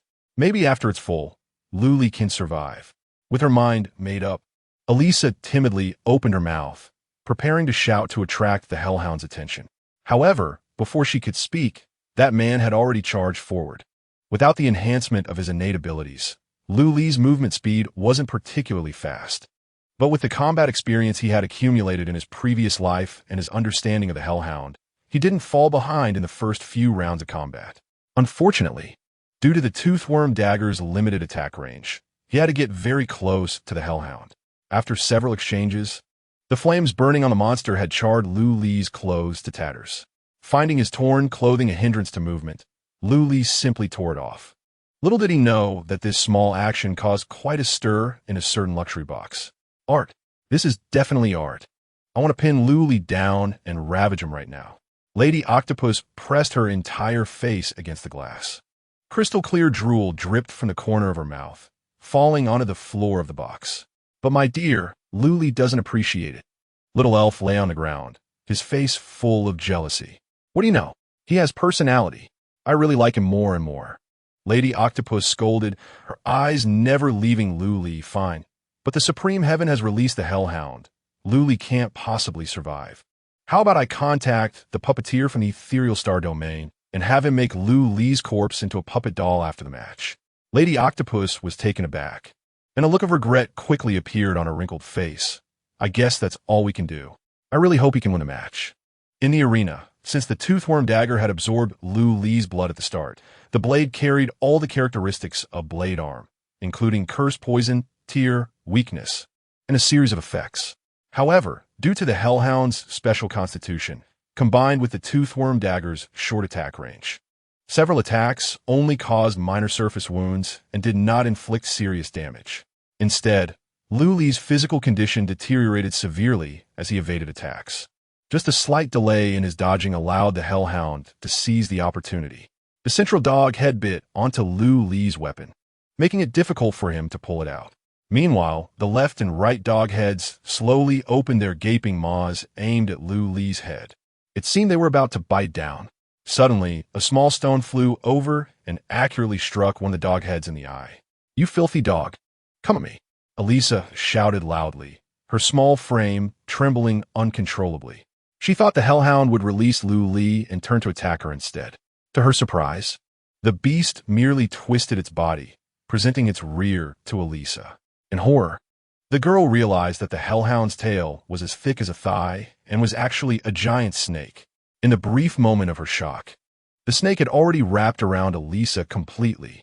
The snake's tongue flicked out, and its foul breath made her feel suffocated. She couldn't break free. Despairing, Elisa closed her eyes. However, after waiting for a long time, the anticipated death did not come. Instead, there was a loud crash as a massive creature fell to the ground. Chapter 44. 100 Consecutive Victories. Huh? Elisa slowly opened her eyes and saw the most unforgettable scene of her life. Lu Li, with most of his body soaked in blood, was desperately holding onto the python's vital point with one arm. Seeing Elisa awake, he roared, "I can barely hold on. Come help me. Help! Help!" Elisa looked confused. What was happening? Wasn't Lu Li just immobilized by the Hellhounds but a moment ago? How did he break free and tackle the snake's tail in the blink of an eye? When did those three dog heads become so easy to deal with? Elisa turned her head in a daze and saw the shattered dog heads not far away. Oh, it turned out the three dog heads were already dead. It seemed they had been exploded by a punch. What are you dazed for? Hurry up. Lu Li's shout brought Elisa back from her daze. I'm sorry. I'll come help right away. Elisa quickly responded and strained to break free. With the snake head under control, the girl soon escaped the restraints. Following Lu Li's instructions, she found the insect tooth dagger from one of the dog mouths. Clumsily making several finishing moves, she finally killed the python. We won. Elisa slumped on the ground, incredulously staring at the huge corpse in front of her. The cheers in her ears were deafening, as if it were a dream. We really won. That man named Lu Li helped her win 100 gladiatorial matches. Dio took excited little steps and announced the results with a booming voice. Congratulations to Lu Li and Elisa Baki for winning 100 gladiatorial matches. The match is over. Please exit to the hub hall in an orderly manner to enjoy free drinks and pastries. The two gladiators, please follow me to the lounge for a short rest. There were still talents to recruit and contract negotiations behind. If you're interested, you can. Dio's words were interrupted as he suddenly noticed someone was missing from the arena. Lu Li was nowhere to be seen. After searching around, he found that Lu Li was squatting next to the corpse of the Hellhound, seemingly busy with something. Lu Li? Dio didn't approach immediately, but called out and waited patiently. Lu Li had too many secrets. Dio knew that to get along with such a person, he had to suppress his curiosity. Once Lu Li finished what he was doing, he continued to ask, Lu Li, do you want to participate in the upcoming talent recruitment and contract negotiations? Lu Li casually tucked the insect tooth dagger into his waist and absent-mindedly replied, "Oh, I'll go take a look later. By the way, the corpse of this Hellhound. The arena shouldn't be recovering it, right?" Dio was taken aback, then immediately understood. Theoretically, it should be recovered, but if the corpse was damaged during the match, as a referee, I can only leave it as is. Lu Li understood and raised his hand to activate corpse crystallization. The corpse quickly shrank, transforming into two shimmering 6-tier elemental crystals. Dio pretended not to see, and after Lu Li stored the crystals, he hesitantly said, "About the 1 ton of refined gold you promised earlier." Lu Li thought Dio was anxious for it and frowned. "I will pay you within 3 days. No, that's not what I meant." Dio waved his hands repeatedly, his mechanical face displaying an extremely friendly expression. "What I mean is, you don't have to pay me that 1 ton of refined gold." "What?" Lu Li was somewhat surprised. Dio explained with a smile. Because I placed a bet with the 700 kilograms of refined gold you gave me, betting on your 100 consecutive wins. Now that you've won, the arena will pay me 350,000 tons of refined gold.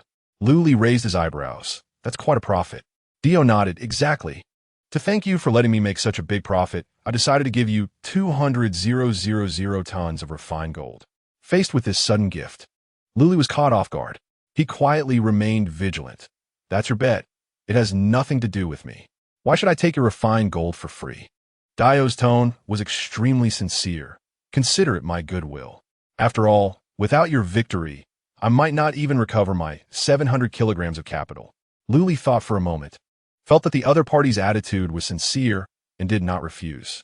The three left the arena and entered the lounge. Before Luli and Alyssa could sit down to rest, a commotion erupted outside the lounge. The service robots responsible for guidance and reception were smashed in half, crashing open the lounge door. Luli instantly became alert, subtly placing his right hand on the insect tooth dagger at his waist. You scrap metal with an IQ no higher than a microwave. Dare to block me? Get out of the way. After a round of curses, two handsome, upper-body naked men appeared at the entrance of the lounge. They worked together to roll out a red carpet, laying it all the way into the lounge. After doing this, the two stepped aside and respectfully knelt. Before long, a luxuriously dressed woman appeared at the lounge door. She was very tall and quite heavy. As she walked, a sticky, slippery sound continued to come from under her skirt. Upon seeing Luli, a creepy smile appeared on the woman's ugly face. Without saying much, the woman handed a pure gold business card to Luli. Nice to meet you, Luli. I'm Lady Octopus. Luli's vigilance did not decrease as he stared at the business card in front of him without moving. The hub arena was a mix of dragons and fish, but the dragons were definitely real dragons. Luli did not recognize the Lady Octopus in front of him. However, judging by her display, she was not an unknown character. Therefore, without understanding the other party's intentions, he could only be cautious. Seeing that Luli remained silent, Lady Octopus's wide mouth slightly closed. She pushed the business card towards Luli again, explaining, "Don't worry, I mean no harm. Although initially, I did intend to acquire your body through purchase. Now you have proven my mistake with your strength. So, please give me a chance to express my apology to you. If you encounter any difficulties, you can always reach me through this business card." Dio leaned in and whispered in Luli's ear. She is the ruler of the Neptune domain. Quickly accepted. Neptune domain. Luli was taken aback, and relevant information immediately surfaced in his mind. This star domain guards a massive magical I called paid tick. In the last life, during the great outbreak of the demonic tide, the Neptune domain was the first to bear the brunt, corroded and destroyed by the tide. This Lady Octopus in front of him must have died in the demonic tide at that time, which is why she was not known to Luli. After all, in his last life, Luli's first entry into the hub arena was already 3 years after the apocalypse descended on Earth. If he could enter the paid tick magical eye before the outbreak of the demonic tide, he might be able to obtain that item more easily. That item that could elevate soul devouring to the next level. Chapter 45. Must improve strength as quickly as possible. Thinking of this, Luli no longer hesitated and reached out to take the card from Lady Octopus. Seeing Luli accept the card, Lady Octopus said nothing more. She simply left a meaningful remark about looking forward to their next meeting and then left the lounge with her male companions. Dio looked at the golden card in Luli's hand with envy and said, "It's really enviable." Luli was puzzled and replied, "It's just a business card. What's so enviable about it?" Dio immediately explained, "With this card, you can enter and exit the Neptune domain freely. Moreover, all the residents in that domain will treat you as the most distinguished guest. This is the recognition of a wealthy woman." Listening to Dio's first 2 sentences, Luli didn't think much of it, but as soon as he heard the last part, he immediately shivered. "What's going on? That fat octopus lady just took a liking to me. Hiss. The key is that she's a domain overlord. How terrifying. What if one day she can't wait and comes on strong? Hiss." Thinking of this, Luli resolutely made a decision. He must improve his strength as quickly as possible. He absolutely cannot let such a terrible situation happen. After a brief rest, Dio took Lu Li and Eliza to the hub hall. As soon as they entered, many people began to invite Lu Li for recruitment and contract discussions. Although he was just a newcomer to the hub, under the title of 100 consecutive victories, most factions were unwilling to let go of this potential seed. However, Lu Li did not accept any offers from any faction. He was waiting for someone from the crazy Blade Chun family to appear. The swordsmanship skills that Lu Li deliberately displayed while fighting the Blade Slave were already quite obvious. As long as the Chun family members were not blind, they would surely be able to see the clues. He intended to use this as a stepping stone to knock on the door of the Chun family. Sure enough, after Lu Li rejected the invitation from the 23rd faction, a figure in black and gold military attire appeared in his line of sight. Shenli Valka towards Lu Li, hands clasped behind his back at a leisurely pace. Hello, young friend. I am Chun Li, currently serving as the third elder of the crazy Blade Chin family. Your performance in the arena was truly outstanding. You are indeed a rare talent. However, your swordsmanship seems a bit inexperienced. If you could refine it further, your future achievements would be limitless. The Chin family may not be able to claim expertise in everything, but their research on swords is definitely top-notch.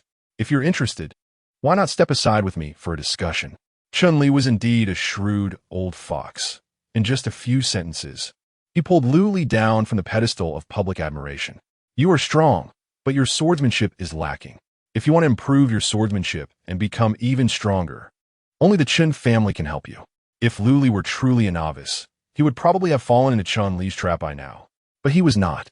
He smirked inwardly, thinking, "Oh, so you think my swordsmanship is inexperienced?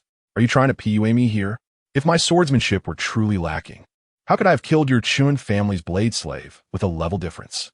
Lu Li pretended to be excited to meet an old acquaintance. You truly are an esteemed elder. You immediately saw my limitations. To be honest, I stumbled upon a soar manual some time ago, and my sword skills are learned from it. Unfortunately, the manual is damaged, and I only have the first 3 levels. Upon hearing this, a glint of light flashed in Chun-Li's eyes, and he stroked his beard and chuckled. No problem, no problem. As long as you're willing to join the Chun family, we will gladly complete the sword manual for you. Chun-Li thought the plan would be easily achieved. But unexpectedly, Lu Li appeared embarrassed and said, "The sword manual is gone." Gone. Chun-Li almost shouted. Fortunately, he had excellent composure and quickly regained his calm. How could it be gone? Lu Li showed a look of sorrow and anger. I was ambushed. Not only was the sword manual taken, but all the elemental crystal equipment on me was also looted. I had no choice but to come to the hub arena to try my luck. Chun-Li looked at Lu Li with some suspicion. You're not weak. How could you have fallen into such a trap? Lu Li recounted the story of how he was schemed against by members of the Chun family in his previous life, detailing everything without omitting a single detail, merely replacing the names of the Chun family participants. Since every word was true, it raised no suspicion from Chun-Li. How despicable to set such a cruel trap for one's own selfish desires. Fortunately, you are still alive. That is truly fortunate. Chun-Li cursed angrily. Lu Li nodded repeatedly, pretending to be pitiful. If the elder could help a bit, I might be able to retrieve that sword manual. Chun-Li instinctively wanted to agree. After all, for him, helping Lu Li eliminate some low-level players was a piece of cake. However, due to rule restrictions, he could not personally visit the planets that had just revived.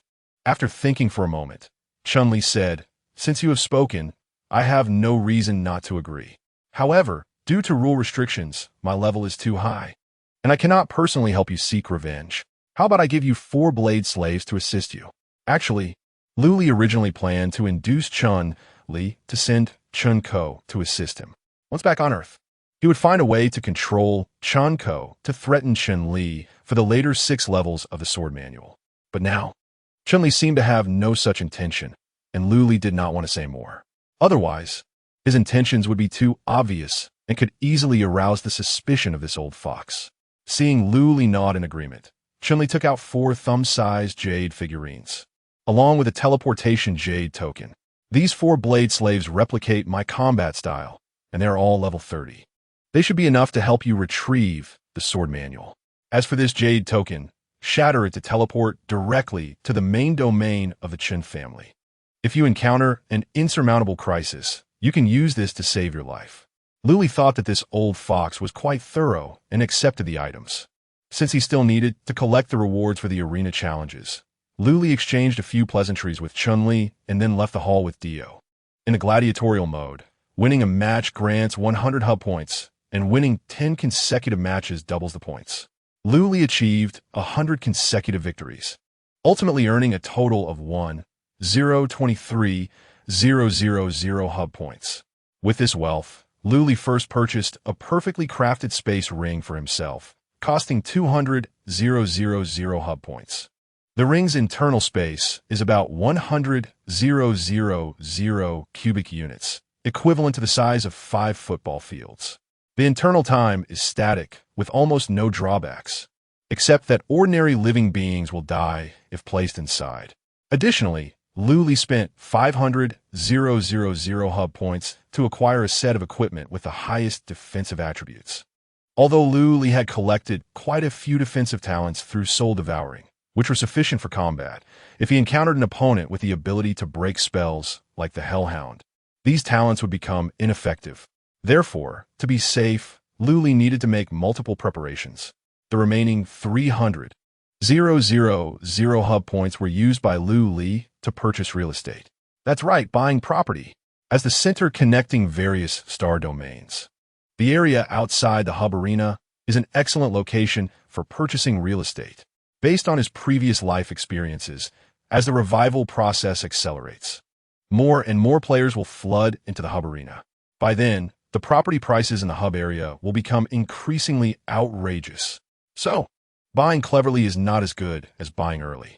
Moreover, Luli also spent 20,000 hub points to purchase a Jade token that allows him to enter the hub area at will.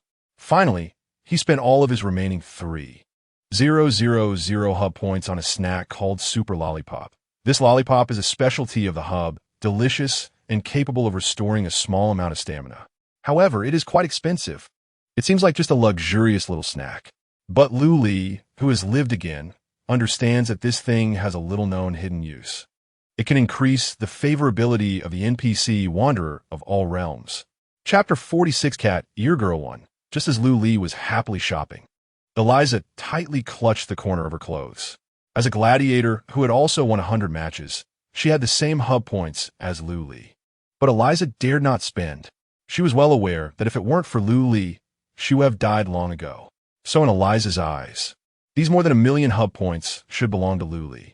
Even her life was given by Luli. Anyway, going back would just mean being exploited and then dying. It would be better to follow this man. Perhaps she could live better. Thinking of this, Eliza gathered her courage and asked a question that could change her life. Luli, do you need a slave? Luli was taken aback. He didn't have any strange preferences and had been betrayed and killed by someone he trusted in his previous life. Although he had made Lin Qinfeng recognize him as her master, it was mainly to teach her sister Lin Qinyue a lesson. In Li's eyes, he never really regarded the Lin family as servants. Instead, they were more like mutually beneficial partners. Therefore, he had no intention of taking in slaves. Seeing that Luli didn't respond, Eliza became anxious and stuttered even more. I can give you all my hub points. And I can also sign a slave contract. I could do anything. I eat very little, and I'm very diligent. Luli frowned and raised his hand to interrupt. I have no intention of taking in slaves. Besides, you already have 1,000,000 hub points. Even if you don't go back, you can live comfortably in the hub for a while. Isn't freedom precious? Eliza lowered her head, her tone suddenly becoming extremely humble. For someone without strength like me, freedom is a curse. Luli raised his eyebrows, his eyes showing a hint of interest. Aren't you afraid that if you become my slave, I might have you killed the next day? Not afraid, anyway. Going back is also death. Eliza looked up, her eyes firm. Let's give it a try. What if I can live? After saying that, Eliza used her hub points to purchase a slave contract, dripped her blood on it, and held it up with both hands, kneeling on one knee. Master, please accept Eliza. Eliza wants to live. Luli was taken aback and smiled. He reached out to take the contract. Ding. Detected that the slave contract has been signed. Player Eliza Baki voluntarily serves player Lu Li as master.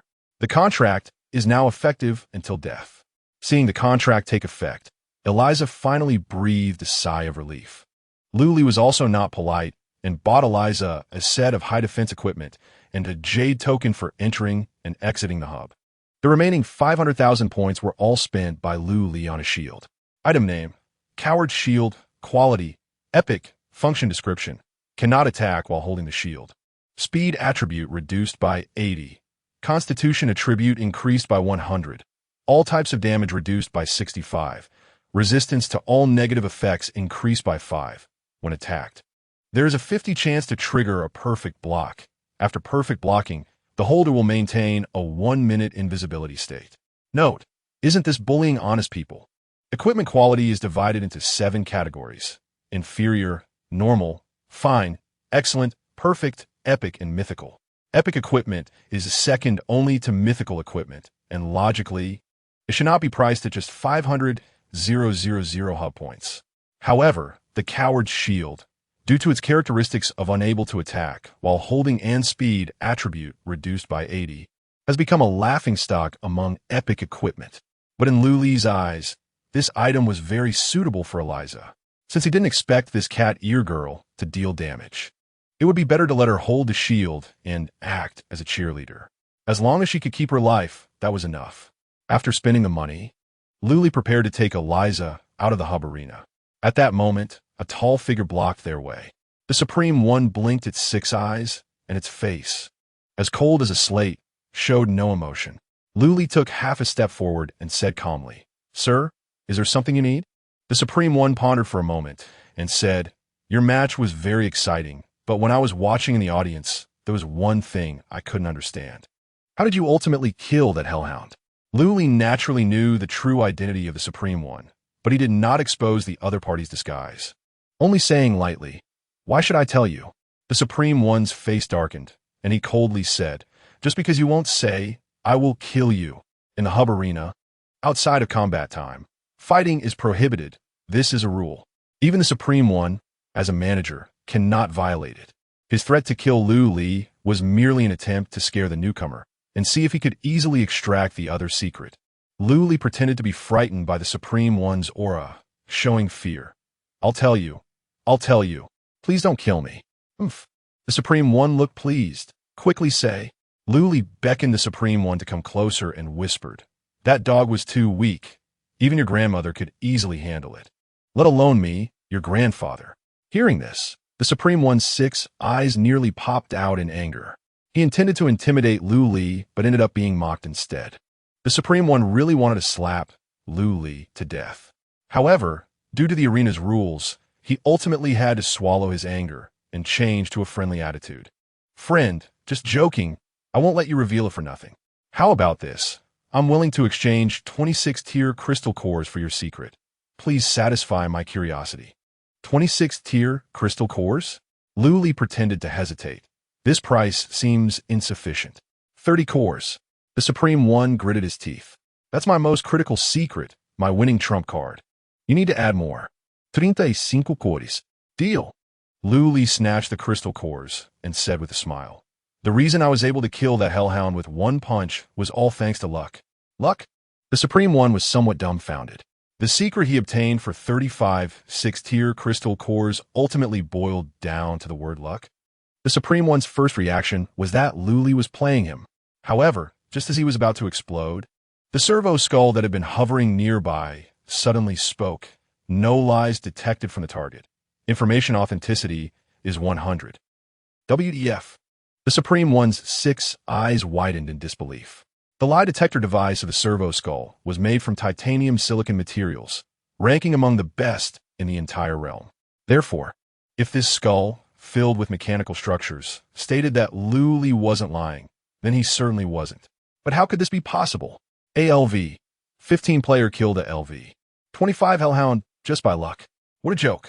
Just as the Supreme One was about to ask again, he found Lu Li staring gravely at the data panel. The air was filled with an almost imperceptible pressure. The Supreme One shuddered. What was going on? He was actually scared by a level 15 newbie. However, before the Supreme One could speak, Luli had already activated the teleportation jade token and left the hub arena with Eliza. Chapter 47.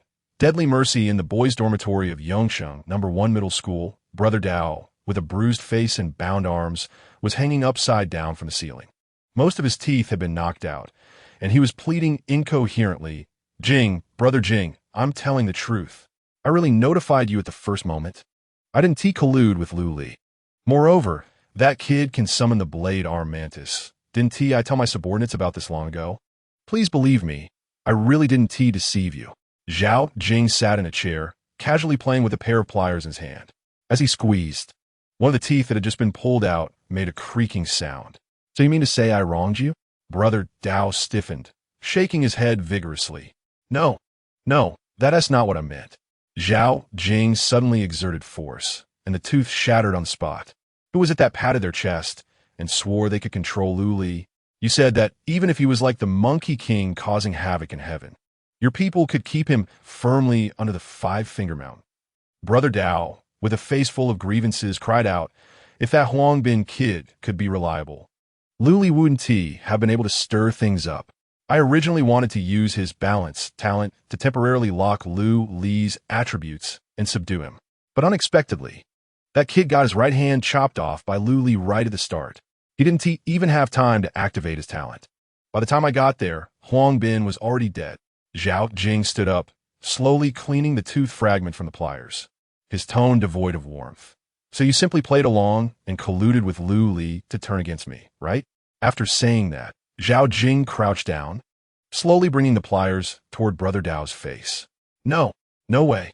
Brother Dao struggled desperately, like a pig about to be slaughtered. Just as the pliers were about to clamp down on his teeth, a spark of inspiration flashed in Brother Dao's mind, and he shouted urgently, "Wait, I know how to find Luli." "Oh." Zhao Jing paused his movements, tilting his head to urge, "Quick, tell me." "Su Xiao. Luli has a good relationship with that girl named Su Xiao. As long as we can find Su Xiao, we can definitely ask about Li's whereabouts." Zhao Jing's eyes narrowed, continuing to press. "Where's Su Xiao?" I don't know. She should be in the girls' dormitory across the way." Before Brother Dao could finish his sentence, another tooth left his mouth forever, throwing the tooth along with the pliers to the ground. Zhao Jing stood up straight. "Kill him." Brother Dao frantically twisted his body, screaming hysterically, Wait, I have a student and a teacher from No. 1 middle school among my people. Ask them. They must know Su Xiao's whereabouts." Zhao Jing raised an eyebrow, seeming to agree with Brother Dao's suggestion. "You're right, but you're no longer useful, so just go peacefully." In a flash, a blade gleamed, and his head fell to the ground with his last words. "Bring those pigs up." Zhao Jing's expression darkened as he returned to his seat. Soon after, a group of teachers and students led by a square-faced Yang entered the room. "Does anyone know Su Xiao's whereabouts? Speak up, and you can live." No one responded. Zhao Jing sighed softly, saying, "Kill 2."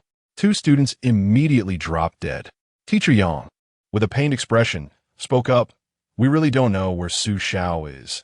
We're not deliberately hiding anything." Zhao Jing ignored him, not even glancing at Teacher Yang. "Does anyone want to speak now?" Still, no one answered. "Kill 4 more." 4 more lives were extinguished. The crowd began to stir, with a few girls even wetting their pants. Yipei squeezed out from the crowd, her face full of flattery. "Big brother, I might know where Su Xiao is. She went shopping for supplies a couple of days ago. There's probably a temporary base there. As long as you send someone to guard the supermarket entrance, you'll definitely catch that little bitch within 3 days." Impatience flickered in Zhao Jing's eyes. 3 days? Too long. Does anyone know a more precise location? I know. Wang Xian raised her hand, bouncing out of the crowd. "Su Xiao just contacted me. She asked how things were over here." Upon hearing this, Zhao Jing jumped up from his chair, taking 2 steps to reach Wang Xian. "You have Su Xiao's friend?" Wang Xian nodded repeatedly, her eyes full of flattery. "I just lied to her, saying I had escaped and begged her to take me in. Guess what? That silly bitch directly shared her location with me." Near the shopping supermarket, in a residential building, Ma Han lay on the sofa, feeling frustrated, shoving another piece of bubblegum into his mouth. This was the 8th piece he had eaten, and the gum had formed a large wad, making it difficult to chew. Yet, He continued to chew vigorously, as if this action could vent his frustrations. Wang Chao brought a trash can and handed it to Ma Han. If you keep chewing, you'll turn that gum into a condom. Hurry and spit it out. Get lost. Ma Han cursed back angrily, and in a moment of distraction, he sprayed the gum out of his mouth. He sighed in frustration and shoved another piece in. Come on, don't be mad. The class monitor just has that kind of personality. Wang Chao tossed the gum wad into the trash can and tried to console him. Anyway, we have enough food here. Having one more Wang Shuyan doesn't matter. Upon hearing this, Ma Han immediately sat up from the sofa. You fat ass don't know anything. Am I worried about the food? What I'm worried about is that Wang Shuyan will sell us out.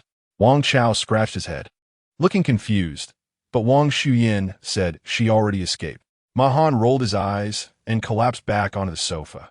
Do you believe everything people say? Can't you have some vigilance? Wang Chao chuckled. Hey, we're all classmates. What is there to be vigilant about? However, before he could finish, gunshots echoed from downstairs.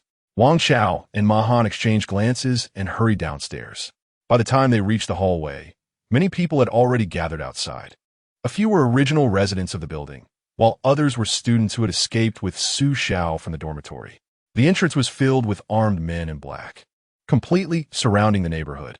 A figure lay injured at the entrance, seemingly seriously hurt. Class monitor. Wang Chao recognized the fallen person and shouted as he rushed toward the entrance.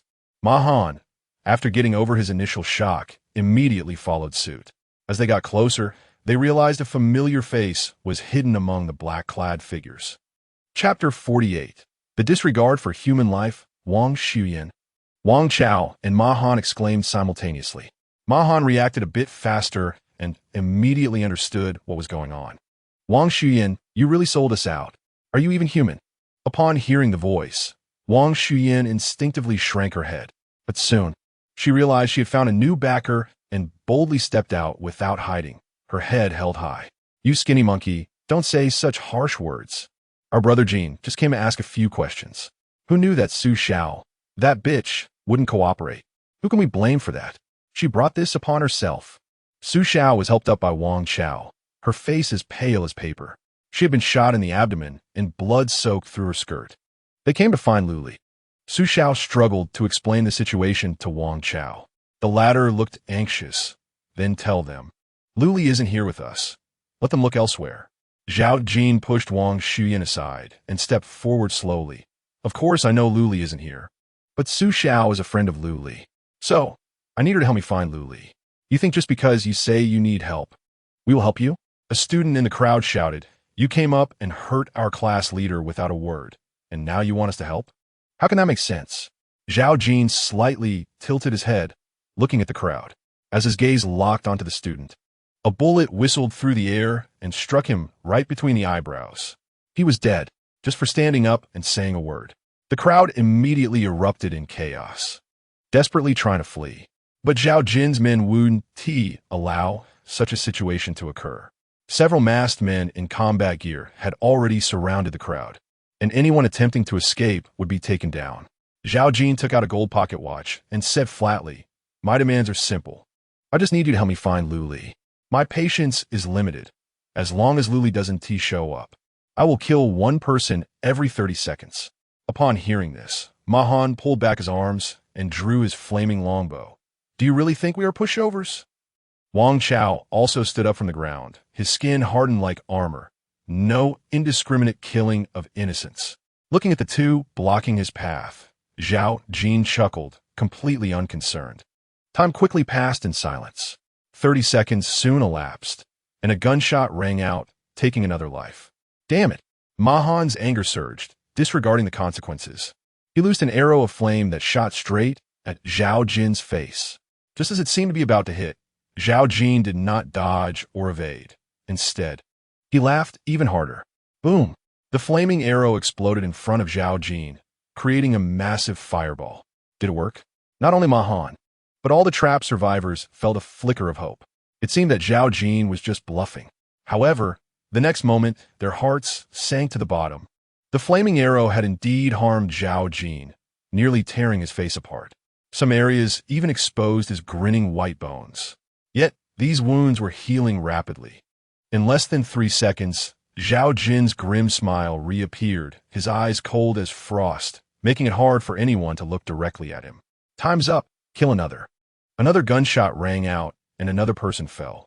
Zhao Jin didn't even pay attention to Ma Han's attack, as if he regarded it as nothing more than a bug bite. I told you to stop. Wang Chao shouted and lunged at Zhao Jin. The latter still did not dodge, instead quickly raising his leg and kicking Wang Chao in the throat. Overestimating yourself. Ignoring the coughing Wang Chao on the ground. Zhao Jin looked at the crowd. Who else wants to test their strength? No one responded. Low sobs began to emerge in the silent air. Zhao Jin walked over to Su Xiao, grabbed her hair, and pulled her up from the ground. Call Lu Li quickly, or I will keep killing until there's nobody left. Crying began to resonate in the crowd. Class leader, just listen to him. Yeah, quickly call Lu Li. Otherwise, he will really kill us all. It was Lu Li who provoked the enemies. Why must we pay the price? Hurry and contact Lu Li. Is his life more important than all of ours combined? Will Lu Li, you coward, come out? I don't want to die. Seeing the fragile crowd, Zhao Jin smiled even more happily. Crying? That counts as time too. Gunshots rang out wildly, taking one life after another. At that moment, an announcement simultaneously appeared on everyone's data panels. Congratulations to player Lu Li for becoming the first player in the world to kill a Lord-level creature. Reward: first kill, treasure chest 1. Lu Li. Zhao Jin seemed greatly agitated by this announcement, raising his hand to slap Su Xiao hard across the face. Perhaps feeling that this wasn't enough to vent his anger, he dragged the girl toward the entrance of the community. It seems that just killing people does not urge you to show up. To ensure Lu Li appears quickly, I need to arrange some special services for you. Throwing Su Xiao onto the cement ground, Zhao Jin shouted to his men, bring 2 people, hold this girl down. The rest of you, line up and take turns pleasuring her. I want to see how long you can hold on. Su Xiao was on the brink of collapse. The intense emotional shock rendered her temporarily speechless and pinned down. She could only shake her head in tears. Zhao Jin's subordinates acted quickly. Before long, a lewd-looking middle-aged man approached. He tore at the girl's clothes wantonly, and with every tear, bursts of laughter erupted. As Su Xiao's clothing was about to be completely stripped away, Ma Han moved again. He quickly drew his flaming longbow and shot 3 arrows in succession. 2 hit Zhao Jin, while the other struck the lewd man. Seeing his attack succeed, Ma Han made a move to rush forward, wanting to rescue Su Xiao from the man's grasp. But before he could take a step, a shadow suddenly lunged out and bit down hard on Ma Han's calf. Ah! Ma Han screamed in agony and fell to the ground. 2 more shadows followed closely, biting down on his arms from either side. As everyone saw the faces of the shadows, they heard the sound of bones cracking in Ma Han's arms. They were 3 bizarre dogs with bloodshot eyes and black fur. Each dog was surrounded by a faint black mist, not large in size, but exuded an exceptionally fierce aura. Zhao Jin, that damned skinny guy's been hitting you. He making you uncomfortable. A short-haired woman with smoky makeup and a seductive voice stepped forward, placing her foot on Ma Han's head. Should I let my children eat him? Bite by bite? The woman spoke with a strange accent, sounding nothing like a Huaxia person. Zhao Jin wiped the blood from his face, unconcerned. Little dog, these attacks pose no threat to me. But if you want to play, feel free. All right. The short-haired girl nodded, controlling the bizarre dogs, preparing to tear Ma Han apart. However, before she could give the command, all 3 dogs suddenly turned their heads and looked in a certain direction. It seemed something in the darkness was attracting them. Chapter 49, No Help Lu Li. After finally regaining his composure, Wang Chao sensed something and shouted out in excitement. But the next moment, the expression on his face froze. A figure did indeed emerge from the darkness, but it was not Lu Li. It was a tall woman. She was adorned with shimmering particles of light, wearing a set of ornate light armor. Despite her kind appearance, Wang Chao felt an odd urge to attack her. I clearly don't know her, so why do I want to attack her so much? Before Wang Chao could figure out the reason, the tall woman suddenly shouted from a distance. Zhao Jin, the Lin family has come to collect a debt from you. Lin family? Collecting a debt? They are here to trouble Zhao Jin. Wang Chao was overjoyed. Although he couldn't figure out the intentions of the newcomer, as the saying goes, the enemy of my enemy is my friend. The tall woman looked quite formidable. with her presence. Zhao Jin would definitely behave more cautiously. The young dog squinted and observed Lin Qinfeng in the distance, smiling at Zhao Jin. Collecting a debt? Zhao Jin-san. Could it be that you owe a debt of romance? Zhao Jin's face darkened, and he frowned. Just a stepping stone for the Zhao family. I don't know why she hasn't died off yet. She has been buzzing around like a fly for the past few days. Buzzing? The young dog giggled a couple of times, slightly deranged. If she is a fly, then you must be. Zhao Jin's expression darkened further. A hint of murderous intent in his eyes. He couldn't lash out at the special identity of the young dog, so he could only vent his anger on Lin Qinfeng. Looking at the woman in the distance, Zhao Jin sneered. Miss Lin, coming to collect a debt. Why didn't you bring a couple more people? Where are your 3 sisters? Have they died in the slaughtering secret realm? As soon as he finished speaking, Zhao Jin moved. He rushed toward Lin Qinfeng at lightning speed, delivering a powerful punch. The woman didn't dodge and responded with a punch of her own. They exchanged several blows back and forth before both retreated. Lin Qinfeng shook her aching hands, biting her silver teeth tightly. Meanwhile, Zhao Jin looked at his bleeding wounds, which were rapidly healing, with a relaxed expression. He didn't continue to attack, but made a gesture to those behind him. Several figures rushed out, quickly surrounding Lin Qinfeng. I said, Miss Lin, do you really think you can take on an army of 100,000 by yourself? Without your sister's cooperation, you are nothing. Zhao Jin's mockery was unabashed. Lin Qinfeng did not deny it and nodded. You're right, that is why they are here too. As soon as she finished speaking, a beam of sword light slashed out from the darkness. The unprepared Zhao Jin stumbled to evade. Though he avoided a fatal blow, a large gash was still cut into his shoulder. At the same time, the glows of group healing and holy blessing descended, enveloping Lin Qinfeng. The eldest daughter of the Lin family, fully restored, was ready to take on many. Lin Qinxue pressed her thin lips together, and since appearing, she had been pressing Zhao Jin hard. A frost sword danced continuously, each attack leaving either deep or shallow wounds on her target. In an instant, Zhao Jin began to retreat, showing signs of being overwhelmed. Seeing the situation, the crowd surrounded began to feel a flicker of hope. It seemed that Zhao Jin was not a match for these 4 women. Everyone, don't just stand there. Take this opportunity to resist together. Wang Chao shouted to the crowd. At this moment, if everyone united, along with the combat power of the 4 Lin family women, they might really be able to turn the tide. However, no one responded to Wang Chao. The survivors remained silent, their eyes evasive, not to mention resisting. They didn't even dare to look Wang Chao in the eye. The young dog laughed heartily, seemingly amused by Wang Chao's shout. You Huaxiao people are inherently cowardly. It was like this over 80 years ago, and it hasn't changed a bit after more than 80 years. Softies, all of you are softies. A nation like this deserves to be wiped out. Ha ha! Wang Chao's eyes turned red. He trembled all over like a mad beast. What are you doing? Resist. Now is the best time to resist. The crowd stirred, yet still, no one stood up. After a long while, a small girl squeezed through. It was Chung Duo. Her face was filled with fear, but she still used all her strength to shout to the crowd. Everyone, unite. Don't let yourselves be slaughtered. The young dog frowned, impatiently clicking her tongue.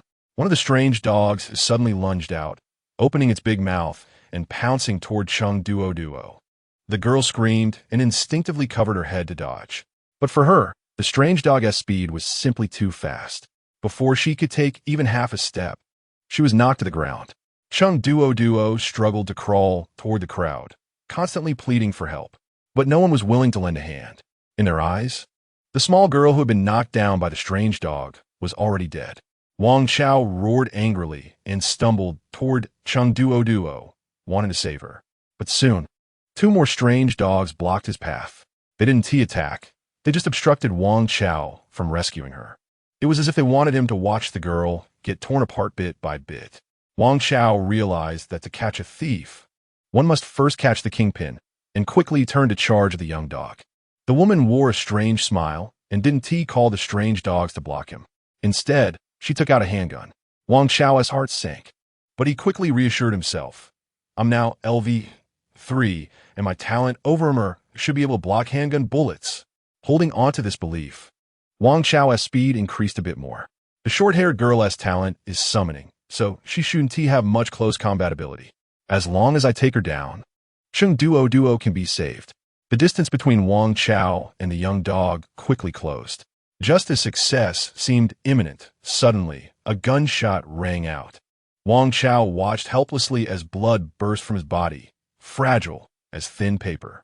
What is going on? Is my talent ineffective? Bang! Bang! 2 more shots. Wang Chao felt intense pain in his legs, as if they had been broken. He collapsed to the ground weakly, his ears filled with the insane laughter. Ha! You're killing me. You fatso, you're so stupid. Are you confused about why your talent suddenly stopped working? The young dog reached toward her neck, revealing a blood-red pendant. See this? An excellent quality item, magic crystal pendant. With it, all talents within my 3-meter range will become ineffective, even if your defense is unyielding. In front of me, it's still just a matter of 1 shot. What? Wang Chao stared blankly at the pendant on the woman's fingertip, a sense of powerlessness rapidly spreading in his heart. The woman from Sakura country actually possessed an item that could nullify talents. How can I fight back now? Before Wang Chao could recover from shock, there was another change not far away. It seemed that Zhao Jin had also used some means, and his combat power suddenly surged. In a flurry of relentless attacks, he actually forced the sword-wielding woman back. Chapter 50. The cocoon, don't say it's just the 4 of you. Even if you add that old man Lin Tiankai, he still wouldn't be my opponent. Zhao Jing laughed wildly, his fists like the wind. After pushing back the struggling Lin Qinfeng, he taunted again. All right, I almost forgot. Lin Tiankai has long since died from poison, huh? The 4 daughters of the Lin family were momentarily stunned, their eyes filled with shock. The cause of the family head Lin Tiankai's death was still a mystery. Why did Zhao Jing say he died from poison? Did you kill the old man? Lin Qinyue's eyes widened, her voice trembling with extreme anger. Bastard, I'll kill you. Qinyue. Lin Qinfeng grabbed his sister, urgently lowering his voice. Don't be impulsive. We're not his match. Wait for the teacher to arrive. He'll be here soon. Eldest sister. Lin Qinyue's voice was hoarse. Did you not hear? It's Zhao Jing. He killed the old man. We must take revenge. Eldest sister. Let me go. I want revenge. Lin Qinfeng was already injured, and with Lin Qinyue struggling desperately. He lost his grip for a moment. Lin Qinyue, who was completely unarmed, could not possibly be Zhao Jing's opponent. It was like throwing a meat bun at a dog. Lin Qinyue didn't even manage to touch him before being tackled to the ground by Zhao Jing's subordinates, who firmly restrained her. This scene unfolded right before Wang Chao's eyes. The last hope was completely shattered. The young girl, Xiaosong Jichuan, lifted her leg and stepped on Wang Chao's shoulder, her face full of mockery. Stupid fat man. Given your courage, I'll give you a way out. Bow down twice, then shout 3 times that the people of Huaxia are forever the dogs of Sakura, and I'll spare your life. Otherwise, you'll be the next to die. After saying that, Xiaosong Jichuan looked toward Chung Duo, who was not far away. The girl was covered in wounds from bites and was now in so much pain that she had fainted. But the 3 strange dogs still did not stop devouring her, their blood-soaked forms chilling to behold. Wang Chao trembled, his body slowly leaning forward. Xiaosong Jichuan's smile grew more intense, preparing to enjoy the forthcoming plea for mercy. His head was about to hit the ground when Wang Chao suddenly gritted his teeth and roared as he lunged forward. I'll screw your grandmother. Xiaosong Jichuan was caught off guard and was indeed knocked to the ground. Seeing success, Wang Chao hurriedly reached out to snatch the magic crystal pendant. But unfortunately, due to his severe injuries, his actions were just a beat too slow. Xiaosong Jichuan delivered a knee strike and broke free from her restraints. You ungrateful thing. Since you are eager to die, then I'll grant you that. The girl drew her gun and pulled the trigger. The bullets poured out, emptying the magazine. However, Wang Chao did not die. Not only did he survive, but not a single bullet hit him. All the attacks were blocked by a half-person-high giant shield. 2 furry cat ears peeked out from behind the shield, shaking nervously before quickly drooping down. It seemed like they had blocked something. Sorry. I didn't mean to. It was my master who told me to do this. Master? Where did the master go? Elisa looked timidly at Xiaosong Jichuan across from her, like a frightened rabbit. Xiaosong Jichuan was dumbfounded, clearly not yet realizing what had happened. However, the killing intent that followed made her body instinctively react. Xiaosong Jichuan dodged just in time, barely avoiding the blade that slashed diagonally toward her. A man in light armor appeared out of thin air, his eyes filled with coldness. When Wang Chao saw who it was, the tears he had been holding back finally overflowed. "Luli, what happened? Why are you so disheveled?" Luli glanced at Wang Chao behind the shield and raised his hand to activate extreme healing. Wang Chao's injuries quickly healed, and within a few breaths, he regained the ability to move. Seeing Wang Chao rise from the ground, Xiaosong Jichuan looked even more shocked. This mysterious man who suddenly appeared seemed to have used a healing talent. But how could this be possible? He was clearly still within the range of the magic crystal pendant. The talent should have been ineffective. "Who are you? You don't seem like a local." Luli frowned as he examined Xiaosong Jichuan. Of course, I'm not from Huaxia. I come from noble Sakura." Luli raised an eyebrow. "So, you're a Sakura person living a good life? Then it's no problem." Xiaosong Jichuan sneered. "What scared?" Luli shook his head, black mist swirling around him. "No, I was actually worried I might kill the wrong person." In an instant, ghostly cries seemed to echo. The black mist condensed, transforming into various forms of soul soldiers. The sheer number filled the empty neighborhood to the brim. Most of Zhao Jing's men didn't have time to react before being ruthlessly killed by the soul soldiers. The situation reversed in an instant.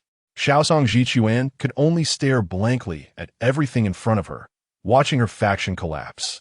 Was this mysterious man also a summoner? But why could he summon instantly? And the number of summoned beings? How could there be so many? Magic crystal pendant? Corrupted hounds? So that's how it is. Luli slowly advanced, gradually closing in on Xiaosong Jichuan. I've always wondered why, despite Earth's location being so remote, it was still affected during the first wave of the demon tide. Now I understand. It turns out, you Sakura people were up to no good. As soon as the words left his mouth, Lu Li's figure suddenly accelerated. The blade sliced through the air, murderous, intent sharp. Xiaosong Jichuan wanted to dodge. But the next second, she was horrified to find that Lu Li had vanished. She completely lost track of the attack's trajectory before the second syllable could escape her throat. A burst of blood choked it back. Xiaosong Jichuan felt a large gash open in her neck, her head uncontrollably tilting back. "TSK, I thought you were so powerful." Lu Li flicked the blade, instinctively activating Soul Devour.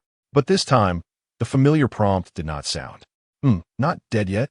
Lu Li frowned slightly, stepping forward to check. But unexpectedly, Xiaosong Jichuan's corpse suddenly twitched and crawled up in an unusually eerie reverse joint posture. Her head, only half attached, swayed back and forth, her throat emitting indistinct sounds. "Lu Li, you actually forced me to use that item. You must die here today."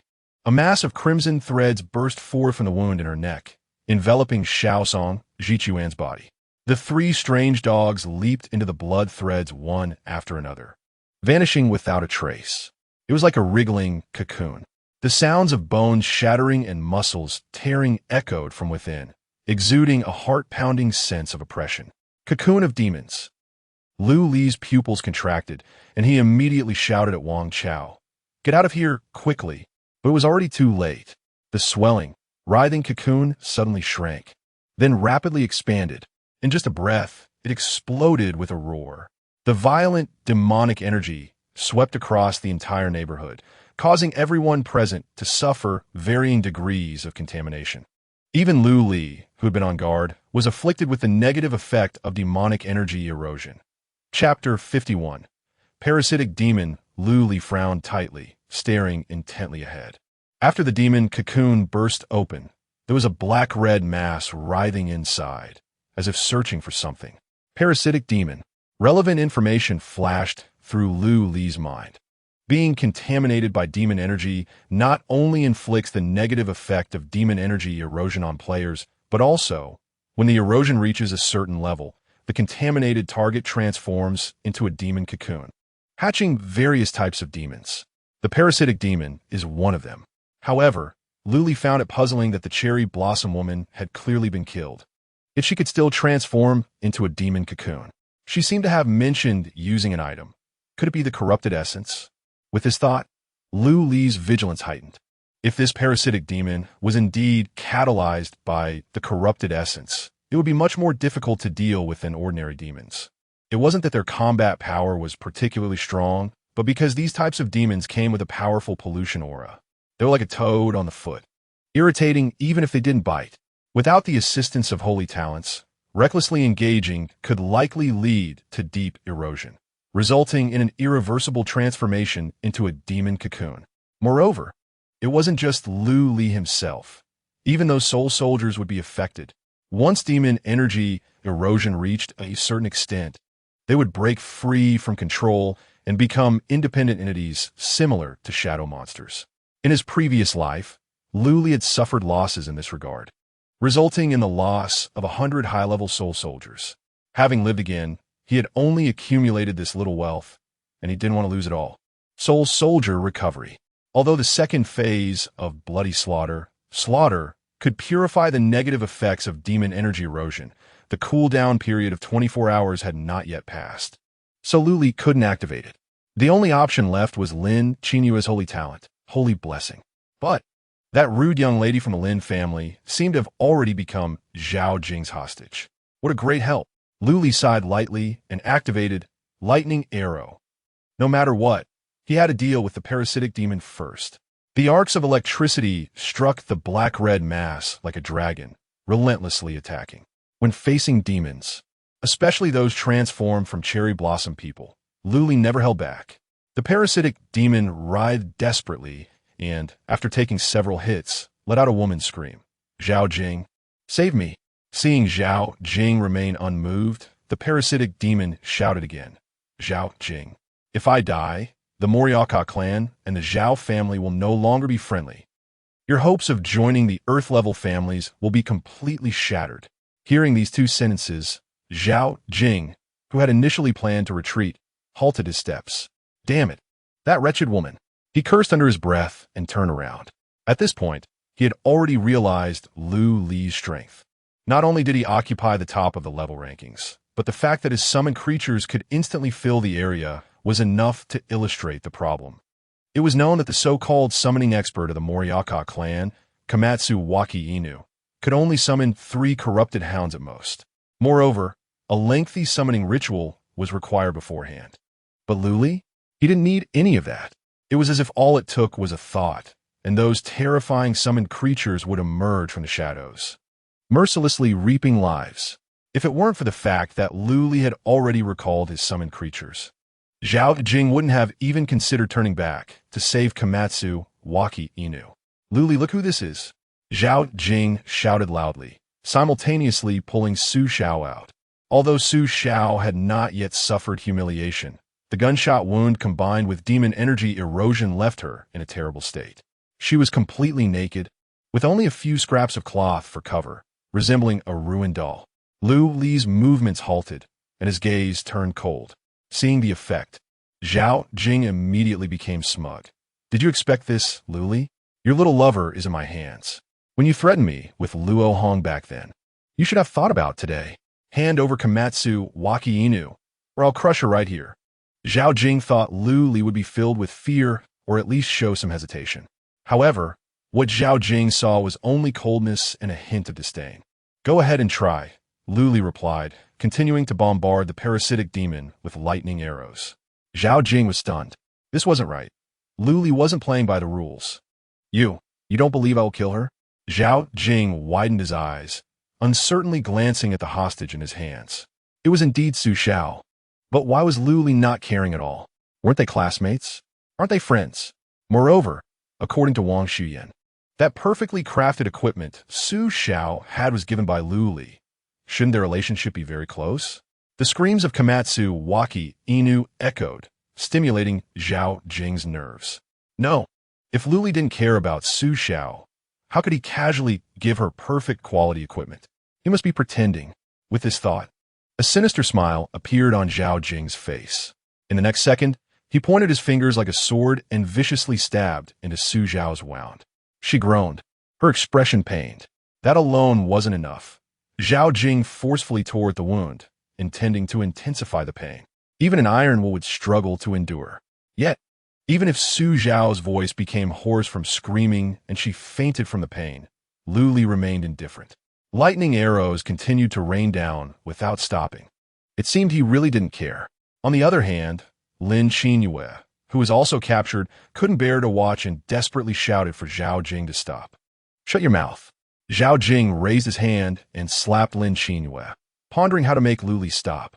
If this continued, Komatsu Waki Inu would soon be roasted by the lightning arrows. At that moment, a lecherous-looking man suddenly spoke. "Jingge, do you remember Chun Hao?" Zhao Jing glanced at the man, named Feng Shi with impatience. What's the point of mentioning him? He's already recognized the thief as his father, and he has nothing to do with us. Feng Shi nodded repeatedly. That's right, but Chun Hao is actually dead, right? Zhao Jing became increasingly puzzled about what Feng Shi was trying to say, his tone a bit angry. What exactly do you want to say? Feng Shi chuckled awkwardly, his eyes dark. I speculate that Lu Li doesn't worry about Su Xiao being killed because of his talent. He can turn the dead Chun Hao into his summoned creature. Zhao Jing was taken aback. How had he not thought of this? If Lu Li's talent could indeed turn the dead into summoned creatures, then Su Xiao's death would seem like a good thing for him? Continue, Zhao Jing urged with a frown. Feng Shi licked his lips, his face full of anticipation. Precisely because of this, Su Xiao's death poses no threat to Lu Li. To make him compromise, we still have to use the old method. Strip this little girl, let the brothers have their fun one by one, and I don't believe Lu Li will remain indifferent. Chapter 52. Is the trump card broken? Yes. Zhao Jing slapped his forehead. Lu Li and Su Xiao have a close relationship, and he definitely cannot tolerate Su Xiao being humiliated. Lu Li, if you don't stop now, this little beauty's innocence will be lost. By then, even if your abilities can revive her, she will still have the memory of being humiliated in front of you. Are you really indifferent? Zhao Jin's voice was loud, not only for Lu Li to hear, but also for Wang Chao and Ma Han. The latter two were furious and wished they could rush up to save Su Xiao. Lu Li also reacted this time, but only paused his actions slightly and reduced the frequency of releasing lightning arrows. Feng Shi began tearing off the last piece of clothing from Su Xiao. The lewd laughter continued to echo, but Lu Li remained indifferent. Save her, Lu Li. Ma Han struggled and shouted. Lu Li, save the squad leader first. I'm begging you. Wang Chao knelt on the ground and cried. Useless. You can't even protect your own woman. What kind of man are you, Lu Li? Lin Qinyue scolded incessantly. The figures in the open space remained unmoved. Everyone thought Lu Li had given up on Su Xiao. Only Elisa, who was holding a shield nearby and had a low presence, did not think so. She shook her ears and sensed a familiar feeling from the figure. I remember. It was the sensation that emerged when Lu Li's master killed the Chun family's knife slave. Elisa subconsciously activated her talent, favor of the goddess of luck. In the next moment, the crackling sound of lightning arrows suddenly stopped. Lu Li's figure abruptly blurred. Replacing him was a shadow with a tragic face. Feng Shi, who had been distracted, was taken aback, and then felt his arms lighten. A warm sensation rushed towards him. It wasn't the sweet and smooth body temperature of the beauty beneath him, but the burning stench of blood. The hand severed at the root was still twitching on the ground, like a vulture's claw, attempting to desecrate the body that was so close. Feng Shi wanted to shout something, but only a single syllable came out of his mouth. It was as if cement had sealed his mouth and nose. His heart stopped. The last thing he saw was Zhao Jin's terrified expression. How did absolute kill trigger again? The already invisible Lu Li was surprised inside, but his hands did not stop. The insect teeth sliced through like flowing water, directly attacking Zhao Jin's throat. Perhaps the splattering blood revealed Lu Li's figure, or perhaps Zhao Jin had an astonishing sense. Facing the invisible attack, he instinctively leaned back, barely dodging the blade's edge. Immediately afterward, he kicked up, sending Su Xiao and Feng Shi's corpse several meters away. Zhao Jin, save me. Without the suppression of the lightning arrows, the sharp scream of the little puppy sounded again. Stop shouting, I need to kill Lu Li first, or neither of us will survive. Zhao Jin shouted irritably. Save me first. I have a way to break the invisibility and help you see him. Really? What benefit do I get from lying to you? Seeing that the little puppy had said so, Zhao Ji no longer hesitated, reached out, grabbed the hostage Lin Qinwei, and then strode towards the black-red meat chunk. Screams rang out behind him. Without the hostage, Zhao Jin's subordinates were all killed by Lu Li. Wang Xuyin and Pei Qin saw the situation was not good, retreated repeatedly, and quietly mixed into the survivors. With you looking like this now, how can you help me? Zhao Jin arrived at the meat chunk in a few steps. While being on guard against the surroundings, he asked, "Extend your hand." The black-red meat chunk trembled, emitting enticing sounds. Zhao Jin hesitantly extended his arm. In the next moment, a change occurred. The black-red meat chunk suddenly shrank, piercing out a large number of meat tendrils, rushing towards Zhao Jin's arm. The latter had not anticipated this change at all and immediately screamed in shock, retreating repeatedly. "Bitch, what are you doing? Don't be afraid. Zhao Jin, it'll be fine soon." The voice of the little puppy echoed softly. However, this time, the source of the voice did not come from the rapidly shrinking black-red meat chunk. Instead, it came directly from Zhao Jin's throat. The meat tendrils pierced into Zhao Jin's flesh, rapidly enhancing his body. The jagged bone spikes broke through his skin, and the muscles bulged grotesquely. When a fist-sized, skinless crimson head emerged from his neck, the fear on Zhao Jin's face had completely disappeared, replaced by an almost mad realization. So that's how it is. Zhao Jin looked up and down at his mutated body, a satisfied smile twisted on his face. Now, I can't see the target that has been eroded by demonic energy. As soon as he finished speaking, Zhao Jin suddenly raised his arm to block in front of him. The bulging muscles were inexplicably torn open. But Zhao Jin did not retreat but advanced, using another deformed arm to grab fiercely at the air. The exploding blood mist burst in his palm. The injured Lu Li quickly retreated, his invisibility completely exposed. Phew! Lu Li spat out a mouthful of blood and activated his talent, extreme healing. Although Zhao Jin's strike was not serious, after merging with the parasitic demon, he also carried a pollution halo. This strike doubled the negative effects of demonic energy erosion. If he took another 2 or 3 hits, it would inevitably lead to deep erosion. By then, even if Lu Li had extraordinary abilities, he could not avoid the fate of turning into a demon cocoon. If only I had a holy talent, Lu Li thought to himself, glancing at Lin Qinwei, who was being controlled not far away. That Lin family young lady's holy blessing counts as a holy talent. Why not find an opportunity to kill her? Then devour soul to take it? As soon as the thought formed in his mind, Lu Li shook his head. He was not a bloodthirsty person. Although Lin Qinwei had offended him with her words, it was not a crime worthy of death. Moreover, things had not reached a desperate point. It seems that demonic energy erosion has already started to affect my mind. Lu Li frowned and put away the insect tooth dagger. Zhao Jin saw this and thought Lu Li had given up resistance, laughing wildly. Are you out of tricks? Do you know you're not my opponent? So you plan to lay down your weapons and surrender? I'm telling you, it's too late. After speaking, Zhao Jin violently kicked the ground. The hard concrete floor instantly erupted with spiderweb cracks, and his figure shot towards Lu Li like a cannonball. Meanwhile, Lu Li seemed to have truly lost his fighting spirit, quickly shifting to the side, as if searching for a safe place to hide. Just as the words were said, the moment was fast. Elisa, who was watching the battle, felt a gust of wind brush past her, and the next second realized Lu Li had hidden behind her. Elisa, hold on tight. Huh? Master you. Before Elisa could finish her sentence, Zhao Jin had already arrived. A dull, crashing sound echoed. Elisa felt her hands tighten painfully, her body involuntarily shifting back a couple of inches.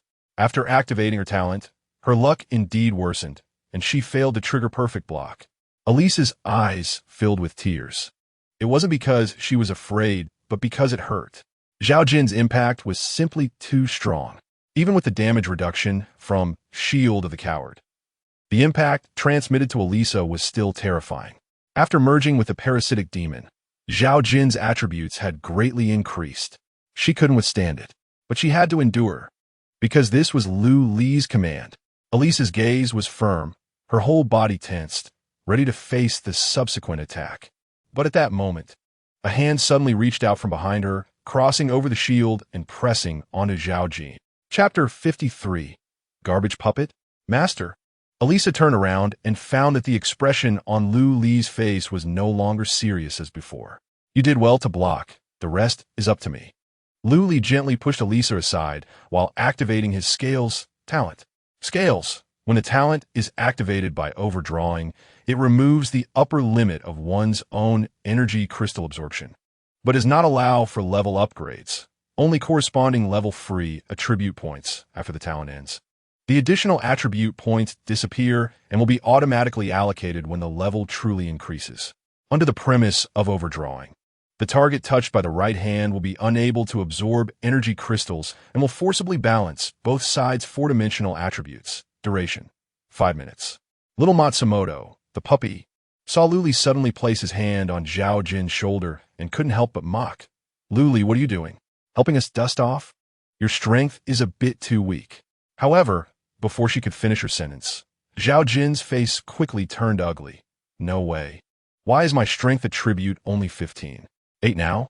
This kid has a problem. Originally a full 40 points of strength attribute. After being touched by Lu Li's right hand, it directly lost more than half. Not only that, the other 3 attributes also changed. The 30 points of speed attribute became 15. 9. The 50 points of constitution attribute became 15. 6. The 10 points of spirit attribute slightly increased to 15. 2. What the hell is going on? Little Matsumoto turned her deformed head, equally puzzled. The two simultaneously recalled what Brother Dao had said before. I originally wanted to use Huang Bin's scales talent to temporarily lock Lu Li's attributes and restrain him. Locking attributes. Is that scales? Zhao Jin's body leaned back as he retreated repeatedly. How could Lu Li have Huang Bin's talent? Could it be that he, like Chun Hao, turned the deceased Huang Bin into a summon? But there were no summons appearing just now, and the one touching him was only Lu Li.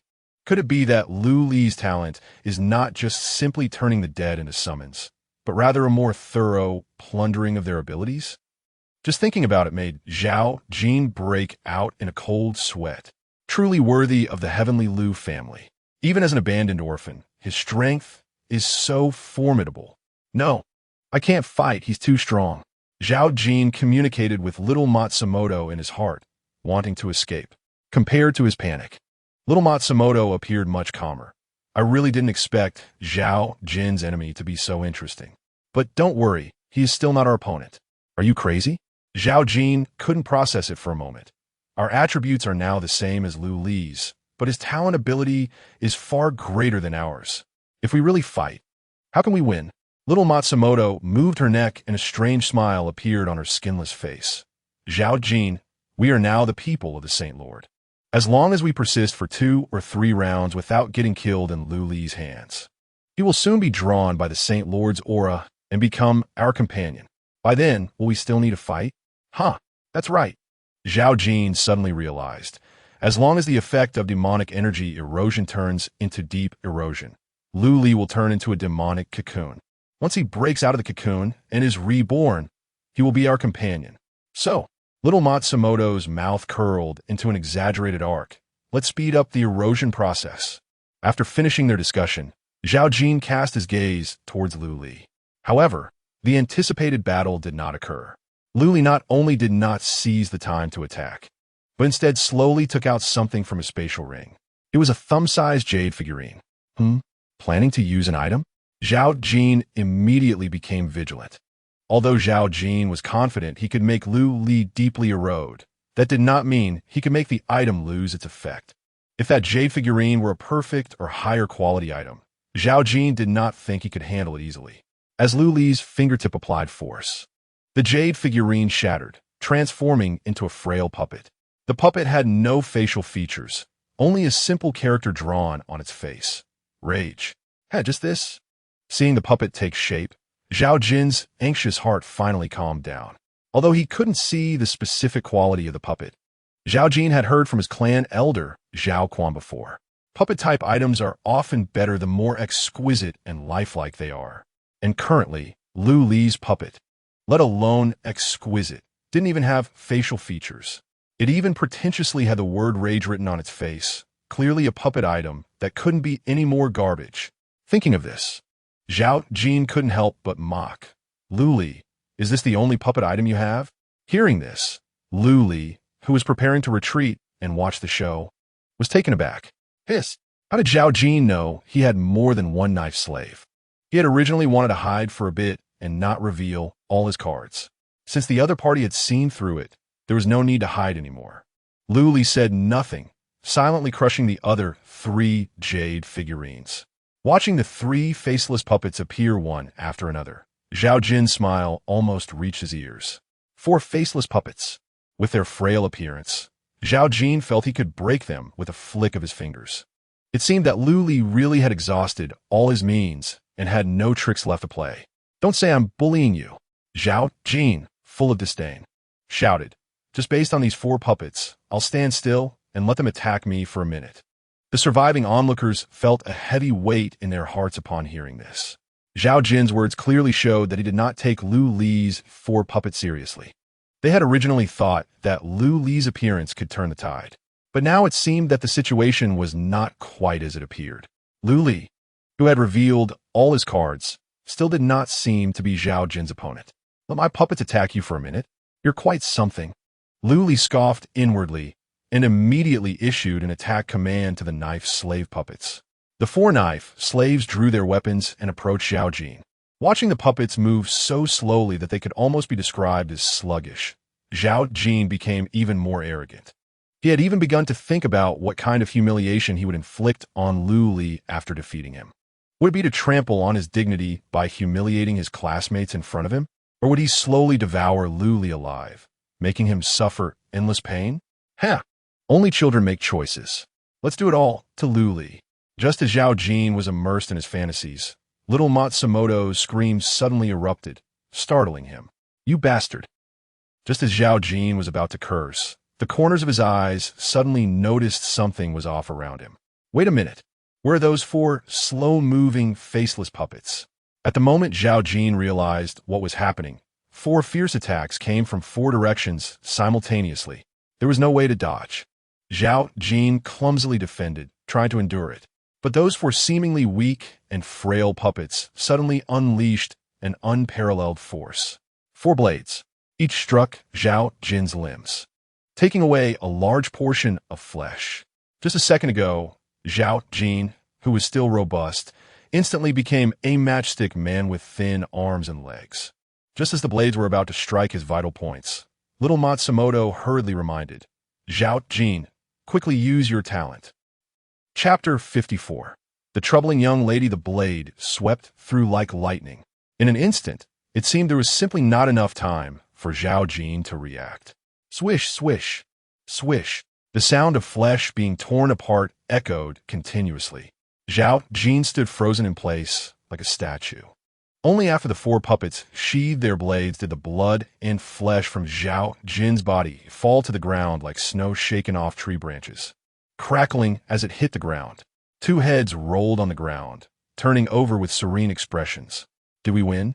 The surviving crowd was momentarily stunned, then erupted into cheers of survival. The eldest sister of the Lin family immediately rushed to Lin Qinyue to rescue her sister, the hostage. Meanwhile, Lin Qinyue wielded her frostblade, eliminating Zhao Jin's subordinates completely. Only Lu Li remained motionless, staring at the scattered flesh in the distance, his expression grave. Lu Li, your puppets are amazing. I thought I was going to die at Zhao Jin's hands today. Wang Chao helped Su Xiao up, excitedly speaking to Lu Li. Of course, Zhao Jin's tricks are nothing compared to Brother Lu, Mahan said, struggling to lift his head, panting and smiling. Lu Li ignored the 2 and urgently turned to Lin Qinyue, saying, treat the injured, then get everyone out of here. This place is dangerous. What? Lin Qinyue was surprised. Isn't Zhao Jin dead? Mr. Lu, are you afraid they have reinforcements? No. Lu Li shook his head, slowly approaching the scattered flesh. Zhao Jin isn't dead yet. You all need to leave quickly. And don't forget to have Lin Qinyue remove the demonic energy corrosion effect. If it lingers too long, it will turn into deep corrosion. And even gods won't be able to save you then. Zhao Jin isn't dead. Lin Qinyue froze. looking at the scattered flesh in confusion. How can he still be alive after being cut up like this? However, despite the confusion, the eldest sister of the Lin family still trusted Lu Li's judgment.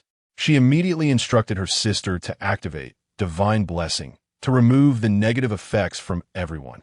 Instead, Lin Qinyue muttered discontentedly. He is clearly dead, yet still pretending. What a show-off. Qinyue. Lin Qinyue frowned and scolded. Don't be rude. Lin Qinyue shrank back, obediently bestowing blessings on everyone. However, she deliberately skipped Lu Li. This small action did not escape Lin Qinyue's notice. Why aren't you giving Mr. Lu a blessing? Lin Qinyue remained silent, continuing to bless the other survivors. It wasn't until she had removed the negative effects from everyone that she arrogantly said, "Giving him a blessing? Of course, but I have a condition. I want the Lin family to no longer recognize him as our master, and I want Lu Li to be my servant." Lin Qinyue was shocked and quickly stopped her. "Qinyue, stop talking. Quickly bless Mr. Lu." "Elder sister, didn't you hear what he just said?" Lin Qinyue looked at Lu Li's back, her eyes filled with self-satisfaction. If the demonic energy corrosion effect lingers too long, it will turn into deep corrosion. Even gods won't be able to save him then. Without my blessing, Lu Li will surely die. "Sister, this is a great opportunity." Lin Qinyue frowned, completely disagreeing with her sister's actions. "Qinyue, Mr. Lu has done us a favor. What you're doing is no different from repaying kindness with enmity." Lin Qinyue pushed Lin Qinyue away, insisting, "I don't care about repaying kindness with enmity. I only know that the Lin family cannot become someone else's vassal. No one can step on the Lin family. Even if the old man is gone, it cannot happen." With that, she turned and ran towards Lu Li, shouting, "Lu Li, if you want me to remove the demonic energy corrosion from you, you must sign a servant contract and recognize me as your master. Otherwise, just wait to die." Lu Li was highly focused on the scattered flesh, always on guard. Suddenly hearing Lin Qinyue's shouting made him momentarily pause. At that moment, the two heads that had rolled on the ground suddenly trembled and opened their eyes simultaneously. Among them, Zhao Jin's head exploded with a mass of flesh tendrils, violently stabbing towards Lu Li. Meanwhile, the head of the little puppy leapt up like a flea, darting straight for Lin Qinyue. Lu Li barely managed to defend against Zhao Jin's attack, but this allowed the little puppy to slip through. As the head collided with Lin Qinyue's arm, it seemed to merge with her. No matter how much Lin Qinyue screamed and struggled, she couldn't shake off the little puppy's head. "Thinking you can kill me with just a few puppets? How naive Chinese pigs!" An ear-piercing, gender-mixed cackle erupted from Lin Qinyue's throat, stabbing deeply into the hearts of the Lin sisters. Seeing Lin Qinyue captured once again, Lu Li felt utterly speechless. How is this uncouth young lady always such a hindrance? Would it kill her to stay back, quietly? Realizing that rescuing her was hopeless, Lu Li decided to focus on dealing with Zhao Jin. However, unexpectedly, Zhao Jin's head was merely a decoy. Under the relentless onslaught of the lightning arrows and the blade slaves, it quickly turned to mush. In contrast, the parasitized Lin Qinyue, after a few leaps and dodges, fled the scene like the wind. "Qinyue." Lin Qinyue seemed to lose her backbone, her knees buckling as she knelt on the ground. Lin Qinyue remained silent, her beautiful face as cold as frost. "Mr. Lu." Lin Qinyue stepped forward 2 paces. "My sister, don't worry, her talent is sacred. She won't be in life-threatening danger for a short time. If we want to save her, we need to plan carefully." Lu Li put away his puppets and said flatly, "The urgent matter is to remove the demonic energy corrosion for myself." Upon hearing this, Lin Qinyue's face flushed. If it weren't for her sister Lin Qinyue throwing a tantrum, the negative effects on Lu Li would have been cleared long ago. Now, not only had it left a hidden danger for Lu Li, but she was also asking for help, which made her feel extremely ashamed. "What can I do for you, Mr. Lu?" Lu Li pondered for a moment. "Just take everyone back for now and continue to complete the tasks I assigned you." Lin Qinyue nodded slightly, shifting her gaze to the survivors. "What about these people?" Lu Li followed Lin Qinyue's gaze but did not focus on the survivors. Instead, he looked at Wang Chao and Ma Han. "You two, what are your plans next?" Ma Han moved his recently healed arm, looking at Wang Chao, who was helping Su Xiao. He smirked. I want to find my family first, but unfortunately my parents are in Yu City, and with the current transportation issues, it's not something to think about for now. Wang Chao replied foolishly, I live with my grandfather, but he went missing after the disaster broke out. If possible, I'd like to search the city. Lu Li nodded. In that case, you might as well follow Lin Qinhua. Lin Qinhua? Wang Chao and Ma Han both looked at the tall woman. From her clothing and combat performance, it was clear that she was not at all on the same level as them. Lu Li is just a poor student without parents. How could he possibly know such a person? Moreover, looking at Lin Qinhua, it seemed she was still seeking Lu Li's help. Could it be that this person is Lu Li's sugar mommy? Thinking of this, a knowing expression appeared on Wang Chao and Ma Han's faces. No wonder Lu Li was indifferent to Su Xiao. It turned out he had skipped 40 years of hardship. Chapter 55. Not understanding a woman's heart, Lu Li was not clear about what the lively person opposite him was pondering. He simply took off his trench coat, intending to cover Su Xiao with it. Unexpectedly, Su Xiao turned away, and a hint of resentment appeared in her eyes. Do you like being bare? Lu Li paused, feeling somewhat confused. You. Su Xiao bit her lip in anger, holding back for a long time before squeezing out two sentences. I don't need your feigned kindness. Today, I owe you a favor, which counts as repaying the life you owe me. From now on, we have nothing to do with each other. Wang Chao and Ma Han exchanged glances, both raising their eyebrows. The class leader seems to be jealous. Lu Li frowned slightly, unable to understand why Su Xiao was in such a mood. However, since she said they were no longer indebted to each other, Lu Li was happy to have some peace. He nodded and said to Lin Qinfeng, please take care of these three for now. No need. Su Xiao stepped forward, snatching the conversation. I said, from now on, I have nothing to do with you, Lu Li. I won't go with you, and you don't need to worry about my safety. I will stay here and face difficulties together with the survivors. As soon as she said this, before Lu Li could respond, discontent murmurs arose from the surrounding survivors. What nonsense about facing difficulties together. We don't need you here. That's right, if it weren't for you, our neighbors wouldn't have died for no reason. You're a jinx, attracting disasters. I thought you were quite capable and a reliable partner. But it turns out you're just a pretty vase. Get out. Sunshine Community doesn't welcome you. Before you leave the food behind. That's our property. The insults rose and fell in a buzzing cacophony. Su Xiao listened, tears welling up in her eyes. She clutched her chest and squeezed through the crowd, running outside. Hey, class leader, don't. Let's talk it out. Ma Han immediately chased after her. Wang Chao stood there, dumbfounded, unsure what to do. Seeing this, Lin Qinfeng sighed lightly, took the trench coat from Lu Li's hands, and handed it to Wang Chao. Go persuade her. At least let her put on the coat. Oh, okay. Wang Chao nodded foolishly and quickly ran after Ma Han.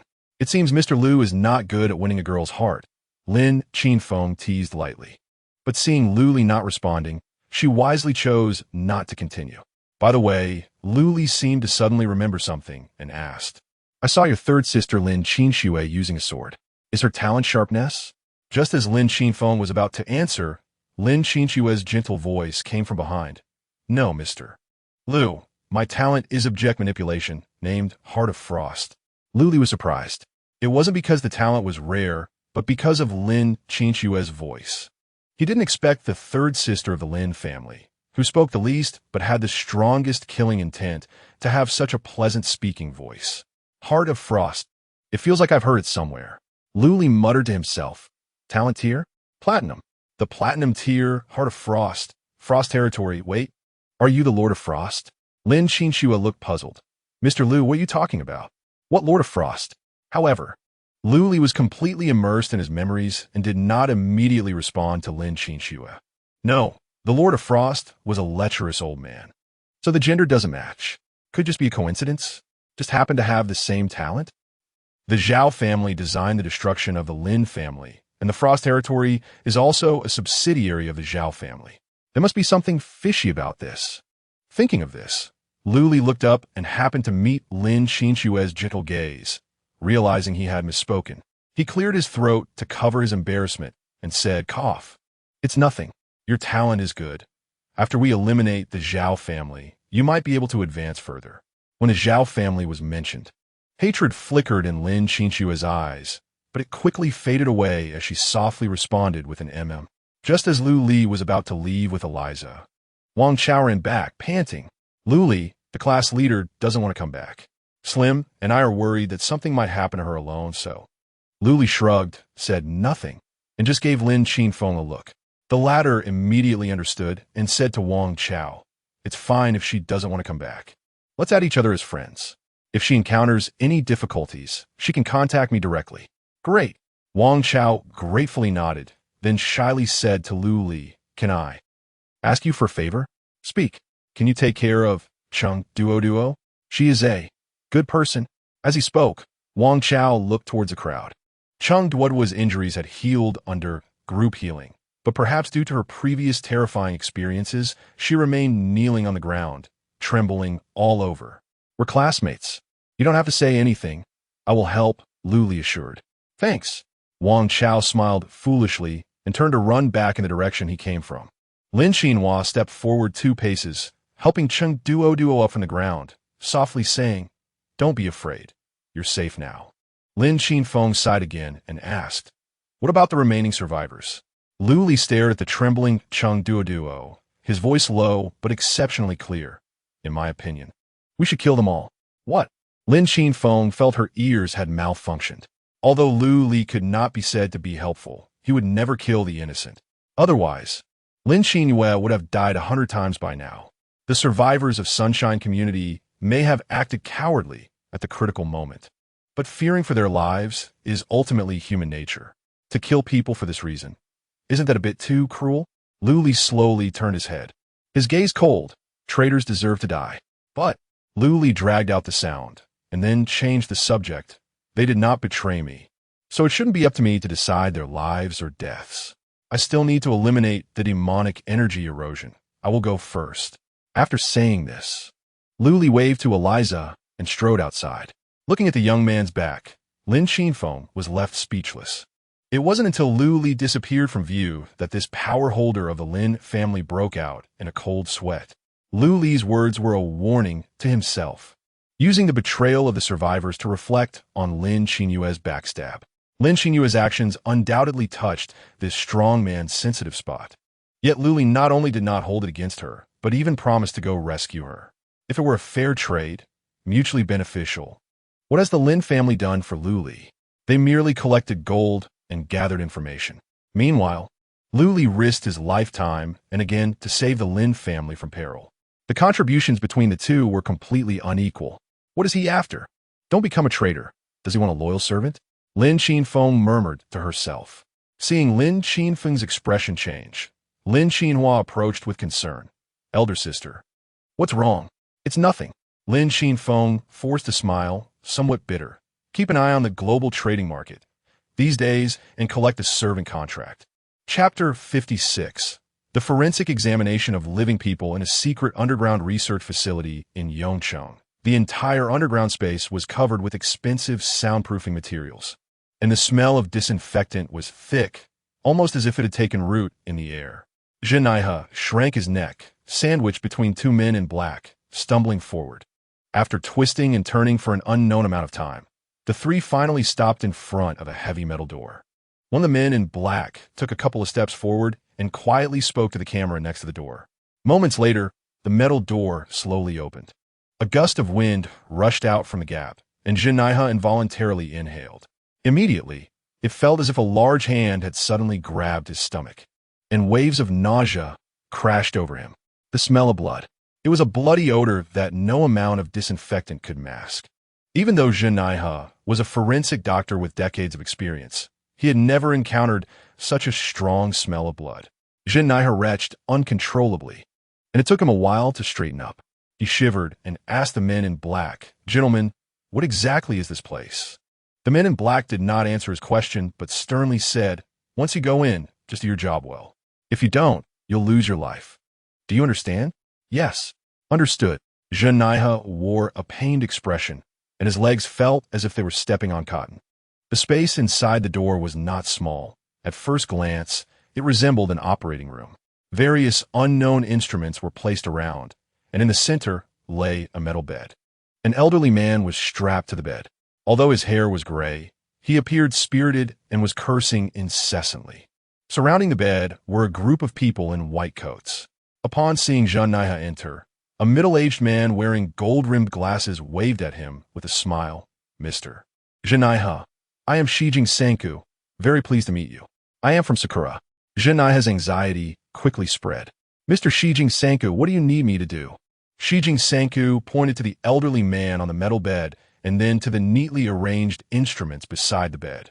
I heard that your dissection skills are excellent, among the best forensic doctors in Yongqing. Therefore, I would like to ask you to dissect this elderly man. After saying this, Shijing Senku gave a slight bow to Zhen Naiha. Zhen Naiha felt a buzzing in his head. You mean for me to dissect him? That's right. But he is a living person. I'm a forensic doctor. I only dissect corpses. Shijing Senku looked up, his face wearing a sickly smile. I believe in your dissection skills. The difference between a living person and a corpse is not that great. How can it not be that great? Zhen Naiha felt suffocated, and his stomach churned violently again. You wanted to kill him? No. Shijing Senku shook his head repeatedly. During the dissection process, please ensure that this elderly man remains alive. What? Zhen Naiha, gripped by extreme fear, began to gag again. How was this any different from Lingqi? Death by 1,000 cuts. Ah, yes, it's exactly Lingqi. Shijing Senku's face flushed with excitement. My Chinese is not very good. Please forgive me. The purpose of inviting you here is to perform Lingqi on this elderly man, because only by making him feel extreme pain can this tool function. Shijing Senku shifted slightly, revealing a prop behind him. It was a palm-sized clay statue, dressed in traditional Sakura clothing, squinting and grimacing, extremely ugly. Although Zhen Naiha could not discern the specific properties of the statue, just staring at it for a few seconds made his heart skip several beats. This thing is sinister. I won't do it. I can't do it. Zhen Naiha took 2 steps back, trying to escape. From within the white coats came shouts of abuse. Baka, fool. If you don't work, you'll die. If you want me to torture my fellow countrymen, I can't do such a heinous thing. Zhen Naiha seemed to be filled with righteous indignation, shouting back. Shijing Senku's eyes flashed coldly, and he sneered. You are truly brave, which makes me admire you. But don't forget, I can bring your family here just as easily. Li Luo, she should be your precious daughter, right? After saying this, Shijing Senku took out a tablet. The live feed displayed a mother and daughter bound tightly. Zhen Naiha's pupils contracted, and he trembled uncontrollably as if electrocuted. I have already divorced Li Wuka. Li Luo was given to her mother. They have nothing to do with me. Oh, Shijing Senku elongated his tone. If that's the case, then there's no need to keep them alive. Tojo-kun, please go ahead and kill them. Seeing someone in a white coat about to leave, Zhen Naiha hurriedly shouted, Stop. Don't hurt them. I'll do it. Shijing Senku grinned, returning to his polite demeanor. Then please start quickly. Zhen Naiha trembled with every step as he slowly approached the metal bed. The gears began to turn, and the bed's surface started to tilt, slowly raising the elderly man. Let me go. I have a grandson. Don't associate with those beasts. The elderly man pleaded pitifully as he saw Zhen Naiha's face. Zhen Naiha hesitated again. His hand reaching for the instruments froze in midair. Baka! A roar came from the white coats. Shijing Senku pushed up his glasses and smiled. Time is precious. Think of your daughter. Zhen Naiha choked back tears. He felt like a complete coward. I'm sorry, sir. They're threatening me with my daughter. I really have no choice. The surgical knife felt cold against him, cutting off the elderly man's body temperature. Zhen Naiha mechanically sliced through the skin. Blood oozed out, and the screams echoed. Shijing Senku breathed heavily with excitement, as if everything happening before him could bring him to the peak of ecstasy. He continually praised Zhen Naiha's dissection skills. The elderly man's piercing screams never ceased. The ugly clay statue began to change. Its surface faintly revealed dark red patterns, twisting and writhing like earthworms. The statue's volume also subtly expanded, and the details of the figure's face became more intricate. Kill me. The elderly man was like a trapped beast, each syllable tearing at Zhen Naiha's soul. Jinaiha could only keep apologizing while continuously wielding the knife. It seemed that Shijing Sanku felt the progress was too slow. He took 2 steps forward, gripping Jinaiha's neck like a chick, urging him, "Not enough, not enough." Places like the ears and nose are areas that won't bleed heavily after being cut off. You should try those. Next, cut open his belly and pull out his intestines. Be gentle, don't let him die. Otherwise, your precious daughter won't survive. Yes, yes, just like that. Someone, bring a mirror and place it in front of the elderly man. I want him to appreciate how he is being dissected bit by bit. Chapter 57.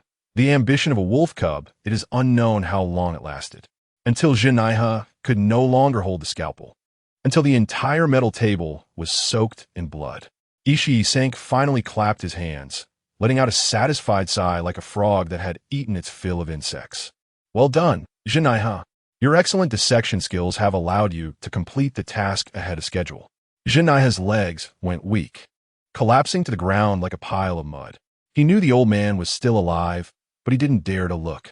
He didn't even dare to look at his right hand. He couldn't bear to think about what he had just done. Ishii returned to the table, greedily lifting the clay statue. At this moment, the surface of the statue was already adorned with intricate patterns, steadily glowing. The props were fully charged, ready to bring that member of the Zhao family. Yes, came the response from within the white coat. The person referred to as Dongji Kun by Ishii, a cherry blossom person, walked out through the metal door in a bow-legged manner. When he returned, there was already a lewd-looking old man behind him. If Luli were present, he would undoubtedly be astonished upon seeing this old man, because he was none other than Zhao Erwu, the Frost Lord, who possessed the heart of frost in his previous life. Ishii Taikuan, I hear the props are fully charged? Zhao Erwu said with a flattering smile, his old waist almost bending to 90 degrees. Yes, it's all thanks to your assistance, Jinaiha, that we could complete the charging so quickly. That's wonderful. Zhao Erwu quickly glanced at Jinaiha on the ground, a hint of disdain appearing at the corner of his mouth. Then let us begin quickly. I believe that after our success, the friendship between the Moriyaka domain and the Zhao family will become even stronger. Exactly. Ishii smiled as well, handing the clay statue to Zhao Erwu. Don't be afraid. It will take away your talent, but won't harm you. Although he knew Ishii had no reason to lie to him, Zhao Erwu's heart still skipped a beat the moment his hands touched the clay statue. What if something went wrong? He, Zhao Erwu, could become the world's first player without talent. Fortunately, nothing unexpected happened. The statue silently took away Zhao Erwu's talent, while the surface patterns dimmed. To use it again, it would need to be recharged. It seemed that the taking phase was problem-free. Next, as long as the granting phase succeeded, the god-making plan could proceed smoothly.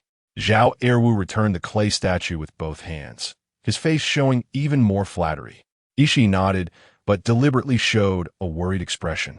It's a pity that the charging method of this prop is somewhat special. It may not allow for many ability exchanges. Is Ishii Taikuan worried about the consumption of each charging? Zhao Erwu's eyes flickered as he immediately guessed Ishii's thoughts. Yes.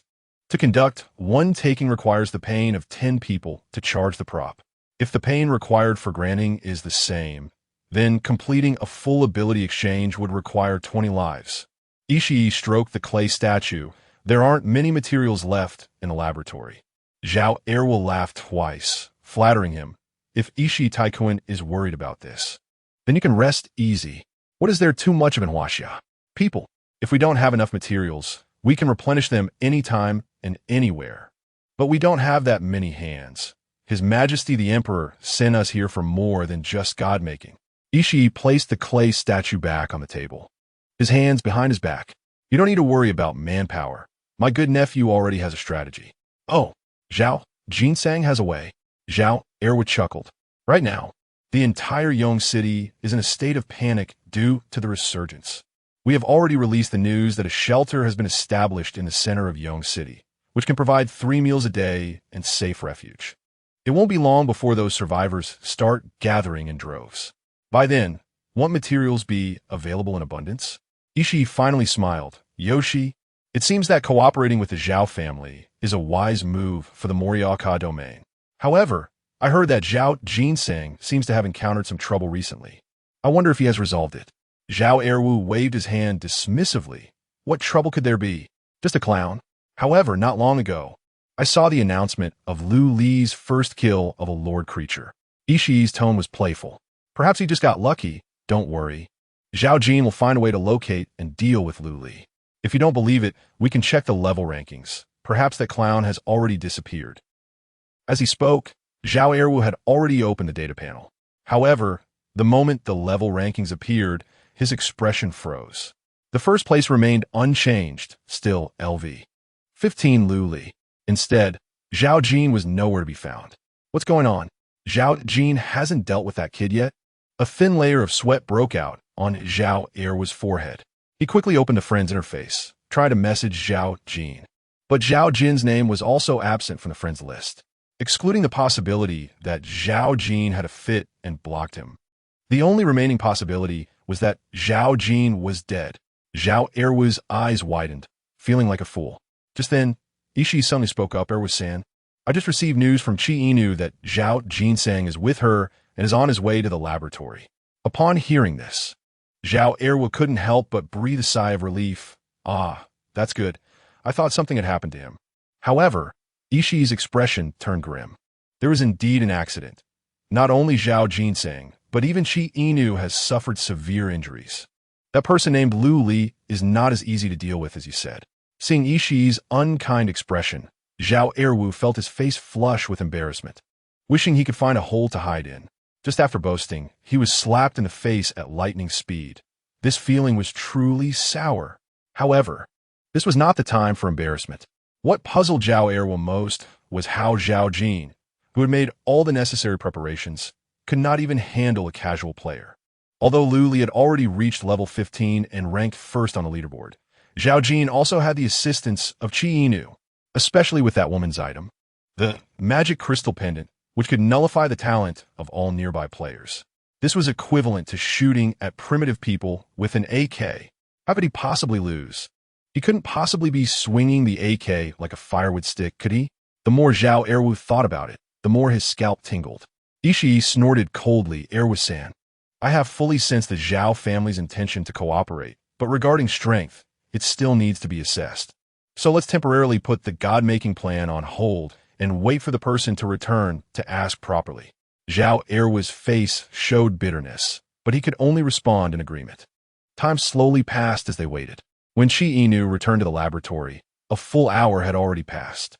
Chapter 58. The Lu Li elimination plan. Ishii and Zhao Erwu looked at the unfamiliar woman in front of them, their expressions varying. After a long pause, Zhao Erwu stammered. What's going on? Why is there only one person? Where's Zhao Jin? Ishii's face was serious as he stared at the already withered head on the woman's arm, murmuring, I never expected you to use that item. Lin Xinyue opened her mouth, emitting a voice that was half male and half female.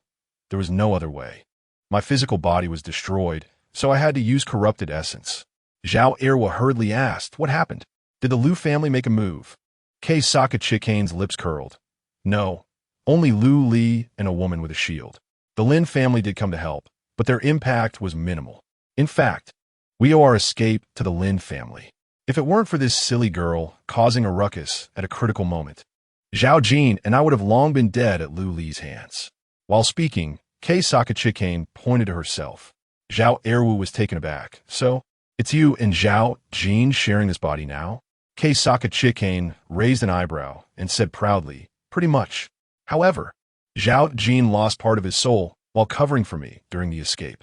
So now he can only help suppress Lin Xinyue. And I still have the main control of the body. Does that mean you two will have to share this body indefinitely? Zhao Erwu asked worriedly. Doesn't that make you a yin-yang person? Keisaka Chikane frowned, feeling impatient with Zhao Erwu's dull reaction. Isn't there magic clay statue? With that item, we can find Zhao Jin a new body. That thing can not only transfer talent. Ishii nodded in agreement. Exactly. You two are now both subjects of the Holy Lord, and your affinity with the magic clay statue will be much higher, making the transfer much easier. Chikane, I happen to have a girl's body on hand with pretty good talent abilities. How about I transfer it to you later? A girl? It can't be one you just played with, right? Keisaka Chikane's eyes showed disgust. Of course not. You know I only like young daisies under 14 years old. That girl just turned 18, not my type at all. Ishii smiled pervertedly, as if discussing not a living person but a piece of merchandise.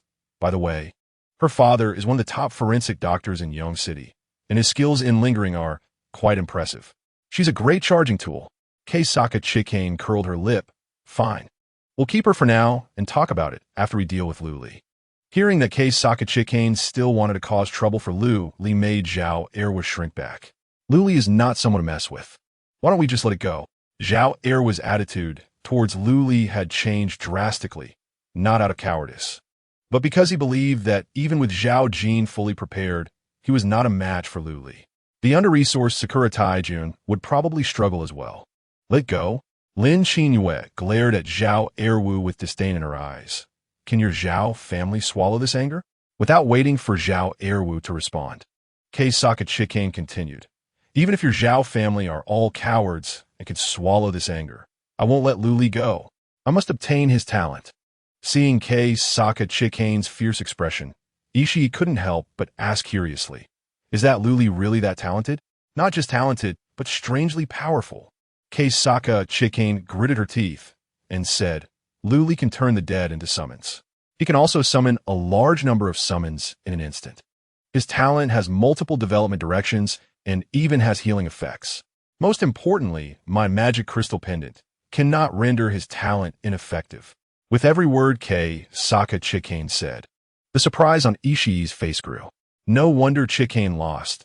She even had to use her life-saving trump card. Zhao Erwu quickly agreed. Lu Li is too powerful.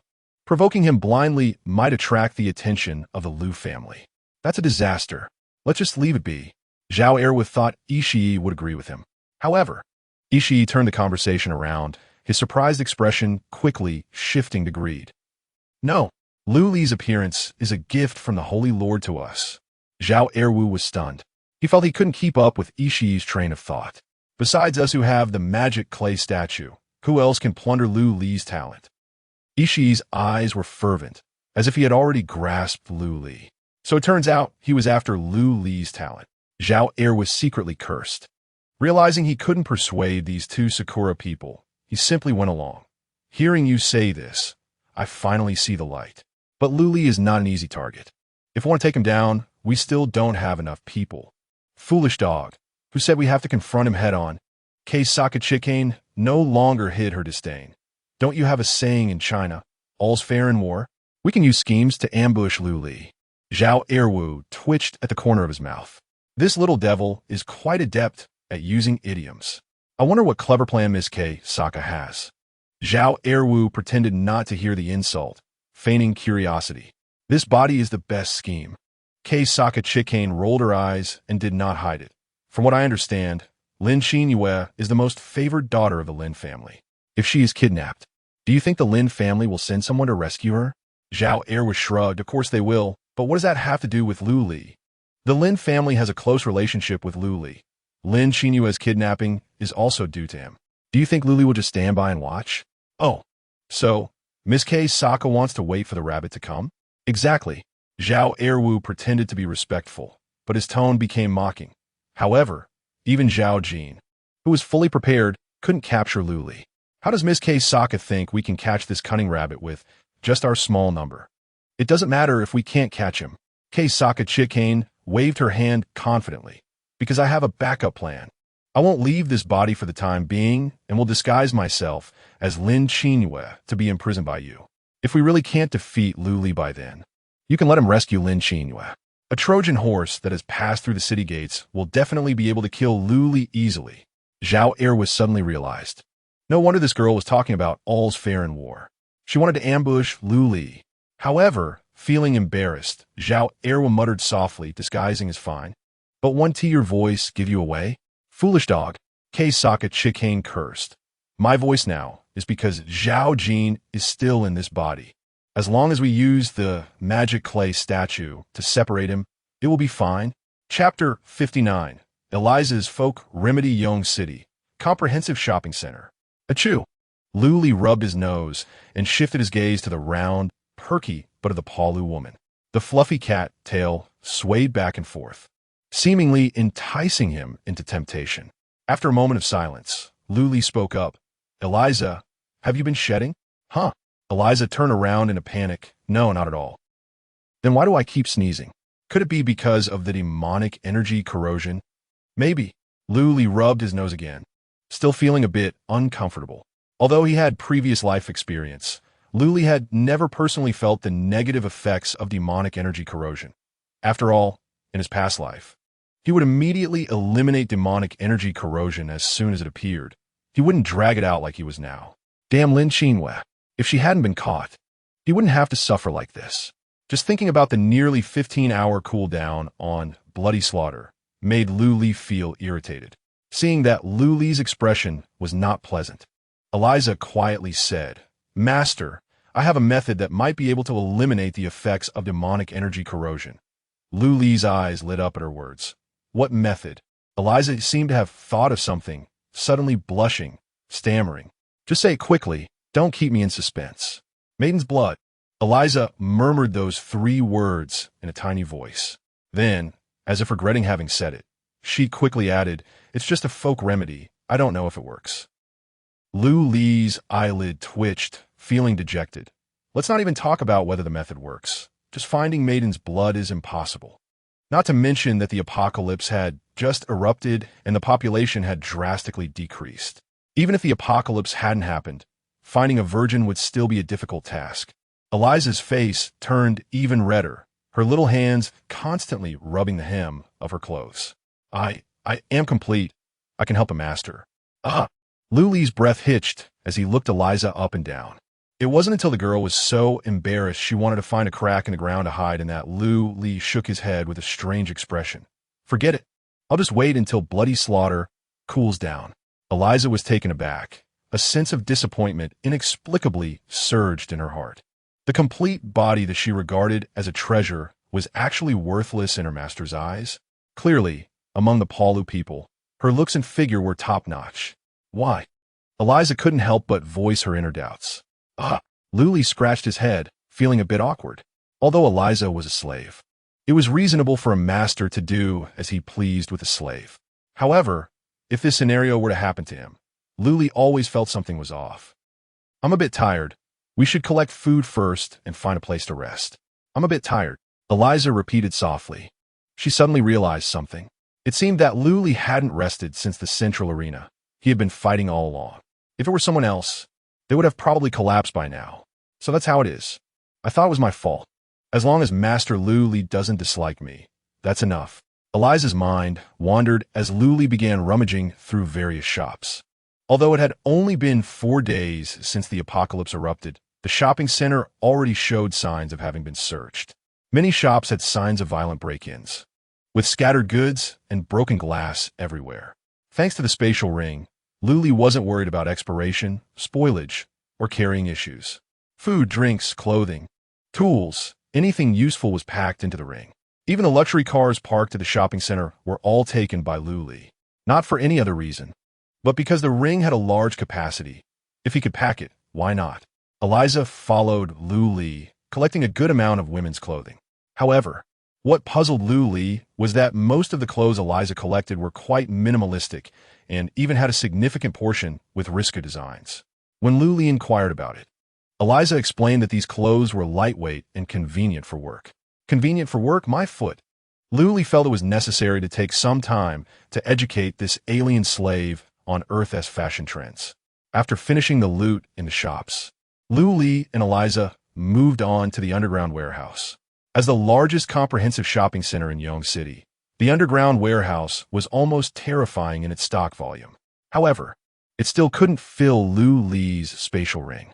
Even after clearing out the warehouse, there was still 3/5 of space left in the ring. Finally done, let's find a place to rest. Luli stretched and left the shopping center with Eliza. However, as soon as they walked out the door, they ran into a group of survivors dressed in various outfits. It seemed they had come to search for supplies in the shopping center. A well-dressed man with a scholarly appearance stepped out from the crowd and extended his right hand toward Luli. Hello, friend. My name is Song Simon, and I'm the leader of the survivors in this area. Luli glanced at the outstretched hand, but did not shake it. He replied, "Hello. If there is nothing else, please step aside." "Thank you." After saying that, he tried to walk around the group of survivors with Eliza. Song Siming's expression turned awkward, and he quickly stepped in front of Luli. "Don't be afraid, friend. We're not bad people. I'm not interested in making friends." Luli frowned. He just want to find a place to sleep well, regain his energy, and think about how to rescue Lin Xinhua. He really didn't want to deal with survivors. Perhaps sensing Luli's indifference, Song Siming's smile faded, and his expression turned serious. "If that's the case, then please hand over your supplies. This shopping center is our territory, and you have no right to take anything from inside." Luli was taken aback, then sneered. "The apocalypse has come. Order has collapsed. What makes you think this is your territory?" Song Siming's neck stiffened, and a fierce look appeared on his face. "Just based on the brothers behind me. If you know what's good for you, hand over your supplies." As soon as he finished speaking, the survivors pulled out their weapons. A few even displayed their abilities, exuding a murderous aura. "I don't want to cause trouble." Luli frowned and silently took a half-step back. Eliza seemed to sense something and reached for her spatial ring. The small movements of the two were noticed by the survivors, and a few of the more anxious ones even started shouting, "Brother Ming, stop wasting time with them. Let us go for it. I see they have spatial rings. They must have a lot of good stuff on them. Everyone go for it. Kill the man first, and the woman after that. This woman is a cosplayer. This little slut is pretty good. Let me have her first." Hearing the shouts, Song Siming seemed to have made up his mind about Luli, grinning as he approached the two. It seemed like trouble had found you this time. Chapter 60. The wandering merchant of all realms looking at the crowd quickly gathering in front of him. Luli reached for his spatial ring, preparing to summon the blade slave. The atmosphere was tense. However, at that moment, a crisp sound of bells suddenly reached everyone's ears. The sound was not loud, but it was very penetrating. Everyone was momentarily stunned and instinctively looked in the direction of the sound. At the end of the street, two enormous bundles appeared. To be precise, it was a moose carrying two bundles that were several times its size. It was actually the wandering merchant of all realms. Luli was shocked. He instantly recognized the emaciated moose. His gaze searched over the moose and finally landed in between the two bundles. There was a red figure there. "Why is it the red-clothed merchant?" Luli frowned, unsure whether to feel fortunate or to think he had hit rock bottom. The wandering merchant of all realms was the only NPC character that appeared after the apocalypse game began, and it wore red, yellow, or blue clothing. The blue-clothed merchant was gentle and timid. The yellow-clothed merchant was cunning and elusive. The red-clothed merchant was violent and loved to fight. Their appearance time and location were completely random, with no patterns to follow. The goods they carried were also entirely unpredictable, ranging from worthless junk to exceptionally rare items and equipment. In his previous life, Luli had the fortune to encounter the wandering merchant of all realms once, and it was the timid, blue-clothed merchant. That transaction had brought him immense benefits, catapulting him into the top 10 of the global power rankings. With the merchant appearing again now, Luli could not miss this trading opportunity. The only variable was that this time it was the red-clothed merchant. If Luli clashed with Song Siming and the others now, the battle-hungry red-clothed merchant would definitely join the fight. At that time, forget about trading. It would be a blessing just to walk away with their lives. He needed to stabilize these survivors first. Luli thought to himself, raising both hands above his head and forcing a laugh. If you provoke me, you might as well be squeezing a soft persimmon. Song Siming, brothers. Kill him, huh? What did you say? Luli had a harmless expression. I said we surrender. The survivors looked confused. What's going on? Surrendering? Just like that? So cowardly. Song Siming showed suspicion and tested, then hand over the supplies. Here. Luli unhesitatingly pulled off the spatial ring and handed it to Song Siming. Song Siming completely did not expect Luli to be so cooperative and hesitated to take it. We still want to play with your woman. The kind where we line up to play. Someone among the survivors shouted. Play with you. Have fun. Luli sidestepped and pushed Eliza forward. Poor Eliza looked bewildered. Did the master just sell her? The players in front of her seemed weak. Eliza even felt she had the strength to fight. Why did the master suddenly surrender? Was he tired? Master, How about you rest and let me handle them? Eliza said uncertainly as she turned back. But as soon as Lu Li heard this, he shook his head vigorously. No, no, no. Please don't resist. Don't conflict with them. Huh? Eliza looked confused. However, she quickly noticed Lu Li's glance towards the merchant. Wandering merchant of all realms? This mysterious NPC had also appeared on the Parstar before. Wait, it was the battle-hungry, red-clothed merchant. Eliza instantly understood Lu Li's intention. She immediately became obedient and cooperatively said, Ah, right, I'll let you play. Have fun. Please don't hurt my master, okay? The survivors were dumbfounded, especially the man who had shouted about lining up to play, who now felt like he was dreaming. This reversal was so unreal. Seeing everyone frozen in place, creating an awkward atmosphere, Lu Li had to guide the conversation. Did you see the moose over there? Song Siming was taken aback, then quickly reacted, I see it. What kind of powerful monster is that? It's the wandering merchant of all realms. Lu Li quickly explained, we could trade with him and obtain precious items. The probability of the merchant appearing is very low. If we miss this chance, who knows when the next one will be? Precious items? Song Siming turned to look at the moose. The two large bundles seemed to confirm Lu Li's words, making his heart race. However, Song Siming did not easily believe Lu Li, nor did he rashly send someone to approach. After thinking for a moment, he said, since it's a merchant that can trade precious items, you go trade first. If you dare to cheat, I'll stab your little beauty. As he spoke, Song Siming reached out and directly pulled Eliza over.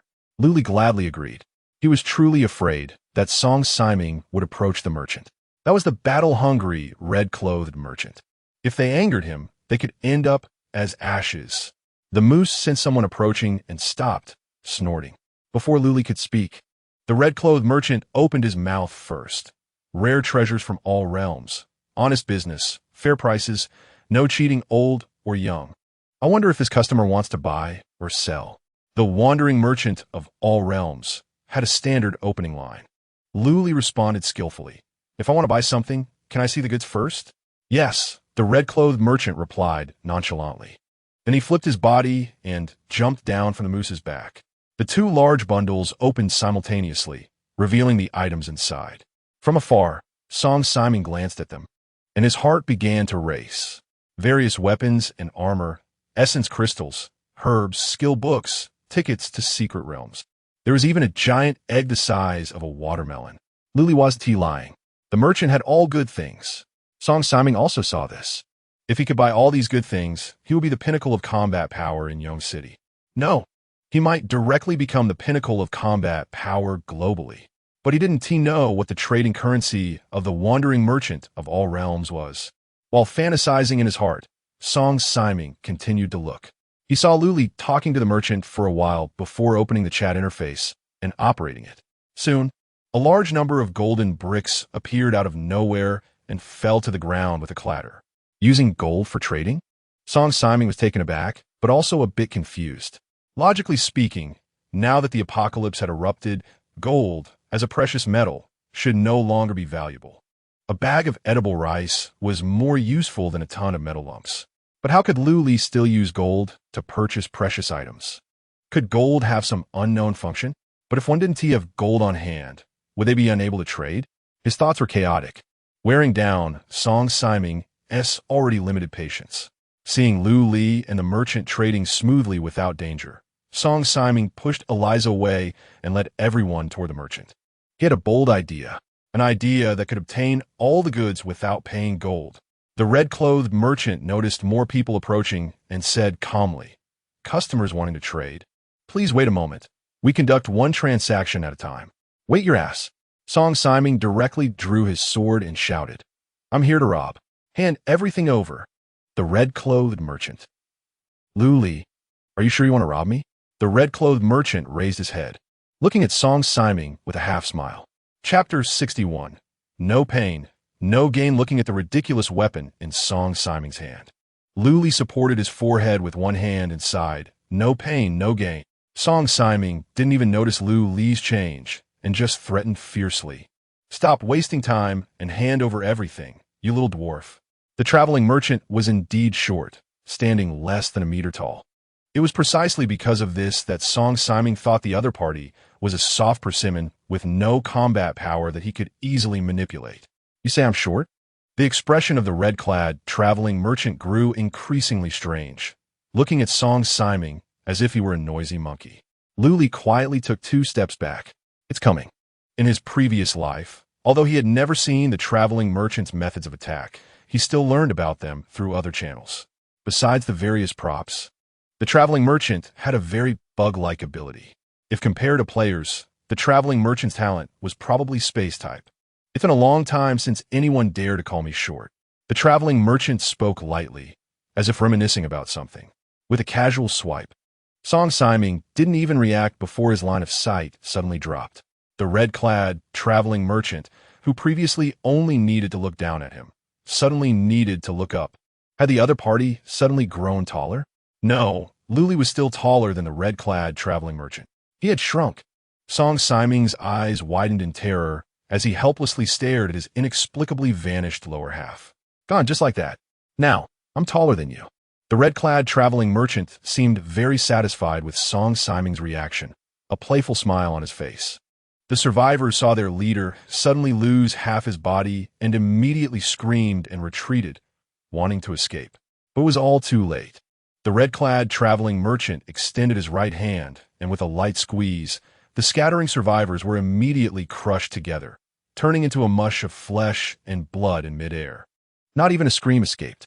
Instant kill. Luli couldn't help but click his tongue. This was clearly not a battle. It was pure slaughter.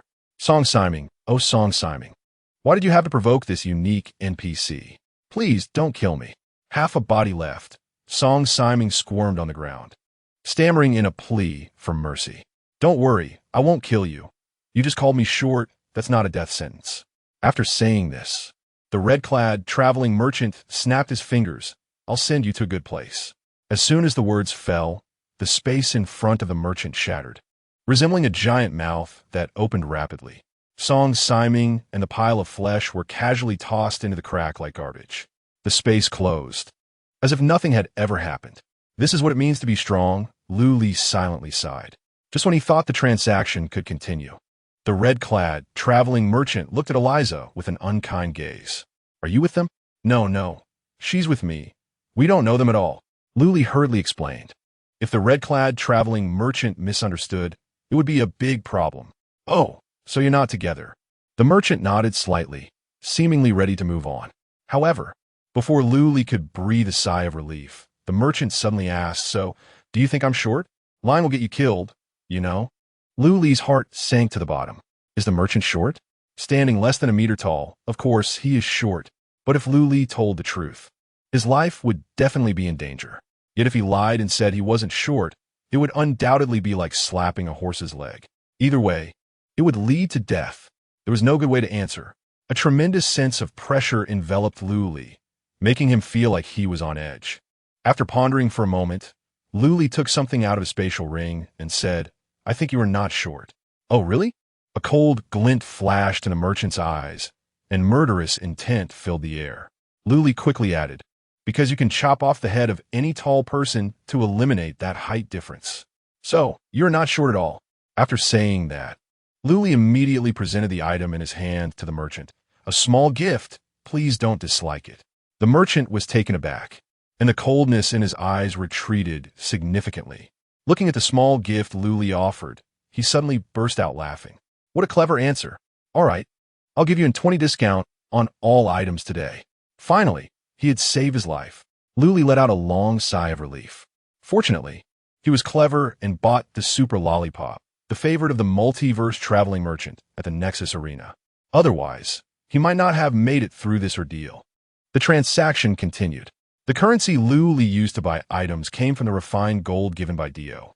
However, due to the limited supply of refined gold in the Nexus Arena, he couldn't exchange for 200,000 tons all at once. So, Luli could only use 100,000 tons. Originally, it wasn't enough to buy all the items. But now that the red-clad traveling merchant had given Luli a 20% discount, roughly calculated, it was just enough to cover it. I'll take all the items in your bag, Luli said, although the total price was a bit over. He still had the super lollipops. Increasing his favorability and asking for more discounts wouldn't be a big deal. In the end, Luli exchanged 100,000 tons of refined gold, plus 10 super lollipops, for all of the red-clad traveling merchant's goods. I never expected that my first deal on this planet would be with such a delightful customer. The red-clad traveling merchant smiled as he sorted through his bag. Looking very pleased, Luli seized the opportunity and said, "I'm also very satisfied with this transaction, but I wonder if there's a chance to meet again in the future." The merchant looked at Luli meaningfully, with a hint of teasing. "If it's meant to be, we will meet again." Luli nodded non-committally, seemingly casually saying, "Next time we meet, I will definitely bring more super lollipops." The red-clad traveling merchant paused in his movements, the teasing in his eyes quickly turning into anticipation. "Wait, you can still get that kind of sweet?"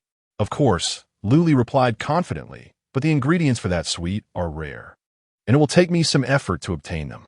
Good, as long as you can get them." The red-clad traveling merchant looked delighted. However, soon, his expression became conflicted. After hesitating for a long time, he finally took out a palm-sized conch from his pocket. "Take this. Once you have super lollipops, blow it, and I will appear immediately." Luli took it and saw that this unremarkable conch was actually a unique mythical quality item. Item name: magical conch. Quality: mythical, unique. Function description: a wind instrument. The sound echoes throughout the multiverse. Note: don't blow it too often, it disturbs the peace. Suppressing his excitement, Luli asked, "So if I want to buy and sell goods, can I also blow it? For big transactions like today, you can blow it."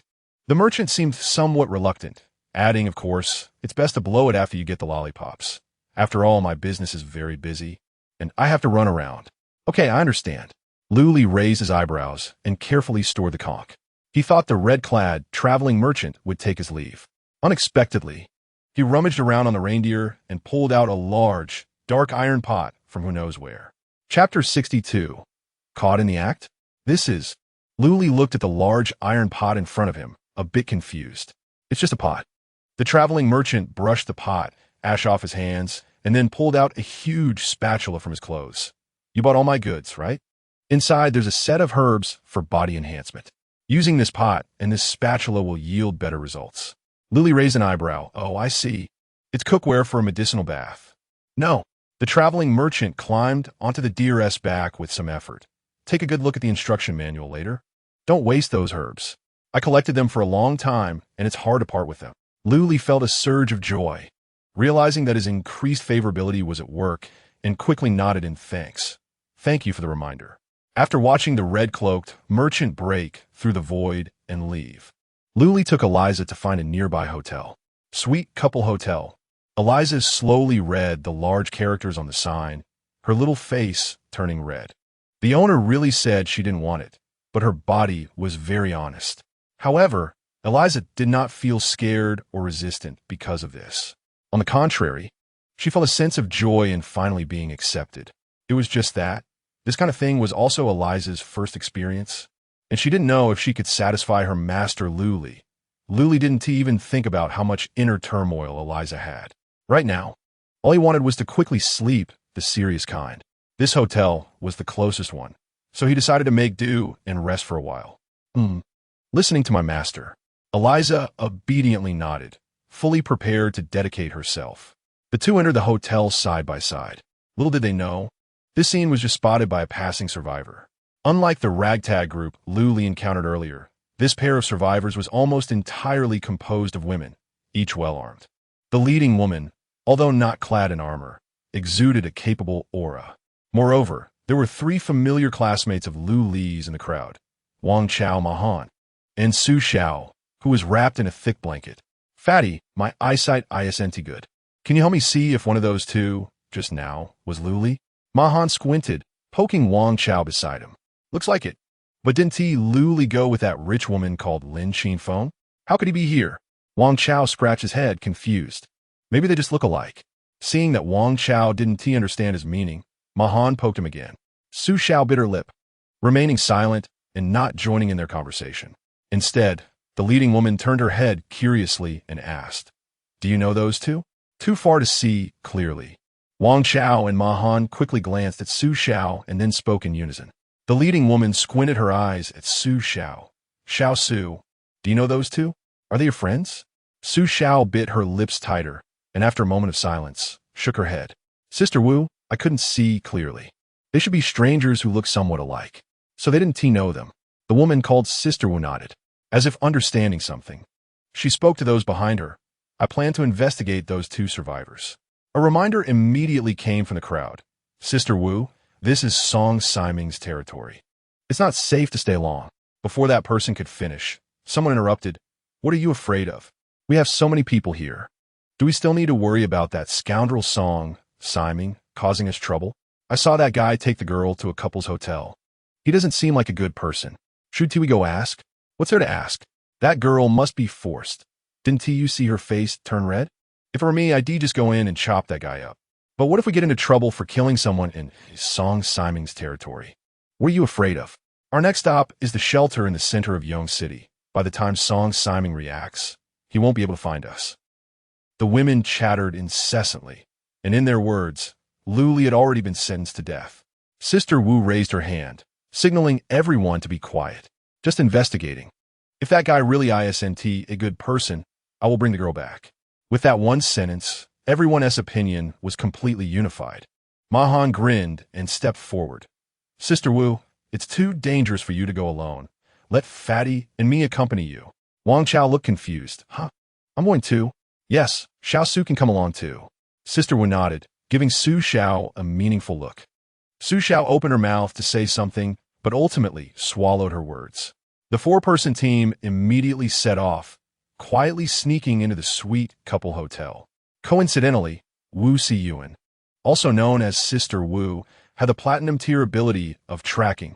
This was a very suitable perception-type talent for finding people. As long as Wu Siyuan imagined the target she needed to find in her mind, her ability would guide her and indicate a general direction. It was precisely because of this that Ma Han and the others chose to join her team. After all, their primary goal was still to reunite with their family. The entire hotel was empty, so Wu Siyuan almost effortlessly found the room where Luli was. After pausing for a moment, she planned to knock on the door directly. However, before her hand could reach the door, a sound suddenly came from inside, interrupting her action. Girl, do we have to do it now? Can't we wait a bit? Man, no way. If you can wait, it can't. Hurry and take off your clothes. It'll be too late if you wait. Wu Siyuan frowned slightly, thinking to herself that there was indeed a problem. Her outstretched hand immediately turned into a fist, ready to pound on the door. But Su Xiao, who had been silent beside her, suddenly reached out and grabbed Wu Siyuan's sleeve. She bit her lip, her eyes turning red and misty. Forget it, Sister Wu. Let us go. Go. Wu Siyuan realized something and felt a bit pained. We haven't figured out that man's background yet. Why leave? I know them. Su Xiao closed her eyes and replied, tears rolling down her face. That man ain't a bad person. Let us not disturb them. Let us go. Hearing Su Xiao say this, Wang Chao shot Ma Han a fierce glare. Seemingly unsatisfied, he reached out and pinched the soft flesh at Ma Han's waist. Ma Han winced in pain, but couldn't call out, only able to endure it and shrink his neck, his face full of guilt for causing trouble. Are we really not going in? Wu Siyuan confirmed while listening closely. The man inside seemed very impatient, constantly urging the girl to take off her clothes. At the same time, there were continuous clattering sounds coming from inside. It felt very wild. We're not going in. Su Xiao turned and walked away, as if making a certain decision. It's getting late. Let us hurry to the shelter. Chapter 63.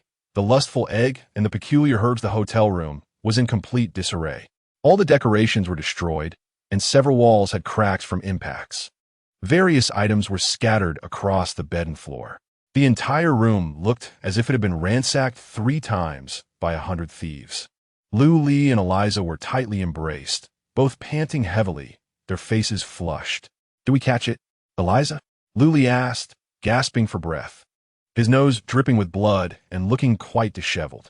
We caught the master. It's so big and powerful, Eliza replied, blushing and drenched in sweat. Good. As long as we caught it. I'll go get the cover. Luli was about to release the girl when Eliza pulled him back. Wait, master. It started moving again. Maybe I should take off my clothes first. After I stabilize it, you can get the cover ready. Luli hesitated. Then hurry up. I can't hold on much longer. Eliza nodded repeatedly, letting go of Luli and hurriedly removing her clothes. Do I need to take off my undergarments? They'll definitely get dirty. I might as well take them off. Luli said urgently. All right, then I'll take everything off. Eliza disregarded her embarrassment and stripped completely. The moment her clothes fell away, Luli felt as if he had been saved, suddenly relaxing.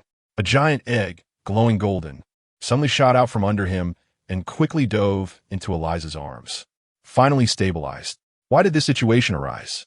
It all started when Luli used 100,000 tons of refined gold to buy out the wares of a wandering merchant. Although the items from the red-clad merchant were all good, the most expensive were the herbs for body enhancement and the watermelon-sized giant egg. Together, these two items cost nearly 80,000 tons of refined gold after a discount. Luli had been focused on increasing goodwill with the wandering merchant.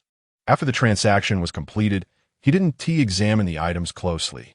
It wasn't until he entered the hotel room and thought to take a look that he was nearly shocked speechless. The watermelon-sized egg sold by the red-clad merchant was actually a dragon egg. Moreover, for some unknown reason, this dragon egg had already entered the hatching period and possessed a certain level of self-awareness. When Luli took it out from his spatial ring, the dragon egg suddenly broke free from its protective cover and slammed into Luli's face. Even though Luli had reached level 15 and his physical attributes were all above 15 points, the impact of the dragon egg still taught him a lesson. His nasal cavity ached, causing him to feel weak. Furthermore, this round and slippery object was not only incredibly powerful, but also extremely difficult to catch. Luli and Eliza struggled immensely, but still couldn't manage to seize it again. Just as the dragon egg was about to escape the room, Luli suddenly had a brainwave and thought of a way to attract it. Seduction. After all, dragons are inherently lustful. With a mindset of let's give it a try, this led to Eliza sacrificing her modesty. Fortunately, the method worked. At this moment, the dragon egg was snugly pressed against Eliza, resembling a young puppy in its playful phase. Eliza, hold on a bit longer. Luli casually wiped the blood from his face, picked up the protective cover from the floor, and intended to put it back on the dragon egg. However, to his disappointment, since the dragon egg had entered the hatching period, the protective cover had completely lost its restrictive function. A short sentence appeared on it, causing Luli to frown. Once the dragon egg enters the hatching period, it must be fed on time. Otherwise, it will lead to hatching failure. But this dragon egg doesn't have a mouth. How do we feed it? Do we have to absorb elemental crystals? Luli thought, taking out a 6th grade elemental crystal and bringing it close to the dragon egg surface. However, apart from the light sound of the crystal clinking against the shell, there was no change. Then, Luli tried various foods, placing them one by one on the dragon egg surface. Still, there was no response. Seeing Luli's increasingly serious expression, Eliza couldn't help but remind him, Master, it doesn't have a mouth. It probably can't eat. Luli nodded. But the protective cover clearly stated that the dragon egg had to be fed on time after entering the hatching period. Could it be that blood feeding is necessary? With this thought, Luli immediately took out a bug tooth and made a small cut on his arm. However, when the blood dripped onto the dragon egg, not only was it not absorbed, but it also caused the egg to become agitated again, as if it were very disdainful. Master, it might not want blood, Eliza exclaimed, struggling greatly to calm the dragon egg down again. Luli was completely at a loss. Sitting down on the floor, if it won't eat anything, maybe we should just feed it to the bug tooth. What about trying the herbs? Eliza gently suggested. On Paulustar, I once saw stone-skinned people using herbal baths to hatch beast eggs. The herbal bath method. It could be worth a try. Luli's expression brightened as he took out the herbs from his spatial ring. A faint herbal fragrance immediately filled the entire room, lifting the spirits of both Luli and Eliza. It was truly a rare good thing. The dragon egg also sensed it, wriggling out from Eliza's arms and quickly moving towards the herbs. Seeing that it was indeed effective, Luli didn't hesitate to continue taking out an iron pot and spatula from his spatial ring, preparing for the herbal bath. But soon he stopped again. because Lu Li saw the instructions for using the herbs. The first line was in large letters. This set of herbs has special properties. All effects are lost upon contact with water, and it is recommended to stir-fry for use. Stir-fry. Lu Li was completely stunned, even with 2 lifetimes of experience. He had never seen such a peculiar way of using herbs. Stir-frying the herbs?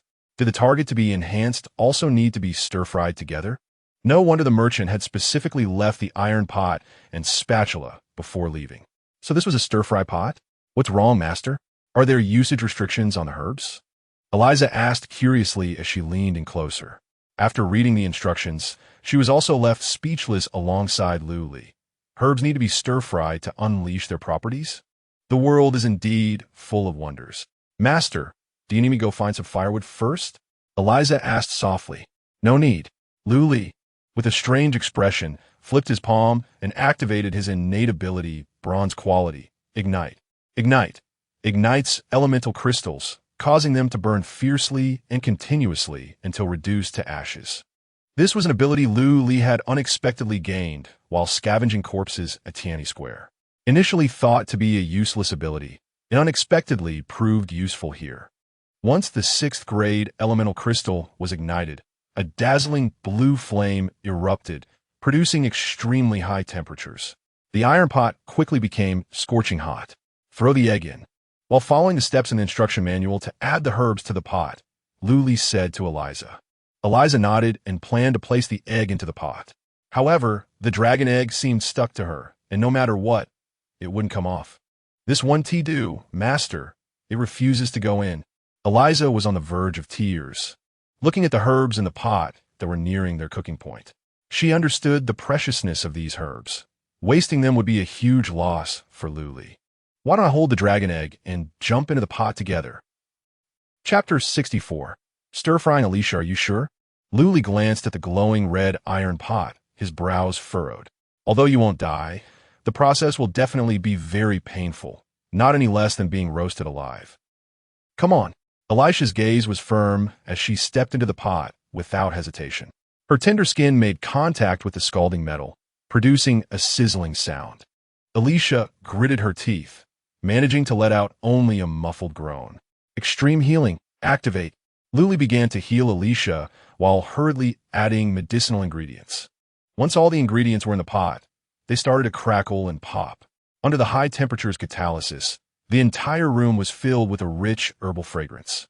Alicia took a deep breath and lay back in the pot, holding the dragon egg. Lu Li grabbed the spatula and activated all his power system talents. The stir-frying began. Lu Li vigorously wielded the spatula, tossing the ingredients together with Alicia. The aroma of herbs mixed with the scent of meat, wafting through the air. Elisha's body was constantly being injured, yet healed simultaneously. The high temperature activated the herbs, and their potency began to permeate. The dragon egg in Elisha's arms emitted a golden light, resembling a dazzling gem. It's working. Lu Li was overjoyed, putting even more effort into his movements. He didn't know how many times he had tossed and turned the contents. It wasn't until all the ingredients had turned to ash that Lu Li finally stopped. Perhaps due to exhaustion, the fainted Alicia didn't wake up immediately. Instead, she fell into a deep sleep. Lu Li carefully lifted Alicia out of the pot and gently placed her on the bed. The dragon egg had also calmed down, having absorbed enough medicinal power, now quietly nestled in Elisha's embrace. Its surface golden light faded, as if it too had fallen into a dream like the young girl. I should take a break too. Lu Li put away the pot and spatula, sitting on the sofa as he summoned his soul guards, Chun Hao and Xing Yanlin. Although Lu Li wouldn't fall into a deep sleep, vigilance was still necessary.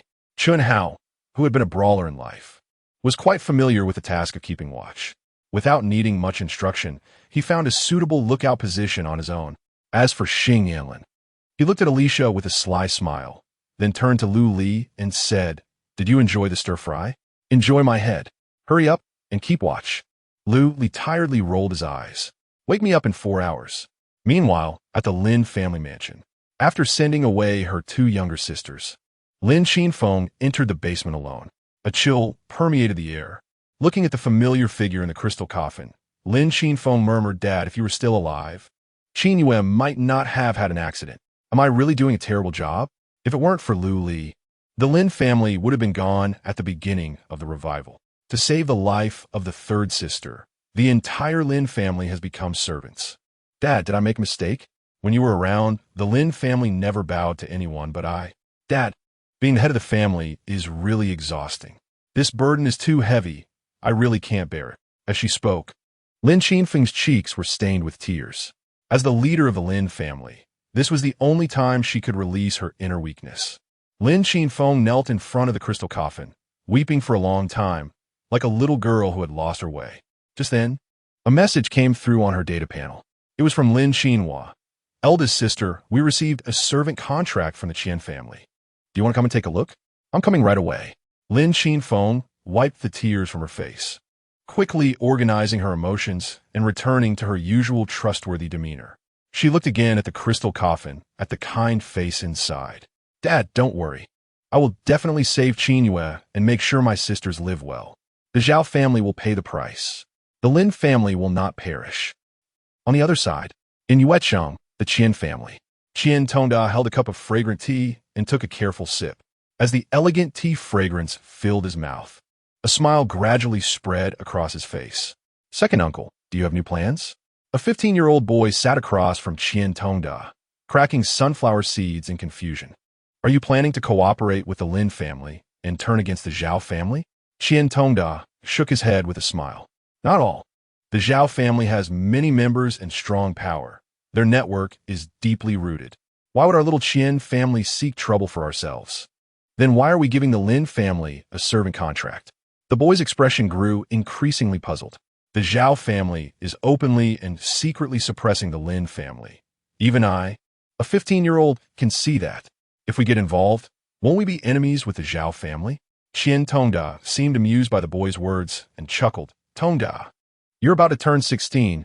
You're not a child anymore. It's true that the Zhao family is suppressing the Lin family, but the Lin family hasn't been destroyed yet. What did I teach you? Leave some leeway in your actions and relationships.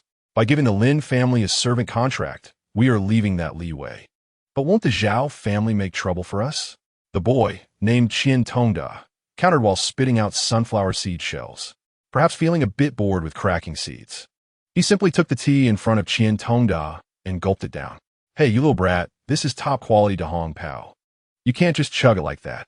Qian Tongda's face showed signs of pain. However, seeing the teacup nearly empty, he could only sigh. Our Qian family is just doing business. The Zhao family doesn't dare to do anything to us. Besides, that old man, Zhao Quan, has taken plenty of benefits from us. I see, we're just fence-sitters. The boy threw the sunflower seeds on the table and stood up, patting his backside. What fence-sitters? We're a business family. Do you understand business? Business isn't about fighting and killing. It's about understanding human relationships. Tongda, where are you going? To hunt monsters and find the entrance to the secret realm. Those things can be handled by the others. Aren't you learning how to do business from second uncle? I'll learn when I become the head of the family. 3.5 hours later, Lu Li was awakened by a series of notification sounds. Opening the data panel, he found a message from Lin Qinfeng, checking if Lu Li had cleared the demonic energy corruption. All right, I still have that negative effect on me. Lu Li was taken aback and checked his personal attributes. To his surprise, demonic energy corruption had actually disappeared, and the status bar now displayed two positive effects: demonic energy immunity, duration, 20 hours, and copper skin iron bones, duration, 20 hours. It must be due to the stir-frying of the medicinal ingredients. I never expected that the wandering merchant's herbs could purify demonic energy corruption. Just by inhaling the herbal fragrance, such miraculous effects occurred. I wonder how much benefit Alicia, who is stir-fried with the dragon egg, will receive. Chapter 65. The joyful pain of flesh. It's time to get up. Lu Li stepped forward and gently patted the shoulder of the Palu girl. Elisa yawned widely and then stretched lazily like a little cat. The blanket slipped off, revealing the girl's graceful figure, which was etched deeply into Lu Li's eyes like a profane painting.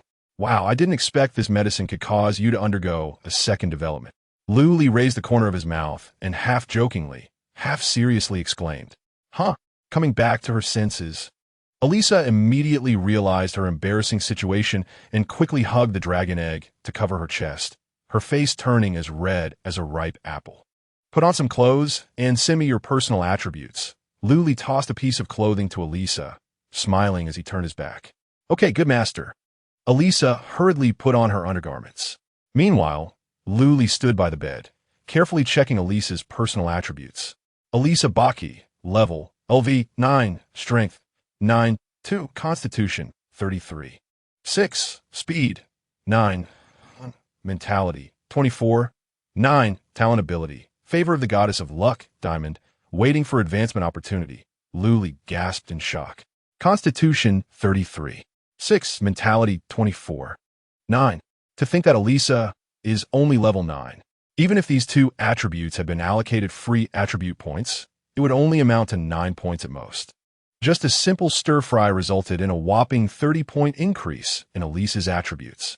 And this was based on the premise that most of the medicine's effects had been absorbed by the dragon egg. If all that medicinal power were absorbed by one person, the increase in attribute points would probably triple. Moreover, Elisa's talent ability had also changed. Although it hadn't directly advanced, it now displayed the words waiting for advancement opportunity. But Luli, who had lived one life already, understood what these 6 words meant. It meant that Elisa's talent was already half a foot into the threshold of advancement.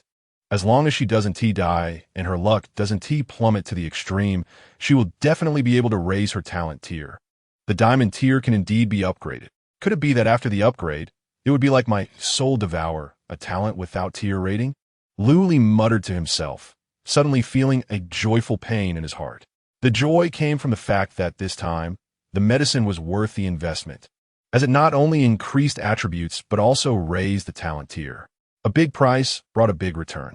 The pain came from the fact that it wasn't he who got fried this time. However, thinking about the magical conch in his hand that could summon roaming merchants at any time, Luli felt relieved again. At worst, he could just ask the roaming merchant to buy again. Moreover, Elisa had already signed a servant contract, making it impossible for her to betray him for eternity. In a certain sense, she could be considered one of his own. Since she was one of his own, using some good medicine was worth it. Master, I'm dressed. Elisa's voice came from behind. Even your voice sounds much gentler now. That's great. Luli smiled and slowly turned around. He almost spat out a mouthful of old blood at the sight of Elisa.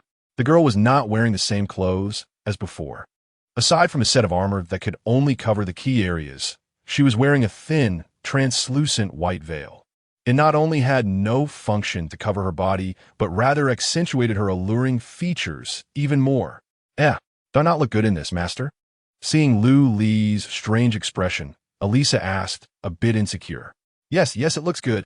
Luli forcefully sniffed. But aren't you cold dressed like this? I'm not cold. I feel warm all over right now.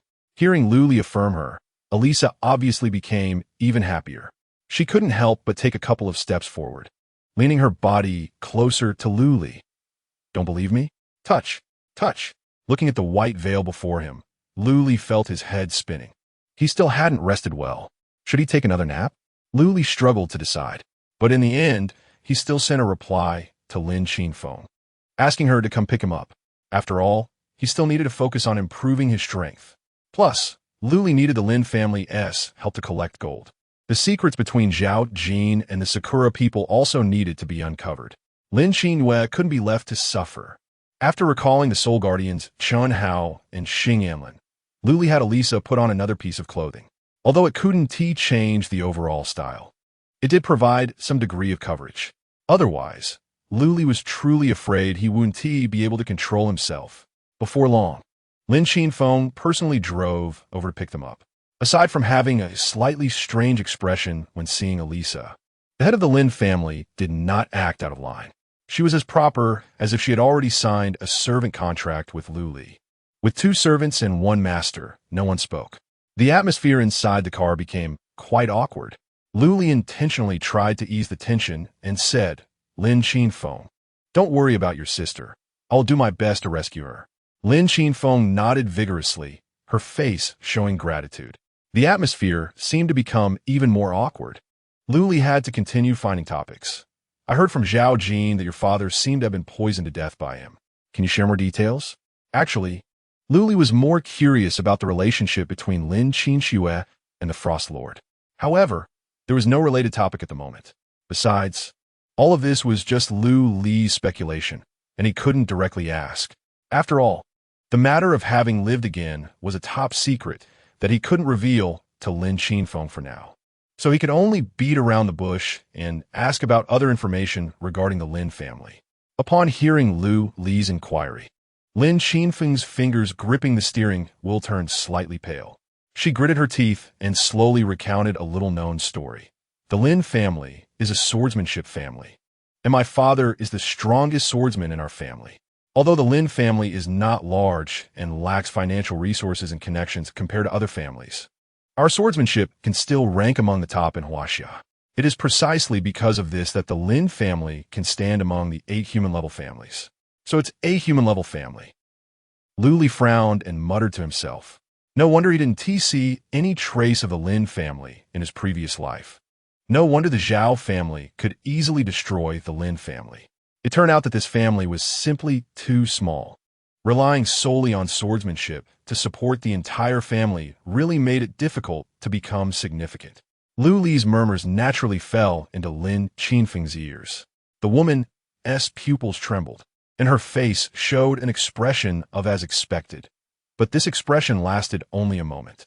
Soon, Lin Qinfeng pretended she hadn't heard and continued. About a year ago, our Lin family was invited to participate in a swordsmanship exchange competition in Sakura country. It was originally agreed that it would only be a friendly exchange, but during that competition, the Sakura people resorted to underhanded tactics and injured many of our Lin family disciples. Afterward, they provocatively claimed that our Lin family swordsmanship was actually inherited from Fusong, demanding that my father kneel and pay respects to their Sakura swordsmanship as master. My father has a proud nature and would never accept such humiliation, so he immediately challenged them to a duel against the strongest swordsman of Sakura swordsmanship. Upon hearing this, Lu Li raised an eyebrow. And then your dad lost? Those little Sakura people are really that strong in swordsmanship? Lin Qinfeng shook her head. Her eyes filled with unwillingness. If he lost, that would mean he was inferior in skills, and I would have nothing to say. But my father, he won. Chapter 66. Saving the Dead? Winning? Lu Li was quite surprised. How did it end up like this? They cheated. Lin Qinfeng gritted her teeth and said, that Ishikawa Rokiro, who claims to have the strongest Sakura swordsmanship, already knew he couldn't match my father. So during the competition, he had no intention of winning. Instead, he tried every means to injure my father. Afterwards, he acted shamelessly, refusing to acknowledge that my father's swordsmanship surpassed Sakura's. My father was so furious that he spat blood on the spot and fell ill after returning home. At that time, we didn't realize that there was poison on the swords of the Sakura people, and my father's wounds healed normally, so we thought he fell ill from anger. If it weren't for Zhao Jin revealing the truth today, my sisters and I would probably still be kept in the dark. At this point, Lin Qinfeng smiled self-deprecatingly. Looking back now, the various details had already revealed that the Zhao family had colluded with Sakura long ago. What a ridiculous swordsmanship exchange conference. It was just a trap set up specifically to deal with my father. If I hadn't been so foolish and discovered the truth about the poisoning earlier, my father wouldn't have died. I see. Lu Li rubbed his chin and comforted. You can't blame yourself. The Zhao family and Sakura definitely chose a poison that was meticulously selected and incredibly concealed, so it wouldn't be easily detected. Lin Qinfeng's smile was bitter, and she fell silent. The remaining journey was filled with the low rumble of the engine. The Lin family residence was located in the north of Yong City, not large, and simply decorated. Lu Li and Eliza followed Lin Qinfeng inside, intending to discuss with Lin Qinxia and Lin Qinxue how to rescue the eldest daughter of the Lin family, who was only causing trouble. However, as soon as they stepped into the Lin family residence, Lu Li keenly sensed something. He paused, his gaze involuntarily shifting to the southwestern corner, his brows slightly furrowing. This feeling, so familiar. Lin Qinfeng noticed Lu Li had fallen behind and turned her head in confusion. Mr. Lu, what's wrong? Lu Li didn't hide it. Pointing in the distance, what is that place? Lin Qinfeng followed Lu Li's finger, and her heart skipped a beat. She spoke sadly. That is where my father rests. Lu Li raised an eyebrow, surprise evident in his eyes. Quickly, take me to see. Huh? Both Lin Qinfeng and Eliza were taken aback. What was going on? Wasn't Lu Li here to discuss the rescue plan? Why was he suddenly interested in the deceased Lin Tian? Did Mr.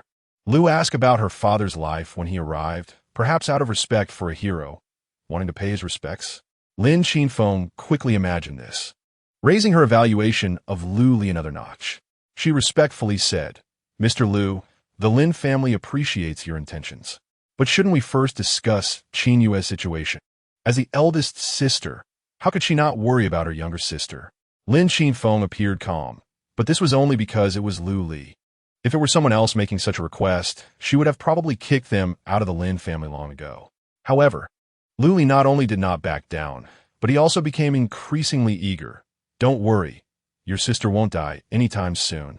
But your father, if we don't save him soon, he really will die. Huh? Lin Qinfeng and Eliza were stunned again, without waiting for the two to react. Lu Li directly took Lin Qinfeng's hand and walked toward the southwestern corner of the Lin residence. What are you waiting for? Hurry and take me there.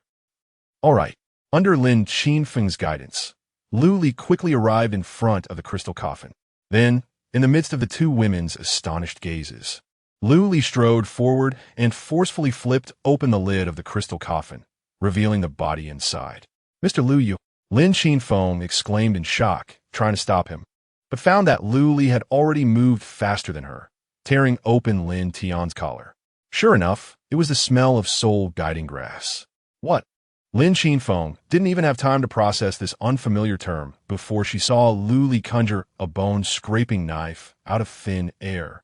With a thrust, the palm-long blade instantly pierced Lin Tian's chest. Lin Qinfeng gasped and covered her mouth in shock. Eliza's eyes widened in disbelief. Has Lu Li gone mad? What on earth is he doing? As the bone-scraping knife spun rapidly, it seemed to be cutting something. In no time, Lu Li's left hand suddenly reached in and grabbed a clump of black, hairy substance from the wound. It looked like a mass of living hair. It kept writhing in Lu Li's hand, sending chills down their spines. Done. Call Lin Qinxia over to treat your father. I need to focus on dealing with this thing. Huh?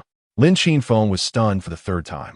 Fortunately, this time Eliza reminded her in time, prompting her to immediately call for Lin Qinxia. What happened? Big sister, As soon as Lin Qinxia entered the room, she was startled by the scene before her. The crystal coffin was wide open, and her father's body had a huge gash. In the corner, Lu Li held a bloodied bone-scraping knife, sitting atop a large black pot.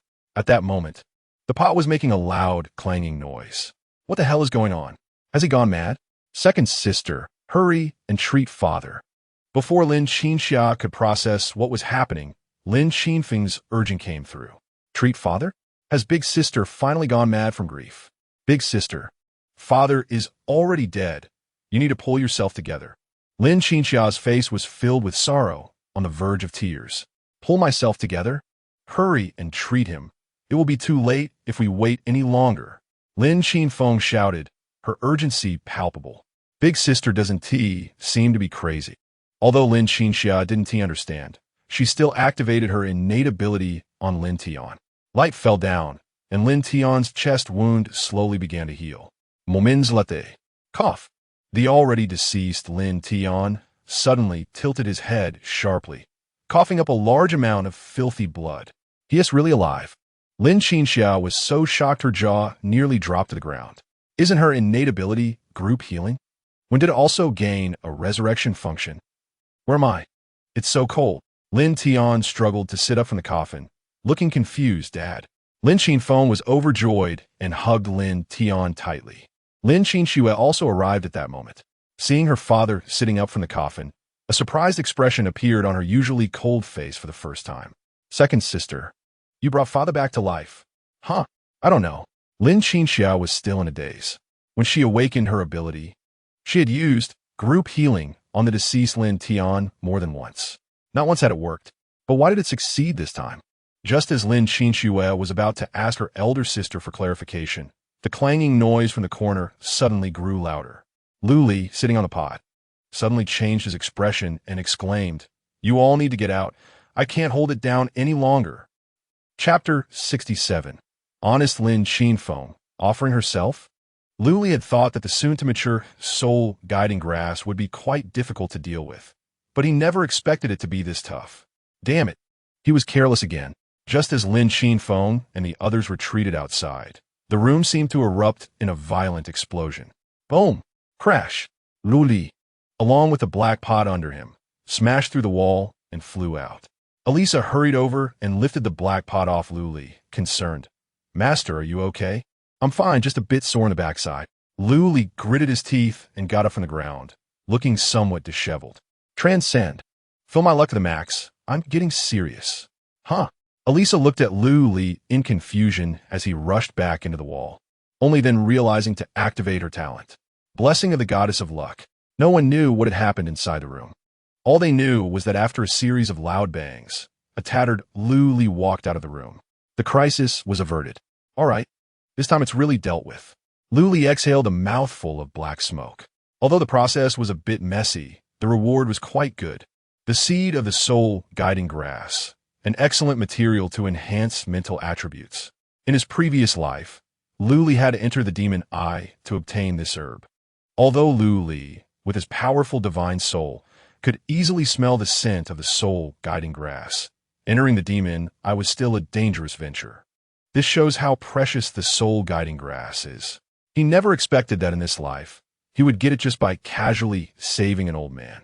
Lu Li stored a seed the size of a fingernail into his space ring, feeling satisfied. Next, he could discuss the rescue plan properly. Just as Lu Li was thinking this, Lin Qinfeng suddenly stepped forward and knelt down with a thud. "Mr. Lu, I will never forget the great kindness you have shown today." Before Lu Li could say anything, Lin Qinfeng turned to her younger sister. "Qinhua, give me the servant contract." "Big sister." Lin Qinhua had just felt the joy of her family member being resurrected, only to be pulled back into the worry of potentially losing her sister again. After signing the contract, it meant eternal servitude. Lin Qinfeng's gaze was resolute. "Mr. Lu has done us a great favor, and the Lin family has already regarded him as our master. Signing this contract is merely my duty." At this moment, Lu Li finally reacted. What was going on? Why was Lin Qinfeng suddenly wanting to sign a servant contract with him? He just saved an old man by chance. Was this woman really that sincere? Was she ready to offer herself so directly? Actually, it's fine if you don't sign. As long as your Lin family completes the tasks I assign on time, we can maintain a good cooperative relationship because of the betrayal in his previous life. Lu Li found it hard to trust others easily, just like with the Lin family, although he had always treated the Lin family as mutually beneficial partners. The tasks he assigned to them were actually inconsequential. Even if the Lin family betrayed him, it wouldn't affect him much.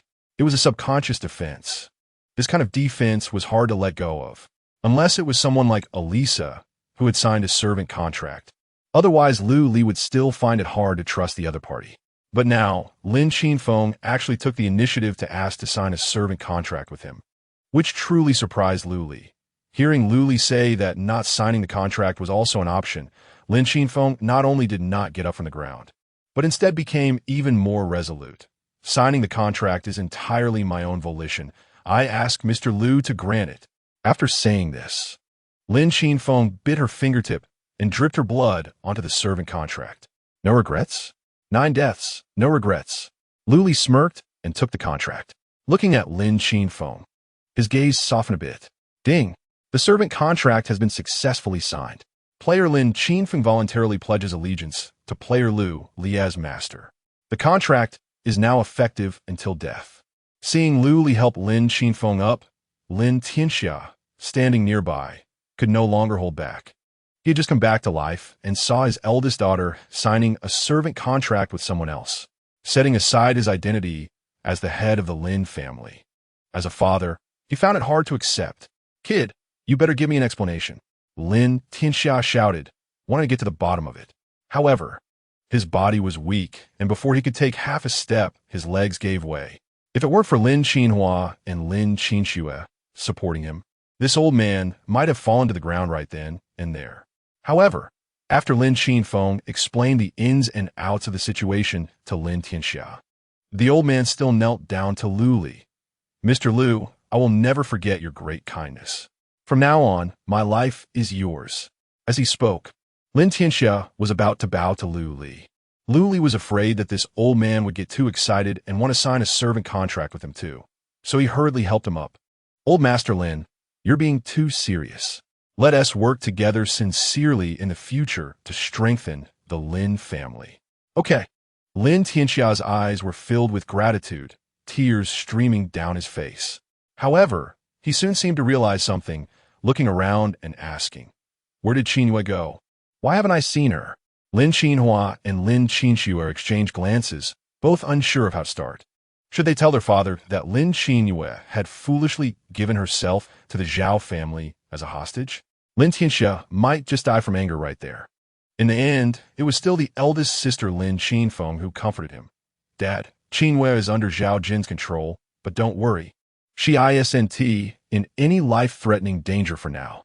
Mr. Lu came here this time with the intention of discussing a rescue plan for Qingyue. What? This little girl is just causing trouble. Lin Tianxia was shocked and almost fainted. The three sisters spent a long time persuading Lin Tianxia to go back to his room to rest properly. After settling Lin Tianxia, Lu Li and the Lin sisters went to the conference hall. As soon as they sat down, Lin Qinxue spoke straightforwardly. In my opinion, we should search the Zhao family's territory in Yongsheng thoroughly. We will surely find our little sister's whereabouts. Lin Qinhua frowned. Won't doing that alert the snake? Lin Qinfeng also felt it was a bit reckless. The Zhao family has colluded with Sakura, and the woman who kidnapped our little sister is also from Sakura. Even if we scour the Zhao family's territory, it might not help. Who knows? Our little sister might not even be on Zhao's territory right now, but rather in the hands of the Sakura people. Lin Qinhua nodded. I think if we want to save our little sister, we need to gather more information and spend resources to ask other families for help. That would be the safest approach. Lin Qinxue rebutted, her tone fierce and filled with killing intent. Spending resources to ask other families for help? Second sister, have you forgotten how we were tricked by the Zhao family? If Mr. Lu hadn't been there at that time in the slaughtering secret realm, we would have long been sisters in the underworld. Among the other 6 human-level families, which one can you guarantee won't betray us? The Lin family. Lin Qinhua felt wronged. That would still be better than alerting the snake. What if our little sister gets killed? How do we explain it to father? Seeing that the second sister was about to argue with the third sister, Lin Qinfeng hurriedly spoke up to stop them. All right, both of you, calm down. Let's listen to Mr. Lu's suggestion. Upon hearing this, Lin Qinhua and Lin Qinxue immediately fell silent, both turning their gazes toward Lu Li. In their eyes, Lu Li was like a god. The advice from a god must be incredibly correct. Lin Qinfeng thought so too. However, to the shock of the Lin sisters, their Mr. Lu seemed to be completely ignoring them. He was focused on swiping through the data panel, occasionally typing something. Chapter 68, They Want Me Dead, Mr. Lu? Lin Qinfeng called softly. Lu Li still did not respond. It was the kind-hearted Eliza who, upon hearing, gently poked Lu Li's shoulder. Huh? What's the matter? Lu Li, coming back to his senses, looked at the three sisters with a confused expression. Mr. Lu, do you have any suggestions for rescuing Qingyue? Lin Qinfeng said with a mix of amusement and helplessness, having to repeat the question. Suggestions? My suggestion is not to suggest. Huh? The three sisters of the Lin family, including the background character Eliza, were momentarily stunned. Lu Li shifted his gaze from the data panel, smiling as he corrected himself. What I mean is, you just need to cooperate with me from now on. The three sisters looked pleasantly surprised. Does Mr. Lu have a way to find our little sister? Sort of. Lu Li gestured for Eliza to open the data panel and continued to the Lin sisters. You can check the message I posted in the global trading market. The three Lin sisters immediately complied. As soon as they logged in, they saw Lu Li's trading message. Urgent help needed. High price for items or methods that can remove the demonic corruption negative effect. Lin sisters? What the heck? How does this relate to rescuing Lin Qingyue? Because Lu Li did not use a pseudonym and sent it under his real name. There were many player replies below the trading message. My God, the number one on the level leaderboard, Lu Li has appeared. Is it really the Lu Li? It couldn't be that idiot impersonating him, could it? Demonic corruption. What kind of negative effect is that? It sounds terrifying. Has the great Lu Li encountered a powerful monster and got injured? Lu Li, big shot. I have intermediate life elixir, but I don't know if it can remove the negative effect you mentioned. Upstairs, I know you want to flatter the big shot Lu Li, but hold on. Intermediate life elixir seems to only heal, right? Lu Li, I have unrefined purification potion. Big shot, interested in private messaging with a price. Faced with the puzzled looks of the three sisters, Lu Li smiled without saying a word, just replying to each player who tagged him in the chat. Tang Jiahua. Intermediate life elixir. Cannot remove demonic corruption. I've already tried it, but thanks for your concern. Makabazi. Unrefined purification potion can only remove poison-type negative effects. It won't work on demonic corruption. After replying, Lu Li sent 4 more trading messages in quick succession, reaching the limit for sending trade messages that day. He looked so anxious as if he could drop dead at any moment. Lin Qinfeng, looking worried, said with great guilt, Mr. Lu, I apologize on behalf of my little sister. I didn't expect demonic corruption to be so difficult to remove. If she hadn't been so willful at that time, you wouldn't have to suffer this. Lu Li replied without turning his head, It's fine. I've already removed that negative effect. The Lin sisters were stunned again. You've already removed it? Then why are you sending trading messages? It makes it seem like you're in a hurry. Seeing that the 3 sisters couldn't keep up with his train of thought, Lu Li explained, I'm sending trading messages to draw out the snake from its hole. Demonic corruption is a rare negative effect. Besides me, probably only the Sakura people know how to remove it. Lin Qinhua looked increasingly puzzled. So, Mr. Lu, you were so eager to send messages to make the Sakura people reveal how to remove demonic corruption, Lin Qinhua succinctly added. The Sakura people would never say that. They would love for Mr. Lu to die. Lin Qinfeng nodded in agreement. Exactly. The Sakura people and the Zhao family might be secretly laughing in the chat channel right now. Lin Qinhua spread her hands, looking at Lu Li. So what is the point of doing this? Just to let them see a joke? Lu Li teased. So, I need your cooperation. Eliza, join the chat channel and reply to me. Just say you have a way to remove demonic corruption, but need a trade in person. Hearing this, the 3 Lin sisters all looked at Eliza. The cat-eared girl, who had been in the background, didn't expect to be involved and felt somewhat awkward. Mimi? Okay, master. Before long, another message appeared below Lu Li's trading message. Lu Li, I have a way to remove demonic corruption, but need a trade in person. As soon as it was sent, it triggered a wave of ridicule. Lucky Eliza, so many players have no solutions. How do you have a way? You're not trying to scam the big shot Lu Li, are you? Lucky Eliza, if you really have a way, just say it publicly. Why insist on trading in person? Lucky Eliza, friend, what are you trying to do? Want to meet with the big shot Lu Li privately? Are you planning to take advantage of him? Even if Lu Li is number 1 on the leaderboard. This Lucky Eliza can't be so foolish as to think she can scheme against him. The most feared is the unintentional scheming. Now that we're in the apocalypse, it's wise to be cautious. Lu Li watched as the atmosphere in the channel gradually heated up, a smile creeping onto his lips. He replied to Eliza's message. Is it really necessary to trade in person? I'm not in a good state right now and worry about unexpected events. As soon as this was said, the entire chat channel fell silent for 3 seconds. A full 3 seconds. After 3 seconds, messages exploded in. The big shot Lu Li is not in good condition? Then definitely don't go for a face-to-face trade. Yeah, be careful of traps. This Eliza clearly has bad intentions. Kill and steal treasure. It must be kill and steal treasure. I'm too familiar with this trick. Lucky Eliza, still saying the same thing. If you really have a way, just say it publicly. Face-to-face trading must mean you have ulterior motives. Lu Li patted Eliza on the shoulder. Now it's your turn to reply. Just say, believe it or not, if you want to remove demonic corruption, then face-to-face trading. Otherwise, forget it. Eliza nodded and typed the reply as Lu Li instructed. Now, the chat channel became even livelier. See, they're not pretending anymore. They've shown their cards. Just want to frame the big shot Lu Li. And believe it or not, such a big tone. Lu Li shouldn't go. Make this Eliza furious. Lu Li typed again. But if demonic corruption is not removed soon, it will turn into deep corruption. Lucky Eliza, where are you? I'll come find you.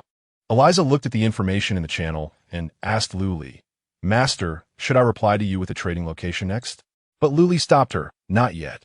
Let the bullets fly for a while. First listen to everyone's opinions. The three Lin sisters looked bewildered.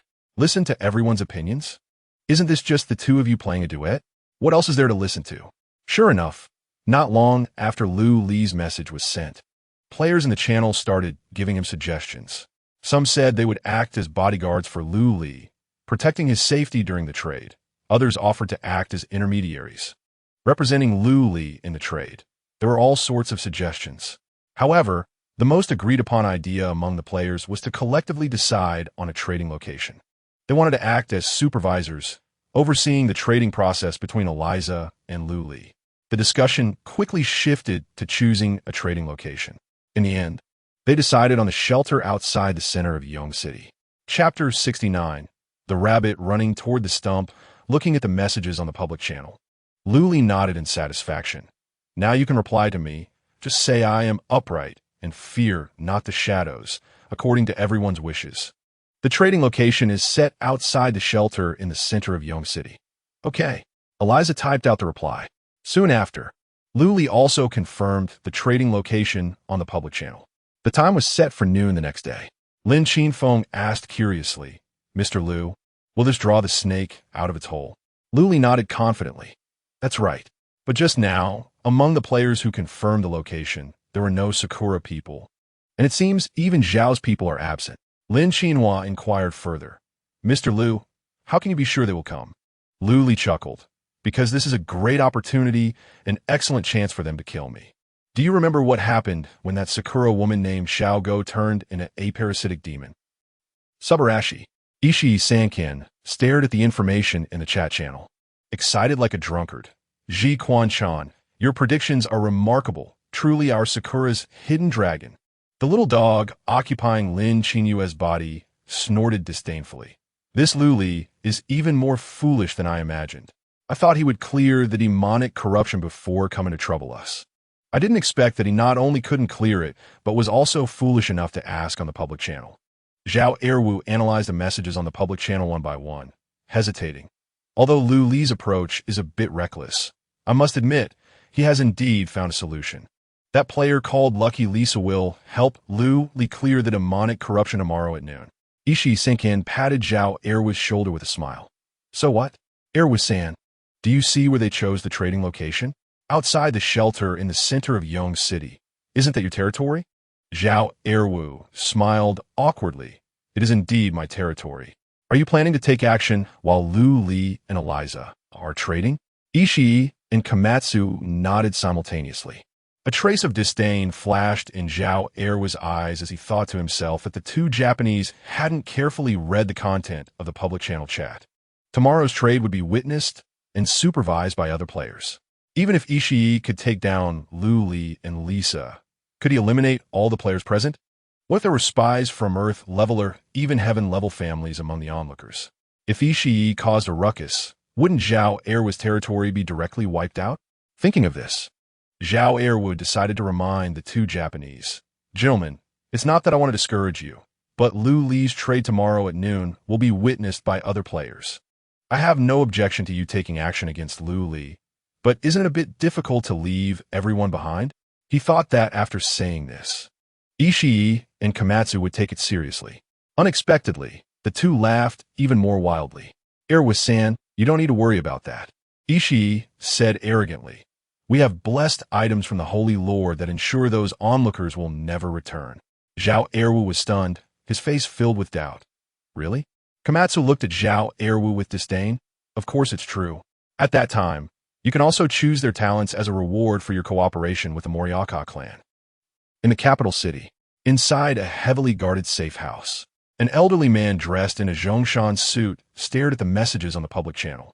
Frowning in deep thought, after a long while, he turned to his secretary and said, Ask old Jean if there is any information about demonic corruption in the current records.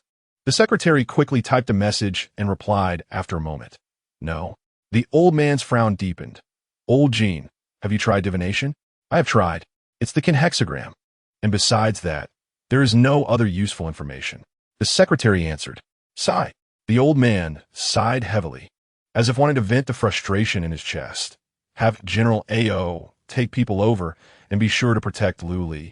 He is very likely to be the hope of Huaxia. The next morning, Chiziyu got up early on purpose. He planned to leave the unfinished building where he had been hiding for 3 days and head to the center of Yong City.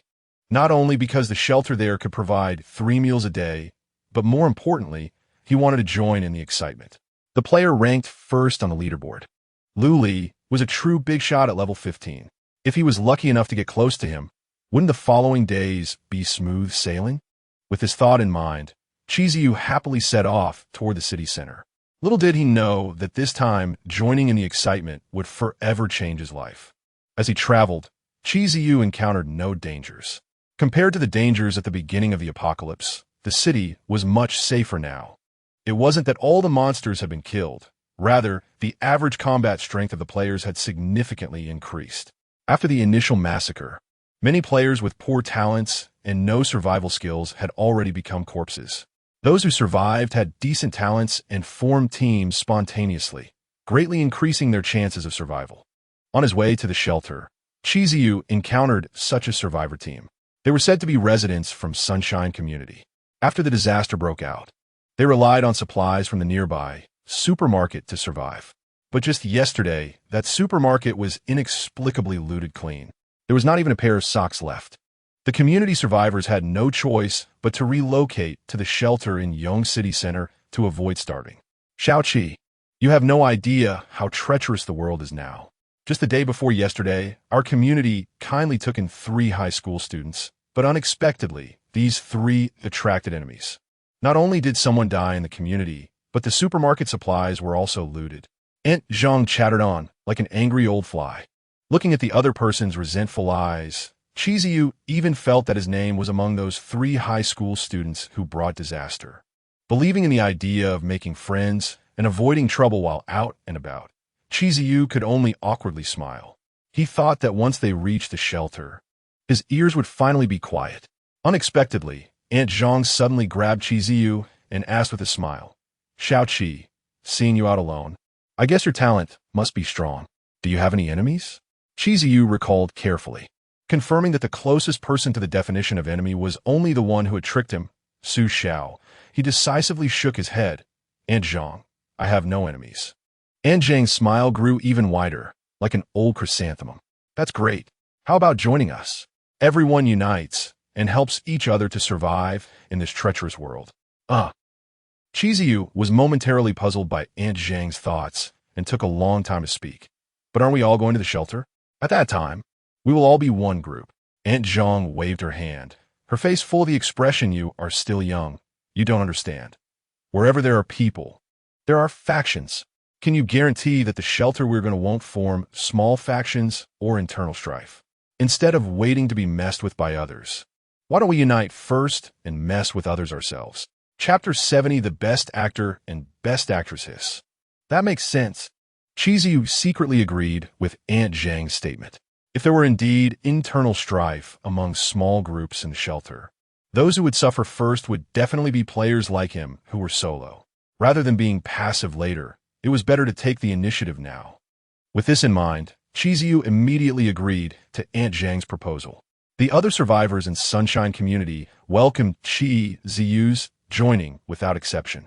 The atmosphere was warm, like long-lost family finally reunited, as the sun was about to reach its highest point in the sky. The survivor team that Chiziyu was part of finally arrived at the center of Yong City. A considerable number of people had gathered outside the shelter, mostly to witness the transaction. Players were chatting in small groups, casually conversing.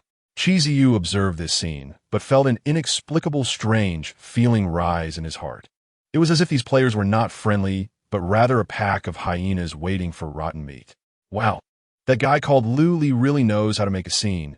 So many people are here to witness the transaction. Aunt Zhang clearly knew what had happened in the public channel yesterday, muttering incessantly. "Xiaoqi, let's hurry into the shelter. It's likely to get chaotic here soon." Hearing this, Chiziyu looked at Aunt Zhang with some confusion. "Annie, what do you mean by that?" Aunt Zhang looked around warily and whispered, "This Lu Li has many enemies. Yesterday, it was he who caused several deaths in our Sunshine Community. Who knows what kind of chaos will erupt today? Listen to me, he's not a good person. Let's keep our distance from him. After saying that, Anjong didn't care whether Chiziyu was listening or not, and she pulled his arm and headed towards the shelter. Chiziyu couldn't resist and could only enter the shelter first. Time reached noon.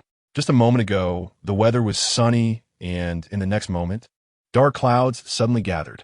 The air was thick with the sound of rolling thunder, as if it would rain at any moment. Just when all the players were wondering why the parties to the transaction hadn't appeared yet, a sudden roar of car engines came from the distant street. Getting closer, a black Maybach swept through with a fierce wind, like an unstoppable wild beast. Under the gaze of the crowd, the car drifted and came to a sudden stop, stirring up a faint burnt smell in the dusty air. The back door of the car opened, and a pair of long, fair legs stepped out. The form-fitting skirt accentuated a hot and tight curve, while a black veil concealed a charming and lovely face. A pair of captivating eyes sparkled, stirring the hearts of those who beheld her. What was most striking was that the woman wore cat ears and a cat tail as decorations. A stunning beauty, absolutely breathtaking. The male players present stirred collectively. They had imagined that lucky Lisa might be a beauty, but they never expected her to be so outrageously beautiful. Délicate branche beau lucieux fruit. Delicious yet fiery. A slim waist and beautiful back, a soft chest and long legs. Tonight's dream material has arrived. Even in the apocalypse, she is cosplaying a cat girl. The allure is deeply ingrained. The words of the male players became increasingly explicit. After all, this was the apocalypse. Morals and laws could no longer restrain human nature. If it weren't for the fear of Lisa's unclear power, someone might have already pounced to unleash their primal desires. Meanwhile, the female players rolled their eyes at Lisa's outfit, trying to mask their jealousy with disdain. Alyssa ignored the reactions around her, standing quietly like a scenic painting, waiting patiently. Her demeanor of keeping strangers at bay was a stark contrast to how she appeared before Luli. Time passed by second. Luli still had not appeared. Just when all the onlooking players thought Luli might have stood them up, the light and shadow in front of Alyssa suddenly twisted. A man appeared out of thin air, wearing a cloak and light armor beneath it. He seemed to be in terrible condition, barely able to stand. Wow, look at his pale face. He really seems to be in a bad state. Now I understand why the transaction time was set at noon. Why? Don't you remember? Every day from 12 to 3 o'clock is when the challenge mechanism is in effect. So, if someone were to kill the player ranked first during this time, the rewards would be quite generous, right? The person who set this time must be very wise. If possible, everyone can compete fairly based on their abilities. Listening to the unabashed discussions around her, Alyssa silently gave Luli a thumbs up in her heart. Her master really guessed correctly. The players who came to supervise this transaction all had their own agendas. After quickly running through the plot arranged by Luli in her mind, Alyssa began to perform. She lifted her chin and took out an item from her space ring. This is a high-quality purification potion. Drinking it can purify all negative effects. And naturally, it can also purify the demonic energy corruption on you. I'm not asking for much, just a perfect quality item or equipment in exchange. Upon hearing this, the onlooking players all displayed expressions of amusement. Exchanging excellent quality for perfect quality? What a bold demand. Now, it was a seller's market. This woman had clearly calculated that Luli would need her purification potion to save his life. Don't mention perfect quality. Even if it were an epic quality item, Luli would have to grit his teeth and bring out. Luli's expression was shocked. With a hint of pleading as he said, I don't have perfect quality items. Can I exchange 2 pieces of excellent quality equipment instead? Saying this, Luli took out 2 armors from his space ring. Alyssa shook her head. It can only be perfect quality. I have plenty of excellent quality items. As soon as she said this, the crowd erupted in an uproar. Plenty of excellent quality items? Who would have thought? This beauty is actually wealthy. In an instant, the greed in the gazes directed at the 2 of them intensified. Luli showed a bitter expression. But I really don't have any. How about this? I'll take out all the items and equipment on me for you to see. Choose whichever one you like, and you can take it. After saying that, without waiting for Alyssa's response, Luli began rummaging through his space ring.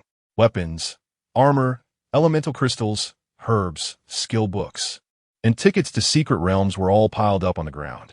Looking at the treasures scattered all over, the eyes of the onlooking players widened. Even a few, with less patience, had quietly taken out their weapons. Seeing the reactions of the crowd, Alyssa felt secretly pleased. It seemed everything was going smoothly. Next, she just needed to follow the script. The next scene should be Alyssa getting greedy and suddenly launching a sneak attack on Luli. Alyssa silently went through the plot in her mind, reaching for her space ring. However, just as she was about to take out a dagger to kill and steal, an unexpected figure suddenly barged in. It was Su Xiao. The girl's face was filled with anxiety. Luli, take this perfect quality equipment and use it to exchange for the purification potion quickly. Chapter 71. Luring the snake out of its hole. Su Xiao, what are you doing here? Even the uncrowned Oscar actor Luli was shocked, his eyes wide open. Su Xiao completely misunderstood Lu Li's expression and anxiously shoved the equipment into Lu Li's hands. Hurry up and exchange it for purification potion. It's crucial to save your life. Lu Li looked down and found it was a skirt, JK's Schoolgirl's Temptation miniskirt. Wasn't this the perfect equipment he had opened from the treasure chest and given to Su Xiao? It seemed like a bound item that couldn't be traded. Lu Li secretly breathed a sigh of relief. Thankfully, the performance accident wasn't too serious. With a little maneuvering, it might even turn into a performance effect. Lu Li cleared his throat and pretended to examine the skirt. Then, he feigned anger and said, "This item is bound and cannot be traded. Are you trying to kill me? Get lost." Saying this, he threw the skirt on the ground. Su Xiao was taken aback, her eyes slightly red. She apologized with a hint of self-blame. "I didn't realize it was a bound item. I'm sorry, Luli, I didn't mean to." As she spoke, she bent down to pick up the skirt. The surrounding players were watching closely, and the circle surrounding Lu Li and Eliza seemed to have shrunk considerably. Lu Li, feeling anxious, kicked Su Xiao's rear. "Get lost. We owe each other nothing now. If I see you again, I'll kill you directly." Su Xiao was caught off guard and kicked away by Lu Li, ending up covered in dust. Her pitiful appearance even made Eliza feel sorry. The master is so fierce. However, while feeling sorry, Eliza understood Lu Li's difficulties in acting this way. Unrelated personnel had been cleared, and the performance continued. Eliza quickly took out a dagger from her space ring and stabbed it toward Lu Li's chest. Immediately after, she exaggeratedly recited the last line. Lu Li, you're foolish. If I kill you, all these good things will belong to me." The onlooking players were stunned. Oh no, that annoying woman got ahead of us. The subtly balanced atmosphere was instantly shattered, and chaos erupted on the scene. It was unclear who shouted first. "Kill Lu Li, split the loot." All players instantly turned their spears toward Lu Li. Or rather, they had already planned to deal with Lu Li. They just lacked a signal. Well, you wanted to take action against me for a long time, haven't you? Lu Li knelt on one knee, covering his wound, looking as if he were at the end of his rope. A player shouted, "Lu Li, don't say such harsh words. You have so much good equipment. What's wrong with sharing a bit with us?" Yeah, you're number 1 on the level leaderboard. You have an obligation to help us increase our power and level." Taking advantage of the moment, Eliza casually picked up 2 pieces of equipment from the ground and retreated behind the crowd. This scene happened to catch the eye of some keen observers. In their view, Eliza had also benefited and left, which seemed very reasonable. So there were no suspicions. Moreover, no one stepped in to stop it. After all, compared to Eliza, who was in peak condition and whose background was unclear, Lu Li, who was burdened with negative effects and had just been stabbed, was clearly easier to bully. However, before the players could swarm him, Lu Li suddenly covered his forehead with one hand and laughed wildly. "Do you really think you can take me down with just this few people? I am a number 1 on the level leaderboard." As soon as his voice fell, countless knife-armed mantises materialized out of thin air, firmly protecting Lu Li. A wave of overwhelming dominance swept across the scene, causing the players to find it hard to breathe. Smart ones quickly get lost. "I don't kill chickens and dogs under my knife." Lu Li's right arm turned into a knife, and red mist surged around him. To the other players, Lu Li at this moment seemed like a Shura-killing god emerging from hell. Damn, which bastard said Lu Li was done for? Lu Li is clearly doing great. I'm sorry, Lu Li. I was blinded by greed. I'll leave right now." Lu Li is unparalleled, incredibly powerful. I want to dirty your eyes as a mere chicken and dog. The fragile alliance that the players had just formed instantly collapsed. The players all retreated, expressing that they would no longer target Luli. But just at that moment, someone shouted, "Everyone wait! Luli is just putting on a show. He is not as strong as he seems." All the players were taken aback and turned to look in the direction of the voice. A short, chubby man with a round face and bean-like eyes appeared in their sight. From his attire, he did not seem to be Chinese. It was none other than Higashijo Fuhara, a capable assistant of Ishikawa Sanken. "Everyone, listen to me. Luli still has the negative effect of corrupted magic. He won't hold on for long. As long as we all attack together, we can kill Luli. Not only can we get the slaughter treasure chest, but we can also split his equipment and items. Don't be afraid of not being able to beat him. I have a secret item that guarantees we can kill him." Although Higashijo Fuhara's tone was strange, the players took his words to heart. For a moment, the vast majority of players stopped retreating. Only a few, fearing Luli's mantis soul soldiers, left without looking back. Seeing that the Sakura man had finally shown up, Luli sneered. "Little Japanese, inciting Chinese to kill Chinese. You really know how to play the game of using a knife to kill people. Everyone, please leave quickly. This is a grudge between me and this fat little Sakura." Hearing this, a few more players chose to leave. However, in the face of profit, a significant portion still chose to stay and collaborate with Higashijo Fuhara. Luli looked at these greedy gazes, and his expression gradually lost its warmth. Higashijo Fuhara looked at the players who remained, nodding in satisfaction. He took out an item and held it in his palm.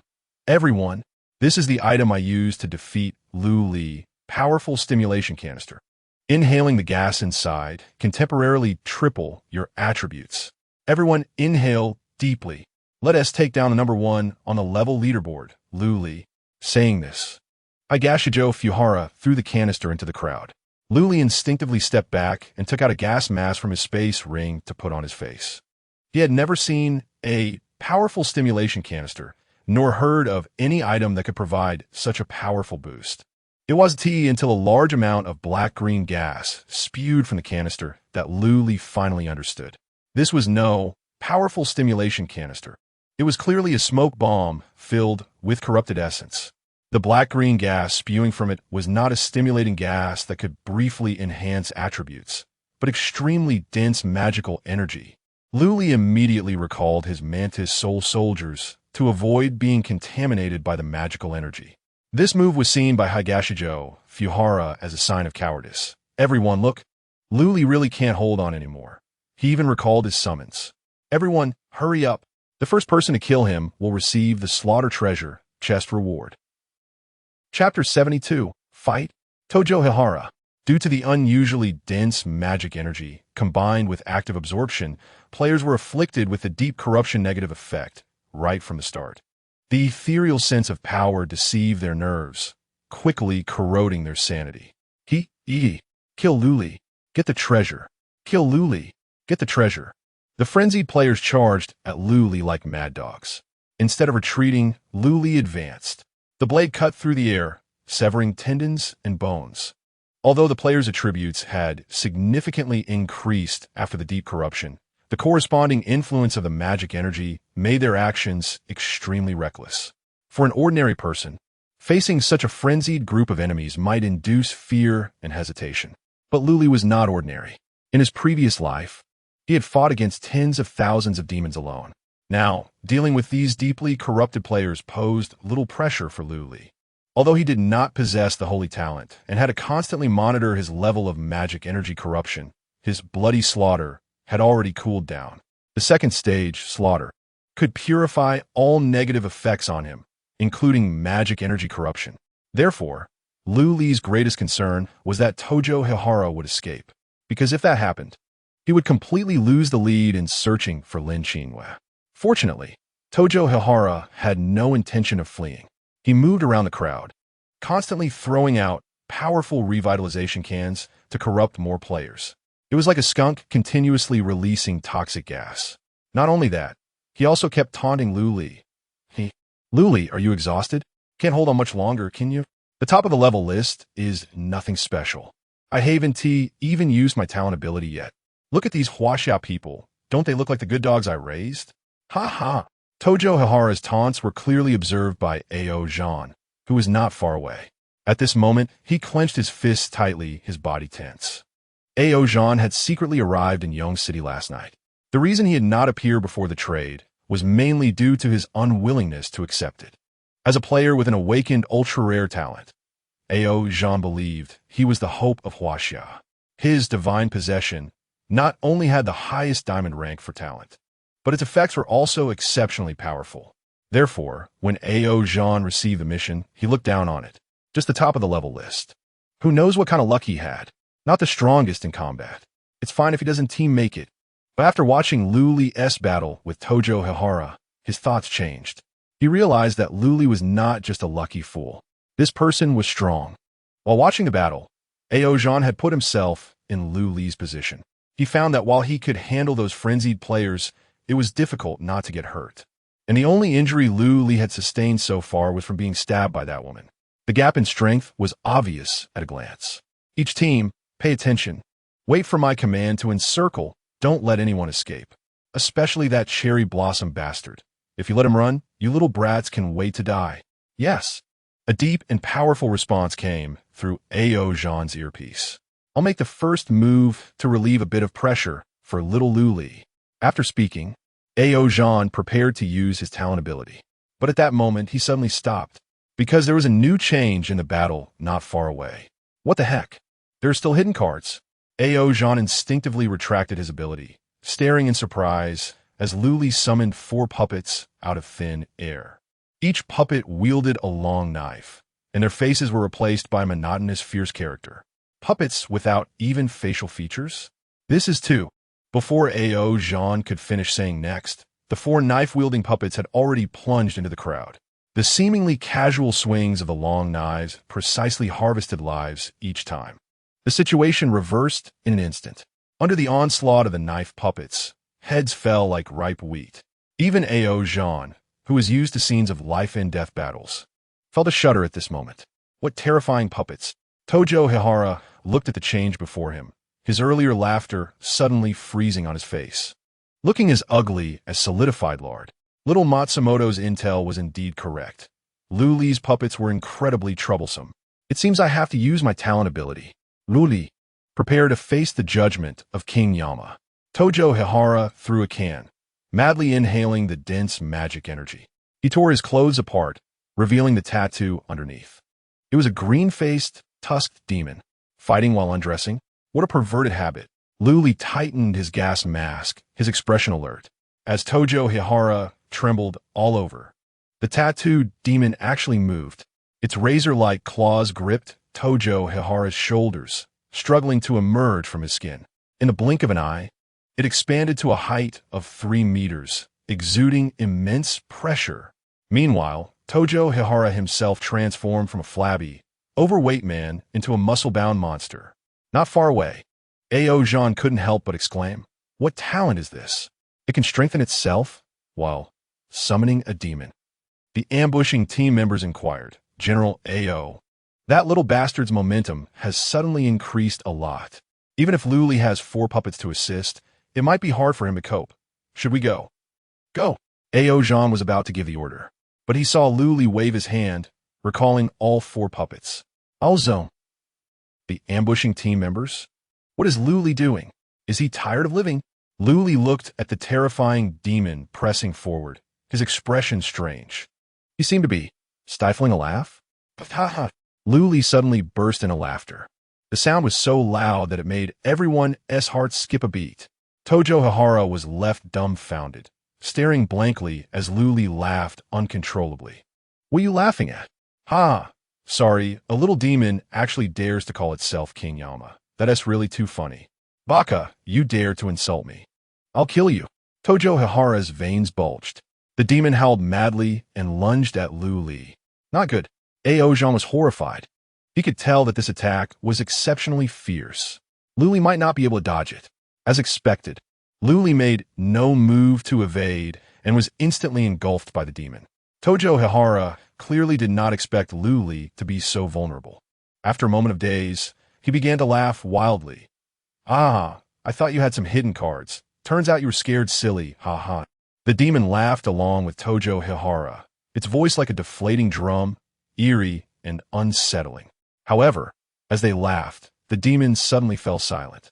Only Tojo Hihara remained immersed in the joy of victory, appearing incredibly out of place. Chapter 73. A Little Ghost, Daring to Claim Kingship? Ha ha ha, ha. After laughing for a long time, Higahara, Tojo, finally sensed something was off.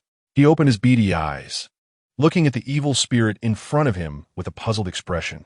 The evil spirit's eyes were vacant, its face dazed, lacking any trace of ferocity. What's going on? Tojo stepped forward, intending to retract the evil spirit.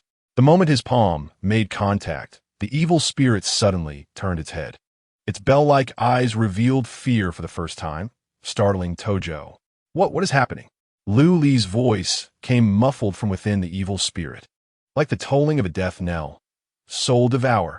In an instant, the evil spirit's body twisted and shattered, completely vanishing into Lu Li's mouth.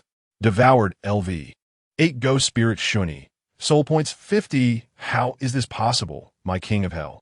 Tojo felt a tightness in his chest and spat out a mouthful of blood. His originally burly frame was immediately deflated, resembling a punctured ball. Lu Li smacked his lips, feeling unsatisfied. A little ghost, daring to claim kingship? What? Tojo staggered back, his beady eyes widening. Why can you devour my king of hell? Lu Li said impatiently. I told you it's just a little ghost. Is it awkward for you to keep calling it that? Is there anyone else? Don't bother. Summon them all at once. Fine, this is what you asked for. Tojo gritted his teeth, his body shaking violently. For more evil spirits crawled out from his limbs, emerging from the tattoos. Although these 4 evil spirits were slightly smaller than the first, they were equally ferocious. In no time, they had surrounded Lu Li. Tojo's body swelled again, and he grew considerably taller. He looked like a fierce beast. Watch closely, Lu Li. These are 4 evil spirits. I can go all out. You won't die in vain. Tojo was extremely arrogant. He thought he would see a look of panic on his opponent's face. However, Lu Li only showed disappointment. Is this it? Is this all your strength? Not much at all. Soul Devour. Lu Li activated his talent ability once more. The 4 evil spirits didn't even have time to react before they turned into 200 soul points. Poof, poof. Tojo sprayed blood wildly, his robust figure withering away, becoming a mere bag of bones. He muttered in disbelief. Impossible. This absolutely cannot be. How'd you do that? Why can you devour my evil spirits? Lu Li certainly wouldn't explain to Tojo. He just dug in his ear and joked. Because I'm the king of hell. After saying that, Lu Li's figure suddenly vanished. Invisibility activated. When Tojo caught sight of Lu Li again, a rapidly enlarging fist was coming at him. Bang! A powerful punch smashed the Sakura ghost's nose, sending him flying 3 meters away. Lu Li had held back. After all, he still needed to extract Lin Qinyue's whereabouts from Tojo. Taking 2 steps forward, Lu Li grabbed Tojo by the hair and lifted him off the ground. Speak. Where's Lin Qinyue? Tojo was dazed by the punch, unable to say anything for a long time. Lu Li slapped him twice more, finally waking him up a bit. Hee, you're strong. But thinking you can extract information from me is a bit naive. Tojo grinned, revealing a half-broken tooth. I am a warrior of the great Sakura Empire. A warrior who will never yield. Ha ha. Lu Li's expression turned cold. Are you sure you won't say? I won't say. Kill me then. Tojo stiffened his neck, his face resolute in the face of death. Such a warrior spirit.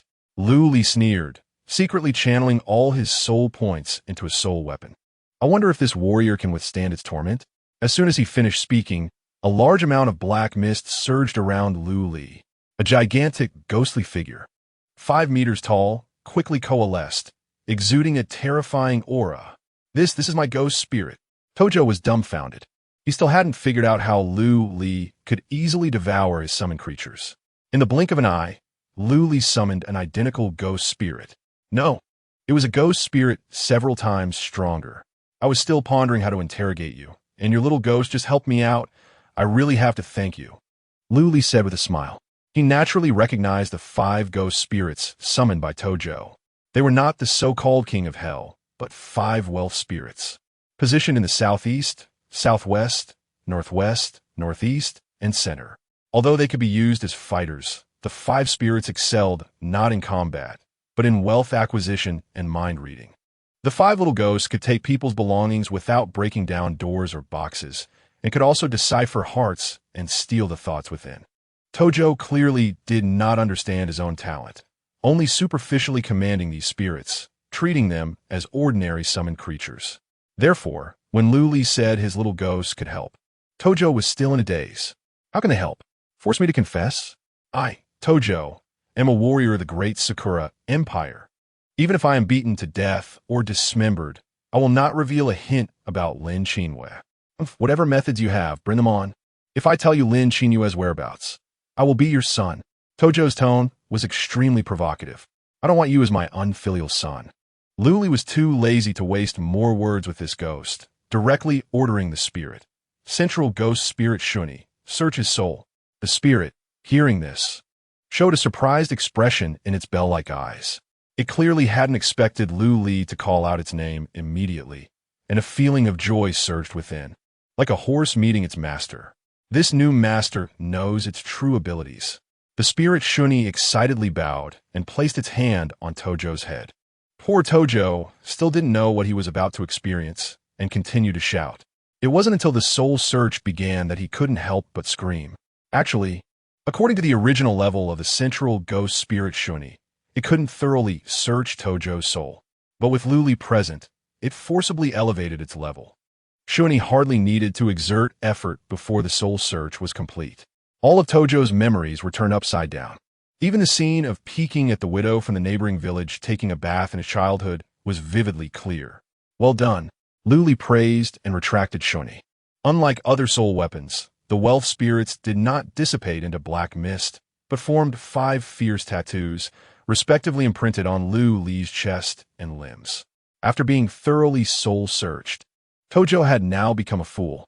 Luli acted swiftly, killing and devouring. Devour LV. 8 players soul points 30. Ability acquired, ghostly possession, emerald. Retain soul consciousness? Yes, no. Luli didn't think twice and directly chose to erase Tojo's consciousness. Scum. Unworthy to be his soul guardian. However, the Sakura ghost talent ability did catch Luli's attention. Ghostly possession. This is a good talent. Chapter 74. Introducing myself with fists? Spirit possession. 80 of the attributes of the summoned creature are added to oneself. Summon attribute stacking limit. 5. Reflecting on the changes he experienced when Tojo Fuhara summoned the evil spirit, Luli's smile grew wider. Soul devouring. Allows him to accumulate soul points by continuously devouring souls. The more soul points Luli has, the stronger his soul weapon becomes. However, he ultimately cannot grow on his own, making him overly reliant on summoned creatures. Now, with spirit possession, this shortcoming can be perfectly compensated. As long as the summoned creatures continue to grow stronger, Luli's own strength will rise accordingly. When necessary, he can also selectively raise the level of his soul weapon based on different battle situations to gain stronger attributes. It's very flexible. However, it wasn't the time to be happy yet. Confirming that there were no enemies around, Luli focused his mind and began to check Tojo Fuhara's memories. The content was filled with filthy and bloody details, causing even Luli, who had lived 2 lives, to frown. Beasts. Skipping over those unpleasant segments, Luli quickly learned of Lin Qinhue's whereabouts. However, just as he was about to stop viewing, a mixed voice of men and women suddenly captured his attention. It was Lin Qinhue, possessed by the parasitic demon. I will not leave this body for now, and will impersonate Lin Qinhue, being held by you. If we're truly no match for Luli later, you can let him rescue Lin Qinhue. A Trojan horse that has passed through the city gate can easily kill Luli. This woman actually wants to set me up. Luli raised an eyebrow. Fortunately, with the help of the 5 ghosts of wealth, he saw Tojo Fuhara's memories. Otherwise, Luli might have really fallen for Matsumoto Waki's scheme. It seems the plan needs to change. Luli stroked his chin, contemplating strategies. Just then, a sound of footsteps suddenly approached from not far away. Lu Li looked up and found 10 personnel dressed as special forces coming towards him. The leading strong man had a tiger's back and a wasp's waist. Clearly a formidable fighter. "Hello, I am Ao Jean." Without any false pleasantries, the strong man extended his right hand to Lu Li and introduced himself. "I am here to ensure your safety on the orders of the highest authority of Huaxia." Also, Lu Li's eyes narrowed, and memories from his previous life quickly surfaced in his mind. Ao Jean, ranked among the top 10 fighters in Huaxia, an extremely rare talent with the awakened ability, spirit possession. He had single-handedly dispersed 3 waves of insect tides and defended the capital city alone. In his previous life, Lu Li met Ao Jean a year after the apocalypse broke out. Because their strengths were comparable and they experienced life and death battles together, the two had a very good relationship. They could be considered one of Lu Li's few close friends. This big guy came just in time. A warm smile appeared at the corner of Lu Li's mouth, and he also formulated a plan. Perhaps he could leverage Ao Jean's strength in this rescue of Lin Qinwei. With this in mind, Lu Li not only did not shake Ao Jean's outstretched right hand, but instead slapped it away. "You." Ao Jean was startled, about to say something, but Lu Li preemptively spoke. "I don't like to casually get to know softies. What's your name? Introduce yourself with your fists, not your mouth." Arrogant, proud, conceited. The team members behind Ao Jean all took a half step back in fear. Oh no, this kid is a thorn in the side. The general is definitely going to get angry. Sure enough, Ao Jean let out a surprised laugh, exhaling 2 jets of air from his nostrils. His tiger-like eyes fixed on Lu Li, filled with interest. "Kid, are you sure you want me to introduce myself with my fists?" The team members hurriedly advised in low voices. "General, don't be impulsive. We are on a mission to protect, not to kill." "Shut up," Ao Jean bellowed. "Do you think I'm an idiot? Can't you understand the nature of the mission? If any of you dare to say another word, I'll beat you all up later." The team members fell silent, not daring to utter another word, because they knew that when General Ao Jean went crazy, he really went crazy. Not to mention his own team members, he would dare to hit his own father. Seeing Ao Jean discipline his team members, Lu Li wasn't afraid at all. Instead, he became even more teasing. "Oh, can you only act tough in your own circle? Also, good kid, very arrogant. Let me see if you have the capital to be arrogant." Without any warning, Ao Jean instantly activated his talent ability. A holy phantom erupted like lightning in the night sky, and a tremendous pressure emanated from this man. His body was as sturdy as a mountain, splitting the ground and shattering stones. Spirit possession. Giant spirit god, condense. Damn, he starts with the giant spirit god. Lu Li was shocked in his heart, but maintained his composure on the surface. He calmly made a pause gesture. "Wait a minute." Ao Jean forcefully halted his fist, dissatisfied, and shouted, "What? Don't be timid."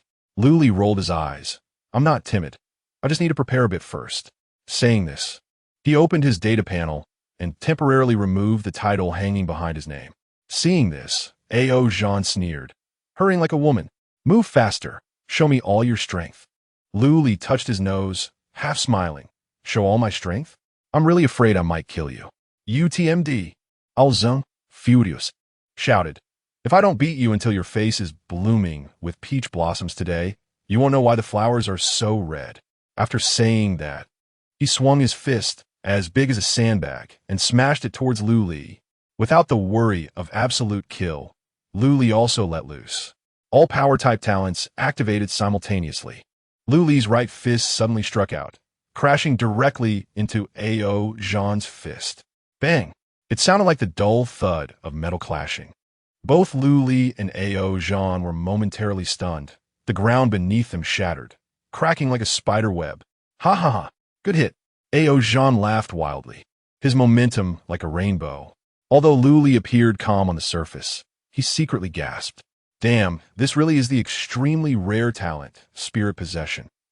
After this punch, it actually broke the bones in his right arm. If it weren't for Lu Li's strong will, he might have cried out in pain by now. Extreme healing quietly activated, healing the invisible injuries. It seems that just having strong power isn't enough. His physique must keep up too. With this thought, Lu Li directly activated the talent he had just acquired, spirit possession, To completely crush Ao Jean, Lu Li specifically chose a soul weapon with outstanding physique and strength. The stone-skinned man he had killed in the hub arena was the best choice. Once the talent activated, Lu Li's muscles bulged, and his height instantly increased. A tremendous power filled his entire body. With another punch, he actually forced Ao Jean back half a step. Ao Jean, instead of getting angry, was delighted, his eyes filled with fighting spirit. Good, good, good. Come again. The strong man stepped forward, and the divine phantom behind him suddenly solidified. Seeing this, Lu Li was greatly alarmed, knowing that Ao Jean was about to unleash his killing move. He quickly maxed out the stacked attributes of spirit possession and attacked first. 5 times attribute stacking. His fist smashed hard into Ao Jean's face.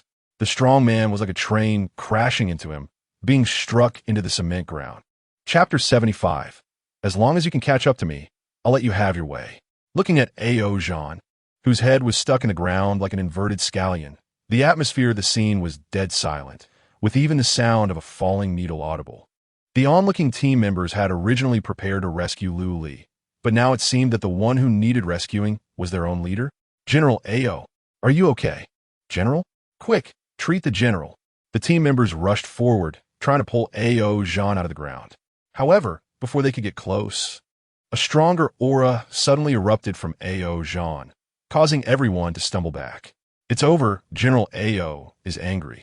A chill ran through everyone's hearts.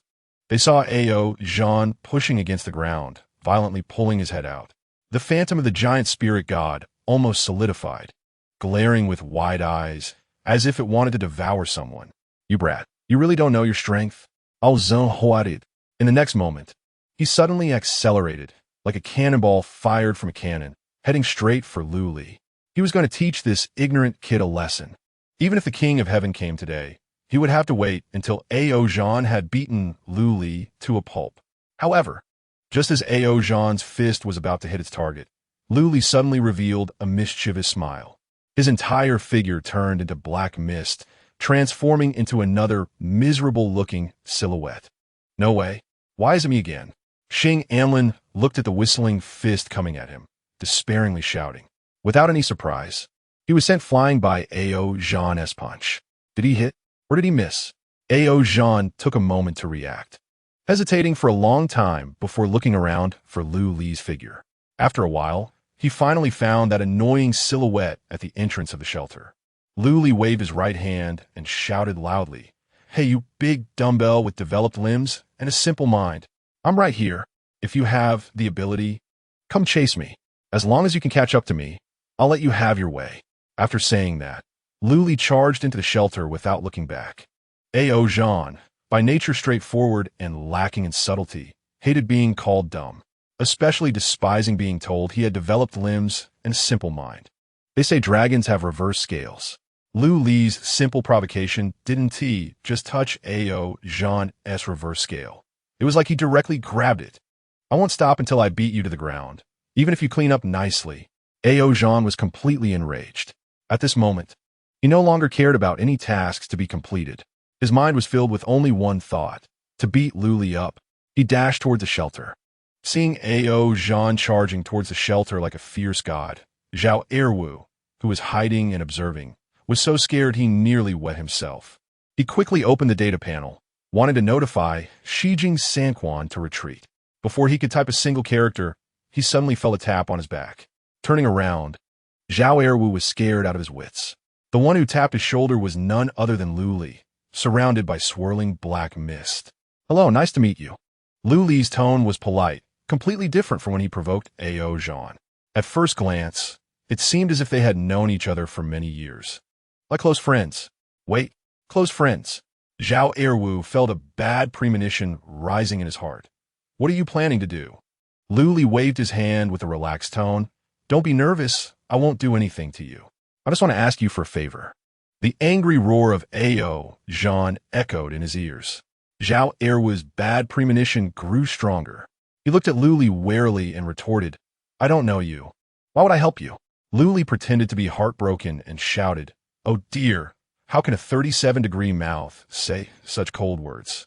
Have you forgotten that we once escaped from the wilderness together, raised sheep, and played around for love? We've worked together, been laid off together, beaten our bosses, and won awards. Seeing Luli ramble on without stopping, Zhao Erwu hurriedly interrupted. Stop, stop, stop. What did I ever raise sheep with you? You're completely talking nonsense. Before he could finish, Ao Zhan had already caught up. Luli solemnly patted Zhao Erwu's shoulder, as if entrusting a sworn brother, and said, Brother Zhao Erwu, this big dumbbell behind me is yours to deal with. Give him a good beating for me. What? Zhao Erwu and Ao Zhan exclaimed in unison. The former was filled with disbelief, while the latter was furious. Luli didn't give the two a chance to react. Activating his invisibility talent, he instantly disappeared from spot. Only Zhao Erwu and Ao Zhan were left, staring at each other in shock. Huh? So you're stepping in for Luli? Ao Zhan laughed in anger, his fists the size of sandbags cracking ominously. Zhao Erwu waved his hands repeatedly, shaking his head like a rattle drum. No, I'm not stepping in for Luli. I don't even know him. Still pretending. Ao Zhan glared fiercely, shouting angrily. Do you think I'm a fool? What is this about raising sheep and playing around for love? Your experiences sound very colorful. That is all he made up. I really don't know him. Zhao Erwu was on the verge of tears. Right now, he was just a weakling without any talent. There was no way he could take on a fierce god like Ao Zhan. Even a dog would be hard for him to deal with. Really don't know. Ao Zhan's teeth were clenched, the grinding sound sending chills down one's spine. I swear I don't know. I'm just an innocent bystander. Zhao Erwu wished he had two more mouths, speaking quickly. Then is your name Zhao Erwu?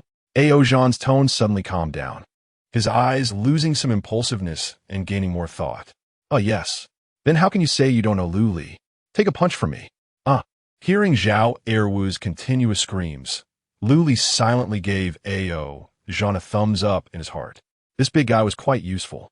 With him around, even if he couldn't beat Zhao Erwu to death, he could at least temporarily protect the survivors inside the shelter. Thinking of this, Luli's expression turned serious again. He had learned the secret of the Yong City Central Shelter from Dong Tiao Feihuan's memories. The entire shelter was a resource depot for the Sakura people's experiments. They used lives and suffering to charge the magic mud idol, thereby hunting high-quality talents to create deities.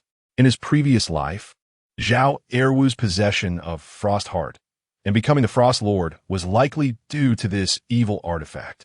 Although Luli didn't have a universal love to save all humanity, he couldn't just stand by and watch the Sakura people's scheme succeed.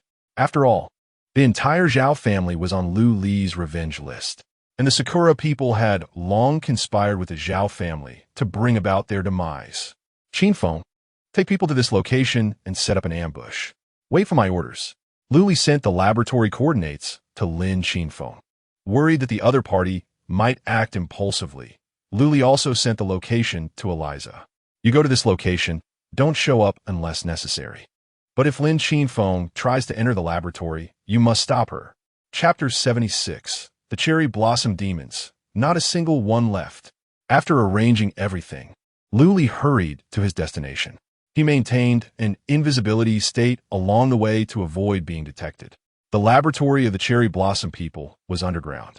Planning to sneak in quietly, Luli specifically avoided the heavily monitored entrances and chose the nearest sewer. After confirming the general direction, several soul soldiers appeared around Luli. This time, they were not the blade arm mantises but the burrowing bees. This type of creature is naturally skilled at digging, making it ideal for tunneling. Moreover, Luli intentionally raised the level of the soul soldiers. In less than 5 minutes, the tunnel was successfully opened. The noise was minimal, and no one detected it. Recalling the soul soldiers, Luli continued to maintain his invisibility state and infiltrated the laboratory. His rescue plan was not complicated. In fact, it could be said to be very simple. He just needed to quietly eliminate all the cherry blossom people in the laboratory, and everything would be accomplished. With the enhancement of the invisibility talent, Luli was like an unseen reaper, swiftly taking lives. The fallen corpses were also fully utilized. With the auxiliary talent, Corpse Transformation Crystal, all the bodies could be converted into crystal shards, which Luli collected. Although this method would significantly reduce the number of personnel in a laboratory, leading to eventual detection by the cherry blossom people, Luli was not worried about being exposed. By the time someone discovered the intrusion, the entire underground laboratory would likely be cleared out. The few remaining would probably not pose any threat to Luli. As for whether the little cherry blossom would use Lin Qinyue as a bargaining chip to threaten Luli, Luli was quite concerned about this before searching their souls. But now, knowing the cherry blossom people's complete plan, he was completely unconcerned about Lin Qinyue being harmed. After all, the one controlling Lin Qinyue's body was little Matsuko. To ensure that the Trojan horse could smoothly enter the enemy's city, the cherry blossom people would certainly ensure the hostage safety. It was precisely for this reason that Luli did not let Lin Qinyue and others accompany him, but instead had them stay outside. This not only provided an extra layer of insurance to prevent any possible loose ends, but also avoided causing Lin Qinyue to panic. It was fine if she couldn't help, but if she became a burden, that would be a problem. The silent slaughter continued. Finally, a piercing alarm sounded. Luli flicked the blood off his blade. Knowing he had been exposed, he simply removed his invisibility state and summoned a large number of Mantis Soul soldiers. Since there were still many unfortunate individuals captured by the cherry blossom people in a laboratory, Luli was worried that the Mantis Soul soldiers would not accurately distinguish between friend and foe and might harm the innocent. So he summoned the soul guards Xing Anlin and Chun Hao. Not a single cherry blossom demon left. Good.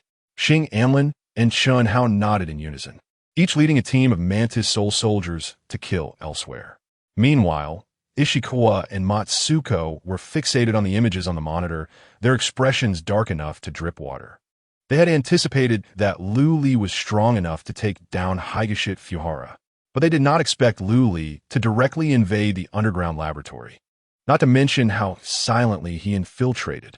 Just the location of the laboratory was top secret, unless it was the cherry blossom people or the Zhao family as high-ranking officials. No one knew this hidden corner.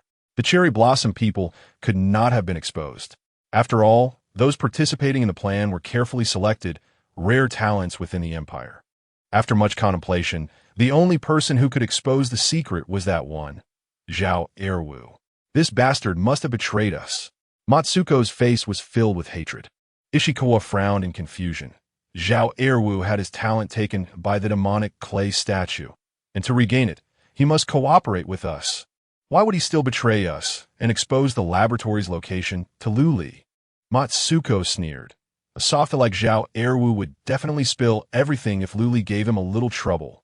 The Huaxiao people don't have the noble samurai spirit of the cherry blossoms. Ultimately untrustworthy.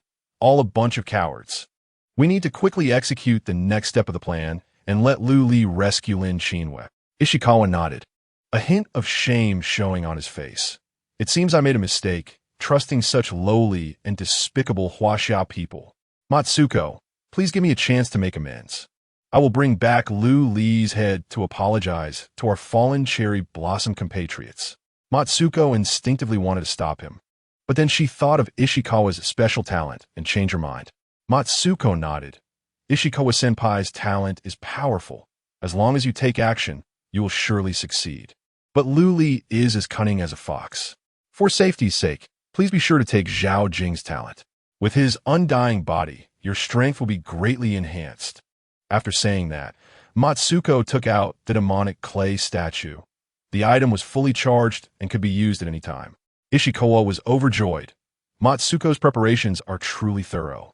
She is indeed an excellent citizen of our great cherry blossom empire. Then, as if he thought of something, he changed the subject. However, if I take away his talent, Zhao Jing's soul will dissipate.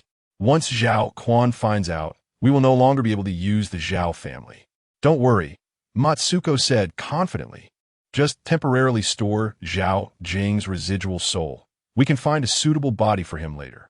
I think Zhenfei would make a good container. After that, Matsuko turned to look at the corner of the room. There were still a dozen hostages there, mostly women, without a stitch of clothing. Jin Naiha was squatting among them, staring blankly at the ground, seemingly having gone mad.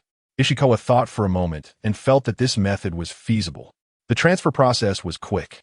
Ishikawa felt the powerful strength brought by his dual talents, and an inexplicable lewd fire ignited in his heart.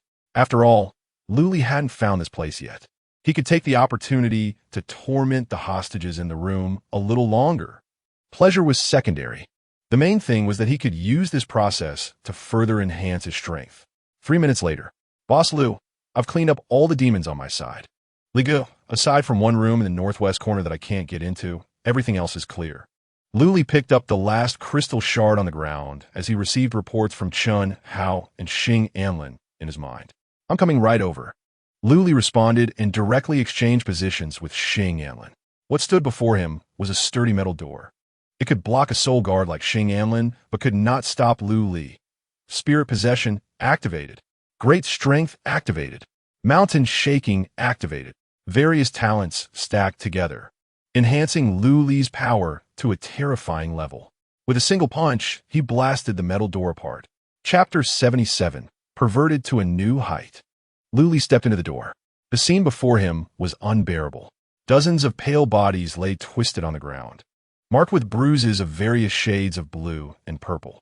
Ishii Sankin was crouched among the pile of bodies, pulling a woman's hair and torturing her mercilessly. Lu Li's mouth twitched. Truly, a perverted country with perverted people. Sakura always managed to give people a sense of darkness. The base was about to be torn down, and Ishii Sankin still had the mood to do such things? This was truly a new height of perversion. Lu Li naturally wouldn't wait for Ishii to finish before taking action. With a thought, arcs of electricity swirled around his palm. He raised his hand and shot 3 lightning arrows, precisely aimed at Ishii's backside. He thought he could injure or interrupt Ishii. However, to his surprise, after being hit by the 3 lightning arrows, Ishii not only remained unharmed, but seemed even happier. His movements quickened, and the woman being tormented cried out in increasing pain.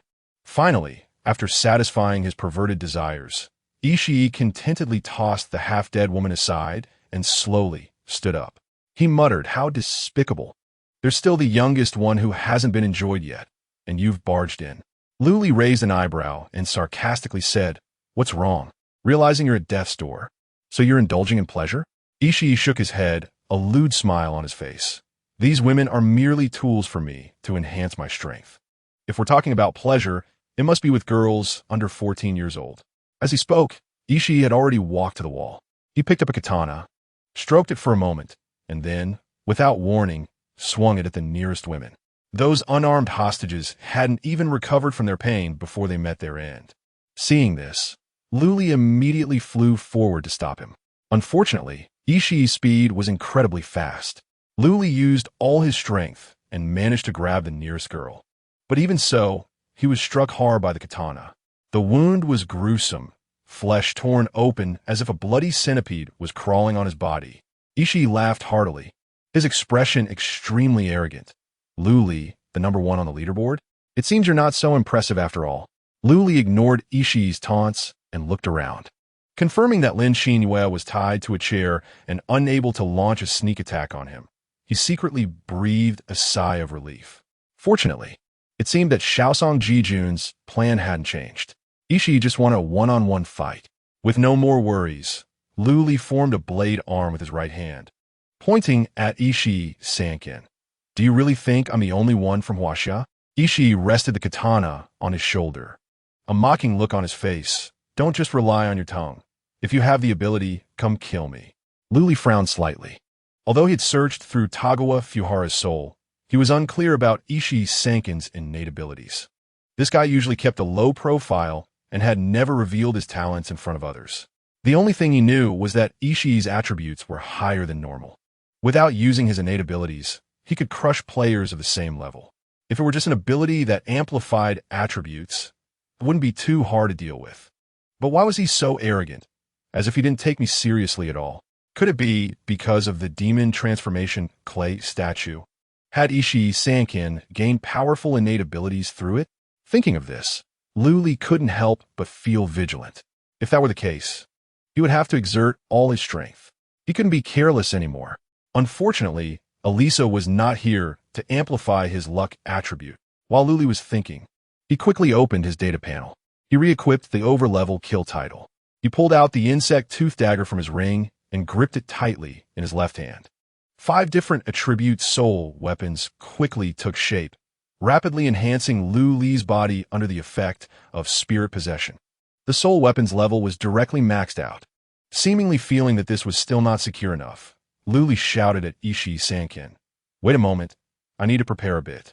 Seeing that the other party had no intention of attacking, he then took out several enhancement potions from his ring and consumed them one by one. These were all good things he had bought from the wandering merchants of the myriad worlds. Although they couldn't permanently enhance attributes, they could temporarily boost his combat power significantly. Watching Lu Li desperately stacking buffs for himself, Ishii's expression was half disdainful and half surprised. The disdain came from thinking Lu Li was too timid. After all, according to Shaosong Jijun's description, Lu Li should be the kind of ruthless person who dared to kill and fight. But now, this top-ranked player seemed to have a courage comparable to that of a mouse. The surprise came from realizing that Lu Li had too many good things. One bottle after another of potions, one item after another of equipment. Ishii Sankin had waited for a full 5 minutes, and Lu Li still hadn't finished taking his medicine. This was even longer than the time it took him to finish with 10 women combined. "Hey, are you done yet?" "Just preparing. Does it take this long?" "Almost there. I just need to finish this bottle, glug glug, and this one too, glug glug." Another 5 minutes passed silently. Just as Ishii's patience was wearing thin, Lu Li finally finished his preparations. "Come on, I'm ready." Ishii was already impatient. Raising his katana and howling as he charged at Lu Li's body tensed, fully focused. He even used the footwork from the Chun family's sword manual. Just as the katana was about to strike, Lu Li twisted his steps, slightly sidestepping the blade. Immediately, both arms flipped, and the blade suddenly tore through the air, attacking Ishii Sankin's chest and throat, with his killing moves unleashed.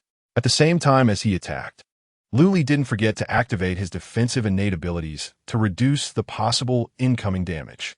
However, what surprised Lu Li was that the battle did not unfold as intensely as he had imagined. In fact, it ended rather hastily. Ishii completely couldn't evade Lu Li's attack. After 2 soft sounds of the blade slicing through flesh, Ishii's head separated from his neck and rolled to the ground.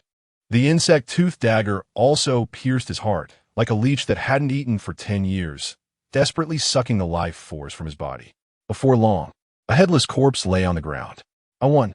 Lu Li was a bit dazed. He felt that it shouldn't be over yet. Ishii must be playing tricks. So, Lu Li cautiously sent out his soul weapons to stab Ishii's shriveled corpse with 80 strikes. Even Ishii's head was stomped into a mushy pulp by the soul weapon, trampled over 100 times. Is he really dead? Lu Li examined the pile of corpses that were no different from meat paste. Confirming that the other party was truly dead, he hesitantly activated Soul Devour to seize Ishii Sankin's innate abilities. Seeing the innate abilities at that moment, Lu Li's doubts were finally resolved. Ishii Sankin had 2 innate abilities, namely the Diamond Grade, Yin-Yang Complementation, and the Emerald Grade, Immortal Body. These 2 abilities were by no means weak. On the contrary, the combination of these 2 abilities was very strong. But such powerful abilities, unfortunately, encountered Lu Li this cheat, leading to an immediate demise. Chapter 78. Tighten it for you. The effects of the 2 talents are as follows. Yin-Yang Supplementation allows players to randomly increase attribute points while exercising. Although there is a limit of 3 times a day, it can continuously accumulate. Its growth potential is nearly infinite. Given time, the player's 4-dimensional attributes could be stacked to a terrifying level. On the other hand, Immortal Body is even more powerful. It can treat the total value of the player's 4-dimensional attributes as their constitution attribute. For example, Lu Li's current attributes are Strength, 15, 8, Constitution, 15, 6, Speed, 15, 9, Spirit, 15, 2, totaling 62. 5. After activating Immortal Body, Lu Li's Constitution will directly become 62. 5. The combination of these 2 talents can no longer be described as having 8 billion points of flesh. It's a rhythm that directly leads to the opponent being killed. The reason Ishii Sankin is so inflated with confidence is precisely because of this. With such a godlike Constitution attribute boost, there are currently almost no players who can kill him. But unfortunately, Ishii Sankin happened to run into Lu Li. Back then, Lu Li had plundered a special talent, Field of Breaking the Law, from the Hellhound. It allows any talent lower than Lu Li's level to lose its effect. During the battle, Lu Li naturally activated this talent. This caused Ishii's immortal body to completely fail, although there are still some attribute points accumulated from yin-yang supplementation, under the negative effect from the bug-tooth short dagger that absorbs target attributes, and blade arm. These points have no effect at all. Not to mention that Lu Li also stacked a large number of buffs for himself. It is not an exaggeration to say that just now, Lu Li could even kill Ao Zhan, who had all his godly powers activated. If I had known it was this weak, I wouldn't have taken so many pills. Lu Li felt a bit distressed. Although those pills weren't expensive, and he still had plenty, damn it, a mosquito is still meat. The road ahead is long, and such extravagance is not acceptable. However, the pills have been taken, and he couldn't spit them back out. No use regretting it now. He should quickly get down to business. Lu Li lifted his leg and walked towards Lin Qinhua. Seeing Lu Li approaching her, the little pine puppy quickly squeezed out a smile and pretended to be overly surprised, saying, "Lu Li, you finally come to save me. Ooh, you don't know how much grievance I've suffered here." Lu Li nodded perfunctorily. "Oh, really? Then you can relax now. Not only can I make you suffer grievances, but I can also make you suffer torment." "What?" The little pine puppy was momentarily stunned, a bit confused. Lu Li laughed dryly a couple of times and quickly changed his words. "Ahaha. What I mean is, isn't the rope on you tied too tight?" The little pine puppy nodded repeatedly, a hint of barely noticeable killing intent in her eyes. "Yes, those cherry blossom people are really despicable. They tied me up so tightly." "Lu Li, you quickly help me untie it." "Okay, I'll help you right away," Lu Li replied. He went around to the back of the little pine puppy and started getting busy. However, after a long time, the little pine puppy still felt that the ropes binding her hands and feet had not been untied. Instead, there was a feeling that it was getting tighter and tighter. "Lu Li, have you untied the ropes? Why do I feel like it's getting tighter?" Lu Li's mischievous voice slowly came out. "It's right to feel tight. You just stay here for now, and I'll come back to deal with you after I'm done." "Huh? Oh, I'll come back to take care of you after I'm done." Lu Li had a bright, sunny smile as he left the Lin Qinhua, who was tied up in all sorts of ways on the ground. He himself began to clean up the battlefield. After rummaging around, Lu Li successfully found the magic clay statue. Looking at the ugly cherry blossom-shaped statue, Lu Li's eyes were filled with disdain. What terrible taste. In fact, there is no such item as magic clay statue in the apocalyptic game. Instead, there is a magical material called imprinting clay. Theoretically, it can be shaped into any form according to will and is used to store and exchange souls and talent abilities. The magic clay statue seems to be made from imprinting clay. It's just that for some reason, the cost of use has turned into pain, requiring tormenting people to energize the item. In any case, the item is very powerful. But for Lu Li, it is of no use at all, because Soul Devour can completely replace the function of the magic clay statue without the need for sacrificial pain. However, Lu Li did not throw away this item. After all, Soul Devour can only take in and not let out, and it can only work on corpses. To deal with the little pine puppy that is parasitizing on Lin Qinhua, he still needs the magic clay statue. It requires the pain of about 10 people to complete one energization. Should I catch 10 cherry blossom people and torture them? Lu Li thought as he walked toward the other side of the room. There was a metal door there that looked even sturdier than the previous one. Adhering to the principle of doing things thoroughly and cutting the grass to remove the roots, Lu Li planned to go in and take a look. What if there just happened to be 10 little bastards hiding inside? Then the energization target for the magic clay statue could be completed. However, before Lu Li could reach the door, a moan suddenly sounded from inside the room. Lu Li turned around and found that it was the girl he had saved, trembling all over as she knelt on the ground. What happened? Just as Lu Li was about to step forward to check, Lin Qinhua suddenly spoke. She was drugged by the cherry blossom people, and now she is probably experiencing the effects of the drug. Drugged? Lu Li was taken aback. What poison is it? Where's the antidote? Lin Qinhua had a strange expression. It's not poison. It's an aphrodisiac. Aphrodisiac? That's right, a strong aphrodisiac. Hiss. Lu Li gasped. Can't we use healing-type talents to detoxify? What about holy blessing? None of those work. Lin Qinhua shook her head helplessly.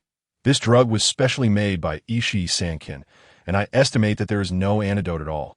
What will happen if we leave it alone? Luli had a bad premonition. She will go insane, Lin Xinyu said with a half-smile. Besides vigorous exercise, there is no way to save her. Luli suddenly felt troubled. He was not acquainted with the girl, although it was for the purpose of saving her. The essence of exercise would not change. If he really did it, would it be too inhumane? No. How can I be the same as those cherry blossom bastards? There must be another way. Luli shook his head, trying to find a solution from his past memories. But just at that moment, a pair of delicate arms suddenly wrapped around him from behind. His train of thought was completely interrupted.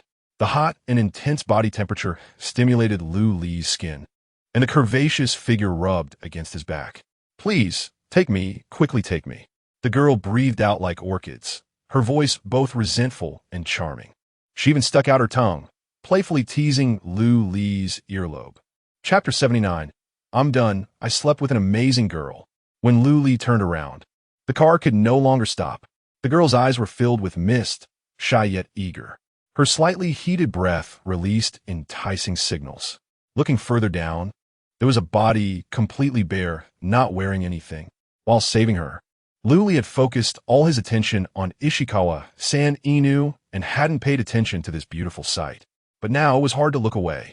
After being reborn, Lu Li was at an age full of vigor. Even with the tenacity from his past life, it was still difficult to maintain composure in front of an active beauty. You saved my life just now. I'm really thankful. Can you save me once more? Hurry and take me. I'm begging you. I feel so uncomfortable. The girl's delicate, moist lips slightly moved, producing a heart-pounding whisper. Wait a minute, this face seems a bit familiar. Lu Li finally realized, cupping the girl's cheeks to take a closer look.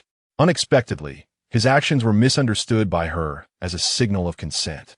The girl immediately pressed herself against Lu Li, wrapping around him like a water snake. Like dry tinder meeting a spark, it ignited instantly. Before Lu Li could recall the girl's identity, his mind went blank. His body was taken over by the most primal instincts. It was as if a hot metal spoon had slipped into butter, melting each other in the transfer of heat. Lu Li and the girl indulged in each other, composing a wonderful symphony together. By the time everything ended, nearly 2 hours had passed. The girl was curled up in Lu Li's arms, like a weary young beast, sleeping incredibly sweetly. He actually slept with her, and it looked like it was her first time. This is a disaster. Lu Li looked at the girl's face, feeling a bit anxious. He had recognized who she was. No one else but the former #1 female assassin of his past life, known as the Shadow Rakshasa, Li Luo. Even in his past life, Lu Li did not know the true strength of this female assassin. He had only heard that with a bug-toothed dagger. She collected money and took lives. Once she made a move, no one survived. After a brief moment of panic, Lu Li decided not to be flustered. After all, no matter how terrifying Li Luo was, that was the Li Luo of his past life. Now, she was just a weak girl, not yet the #1 female assassin. Otherwise, she wouldn't have been taken hostage by Ishikawa. At worst, when Li Luo woke up, he would explain everything about the future to her. After all, Lu Li was also trying to save her. His intentions were good. It was just that the process was a bit beyond his control. Thinking of this, Lu Li felt much more at ease. He raised his hand to take out a bed from his space ring, gently placing the girl down. He planned to continue with his previous plan and see what was behind that metallic door. Cough! Has it finally ended? No more rounds? Just as Lu Li straightened up, a teasing voice came from behind. Damn, he had been so invested that he forgot there was someone else in the room watching. A live broadcast? Lu Li had never played so wildly in his past life. Seeing Lu Li awkwardly turn around, Komatsu Chi Inu continued to joke. I didn't expect your skills to be quite good, very high in viewing quality. Lu Li feigned indifference, secretly cursing in his heart. No matter how good my skills are, can they compare to your little cherry blossom skills? Once that demon tofu clay is fully charged, I'll swallow your soul. Ignoring Lin Qinyue, Lu Li stepped towards a metallic door. Komatsu Chinu noticed that Lu Li seemed to want to open the door and immediately changed her expression, hastily stopping him. Lu Li, don't open that door. Untie me first. Lu Li's hand, which had reached for the doorknob, paused, turning to look at Lin Qinyue. What's behind the door? Untie me first. Komatsu Chi Inu urged more anxiously. Hey, I won't. You tell me what's behind the door first, or I'll just open it. Luli pretended to pull on the door. He didn't exert any force, but a dull sound came from behind the door. It seemed something heavy had slammed against it. Don't open the door. Come over and help me untie. Komatsu Chi Inu desperately twisted on the chair, trying to escape. The ropes tying her were just a ruse, and with some technique, she could easily break free. But the additional loops Li had tied were solid and secure. What exactly is behind that door? Li sensed something was off, stepping back a few paces and summoning his soul weapon to shield himself. Bang! A dull crashing sound echoed again. The heavy metal door suddenly warped, bulging outward.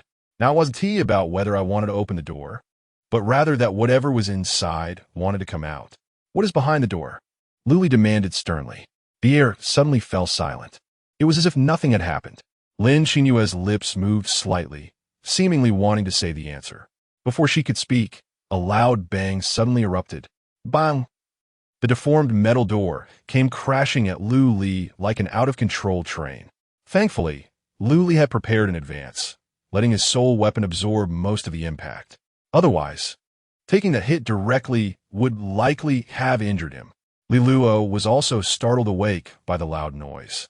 She propped herself up, looking towards the source of the sound.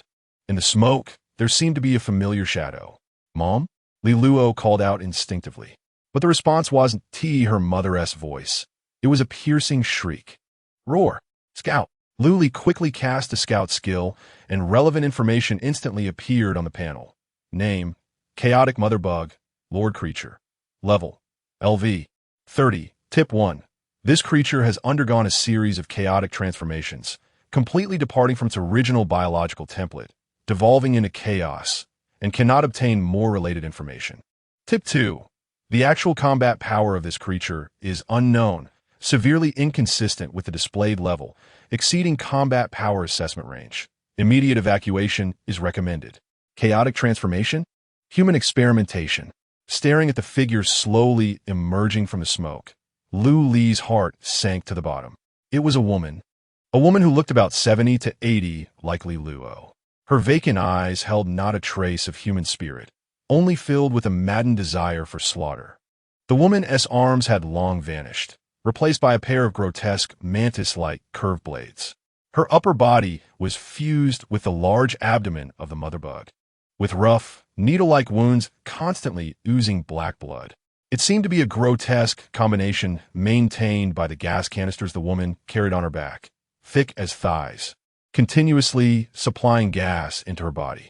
What kind of madness could lead to the thought of combining humans and monsters? Li was nearly unable to contain his anger, raising his hand to kill Komatsu Chi Inu. Mom!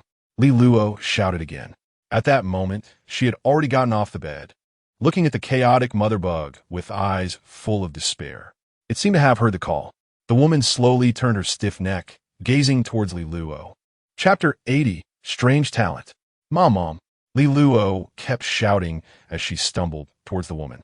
The distance between them was closing rapidly. Suddenly, the woman twitched, her arm trembling slightly. Upon seeing this, Li's pupils constricted. Bad. It's an attack signal. Danger. Li hurriedly accelerated, wrapping one arm around Li Luo's slender waist and pulling her back. In the next moment, a blade swept by, cutting off a strand of Li Luo's hair. Soul weapon. Block it. Li retreated quickly with Li Luo, while simultaneously launching swarm deterrents at the woman. Although the target was a modified chaotic creature, it still bore the name Mother Bug, so swarm deterrents remained effective. However, Li's level was significantly lower.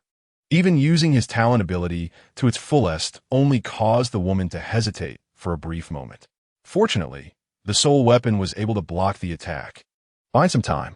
This allowed Li to create a safe distance and reach outside the room. Mom! Li Luo looked at her deformed mother in the distance, tears streaming down her face. Thankfully, she was just sad and had not lost her rationality to rush forward, which momentarily relieved Li. It's too dangerous to stay here. You should leave first. Go outside the lab. There are my people there who can protect you. Li Luo shook her head vigorously. No. My mom and dad are still here. I don't want to go. Lu Li frowned. With a great enemy before them, he had no patience to properly persuade the girl to leave. Since she didn't want to leave, then she could just stay quietly in the corner. Before Li Luo could say another word, Lu Li raised his left hand and lightly struck the back of the girl's neck. Afterward, he summoned the Soul Guard Shun how to watch over the girl and ensure her safety. After giving these instructions, Lu Li turned back into the room. Although Lu Li had a large number of soul weapons, they could not harm the chaotic mother bug due to the significant level difference. To completely kill it, Lu Li himself had to take action. He thought the medicine he took earlier would go to waste, but now, with a mother bug appearing, it was just the right opportunity to test his strength. Faced with the terrifying monster, Lu Li was not afraid at all. Instead, he felt a bit excited. However, excitement aside, he still needed to maintain his composure. Lu Li did not immediately engage in battle, but instead looked at Lin Qingyue in the corner. Hey, does this thing have any weaknesses? The little dog, Matsuno, was about to answer. This is the work of Ishikawa-san. She doesn't know the specifics, but then she thought better of it. She was currently playing the role of the hostage Lin Qingyue. If she said too much, wouldn't that seem abnormal? She immediately spoke up. You ask me, who should I ask? I only know that there's a terrifying monster behind the metal door. And I told you not to touch it, but you wouldn't listen. Your summon won't last long. Come over and help me untie the ropes. Lu Li scoffed, once again leaving Lin Qingyue to the side. With a thought, he summoned the 5 ghosts of fortune. Lu Li quietly asked, if you 5 were to search her soul, would it harm the other soul inside her? The other 4 ghost spirits looked at Shi Wenye, as if he was the leader among the 5 ghosts. Although Shi Wenye could not speak, he understood what Lu Li meant. After thinking for a moment, he nodded regretfully. All right, it seems I need to explore this myself. Lu Li nodded and withdrew the 5 ghosts. This scene stirred quite a ripple in Lin Qinyue's heart. The little dog, Matsuno, was filled with countless thoughts. I didn't expect Lu Li could even take away Ishikawa-senpai's 5 ghosts. What a terrifying talent. If I could kill Lu Li and obtain his talent, I would surely become a great contributor to the Sakura Empire. No, wait. I already have such a terrifying talent. Why should I pledge loyalty to Sakura? I could become Sakura's first female emperor and have all of Sakura pledge loyalty to me. No, it should be the entire world. Lin Qinyue's expression became fervent, and when she looked at Lu Li again, her eyes were filled with undisguised greed. I'm really curious what level such a terrifying talent would be. Lu Li was not concerned about the calculations in Matsuno's mind. At this moment, all his attention was focused on the chaotic mother bug, a monster that was 15 levels ahead of him. Level mainly serves to enhance 4-dimensional attributes. Some special talent abilities also unlock stronger effects as levels increase. For instance, A.O. Zhan's Divine Spirit Possession can be continuously upgraded with levels to unlock even more powerful divine spirits. Although Lu Li had previously defeated a level 10 Bee King at level 0, that was based on his knowledge of the Bee King's weaknesses. He could use his past experience and combat skills to forcibly bridge the level gap. But the situation now was completely different. Lu Li was unaware of the mother bug's weaknesses and even less clear about its talents. Because his level was lower than the opponent's, he could not use the talent Break Law Domain. In addition, he had to bear the 15-level attribute gap and constantly guard against demonic energy erosion turning into deep erosion. Moreover, the most frustrating part was that the chaotic mother bug's actual combat power was severely inconsistent with its displayed level, exceeding the combat power assessment range. In other words, the mother bug's actual combat power might far exceed level 30. Such a powerful monster, if not for the 4 knife slaves assisting him, Lu Li would have probably died several times by now. This was the hardest battle Lu Li had faced since his rebirth. So much so that Lu Li began to intentionally use sword techniques. Unlike when he was in the hub arena, this time every sword technique Lu Li used came directly from that torn sword manual, without any modifications. The blade rose and madness surged. In an instant, it felt as if the entire underground space was filled with rolling wind and thunder. The arrogant and unrestrained momentum continuously piled up on Lu Li, gradually amplifying his power attributes. Lu Li's combat power had already reached its peak, but still, he could not defeat the chaotic mother bug. That deformed creature seemed to be cheating. No matter how many attacks it endured, it could recover in an instant. In contrast, Luli was hindered at every turn. If he made just one or two mistakes, he would lose his life here. The situation was not optimistic. Luli's brows were almost twisted into a knot. After trying so many times, he not only couldn't kill the chaotic mother bug, but even failed to find its weaknesses. The only clue he had was the demonic energy canister on the mother bug's back. If he could destroy the canister, it might weaken the mother bug's regeneration ability. But the mother bug clearly knew the importance of the canister and protected it very well. Even when Luli used lightning arrows to strike, the mother bug would block them with its body. If this continued, the outcome of the battle would undoubtedly end in failure. Should he run? After all, Matsuno was the only one watching here. Afterward, he would definitely be silenced. Thinking about it this way, running away didn't seem like a bad choice, not shameful at all. Just as Luli was considering how to make a stylish retreat, a sudden shout from outside the door startled him. "Boss, the person is gone." "The person is gone?" Luli was taken aback, and out of the corner of his eye, he caught sight of a dark figure that whooshed into the room. Silently, like a fish entering the sea, it merged into the shadow of the chaotic mother bug. Chapter 81, She Was Born for Assassination. How could someone just disappear? Luli stared intently at the shadow of the chaos mother bug, loudly asking. That's right, she woke up and found me guarding her. And she begged me to save her mom.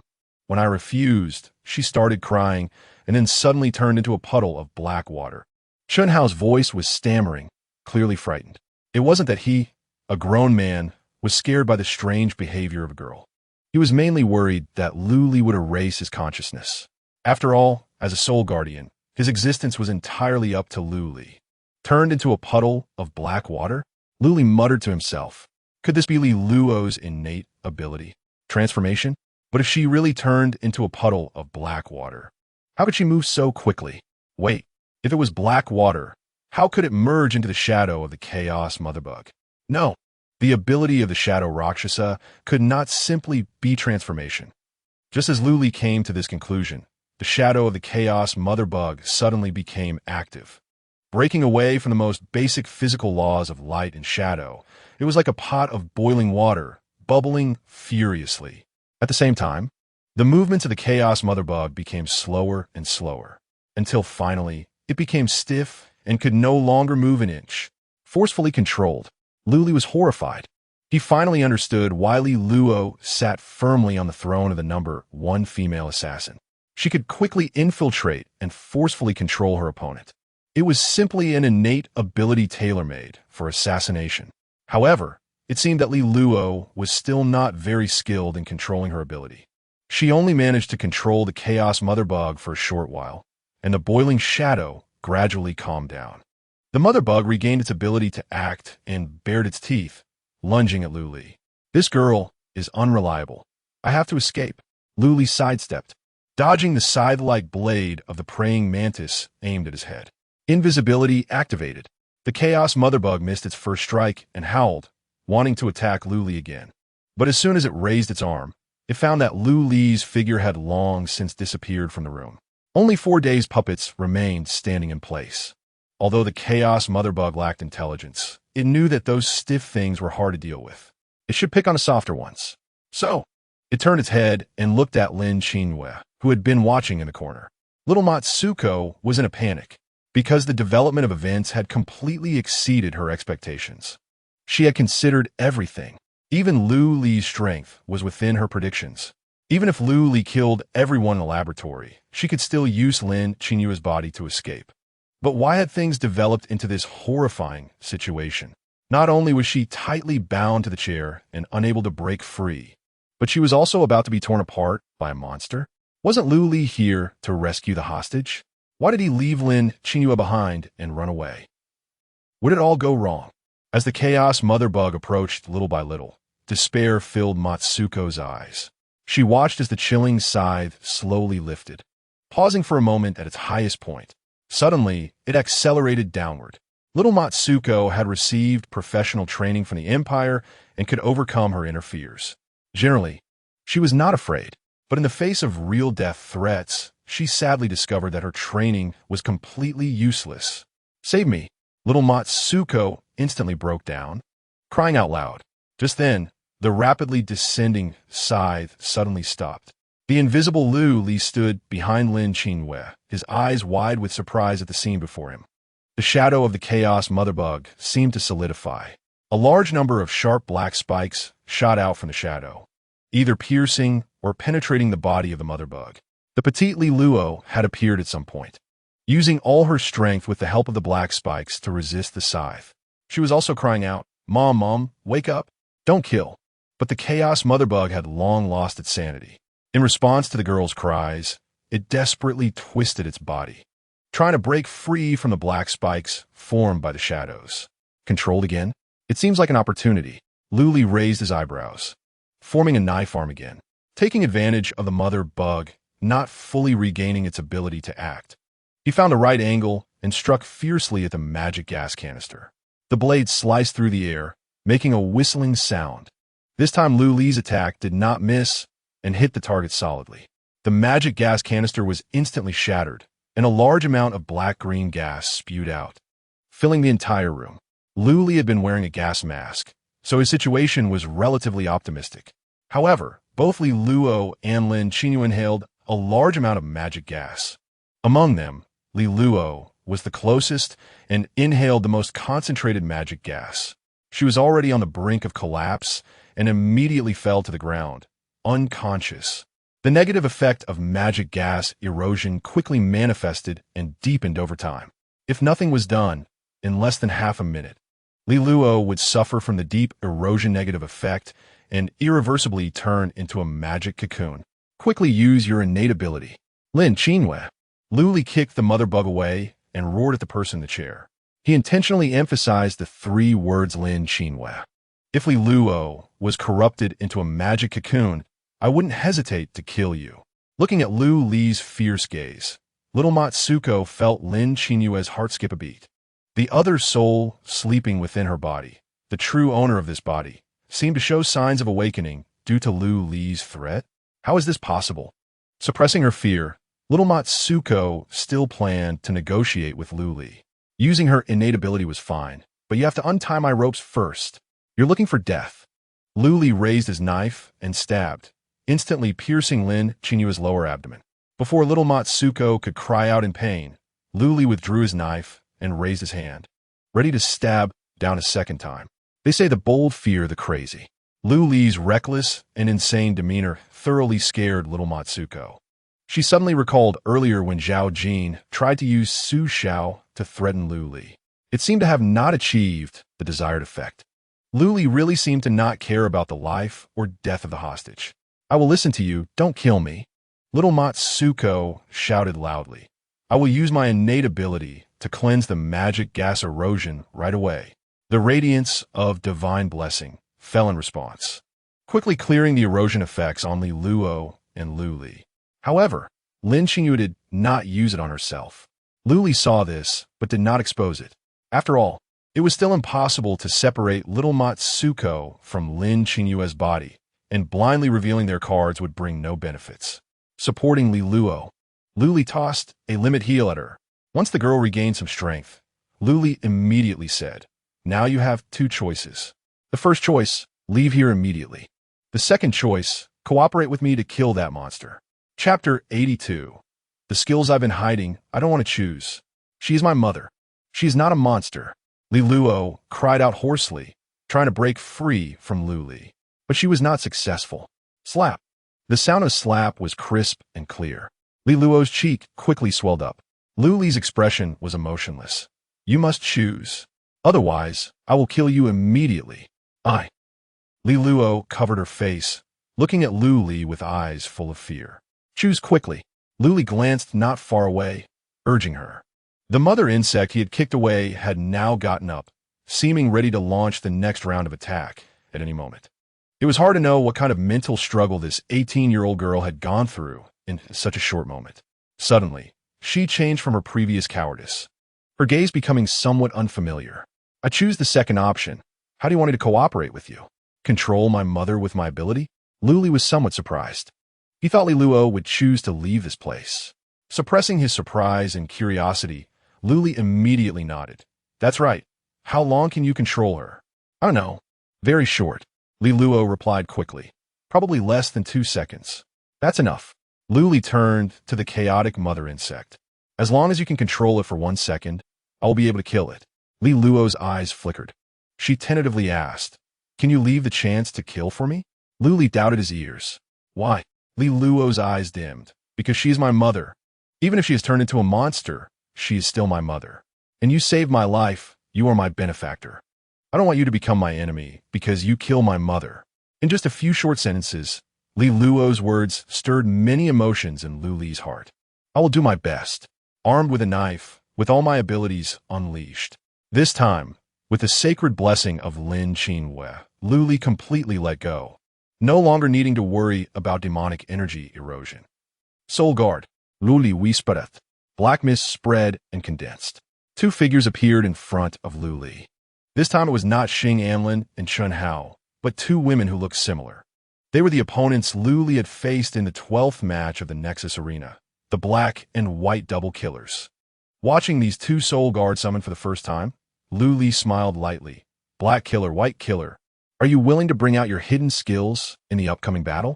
The black and white double killers exchanged glances, then knelt on one knee and spoke in unison, willing to serve our master.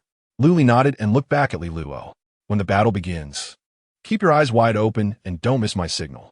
Li Luo, Wukai. It was as if they had already planned their tactics in advance. Luli and the black and white double killers attacked the chaotic mother insect together, with 4 puppet knife slaves assisting them. 7 figures took turns attacking, already able to fight the mother insect to a standstill. Li Luo stood in the corner, waiting for the signal to activate her ability. But Luli did not signal for a long time. As she waited, Li Luo began to zone out. It wasn't that she was distracted, but because she was mesmerized by Luli's battle. Those refined moves and crisp attacks seemed to directly imprint themselves in Li Luo's mind. After delivering a heavy blow to the mother insect, Luli quickly retreated, glancing over at Li Luo. Seeing the girl lost in thought, his guess was confirmed. Sure enough, the reason Li Luo was able to become the #1 female assassin in her previous life was not only due to her innate abilities. There was also that terrifying insight she herself wasn't even aware of. Just by watching the battle, she could easily enter a flow state. If developed and trained, the heights she could reach in the future were immeasurable. To allow Li Luo to stay in the flow state a little longer, Luli fought the chaotic mother insect for over 10 minutes. Only when his stamina ran out did he shout to Li Luo, "Now is the time. Use your ability to restrain it." The girl snapped back to reality and hurriedly activated her ability. Just as Chun Hao said, after activating her ability, Li Luo quickly transformed into a pool of black substance. But it wasn't black water. It was a shadow as thick as water.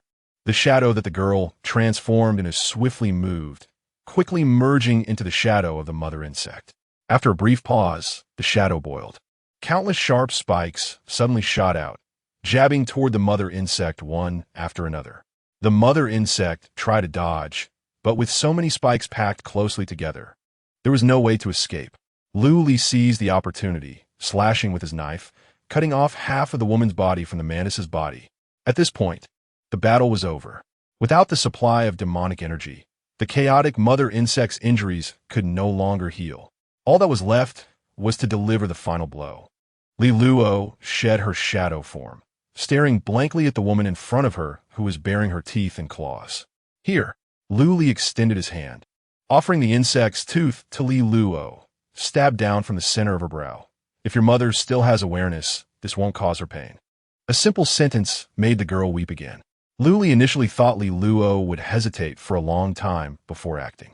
Unexpectedly, she simply took a deep breath and sent the insect's tooth into the woman's brow. Accurate, powerful. After this action, the girl knelt beside the corpse, lost in thought for a long time. Luli knew that Li Luo needed time, so he deliberately left her space and did not disturb her. After converting the chaotic mother insect's corpse into elemental crystals, Luli intended to enter the room to search for loot. However, before he could go in, Lin Qinyu suddenly shouted, "Luli, now that the danger is resolved, can you help me untie the rope?" The little dog's voice was loud and somewhat unusual, as if it was deliberately trying to attract attention. Luli frowned and turned around, just wanted to brush off the little dog. Suddenly, he caught a glimpse of a shadow, swiftly pouncing toward him. "I will kill you." Due to the close distance, there was no time to dodge.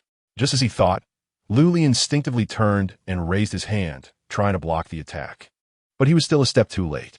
The sharp scalpel stabbed fiercely into his chest. In that moment, Luli could even see the triumphant smile on the attacker's face. However, the dull sound of the blade piercing flesh did not come. Instead, it was the crisp sound of metal clashing. Ding! What? The attacker's smile instantly froze, turning into disbelief. Before he could understand what was happening, Luli's heavy punch came crashing in. Crack!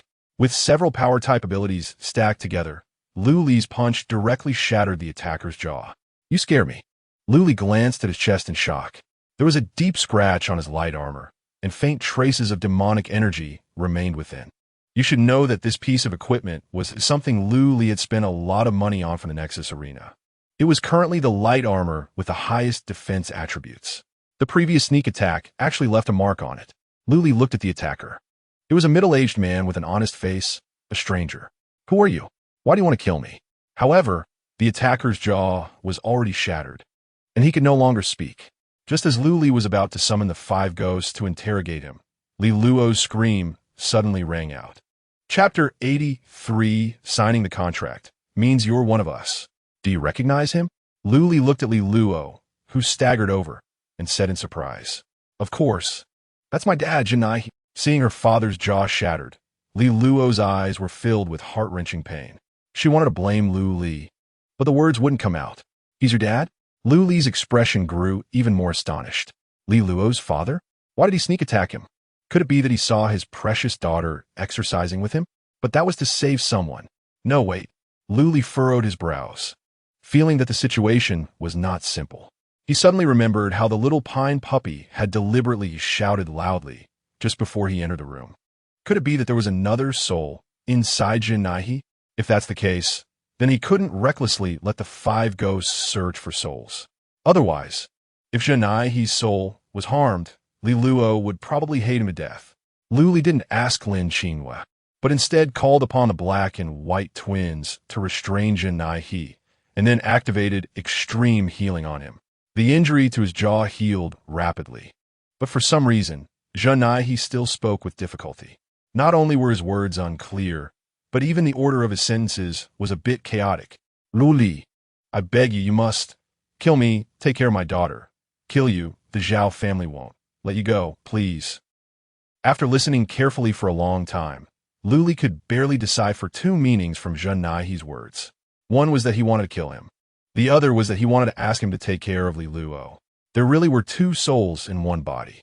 The one asking Lu Li to take care of Li Luo should be Janai, and the other, shouting that the Zhao family wouldn't let Lu Li go, could only be Zhao Jin. One was already enough of a headache, and now there was a second one. Lu Li felt very troubled. According to the energy charging standards of the demon Ta and I statue, separating the little pine puppy and Zhao Jin's souls would require at least sacrificing the pain of 20 people. Where could he find so many little idiots? Seeing Janai in such a chaotic state, Li Luo immediately realized the problem. The little blame she had towards Lu Li vanished completely. She nervously rubbed the bed sheet wrapped around her small face full of a pitiful expression. "Benefactor, what happened to my dad?" Lu Li hesitated. "It's a long story, but to prevent your dad from hurting himself, let's tie him up first." "Huh? Can we not tie him up?" Li Luo instinctively wanted to stop him, but when her gaze fell on Lu Li's chest, she swallowed the words halfway. Her father's sneak attack was indisputable. Lu Li didn't raise his hand to kill him, just restricted his actions, which was already very merciful. The black and white twins acted quickly and soon bound Janai securely, confirming that there were no further threats in the laboratory. Lu Li opened the chat interface and typed a message. Soon, Lin Qinfeng entered the laboratory with a group of Lin family members. Eliza was among them, and she brought some unexpected news that surprised Lu Li. She had been followed. Although the other party was very careful, they still couldn't escape the keen perception of the cat-eared girl. According to Eliza's description, it was a young man dressed like a special forces soldier. It was obvious that he was from A.O. Jean's side. Lu Li didn't mind A.O. Jean getting involved. On the contrary, Eliza exposing her whereabouts was something he had intentionally orchestrated. He had planned to fish for a willing participant. He didn't have high hopes. He just didn't expect that A.O. Jean's people would actually take the bait and follow closely behind. When did this big guy become so clever? He could actually guess that Eliza and I were on the same side. Lu Li muttered in his heart. However, since the other party had followed, he no longer needed to worry about the subsequent handling of matters here. It was enough to leave it to the professionals. Worried that Lin Qinfeng might not be able to keep an eye on Lin Qin, Lu Li specifically asked Eliza to follow them back to the Lin family. As for himself, he chose to head to the shelter first. Firstly, to explain to A.O. Jean properly. Secondly, to confirm whether Zhao Erwu had been killed. Although Li Luo wanted to follow Lu Li, she couldn't abandon her father. So she could only follow the main group back to the Lin family. Surrounded by strangers, Li Luo didn't dare to speak casually and could only quietly follow, like a pitiful little tail. The attentive Eliza quickly noticed this. She quietly approached the girl, took out a long coat, and handed it over. Here, it's not good to keep wrapped in a bedsheet. Put this on first. Li Luo stared at the clothes in front of her for a moment, hesitated for a long time before carefully accepting it, and thanked her. Eliza continued, "You don't have to be afraid. Lu Li is a very powerful master. Following him is definitely a wise choice." Li Luo felt it was strange, but for a moment she couldn't pinpoint what was wrong. She could only nod and quietly ask, "Did you also get saved by the benefactor's sister?" "Of course." Eliza proudly patted her chest. "If it weren't for Master Lu Li, I wouldn't have made it through the first gladiatorial match." Two soft mounds trembled continuously, making Li Luo dizzy. The girl looked down at her own. A bit self-conscious. Gladiatorial matches? That sounds so scary. Li Luo couldn't understand Eliza's second sentence either. However, it didn't prevent her from developing a good impression of Eliza. Although this cat-eared sister spoke a bit strangely, the kindness she exuded felt very genuine. This made Li Luo feel very safe. She wanted to continue this sense of security, so she tentatively asked, "Sister, can my dad and I follow you?" Eliza was taken aback by this and looked at Li Luo with some surprise. Seeing this, the girl thought she had asked something offensive and shrank her neck in fright, like a startled little rabbit. "If it's too much trouble, sister, just pretend I never said anything." "No." Eliza waved her hand and smiled.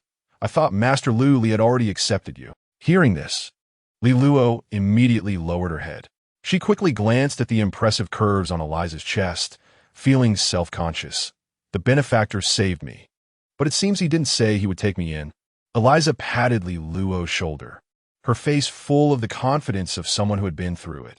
"You have to be proactive about these things. How can you wait for Master Lu Li to speak up? Wait, I'll help you ask Lin Mei to see if we can get another contract. Once you sign the contract, we'll all be one family. Is that so?" Li Luo's mood instantly brightened like the sun breaking through the rain. "Thank you, sister. All right, we've been chatting for so long, but I still don't know your name." Eliza suddenly remembered something and scratched her head a bit awkwardly. "If you want to sign a contract, you need to write down your name and drop a drop of contract blood for it to take effect." "My name is Li Luo," the girl replied obediently. Chapter 84. You Can't Be All Right. Lu Li was unaware that during the time he went alone to the shelter, his chief servant Eliza had already dealt with the future number 1 female assassin for him. Now he was just standing at the entrance of the shelter, with a headache as he looked at A.O. Jean across from him. Zhao Erwu, who had been beaten half to death, was lying on the ground, having lost the strength to cry out. If it weren't for the ability users in A.O. Jean's special team, who had healing abilities and were continuously applying healing effects, Zhao Erwu would have probably died a long time ago. "I thought you had run away. Come on, keep fighting," A.O. Jean shouted, looking as if he would charge over at any moment. Lu Li raised both hands in surrender. "I give up. I admit you're amazing. Is that okay?" "A.O. Jean, right? I'm Lu Li, the bizarre Lu Li. Nice to meet you." As he spoke, Lu Li quickly stepped forward, taking advantage of A.O. Jean's moment of surprise. He swiftly grabbed his hand and shook it. "No fight, no friendship. We're good friends from now on." A.O. Jean looked at his hand that had been shaken and then at the beaming Lu Li. He was dumbfounded. What was going on? Wasn't this kid very arrogant at first? He said something like, I don't like to casually get to know softies. If you want to introduce yourself, do it with your fists, not with your mouth. How did he seem like a different person after just a few hours? Was it because he saw Zhao Erwu's miserable state and got scared? Thinking of this, Ao Zhan's anger dissipated by more than half. Although Lu Li had punched him once, it was a bit embarrassing, but Lu Li's brother Zhao Erwu had also been beaten for several hours. Compared to that, Ao Zhan was still an advantage. That's right. This really fits the logic of no fight, no friendship. Having figured this out, Ao Zhan became friendly again. He not only held no grudge against Lu Li, but even felt a bit embarrassed. I got a bit carried away just now. I might have hit too hard. But don't worry, your brother's injuries are on me. I will make sure he fully recovers. Saying this, Ao Zhan pulled Zhao Erwu up from ground, seemingly wanting to reassure Lu Li. However, he didn't control his strength well and accidentally broke 2 more bones. Poor Zhao Erwu passed out from the pain. Hey, how did it break again? Sorry, Zhao Erwu, I didn't mean to. Seeing that Ao Zhan was really treating Zhao Erwu like a brother, Lu Li quickly explained, he's actually not my brother. What? Ao Zhan was once again dumbfounded. Don't joke with me. If he is not your brother, how could he last this long? Lu Li felt embarrassed and muttered to himself, you didn't even give him a chance to give up. Huh? What did you say? Ao Zhan looked confused. What I mean is this guy has been secretly colluding with Sakura. All the survivors in the shelter are actually preparatory expendables for the underground laboratory. Lu Li simply stated the facts. After all, Ao Zhan's men had followed Eliza and discovered the existence of the Sakura laboratory. Instead of waiting for them to waste manpower and time investigating, it was better to provide clues and direction directly. Who knows, his report might even earn him a reward. Having lived again, Lu Li naturally understood that the old order in Huaxia had not collapsed. It was just that various reasons prevented effective control of the situation. However, upon hearing Lu Li's report, Ao Zhan still looked completely bewildered. It wasn't until his subordinate whispered a few words in his ear that the general gradually began to understand. Oh, is that so? I see. What? That damn Sakura bastard is actually doing human experiments? An estimated 50 victims? Damn it.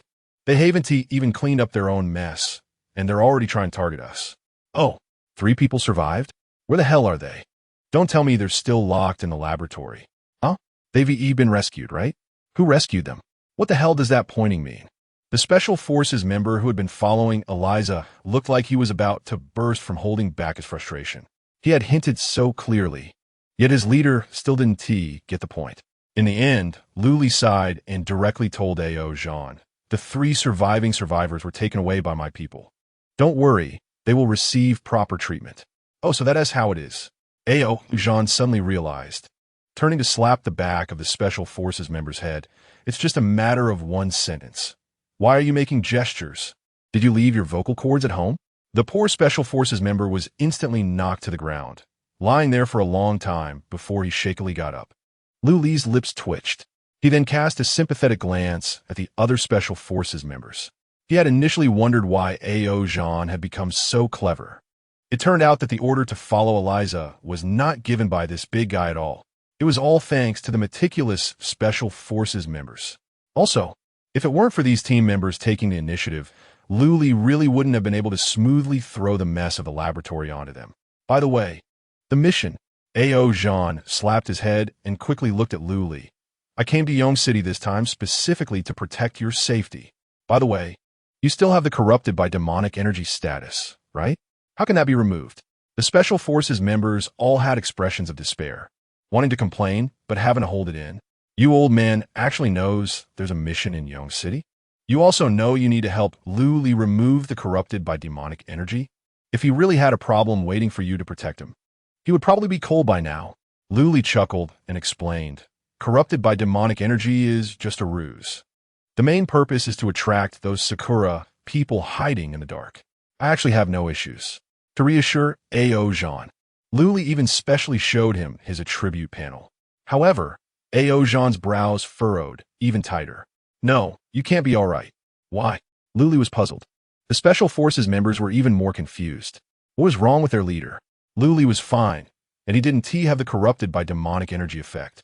Why was he determined to curse him with misfortune? What was this madness about?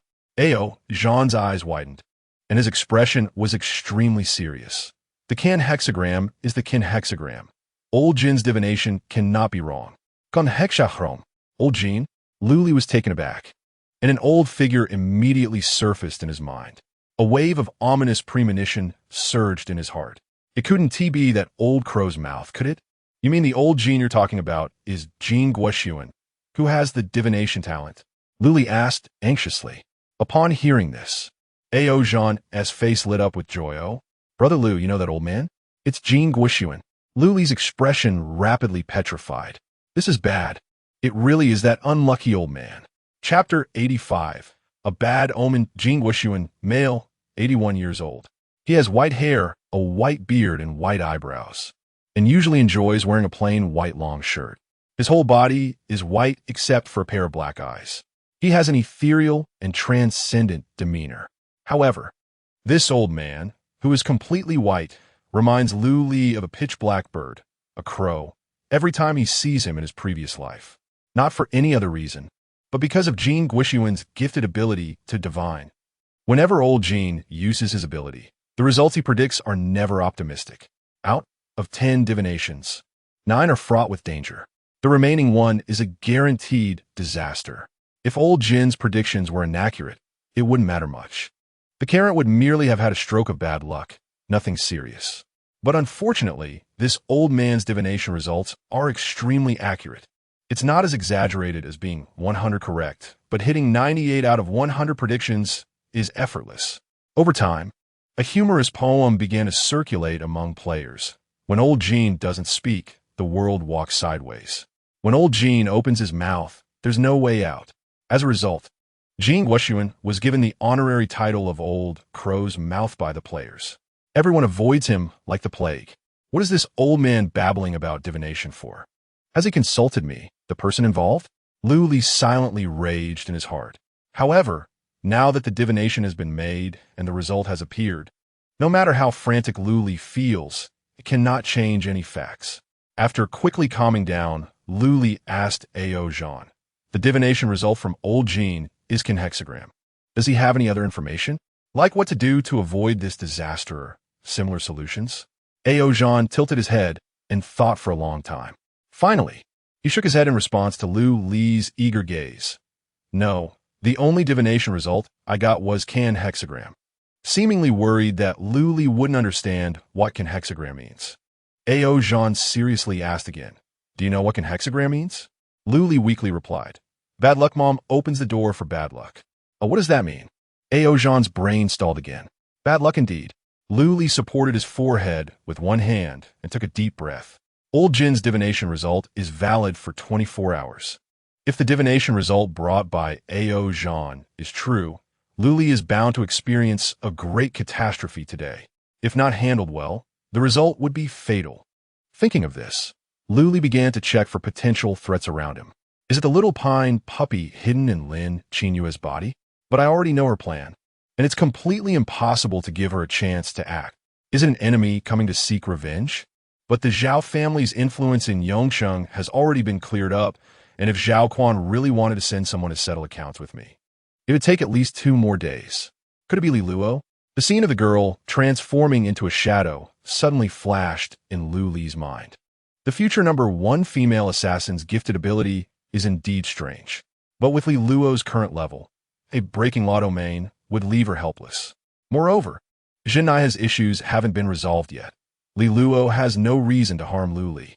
Who could possibly put me in a desperate situation? Lu Li thought for a while, but still couldn't find any clues. Just then, a sudden argument broke out in the distance. Lu Li looked up and found a large crowd gathered at the entrance of the shelter. A rough glance revealed 2 factions.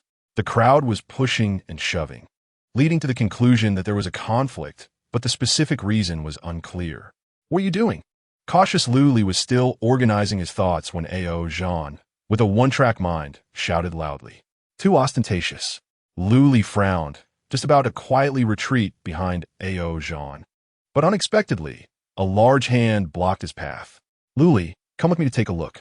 Ao Jean was smiling. casually throwing the half-dead Zhao Erwu to the Special Forces team. Lu Li's mouth twitched violently. I almost forgot this big fool has a habit of meddling in others' business. Brother Ao, I still don't have a clue about old Jin's divination result. How about?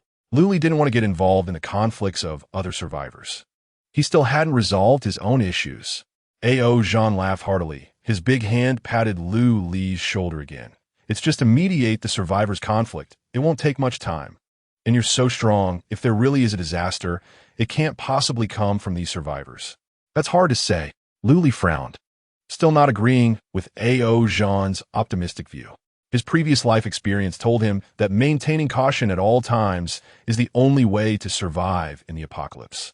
But Ao Zhan didn't give Lu Li the opportunity to stand by and watch. He extended his hand, directly hooking Lu Li's shoulder, and walked toward the crowd.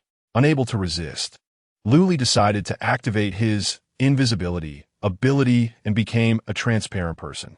When Ao Zhan rushed into the shelter and hung Zhao Erwu up for a beating, the survivors in the shelter were watching.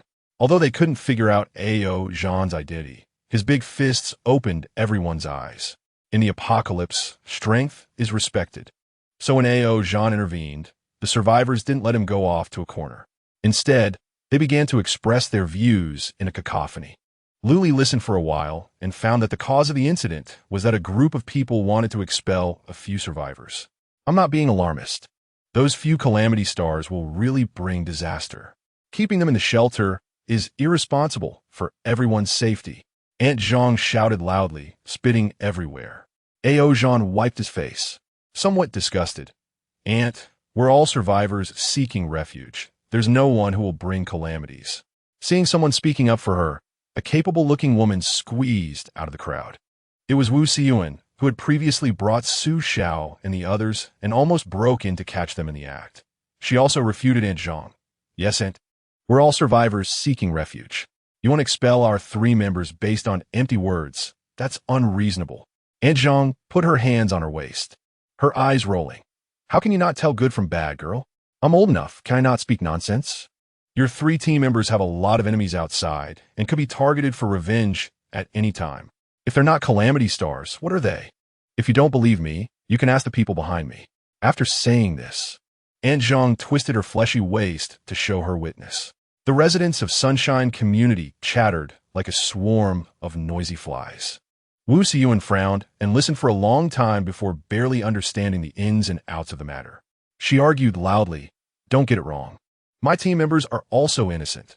They are not the targets of those people's revenge. The shelter is safe. I can guarantee it with my character." The crowd quieted down for a moment. Seeing this, Wu Xiyuan wanted to say something more. Just then, a beer bottle suddenly flew out and smashed against her head with a bang. Chapter 86. Disaster Star. What good is your personality? Can it guarantee the lives of everyone in the shelter? Crude insults echoed through the crowd. The sound of glass bottles shattering was like a rapidly burning fuse, igniting the already restless crowd. Conflict erupted in an instant. Due to the survival pressure of the apocalypse, all survivors harbored resentment, coupled with some people deliberately instigating. When the fighting started, it was a direct assault to the death. In less than half a minute, someone was already injured and bleeding. Ao Zhan noticed the situation was dire and quickly activated his innate ability, divine possession. With the giant spirit's phantom roaring in fury, he managed to calm the chaotic crowd. However, even so, many were still injured. The problem needed urgent resolution. Ao Zhan frowned and looked at Aunt Zhang and Wu Xiyuan. Where are those 3 disaster stars? Bring them out for me to see. Wu Xiyuan's brows furrowed, and her gaze towards Ao Zhan showed more disappointment. They're my teammates, not disaster stars. Ao Zhan looked awkward. I just said that casually. Let them out first. Wu Xiyuan kept a serious face and waved her hand behind her. The crowd parted, revealing 3 familiar faces. Lu Li was taken aback, a bitter smile appearing on his face in invisibility mode. The 3 disaster stars were none other than Su Xiao, Wang Chao, and Ma Han. Among them, Wang Chao and Ma Han had already activated their abilities, both glaring angrily at the crowd. Su Xiao, on the other hand, had her head lowered, resembling a child who had done something wrong. Wu Xiyuan put her arm around the girl's shoulder and quietly comforted her. Don't be afraid. Xiao Su, no matter the outcome, I will never abandon you. Su Xiao sighed sadly, whispering, Thank you, Sister Wu. It's my fault for dragging you down. Ao Zhan carefully examined the three, raising an eyebrow. Just these three young people? They're still high school students. How could they be disaster stars? Aunt, listen to me. Having them three in the shelter 1T bring disaster. Upon hearing this, Aunt Zhang's smug smile instantly vanished, and she started shouting again. How can a big guy like you say such brainless things? Ao Zhan's expression stiffened. They've already explained. These three were implicated and are not the targets of revenge at all. Aunt Zhang turned her head away. I don't care as long as they are here. That disaster star named Lu Li will come, and the safety of the shelter cannot be guaranteed. Wait, Lu Li. Ao Zhan suddenly came to his senses. The disaster star you were talking about is named Lu Li? Aunt Zhang and the survivors from Sunshine Community nodded in unison. Yes. That disaster star is named Lu Li. Brother Lu is not a disaster star. If it weren't for him back then, you would have died long ago. Wang Chao argued loudly. That's right. If it weren't for Wang Xuyan attracting trouble, everyone Wu and Ti have been in danger. Why don't you go after the perpetrator, but instead come to trouble us victims? Do you think we three are easy targets? Mahan also shouted defiantly. However, no matter how loud their voices were, they couldn't drown out the crowd. Su Xiao's expression grew even more sorrowful. She tugged at Wu Siyuan's sleeve, whispering, Sister Wu, let us forget it. This shelter doesn't welcome me. I should just leave. No, you three are already my teammates. I said I wouldn't give up on you. Wu Siyuan insisted. The members behind her echoed. That's right. Xiao Su, this is not your fault. If you listen to their nonsense and leave, you will truly become a disaster star. Xiao Su, don't go. Sister Wu, I say we just fight them. Yes. Let us beat them until they shut up. The atmosphere was tense, on the verge of another outbreak of conflict. But at that moment, a sudden voice broke the tense atmosphere. Hee, brother, did you hear? These people say you are a disaster star. Where's my brother? Ao Zhan looked around as if searching for someone. Aunt Zhang squinted her eyes, as if looking at a madman. You came here alone from the beginning. Where's your brother? No. Ao Zhan pointed at the air and then at himself. There's clearly someone next to me. Didn't you all see him? Aunt Zhang rolled her eyes and ignored Ao Zhan. She turned to the crowd and shouted, Everyone, let's South together drive these three disaster stars out. Get out. Get out. Get lost. Here, you are not welcome. A few impatient ones had already stepped forward, grabbing Su Xiao's clothes and dragging her out. The scene was chaotic. Ao Zhan wanted to stop it, but no one was willing to listen to him now. He also didn't want to use his abilities. After all, divine possession was too powerful, and if he accidentally injured an innocent, he wouldn't know how to explain it to the higher-ups. Wang Chao and Ma Han could resist. However, Su Xiao kept shouting for them not to fight back. The two could only passively defend, looking very awkward. Wang Chao unwillingly shouted, If Lu Li were here, would you still dare to be so arrogant? You just think we are easy to bully. Aunt Zhang sneered, coldly saying, Then why don't you call Lu Li here? If you bring him here, we won't dare to bully you anymore. As soon as her words fell, a low voice suddenly answered in Aunt Zhang's ear. I'm right here. Invisibility was lifted, and Lu Li looked at the stunned crowd with a smile that was not quite a smile. Aunt Zhang was so scared that her face turned pale, stammering and unable to speak. Why you? Yes, I'm Lu Li. Lu Li nodded. As if wanting Aunt Zhang to see more clearly, he deliberately leaned down, bringing his face closer.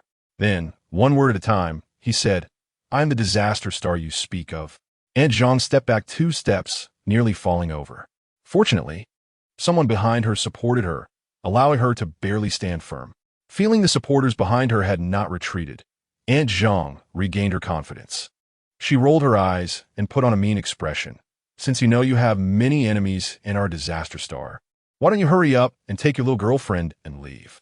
There are so many innocent civilians here. If you drag us down, how can you justify your actions? Justify my actions? Lu Li seemed to have heard a very funny joke and burst out laughing. Then your victim's guilt theory doesn't create sin? Let me be clear today. Su Xiao and the others have nothing to do with me, and my enemies will not come to the shelter. In fact, Luli originally wanted to say that the Zhao family forces in Yong City had already been mostly cleared out by him.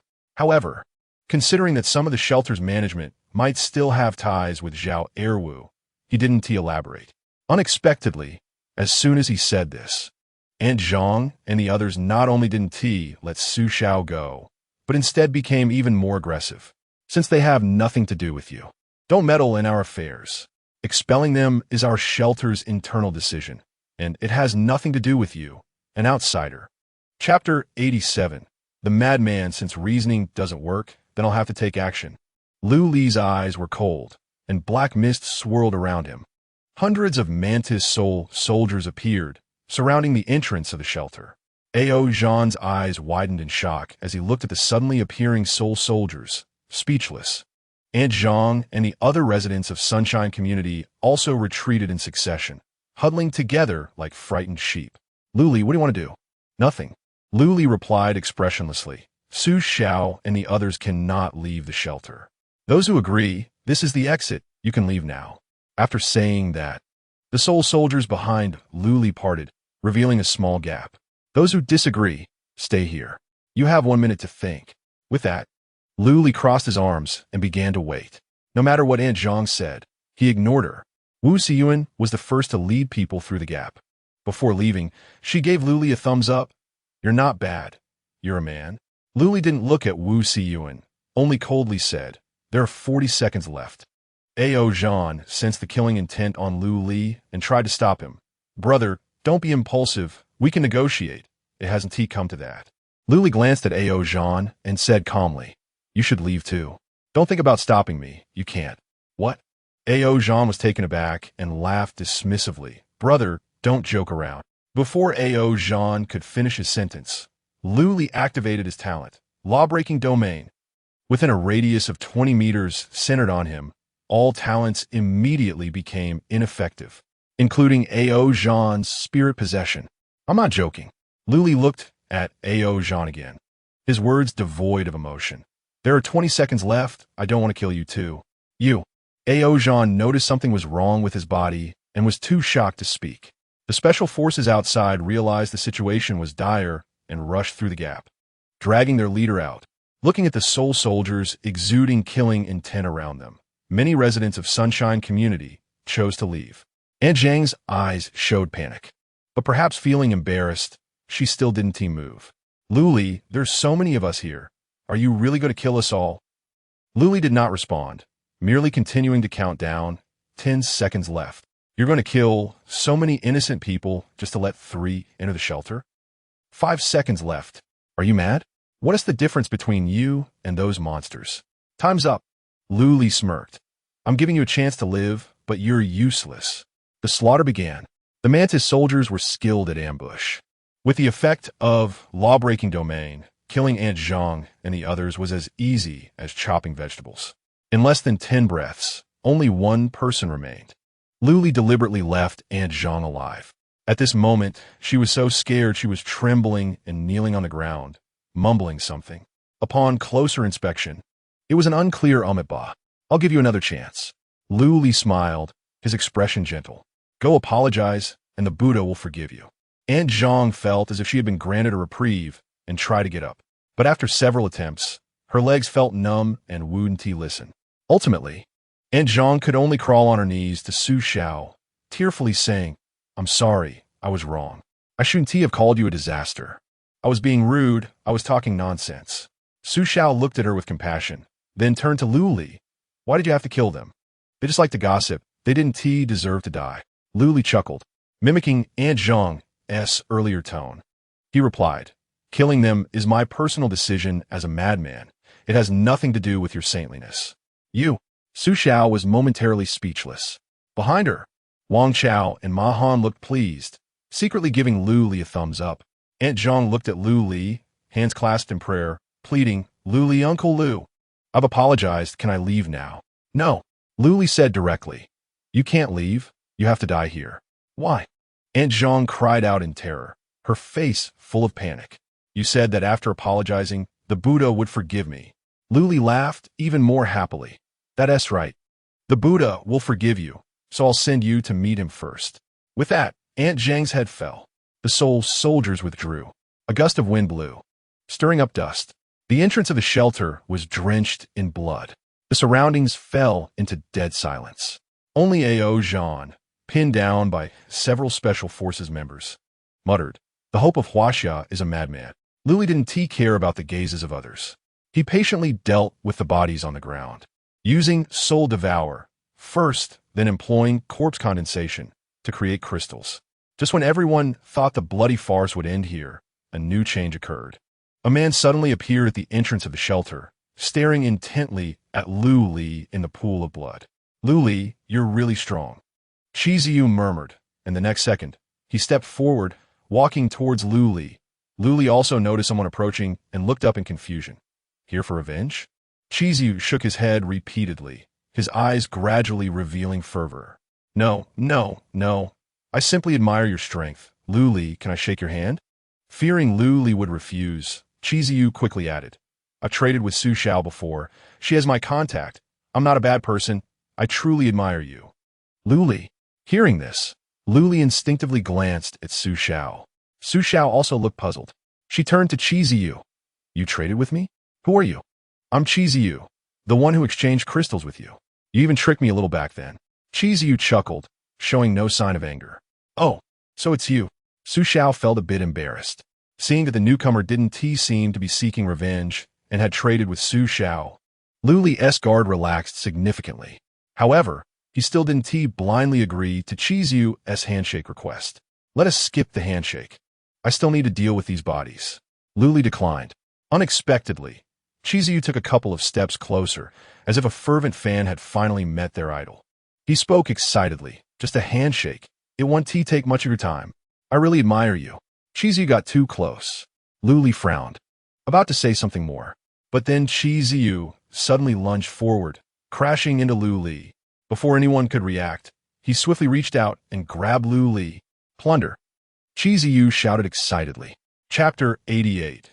Below the conch in an instant, Lu Li felt an unbearable pain in his palm, as if pierced by thousands of steel needles.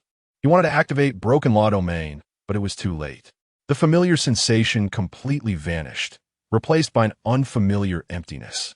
His talents were gone. All his talents had disappeared.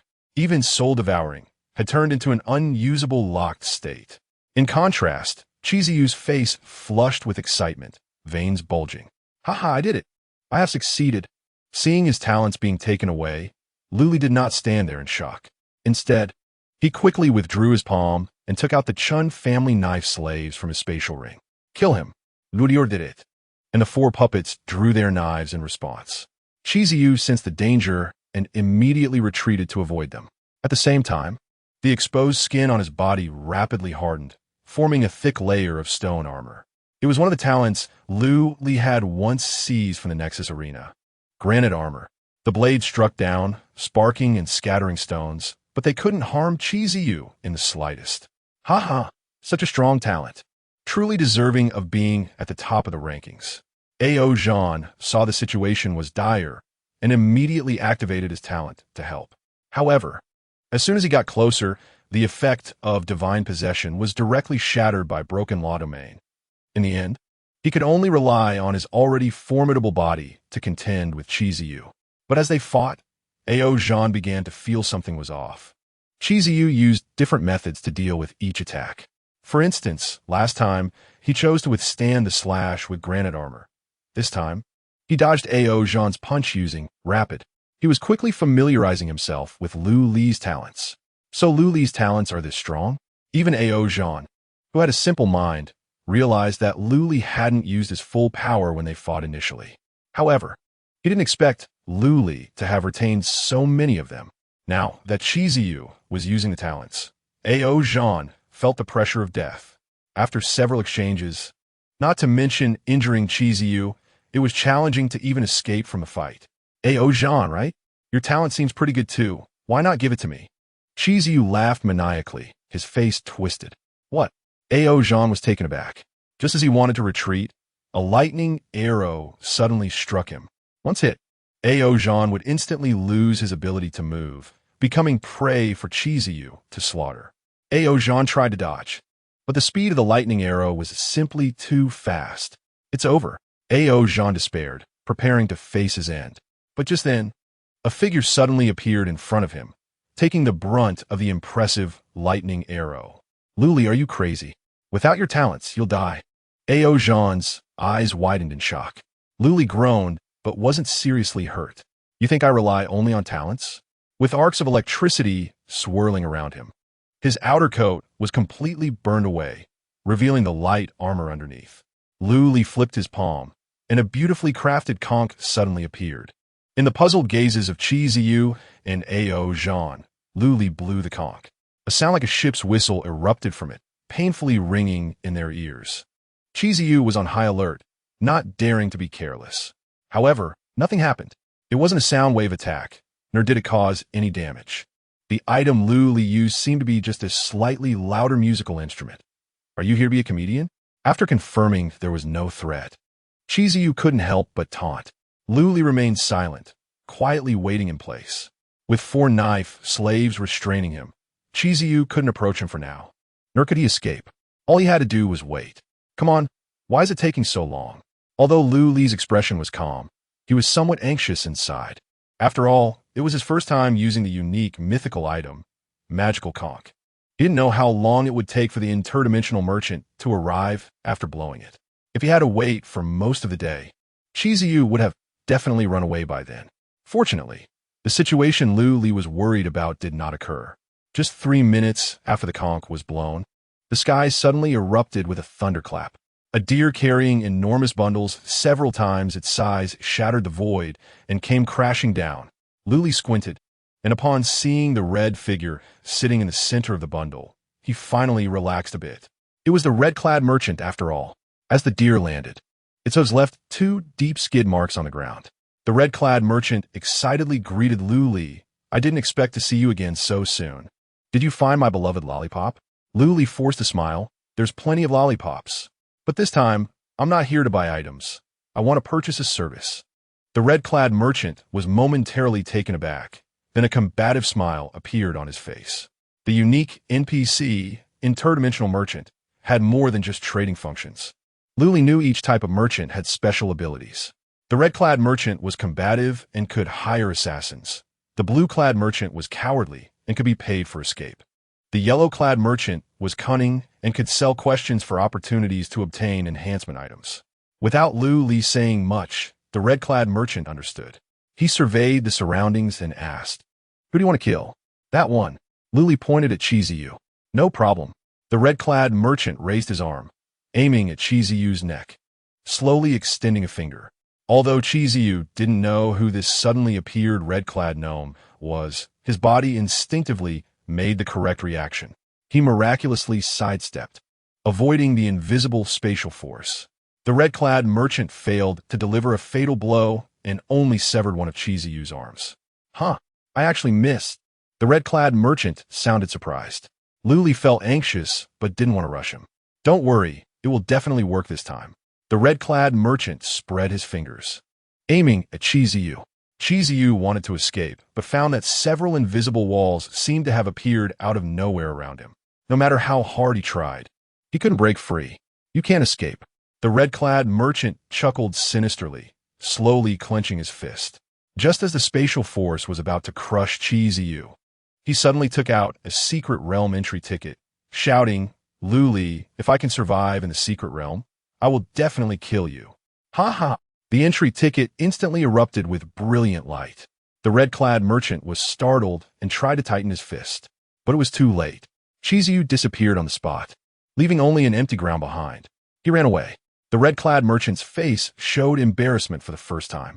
Luli hadn't expected that Chiziyu still had a secret realm entry ticket on him.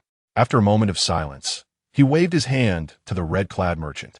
"It's okay. I didn't expect he had such a trump card." The red-clad merchant looked unwilling. "If it were any other secret realm entry ticket, I might have been able to interrupt, but it just had to be the rule's secret realm." Hearing this, Luli asked, "Can you tell what rule's secret realm he entered?" The red-clad merchant nodded. "Of course, it's the rule's secret realm, Fairy Tale Town." Chapter 89. Rule's Secret Realm, Fairy Tale Town? Luli's eyes lit up. It seemed he had a ticket to this secret realm, which he had previously purchased from a red-clothed traveling merchant. Moreover, as far as Luli knew, Fairy Tale Town was a medium-sized rural secret realm, and at least 2,000 people were needed to initiate the eerie tales. Chiziu had just entered, so he would probably have to wait a while. With this in mind, Luli immediately took out the entry ticket from his spatial ring. After thinking for a moment, he also took out a super lollipop and handed it to the red-clothed traveling merchant. "This is for me?" The red-clothed merchant looked puzzled. "But I haven't completed the service you asked for." Luli chuckled lightly. "Consider it a thank you for coming all this way. There's an old saying in Huaxia, even if the deal doesn't go through, friendship remains. If there's a chance, I look forward to our next transaction." The red-clothed merchant was taken aback for a moment, then grinned. "All right, next time we meet, I'll give you a discount."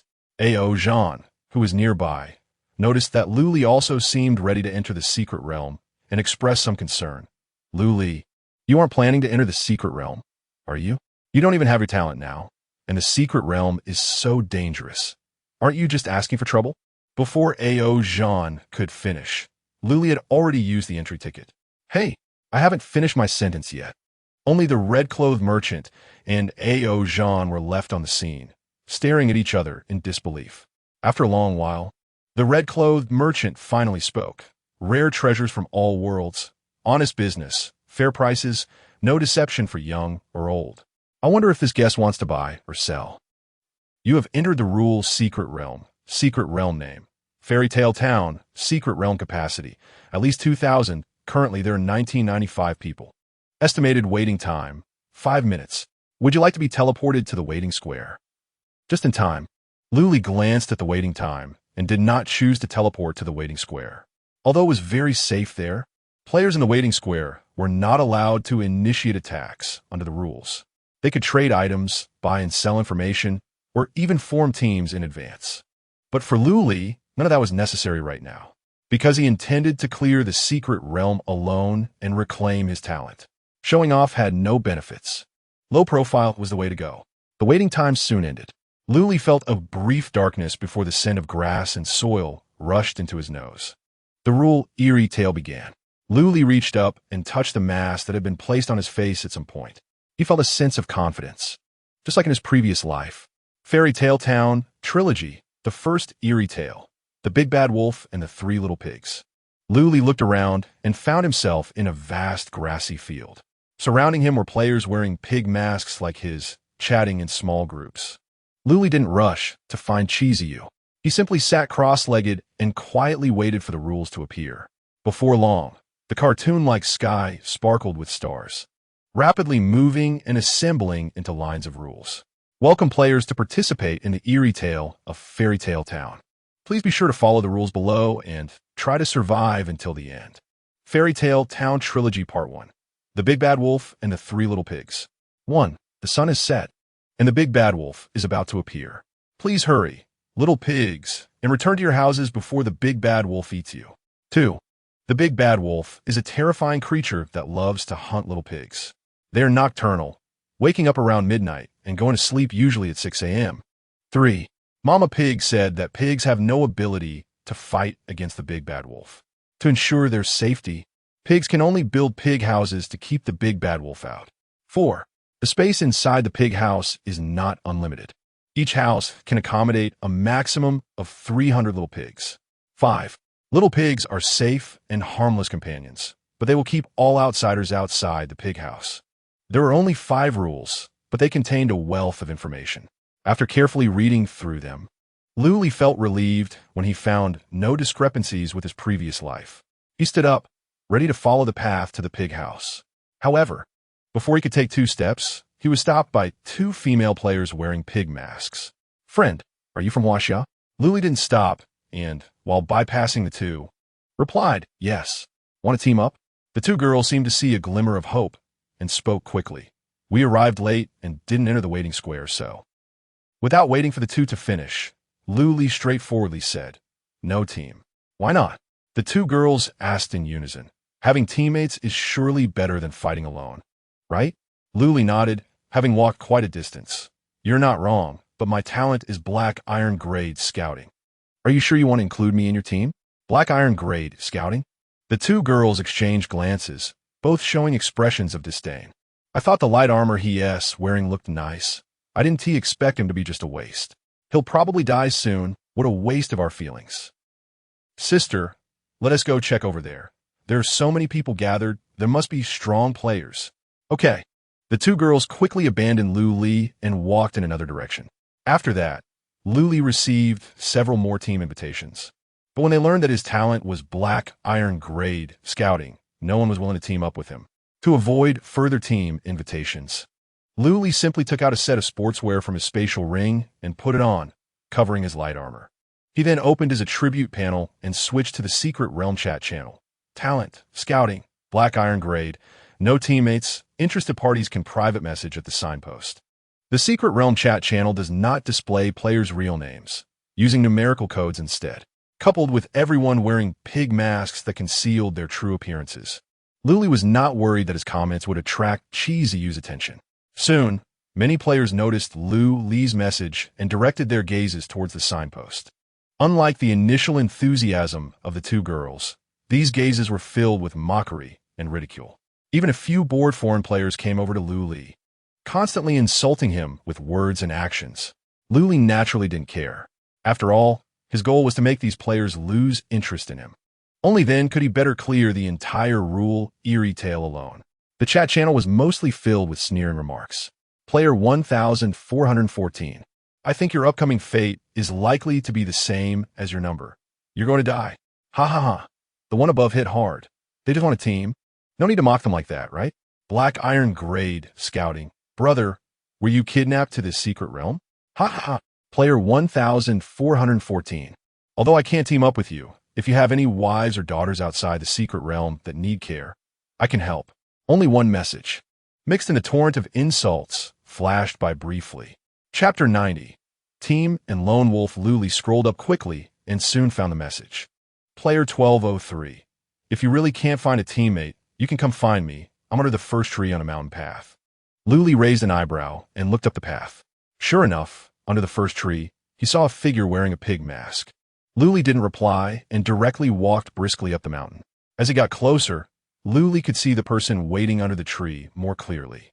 It was a tall blonde woman with particularly striking long legs. Even with Lu Li's 2 lifetimes of experience, he couldn't help but glance a little longer. Seeing Lu Li approach, the blonde woman asked in somewhat broken Chinese, "Are you player 1414? The black iron scout with no team?" Lu Li nodded. The blonde woman made an okay gesture. "Then we are teammates now." Lu Li was quite curious about the blonde woman's behavior. "I want to ask first, why did you choose to team up with me? You don't think a black iron quality scout can play an unexpected role in this rule's secret realm, do you?" The blonde woman took off the hair tie on her wrist and gathered her hair into a long ponytail. She replied, "Of course not. I'm just betting that you might be a little stronger than you look. Besides, I happen to have no teammates and need a helper." After saying that, the woman extended her right hand in front of Lu Li. "Let me introduce myself. My name is Nikita, Gambler Nikita." Looking at the hand in front of him, Lu Li shook his head and softly apologized. "Thank you for your kindness, but I actually don't want to team up. I'm really sorry." After saying that, Lu Li continued walking forward. Nikita stood there stunned, momentarily forgetting to retract her right hand. It wasn't until Lu Li's figure disappeared into the woods that she seemed to come to her senses, murmuring, "Do you really not want to team up? What a strange man." Just as Lu Li was walking up the mountain, the players on the grass also set off one after another. The fairy tale of the Big Bad Wolf and the 3 Little Pigs was well known among most players. Even if some hadn't heard of it, their teammates had briefed them on it. The main content of the story is that Mama Pig raised 3 little pigs and let them each build a house to fend off the Big Bad Wolf. Among them, Piggy 1 chose to build a house of straw, taking only 1 day. Piggy 2 chose to build a house of sticks, taking 2 days. While Piggy 3 was the most practical, choosing to build a house of bricks and cement, working hard for a full 20 days to finish it.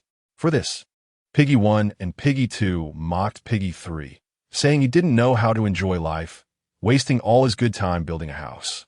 Piggy 3 ignored this and just focused on building. In the end, when the Big Bad Wolf came, it blew down Piggy 1's straw house and crashed through Piggy 2's stick house. When it got to Piggy 3's brick house, The big bad wolf was immediately stumped because it was simply too sturdy. The fairy tale itself aims to convey the lesson of not taking things lightly for the sake of simplicity and convenience. However, in the rule's secret realm, the situation might be different. According to the 5 rules provided by the secret realm, we should quickly head to the pig house and not think about confronting the big bad wolf. A bald man spoke up. He was dressed in an exquisite suit and wore leather shoes, looking like a professor from some university. Professor Huang was right. According to rules 1, 2, and 3, entering the pig house is our only survival option. Moreover, we can't enter Piggy 1 and Piggy 2's houses.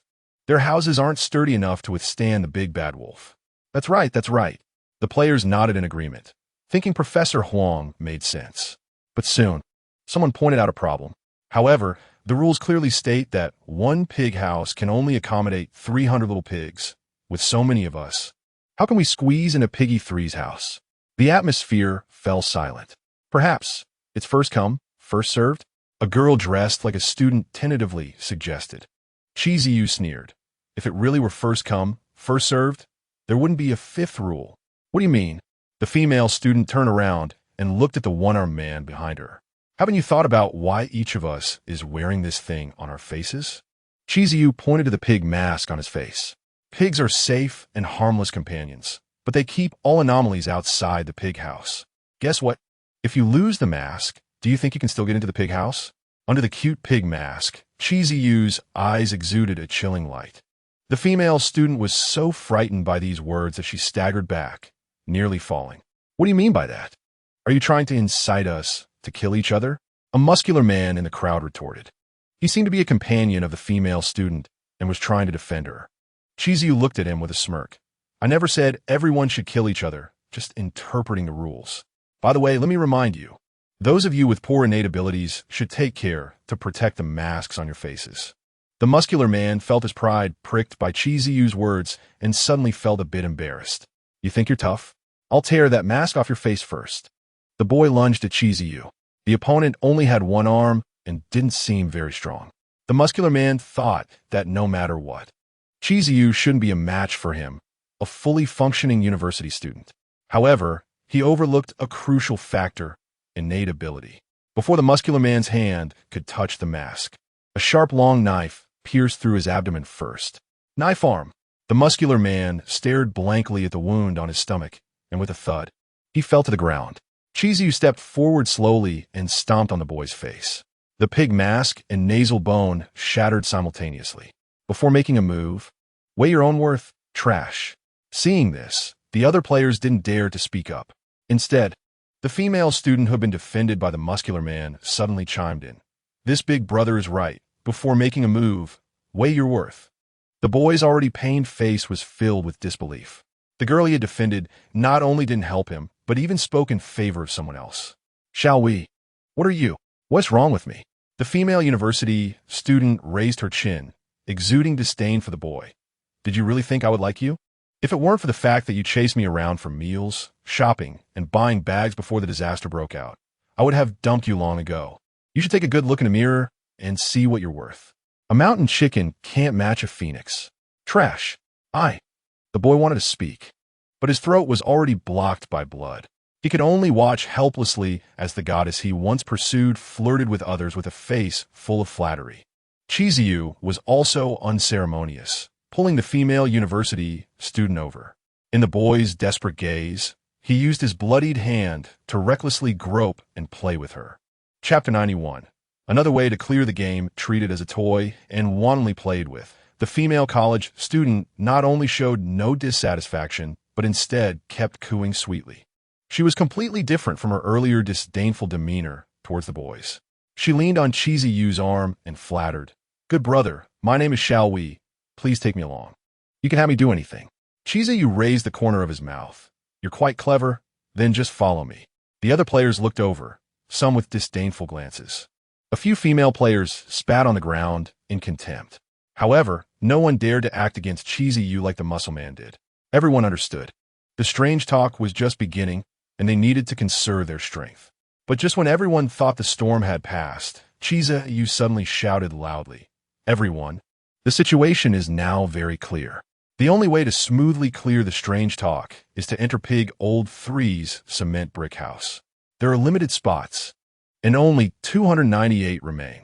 If you want to sign up, act quickly. After speaking, Cheesy U's smile grew even wider. The curve of his lips even exceeded that of the pig mask, looking exceptionally arrogant. Who do you think you are to decide everyone's life and death? Do you really think that just because you killed one person, everyone will be afraid of you? Cheesy U looked at the person who shouted back, retorting, "Aren't you all afraid? Of course. Your talent ability is just turning your arm into a knife. You can kill one, but can you kill us all?" The shouter raised his arms high, trying to stir up the crowd's anger. But before he could finish, a lightning arrow hit him squarely in the face. The shouter flew back and crashed hard against a tree trunk. Who told you my talent is just one? Surrounded by red mist, Cheesy U's speed suddenly increased. Mountain Shaking was activated. With immense strength, he stomped down and shattered the shouter's leg bone. Cheesy U did not kill directly, but allowed the victim to scream in pain. He kept grinding his toes, looking at the crowd with a condescending gaze. Now, are you all afraid? The players' expressions changed simultaneously. If you're still not afraid, I have this. As soon as Cheesy U's voice fell, a large amount of black mist emanated from him. Hundreds of Mantis Soul soldiers appeared, glaring hungrily at the crowd. At this point, the players were completely subdued. Cheesy U really had the ability to kill everyone. Big shot. I want to sign up. Big shot. I don't want to die. Please take me with you. The crowd instantly became restless. Cheesy U pressed down his palm, signaling everyone to be quiet. Then he slowly said, "If you want to sign up, young and beautiful ladies first." As soon as this was said, many male players froze in place. But they could only suppress their dissatisfaction and dared not voice it. A few players, realizing they had no hope of joining Cheesy U, simply left the main group early and headed up the mountain. Cheesy U did not stop them. In his eyes, these people were like ants that could be crushed at any time, not worth his attention. The 300 spots were quickly filled. It consisted of Cheesy U and 299 remaining young and beautiful female players. Nevertheless, many female players were still excluded. At this moment, they were surrounding Cheesy U, begging desperately. Some even stripped off their clothes on the spot to compete for a spot. The scene was indecent. Cheesy U did not stop them. After all, his goal was to use these female players to strengthen himself. Collecting Een to supplement Yang was activated. Cheesy U swam like a fish, indulging in the ocean of beauty. Meanwhile, Luli, who had set off early, had already passed the first 2 pig houses and found the 3rd pig house. Looking at the sturdy house made of bricks and cement, Luli had no intention of going inside. Memories flooded his mind. In his previous life, he had successfully avoided the big bad wolf's attack in this house and cleared the first rule strange talk. Back then, Luli thought like everyone else that hiding in Pig Old 3's house was the safest option. But that was not the case. The strange talk the big bad wolf and the 3 little pigs had another way to clear it. Find the 4th pig house. The clue was hidden in the 3rd rule. Pig Mama said that pigs have no ability to resist the big bad wolf. To ensure their safety, pigs can only build pig houses to keep the big bad wolf outside. The 3 little pigs could build pig houses to ensure their safety. Pig Mama could do the same. Most players would never think of this, all crowding to grab the 3rd pig house. Little did they know that the 4th pig house, hidden at the end of the small path, was the safest safe zone. The only thing to note was that they had to arrive before midnight. Lily set off early, with plenty of time to spare. Only Pig Mama's pig house was suitable for someone like him, who had no talent abilities, a little pig. Seeing that no one was around, Lily did not linger. He continued up the mountain along the small path. Not long after Luli ascended the mountain, the grass by the path rustled, and a blonde woman suddenly emerged. Nikita looked at the pig house by the road, then at the direction Luli had disappeared, confused. Why doesn't 1414 enter the 3rd pig house, but continues to go up the mountain? Did he not understand the background story of the 3 little pigs? After thinking for a moment, Nikita felt it was unlikely. If the 1414 player really didn't know the background story of the 3 little pigs, he would have chosen to follow the main group instead of venturing alone. Could there be another way to clear the game? Nikita opened her data panel to check the time in the secret realm. There was still an hour until midnight. I could take a gamble. I'll follow and see. What if 1414 really finds another way to clear it? I won't need to compete with other players for the house. Perhaps I could even get a special reward. With this thought, the gambling urge took over, and Nikita did not hesitate to follow along with her long legs. After passing the third pig house, the path up the mountain became much narrower. The lush weeds almost covered the path, as if no one had walked here for a long time. If it weren't for Nikita following closely, occasionally catching sight of Lily's back, she might have given up long ago. But the further she went up, the more anxious Nikita felt, because the vegetation along the way grew denser. It was dim and silent. A sense of deviating from the main path arose. After following for nearly half an hour, Nikita decided to give up. I can't keep messing around with him. I need to go back. At this moment, if she returned the same way, she could still reach Pig Old Three's house before midnight. But just as Nikita prepared to turn back, she suddenly realized something was wrong. She couldn't find the way back. The vegetation was too dense. The path down the mountain was gone. Nikita's heart sank to the bottom, looking further up the mountain. Lily's figure had also disappeared. A terrifying thought emerged in Nikita's mind. She was lost in a Rule's secret realm where terrifying monsters were about to appear. Chapter 92, The Fourth Pigsty, What to Do. The surroundings were silent, and Nikita could even hear her heart pounding. A huge sense of helplessness instantly enveloped her. At this moment, Nikita deeply regretted her reckless decision. Is anyone there? Nikita tried to shout. No one responded. That Black Iron Scout, I can't find my way. Can you come help me? Nikita shouted with all her might. But still, there was no response. It was as if she was the only player left on the entire mountain. Right, the data panel. I can send a message to 1414 in the secret chat interface. It felt like she had grasped a lifeline. Nikita quickly opened the chat interface and sent a private message to Luli. 1414, I apologize for my stalking behavior, but I am lost now. Can you come help me? The message was sent, but it felt like a stone sinking into the sea.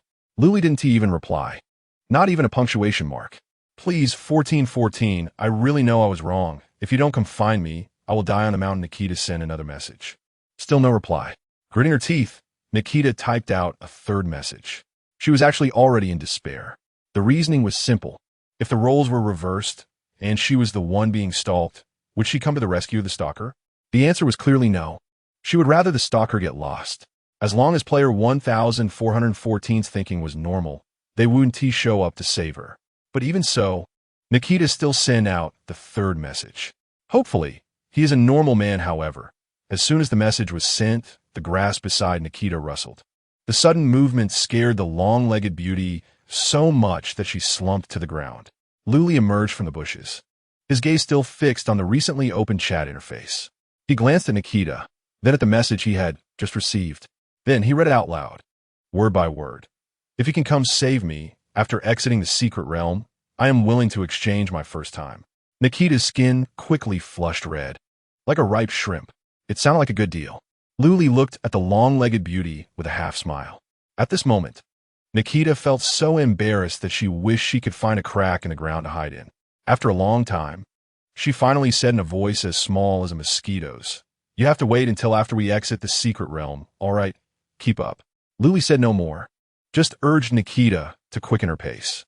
The reason Luli turned back to save this long-legged beauty was mainly due to his concern that she would attract other players.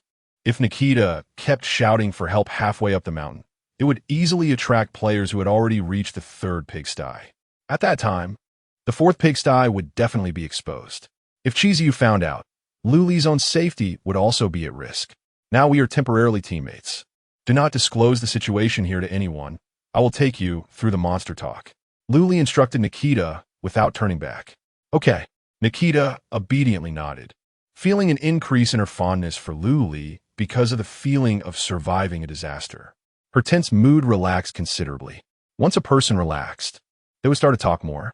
Since we are now teammates, you should tell me your name, right? No need. Just call me by my number, 1414. Oh, then 1414. Where are we going now? The fourth pigsty. Aren't there only 3 pigsties? You'll know when we get there. Oh, all right, why don't you just tell me your name? I already told you my name is Nikita. Say it. I really don't want to give my first time to a man whose name I don't even know. Luli stopped in his tracks, looking at Nikita with an obviously annoyed expression. My name is Guangguai. From now on, shut your mouth, or I will throw you in the mountain. All right, Mr. Guangguai. Nikita made a zipping motion at her mouth and indeed stopped talking. There were 5 minutes left until midnight. Luli and Nikita finally arrived at the fourth pigsty. Unlike the previous 3 pigsties, the fourth pigsty was not built from traditional materials. It was not made of thatch and branches, nor bricks and cement. Instead, it was constructed from thick bones.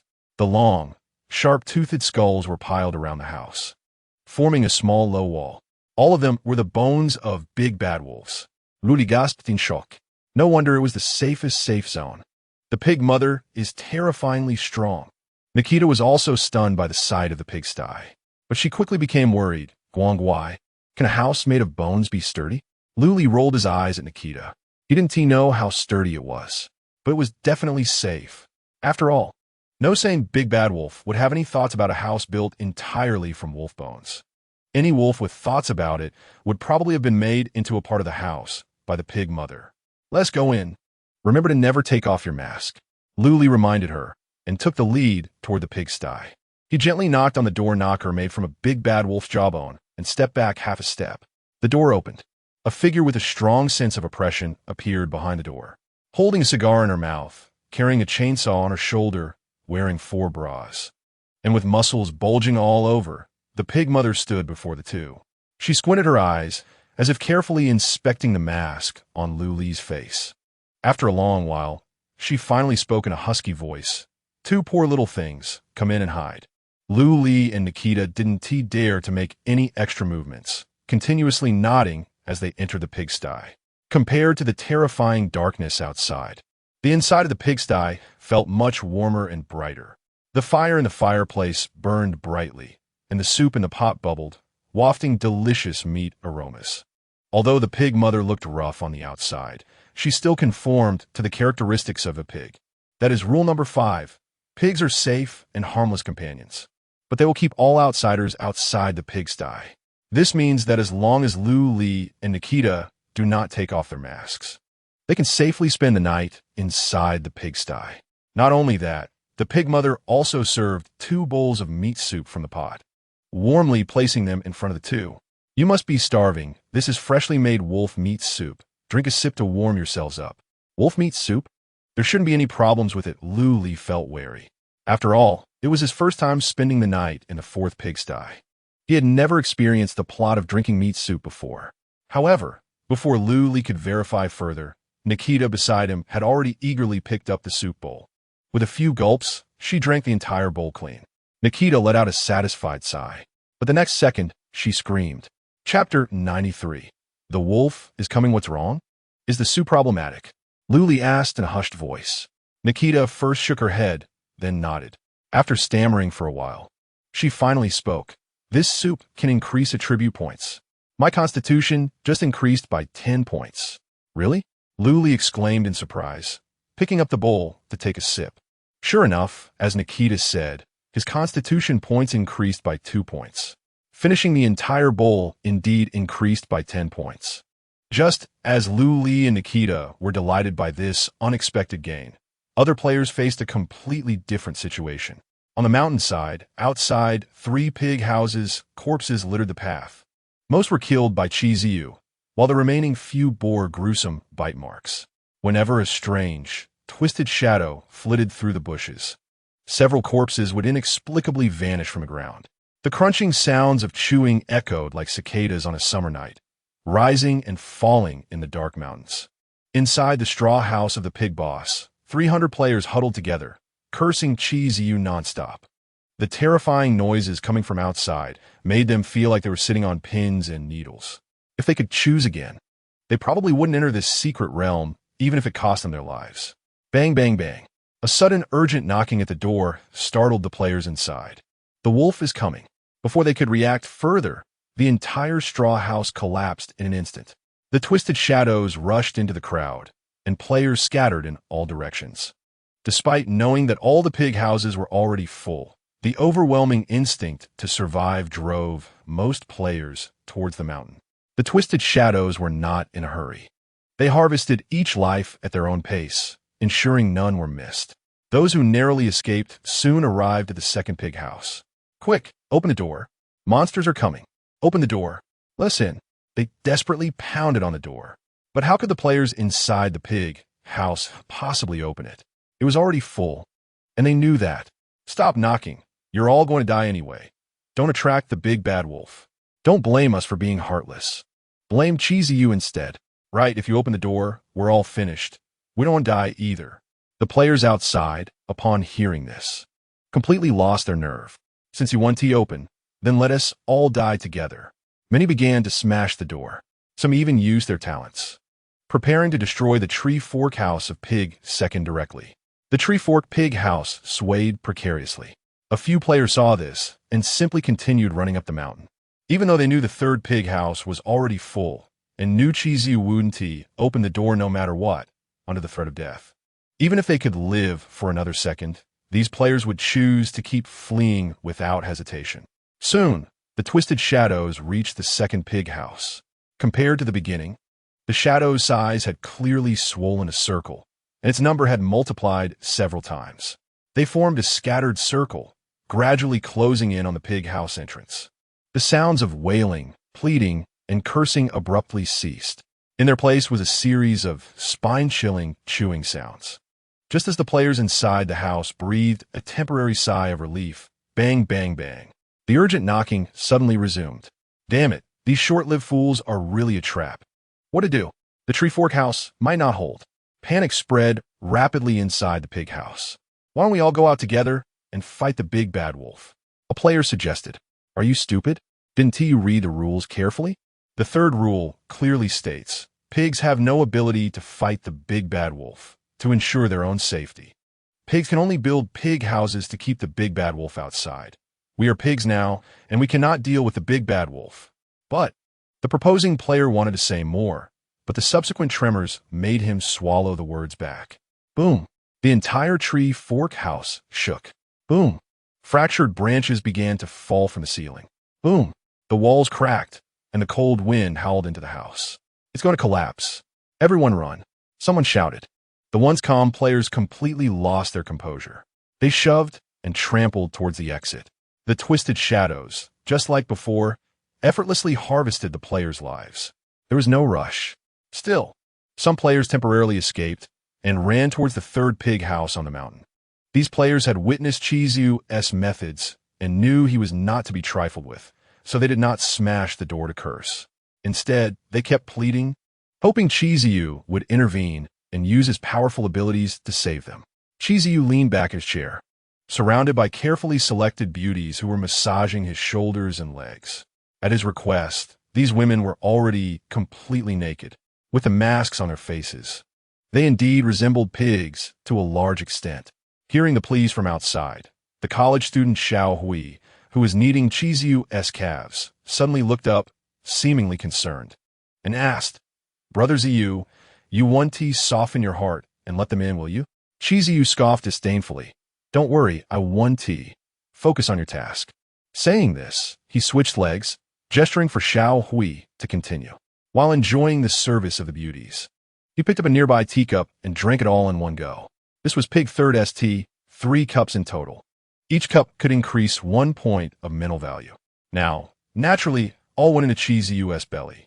After finishing, Chizu casually tossed the teacup aside. Immediately, many female players scrambled to grab it, even fighting each other. They stuck out their tongues, trying to lick up the remaining tea as much as possible. Watching the scene of everyone fighting, Chizu couldn't help but feel a surge of pride inside. Being powerful is just great. So what if Lu Li is first on the level leaderboard? In the end, he was still robbed of his talent. Although it cost him an arm, what he gained was an experience of life that felt like a cheat. Worth it. I wonder what Lu Li is doing now, probably hiding in some corner crying, hee hee. The combination of inner swelling and the comfort from the massages made Chizu shiver involuntarily. So comfortable. Xiao Hui rubbed her sore wrist and looked up again. Brother Ziyu, I just had a sudden thought. In a good mood, Chizu glanced at the college student and casually replied, What thought? The third rule. Xiao Hui said thoughtfully, Since we were masked to be considered pigs and enter the pig house, does that mean that once we take off the masks, we can fight the big bad wolf? What do you mean? Chizu frowned. Do you want me to take off the mask and save the players outside? Of course not. Xiao Hui shook her head vigorously. Those lives are worthless. Not worth you taking action, Brother Ziyu. What I mean is, if we can kill the big bad wolf and obtain wolf meat, Brother Ziyu's power can further advance. Chapter 94. New clue indeed. Chi Ziyu relaxed his frown. I heard from Pig Old 3 that his mother once made wolf meat soup for him. It seems that wolf meat is similar to Pig Old 3's tea leaves, which can increase attribute points. Speaking of this, the players in the room thought Chi Ziyu was about to take action. However, unexpectedly, he changed his tone, and his whole face sank. But what if taking off the mask still doesn't hurt the big bad wolf? Chi Ziyu suddenly made his move, gripping Xiao Hui's neck. Are you trying to scheme against me? To get me killed for nothing? Xiao Hui hurriedly shook her head. No. Brother Ziyu, I have a way to verify this guess without you having to try it personally. Chi Ziyu tossed Xiao Hui to the ground with one hand and coldly snorted. Speak. If you can't say it, I'll kill you immediately. It's no wonder Chi Ziyu reacted strongly. He was inherently timid. After gaining Lu Li's powerful talent, his strength skyrocketed too quickly, making Chi Ziyu instinctively feel insecure. So he would get very nervous at the slightest disturbance. Xiao Hui coughed for a while before speaking. Let the players outside take off their masks. They can't enter the house anyway. As long as there is a way to survive, they will definitely try. I have to say, Xiao Hui's method is indeed clever. Just by using her words, she could take the lives of others to verify the guess. If the guess was wrong, Chi Ziyu and the others would stay in the pigsty without any loss. Let us do it your way. Chi Ziyu thought for a moment and nodded. Xiao Hui quickly squeezed towards the door and shouted to the players outside. If you take off your masks, you might be able to hurt the big bad wolf. Let us work together. Maybe we can kill the big bad wolf. The players outside initially didn't plan to listen, but when shadows closed in, they had no choice. Damn it, we're going to die anyway. Let us fight. Someone tore off the mask from their face. Soon, shouts of surprise rang out. Wow, this method really works. After I took off the mask, those shadows all turned into tangible wolves. The attacks are effective. I pushed back the big bad wolf. I killed one. The big bad wolf can be killed. Everyone, let us go together and kill all the wolves, and we can survive. The players in desperate circumstances saw hope, and their fighting spirit soared. Unfortunately, the number of big bad wolves was too many. Even if the players outside exerted 120% of their strength, they still couldn't compete. The number of players dwindled. At that moment, the door of the pigsty suddenly opened. Chi Ziyu, surrounded by black mist, strode out and gently removed the mask from his face. Let me save you, you bunch of useless trash. Mama Pig saw that Lu Li and Nikita had finished the soup and asked, How is it? Doesn't the soup taste good? Lu Li and Nikita nodded repeatedly. It's already past 12, and it's unlikely that any little pigs will come over. If you like this soup, you can drink it all, Mama Pig said. Really? Lu Li and Nikita's eyes brightened even more. Of course. Mama Pig was puffing on her cigar, looking very relaxed. But Mama doesn't like little piglets who gain without working for it. If you have something to exchange, Mama would be very happy. I wonder what Mama likes. Lu Li asked tentatively. Although he didn't have many items in hand, it was not a small amount compared to regular players. Exchanging items for a soup that could permanently increase constitution points was a deal worth discussing. Mama Pig pondered for a moment, looking a bit troubled. Mama is very easygoing. Anything is fine. If it's food, that is even better. The more delicious the food, the better. By the end, Mama Pig's mouth was watering. Food. Lu Li and Nikita were both taken aback. The former was overwhelmed by the abundance of food in his space ring, unsure of what to choose. The latter, however, had brought no food at all, only half a pack of leftover red sausage. We can share the soup, half for each, and take out food to exchange.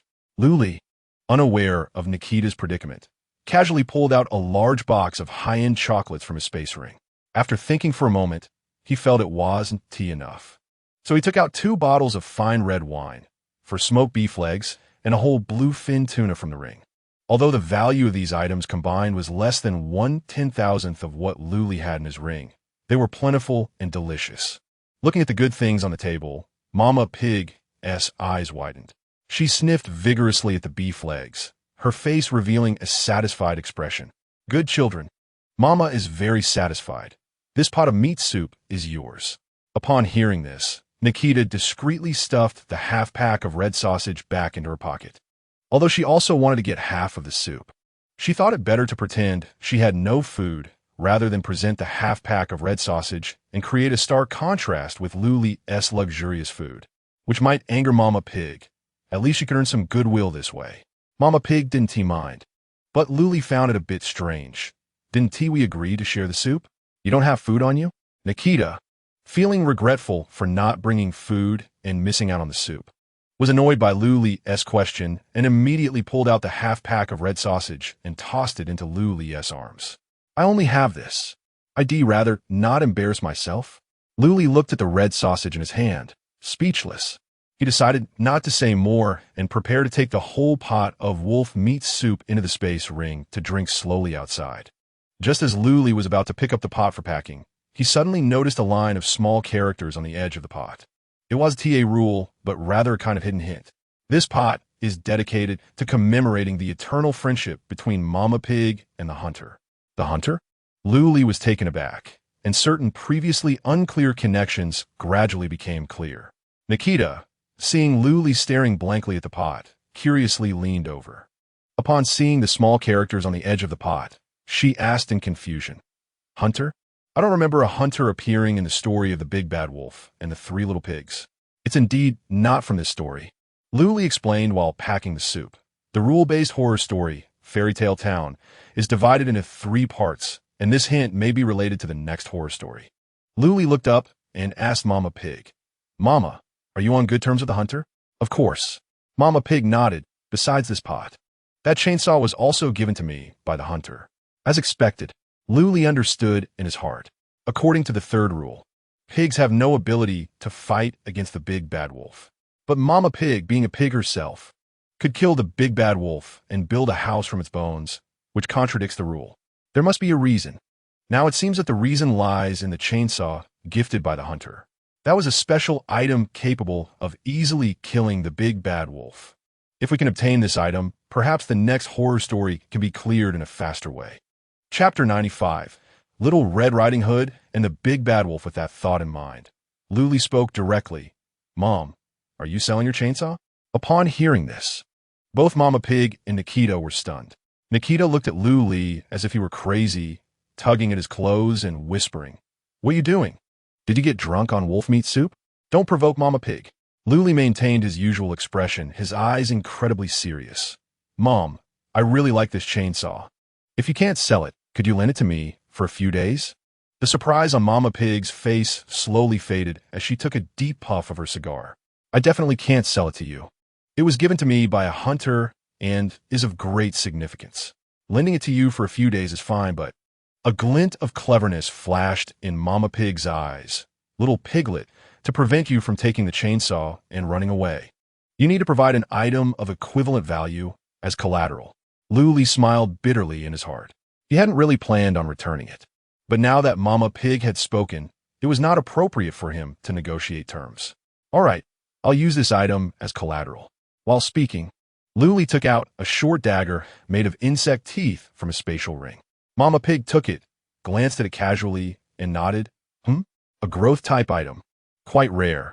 Its value is sufficient for collateral. You can take the chainsaw, just don't break it." "Thank you, Mom." Luli expressed his gratitude and got up to put the chainsaw into his spatial ring. The whole process was smooth, leaving Nikita in a daze. Did he really just get the chainsaw? Is this how the rules of the secret realm can be played? Nikita wasn't sure how the chainsaw would help with the upcoming ghost stories, but one thing she was certain of was that this item was definitely powerful. Regular players would definitely not be able to provide an item of equivalent value as collateral. Yet, Luli casually exchanged a dagger for the chainsaw. What does this mean? It means Luli's resources are shockingly abundant. A player with such a solid foundation has a talent ability that is merely of the black iron tier scouting. There is definitely something wrong with this. What is the background of this man, named Guangwai from Huaxia? Nikita pondered silently in her heart. She felt it was necessary to report what happened here to her father after leaving the secret realm. The long night passed. After enjoying the delicious food provided by Luli, Mama Pig quickly fell asleep on the sofa, snoring. From the looks of it, she seemed completely unprepared for the big bad wolf. Luli and Nikita also curled up on the sofa, ready to sleep. Nikita actually wanted to chat. However, Luli showed no interest at all. No matter how she asked, the answers she received were always perfunctory. In the end, Luli simply closed his eyes and pretended to sleep, leaving Nikita feeling quite frustrated. Bored to death, Nikita had no choice but to open the data panel to see if there were any messages from other players in the chat interface. To her surprise, when she opened the Secret Realm chat interface, she was almost startled enough to jump off the sofa. The screen was filled with messages, all 12:03 and 14:14, which were Nikita and Luli. 12:03 and 14:14, are you still alive? Where are you now? Besides Pig 3's pig house, is there any other place to hide from the big bad wolf? 12:03 and 14:14, respond immediately. The Great Cheesy U is waiting for your reply. Have you all died? I don't know where you've hidden, but you must have secretly gained a lot of benefits, right? Not sharing information. You two selfish ghosts who only care about surviving. Nikita initially wanted to reply, but seeing the increasingly unfriendly messages, her hand shrank back from the data panel. Why should the information be shared with you? When you were fighting for the pig house, did you consider giving it to others? Nikita rolled her eyes and muttered to herself. Although she hadn't seen the players fighting for the pig house with her own eyes, she had gone back through the chat records and checked the survival status of the players. Most of those who sent distress messages to Cheesy U had already died. The few who were still alive had also gone silent. After browsing for a while, Nikita felt bored, decided not to reply, and directly closed the chat interface to sleep. When she woke up again, it was already the next morning. The first rule ghost story had been easily passed. Luli, who had woken up at some point, was checking something on the data panel. Seeing Nikita wake up, he pointed to the milk and bread on the table. Have a quick bite. In an hour, we'll enter the next ghost story. Mama Pig even prepared breakfast? Nikita felt great while eating, although it sounded unbelievable. Last night was indeed the best night of sleep she had ever had. It was prepared by me, Luli said casually, because in the upcoming ghost story, you might not have a chance to eat. Huh? Nikita paused chewing. What is the next rule ghost story? Is it very dangerous? It's Little Red Riding Hood and the Big Bad Wolf. Luli closed the data panel. It's all on the panel. You can take a look while having breakfast. You need to choose a faction. Nikita nodded and opened the data panel. Just as Luli said, there was indeed a detailed introduction to the second rule, ghost story. Congratulations to all players for successfully surviving the second part of the Fairy Tale Town trilogy. Little Red Riding Hood and the Big Bad Wolf will start in 1 hour. Before the ghost story begins, all players must choose their faction. There are 3 factions: Big Bad Wolf faction, Little Red Riding Hood faction, Hunter faction. Big Bad Wolf rules. 1.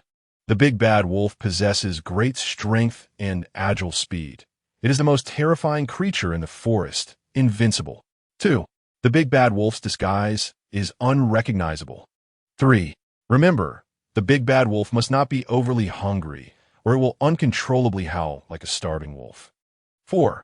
Little Red Riding Hood is too cute, so the Big Bad Wolf must eat her. Killing Little Red Riding Hood is the ultimate goal of every Big Bad Wolf. 5. Never attempt to confront the hunter. Otherwise, you will end up as a wolf skin carpet. 6. Do not launch sneak attacks on open roads without any cover.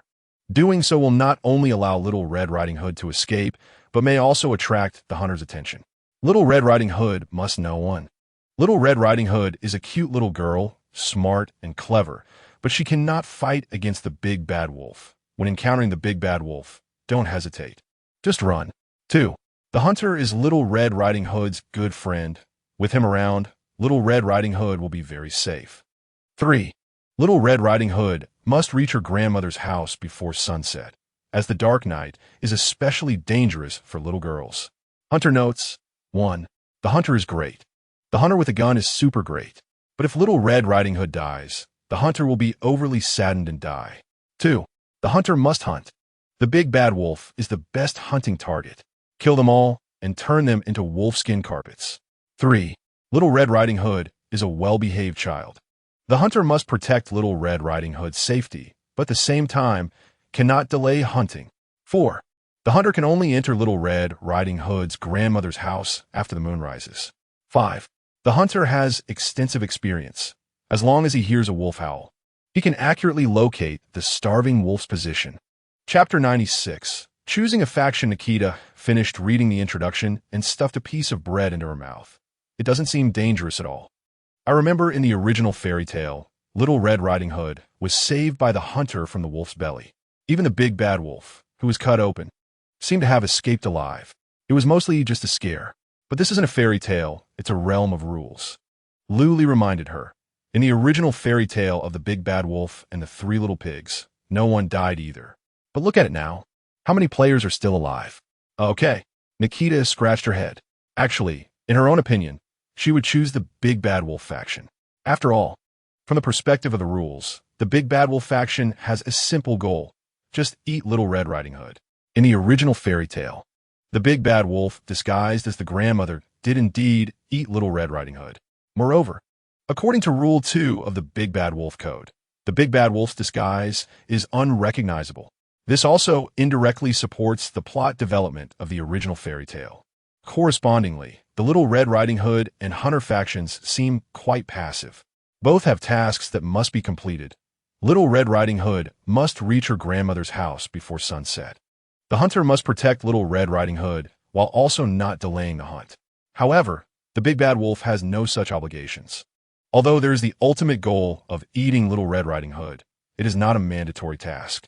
Furthermore, the big bad wolf can ambush Little Red Riding Hood at any time on the way. If there are truly no opportunities, there is always the ultimate plot of disguising as the grandmother. In contrast, the other factions face threats of death at any moment. The hunter faction doesn't have to worry about the big bad wolf, but they are bound to the Little Red Riding Hood faction. If Little Red Riding Hood dies, the hunter will also die of excessive grief. Thus, there's also a very high probability of death. However, these are ultimately Nikita's own judgments. She wanted to hear what kind of advice this mysterious Huaxiao man in front of her would give. So which faction should I choose? Facing Nikita's inquiry, Luli answered without hesitation, the hunter faction. Why? Curiosity sparkled in Nikita's eyes. Because it's the safest. Luli briefly analyzed. Little Red Riding Hood has the risk of being eaten, and the big bad wolf has the risk of being shot dead. But the hunter does not. According to Rule 5 of the Big Bad Wolf Code, the big bad wolf cannot confront the hunter. As an allied faction, Little Red Riding Hood is even less likely to harm the hunter. Therefore, the hunter